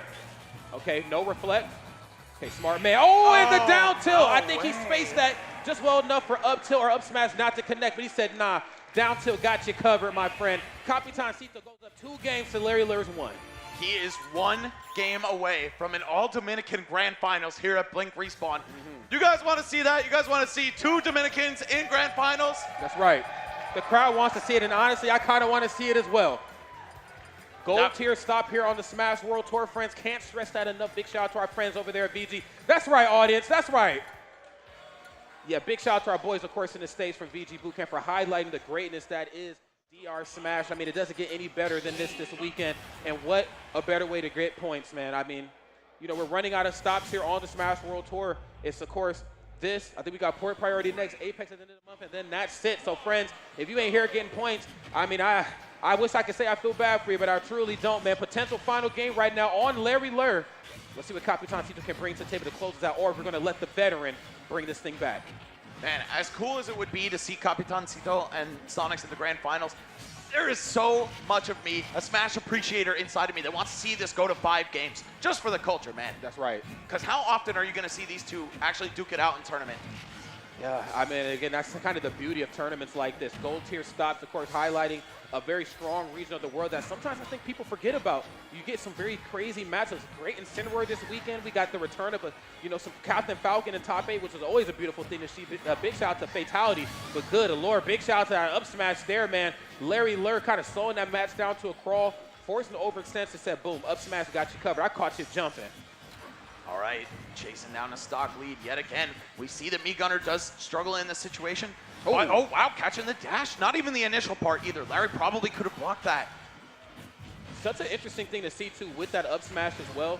Usually you don't see Gunners going for approaching arrows. It's always like fall away. And the fact he was able to catch that up smash is deadly, but not as deadly, of course, as dash attack, of course. I mean, just when you think you've broken that zone, just when you think you've got Gunner all scouted out, dash attack comes through and just busts up the party. Man, all of those arm cannon moves for Gunner are crazy. Up tilt, down tilt, dash attack, back air, up smash, you name it. If it involves that arm cannon, you're probably going to die if it hits you at a red percent. But let's not get it twisted, man. Wolf O'Donnell got the hands as well, too. They just got claws on the end of them fingers. He's getting it done right here in a slow but sure way. There's the down special. Now, hasn't caught in the corner. Taking that platform away, and I love this, man. Big shout, of course, to our roommate, Dre Charles, who kind of explained just the beauty of ledge trapping. Think of the ledge as like a bubble. Everywhere they go, you try to keep them out of your bubble, and you try to keep them as offstage as possible, man. And I think Capitancito is doing that so well. Yeah, big shout-outs to Dre, and of course to both of these players on the screen right now. No! Damn! Whoa. His air dodge to the ledge sometimes can just fail you. That's one of the big weaknesses of being a fastballer in this game. Oh, man. Larry fighting with only 1 stock left, looking to find his way to this Grand Finals. Both players want their run back against Sonix. All right, and great call out right there from Capitancito. Puts the grenade down, knew he was going to jump in with Nair. Nair, of course, really strong move, a sword, if you will. Catches him with the up tilt. Backer has him off stage. Oh, and then again, the dash attack towards center stage. This is getting scary, Max. Yeah, Gunner with a pretty good burst option in that dash attack. Larry tried to get to center as far from Capitancito as possible, just not seeing any success. And now he is 1 good hit away from dying and being eliminated from this tournament. That's going to be it. The down tilt to punish the forward tilt on his shield. And Capitancito guarantees the All-Dominican Grand Finals here at Blink Respawn 2022. Such a tough thing to work around, Max, like we talked about before. Falco, of course, has the ambiguousness. He has the ability to mix it up on the fly, but Wolf a little bit more cut and dry. And in those final stock situations, or when you are on your final stock and your opponent's not, you really have to figure out a way to try to mix it up, because I'm going to run up, I'm going to hold shield, I'm going to let you swing for back air, for dash attack, for up to all of Wolf's kill options at later percents, and I'm just going to call him out and punish him accordingly. Great stuff right there to Capitancito. And we see Chaz, his training partner, up on the stage supporting him. He's got his arm around him, proud of his victory, but knows that the real battle is still yet to come. Sonix will be taking the stage very soon. Again, the best player in the Dominican Republic, one of the best players in the entire world, skyrocketing up the global rankings over the past year, maybe 2 years, really put himself and his country on the map. I feel like the DR scene is super underappreciated, man. If you come here, you'll be surprised by how deep the talent runs. It's not just Sonix, it's not just Capitancito. There's so many talented players here. Yeah, Sharpy, Omar, all of them, man. They're so damn good. Yeah, 5 Dominicans in the top 8, by the way. Chaz, after those other names that you mentioned, rounding it out. So yeah, we had some strong invaders in the building, guys, and it is this country's cream of the crop rising to the top, rising to the occasion, and really putting on a great show. Yeah, I'm definitely here for this, man. I am so excited to see how this one plays out. That's right. Wave to the camera. That's right. Yeah. It's okay to wave. That's Chaz and his family right there, man. Okay. We got so many passionate fans in the audience here. Love to see it. That's right. I'm so excited for this grand finals and how it's going to wrap up. A grand finals done in a type of way that we don't really get to see very often. Of course, Sonix, no stranger to this type of play style, this type of format of bracket. But Capitancito, kind of the X factor here. Always curious to see what would happen if he found himself in these later portions of bracket. Now we're going to see how it all shakes out. 2 characters that kind of control the terrain, the pacing of the match. I don't know how this one's going to shape up, man. I don't know, man. If you guys watched the winner's semifinals match between these two, it was one for the ages. If you didn't manage to catch it, please check the VODs on this channel. Absolute banger of a set, coming down to the absolute wire. Game 5, last hit. Anyone who found a good hit would have walked away winning that one and going on to the winner's finals. But you know what? Capitancito still got his shot at Larry and defeated him, and now he has the run back. This is it right here. Not exactly sure how many points this tournament is going to bring Capitancito. Not exactly sure where he's at on that ranking for the Smash World Tour, but I guarantee you, man, a nice first place finish would certainly put him over, or if not, help him get even closer to having some fun with us in San Antonio in December. So this is going to be great. I hope that Capitancito is able to accumulate enough points to make it out to the finale as well. Second place here, no easy task. The players that you had to go through to claim that, it's just so impressive to do that, especially, again, with a character like Me Gunner. I also want to point out the character selections among the top players here, right? Sonix pretty much single-handedly reminded everybody that Sonic is a top threat in this game. That's right. Right? Yeah. There are some other good ones out there. Ken, Supergirl Kells, they both come to mind for sure. Very true. But Sonix is the only one with a single-digit rank, most likely, on the PGR coming out this season. Yes, so then we have the next best player, Capitancito, sitting here in the grand finals with Me Gunner.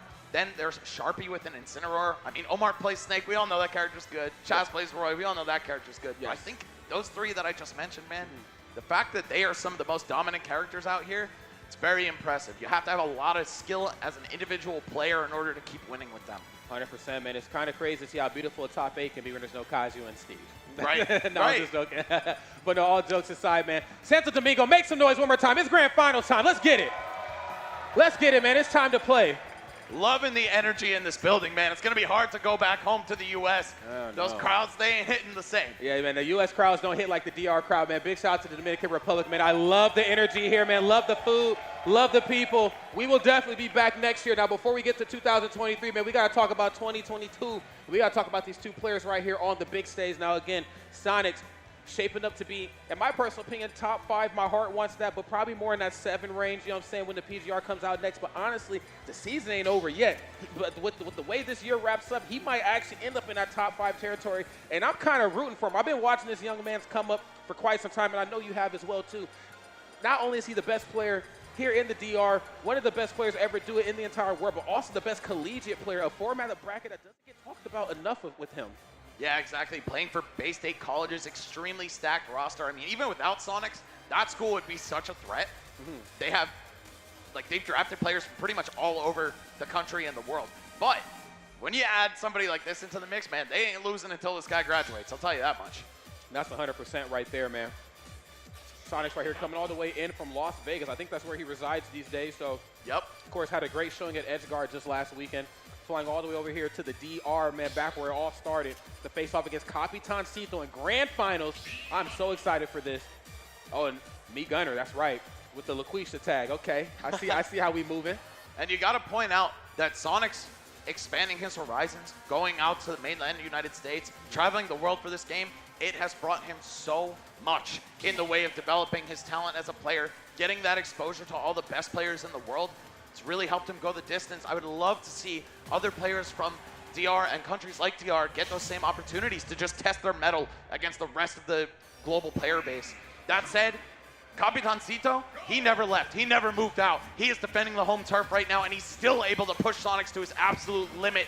Let's see if he can change this from a 3-2 loss in winter semis to a win in grand finals. Even a reset would be a huge moral victory, but you know they both want to walk away with the trophy leaving this tournament. That's right, only one person can be first, and unfortunately enough, the way this bracket is kind of shaped up, Sonix right now sitting very comfortable on the winner's side of grand finals. Capitancito, though, says, look, I'm warmed up. I've been very well practiced. You've seen me on this stage. I know what it's going to take right here. He's going to go for back throw, of course, nice. Gets him off stage. Now we're going to see a very similar rinse and repeat situation from both of these two competitors. I got you caught in the corner. Boom, no hitbox and recovery. What you going to do so I can call it out? Okay. Oh, wow, the empty jump into the grab. Both players just holding shield in their face. And it's going to be Sonix who's first to the punch, a little bit quicker to the draw. And look at these percents. They're just so even.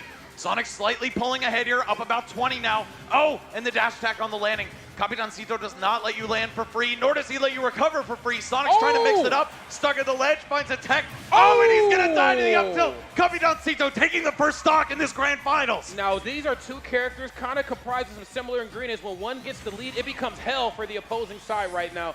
Capitancito, we'll see how long he can hold on to. You got to get off that platform. Okay, up smash, getting it done. Getting him off stage, but of course can't quite find the stock just yet. In this case, you get too close. F-tilt right there with certain. Oh my God. Oh, trying to go for some kind of wacky mix-up on that up B, just not finding it though. Sonix staying patient, waits, strikes with the back air, and it's right back to even 0 damage on both players.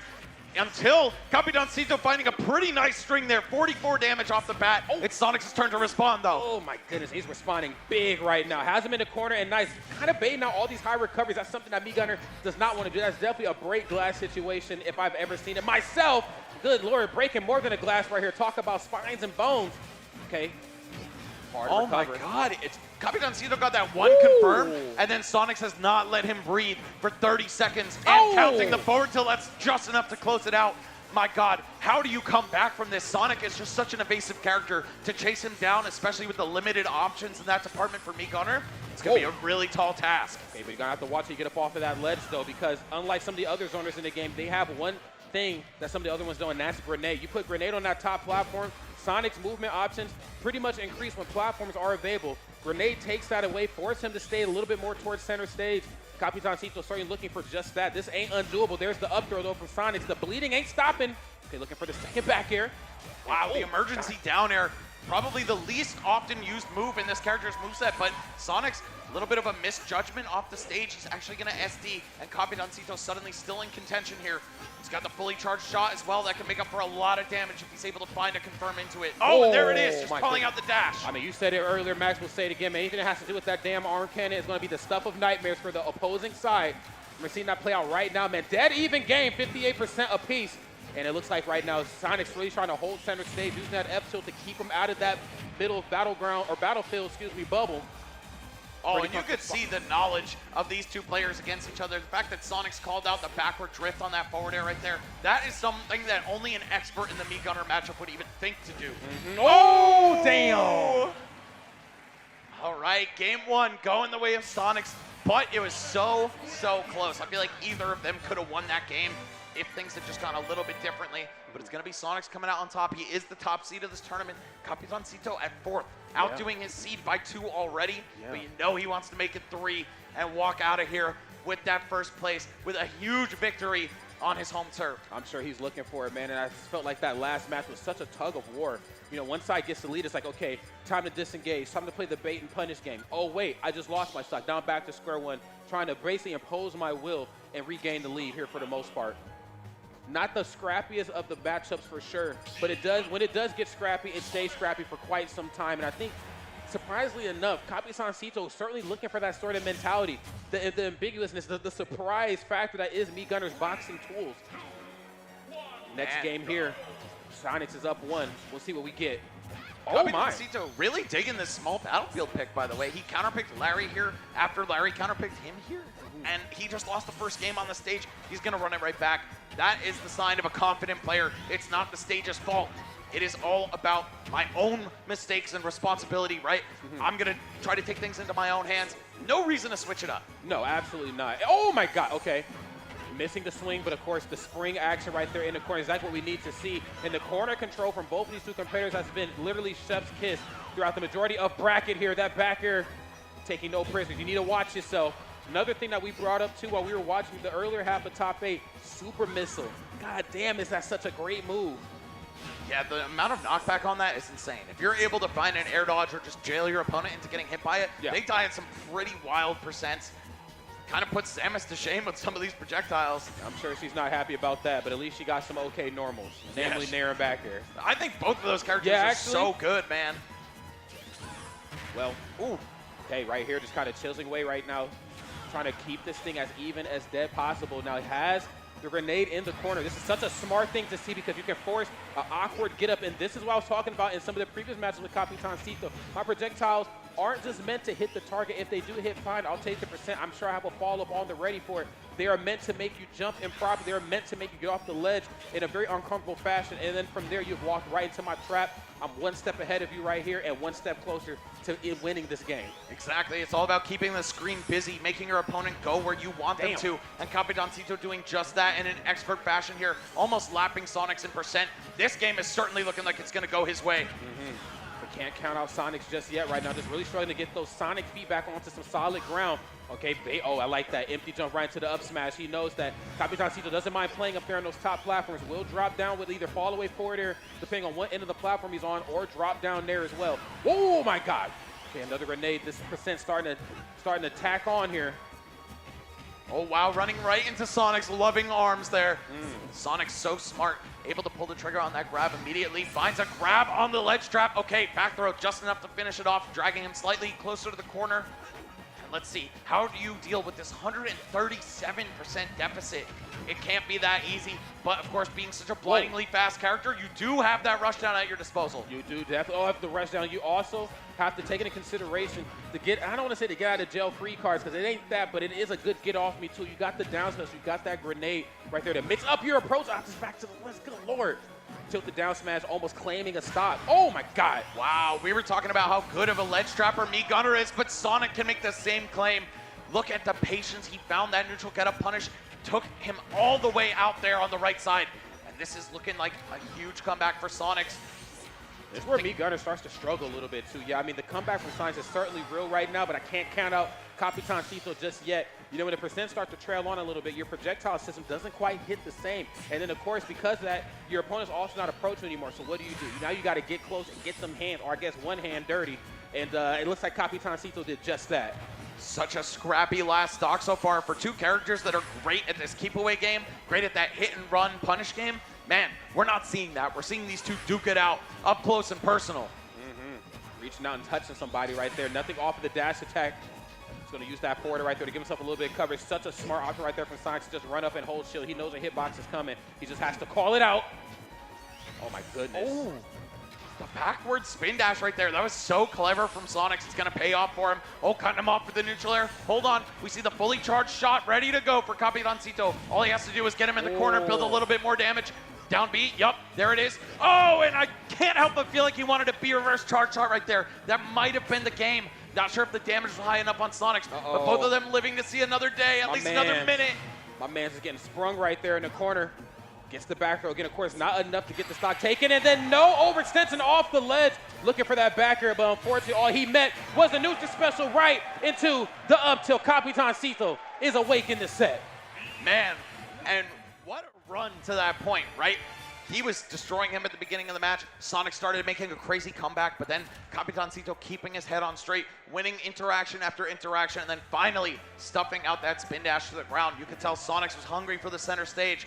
Capitancito cutting him off with a move that's not only a phenomenal anti-air, but has a great forward hitbox on it too. Very true. Glad you brought that up. And then, of course, one of the quicker options in Me Gunner's toolkit, you get close, you know, you're probably going to meet the receiving end of an up tilt right there. Strangely enough, no backswing on that too, so you always have to make sure that you get the right reads. Not like Snake's up tilt where, like, that hitbox is literally just Snake's entire body. You have to watch which way, you know, your opponent drifts in. And again, when you play a character like Me Gunner, you're always thinking multiple steps ahead. Such a smart option to get right up underneath the platform, go for the grenade. He can't burst high because he's probably worrying about Nair or up smash, but also can't go low. He gets too close, boom, quick option, up tilt, shuts it down. Capitancito's still in this. Man, people fear Final Destination and Kalos against characters like Me Gunner. But let me tell you, the platforms are the real enemy sometimes. Capitancito making full use of that stage layout. Again, counterpicking over and over again to small battlefield. You can tell that's his comfort zone. But now it's Sonix's turn.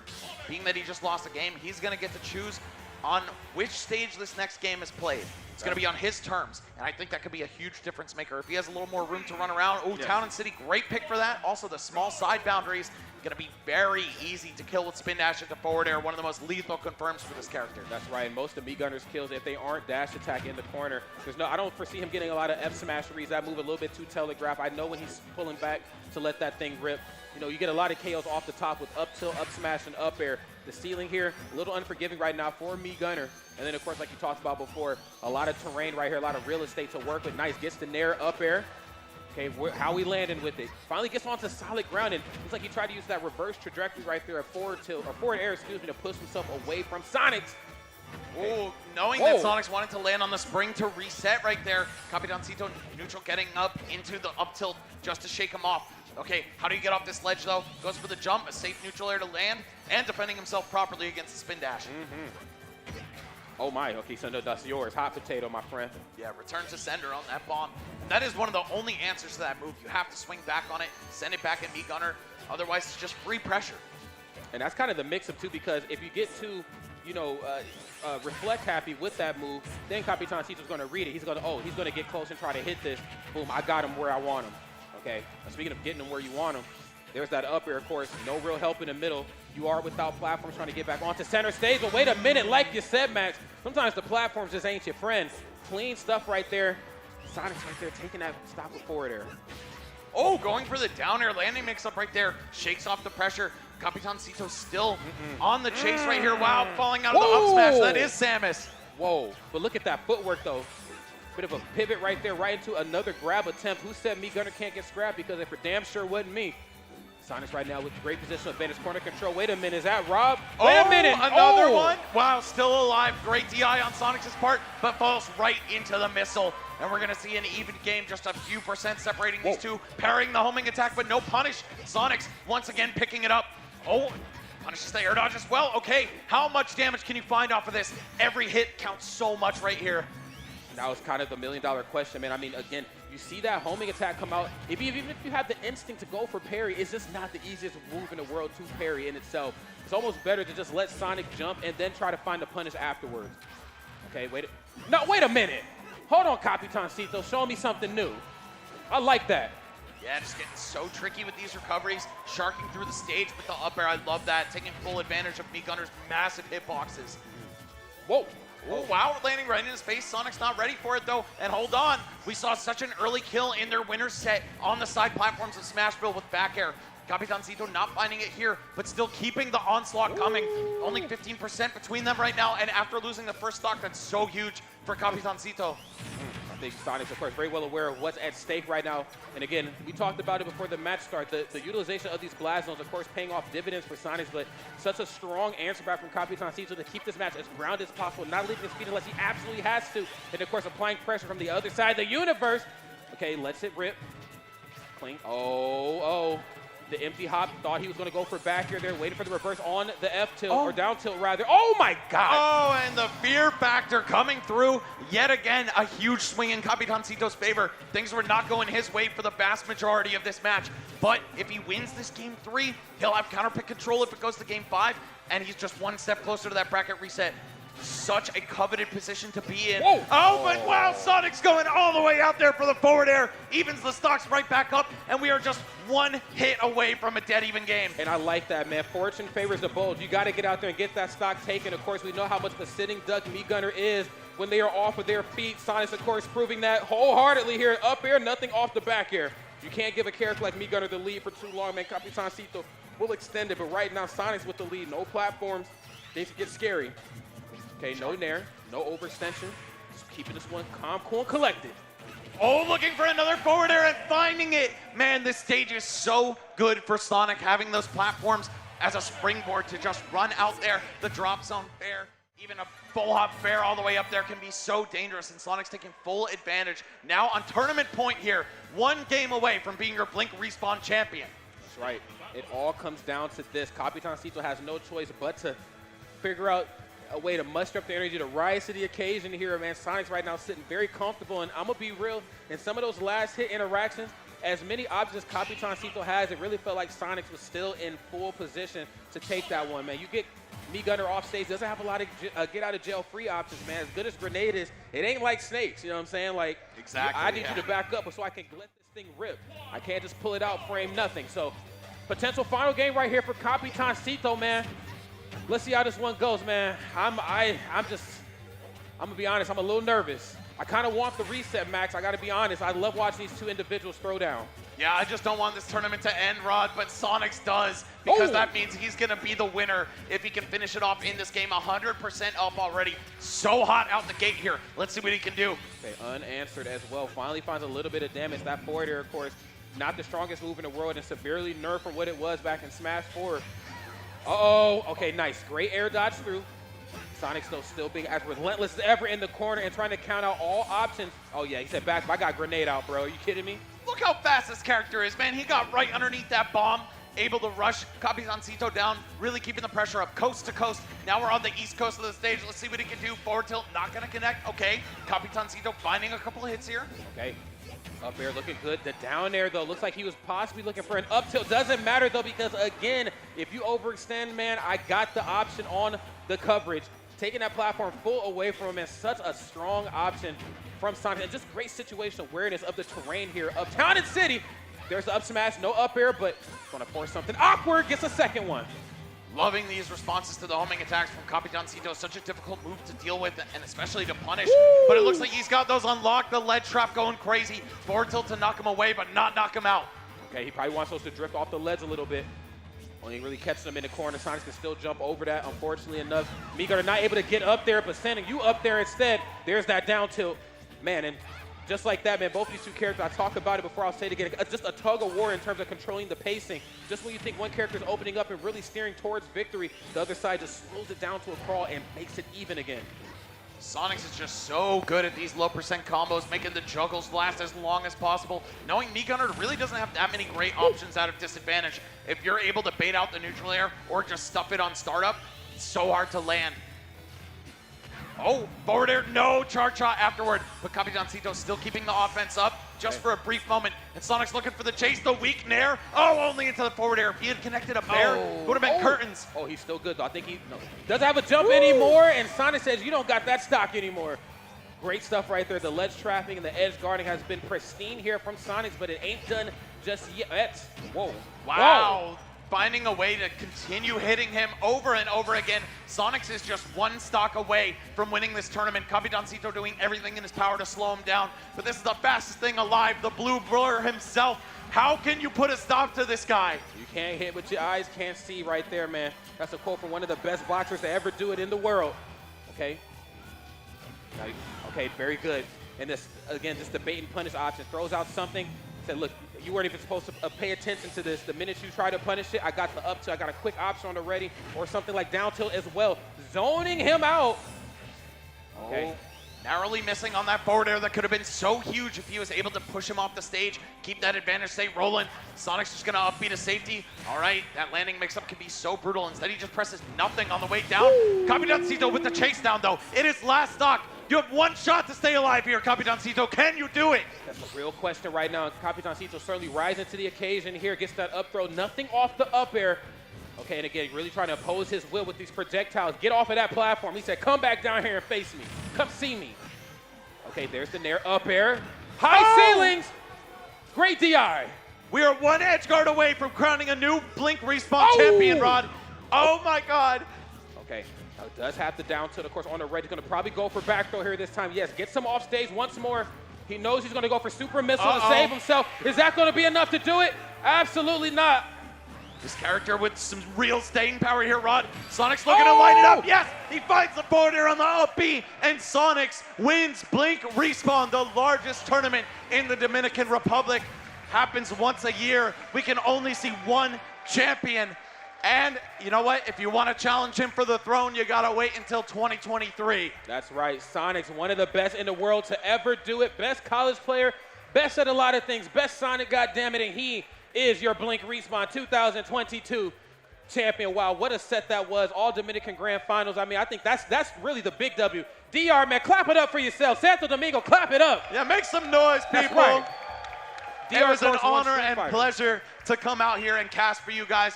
Ron, I already know we're both itching to come back, bro. Hopefully we'll see you guys in 2023. But before we get into all that, man, congratulations to Sonix. Congratulations to Capitancito, all of our top 8, an amazing job, man. We had Larry Lurr in 3rd place, Ling at 4th, Fatality and Sharpy in 5th, and then Omar and Chaz in 7th. 5 Dominican players in this top 8. This country is a force to be reckoned with in this game. If you're sleeping on these guys in Ultimate, wake up, people. Yes, I love the fact that Smash, of course, is opening up new doors, opening up new ways to watch players throw down, man. Big shout, of course, to VG Bootcamp and, you know, the Smash World Tour, highlighting the beauty that is this region of the world. Also, big shout, of course, to the Blink Respawn staff for even putting this all together and giving Max and I the opportunity to come over here and hang out with one of my new favorite regions in the world right here. This might actually be my favorite. I've had so much fun here. I know we got the beach tomorrow. I've been eating well. Everybody's so nice. We've been playing friendlies.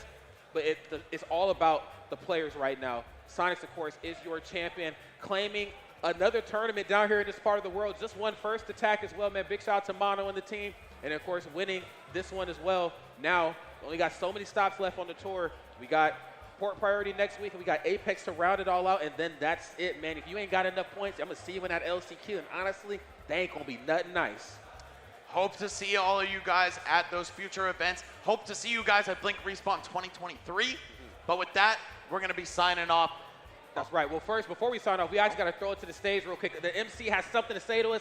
Talk to you, my friend. How you feeling? Thank you, Max. Thank you, Rodney, for all the work you've done. I'm sure all the Dominican Republic and those guys out there have enjoyed your job.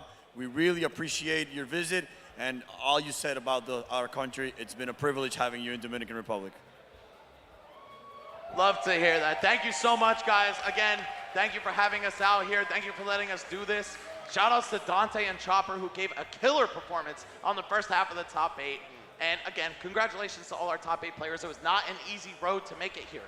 And I would love to see more people from the US, more people from all around the world come out next year. It's a great time. I'm telling you guys, take it from me, take it from Rod.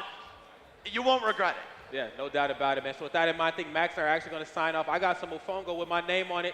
I'm getting really hungry, and I got to also play some more games with this beautiful community. So with that in mind, we're going to close out right there, man. Big shout out to everybody who had a helping hand in this tournament. We will see you all in 2023. Peace! I'm sure we're going to have you back in DR soon. Thank you, guys. Vamos a llegar al momento de la premiación, señores. Fuerte el aplauso para este top 8 de Smash Ultimate que llegó. Señores, son exactamente las 12 de la noche aquí en Santo Domingo y aquí no se ha ido nadie. Eso es lo que es Blink, eso es lo que es Respawn, esta familia de gamers, esta comunidad que se ha dado cita todo el fin de semana. A mí me queda poca voz, pero suficiente para premiar a este top 8. Vamos a llamar a la tarima a los séptimos lugares, Omar y Chaz, que pasen por favor con nosotros, y los muchachos de Blink que vengan a la premiación. ¿Quiénes estarán premiando? Vamos a ver, Damaso, si nos van enviando a los que van a premiar. No sé si estará Hamilton también por aquí con sus medallas. Hamilton. Vamos a ver, Hamilton. ¿Dónde está Hamilton? Hamilton, desde que le dieron su reconocimiento, no quiere trabajar más. Hamilton, venga para acá. Ahí está Michael Hamilton, que estará premiando a Chaz y a Omar. Papá, no vamos a hacerlo aquí arriba, quédate aquí con nosotros.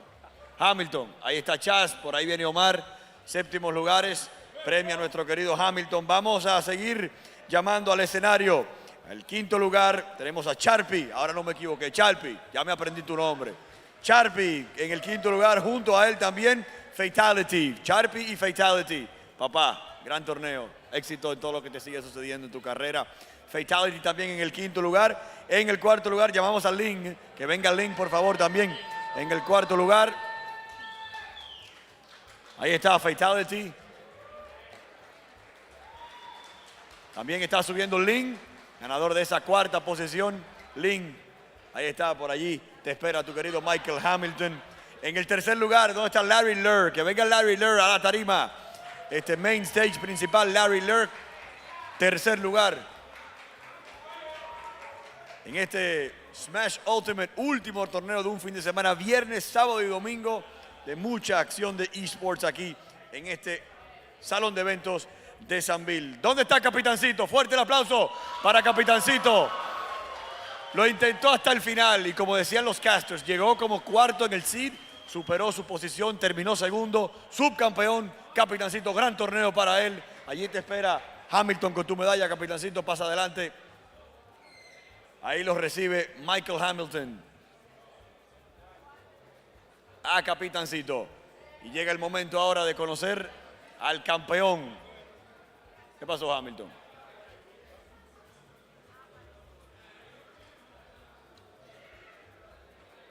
Ahí está. Ahora sí, ahí va Capitancito. Y llega el momento de conocer al campeón. Y yo creo que tenemos que todos unirnos con un fuerte aplauso. Decían los casters, top 10 del mundo. Es uno de los grandes de nuestro país. El mejor Sonix de todo el mundo. Él es el gran Sonix de los Bandits y de República Dominicana, hermano.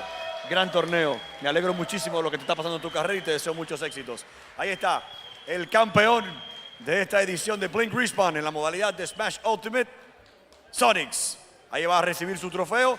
Y por última vez en todo el fin de semana y para recibir a nuestro campeón y a la pirotecnia, vamos todos a contarle a 3 para que Hamilton le entregue su trofeo. Hamilton, ¿tú no te quieres ir?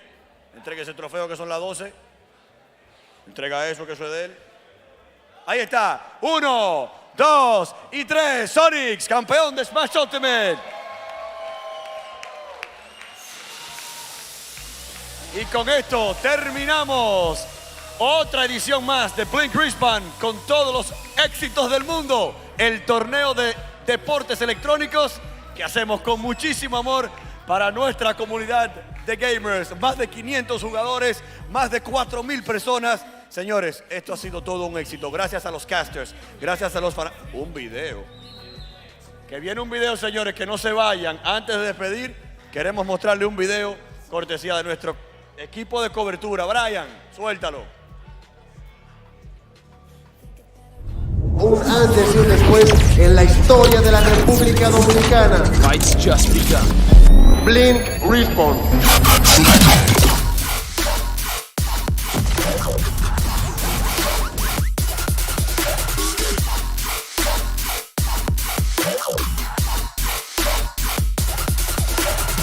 Un espectáculo nacional.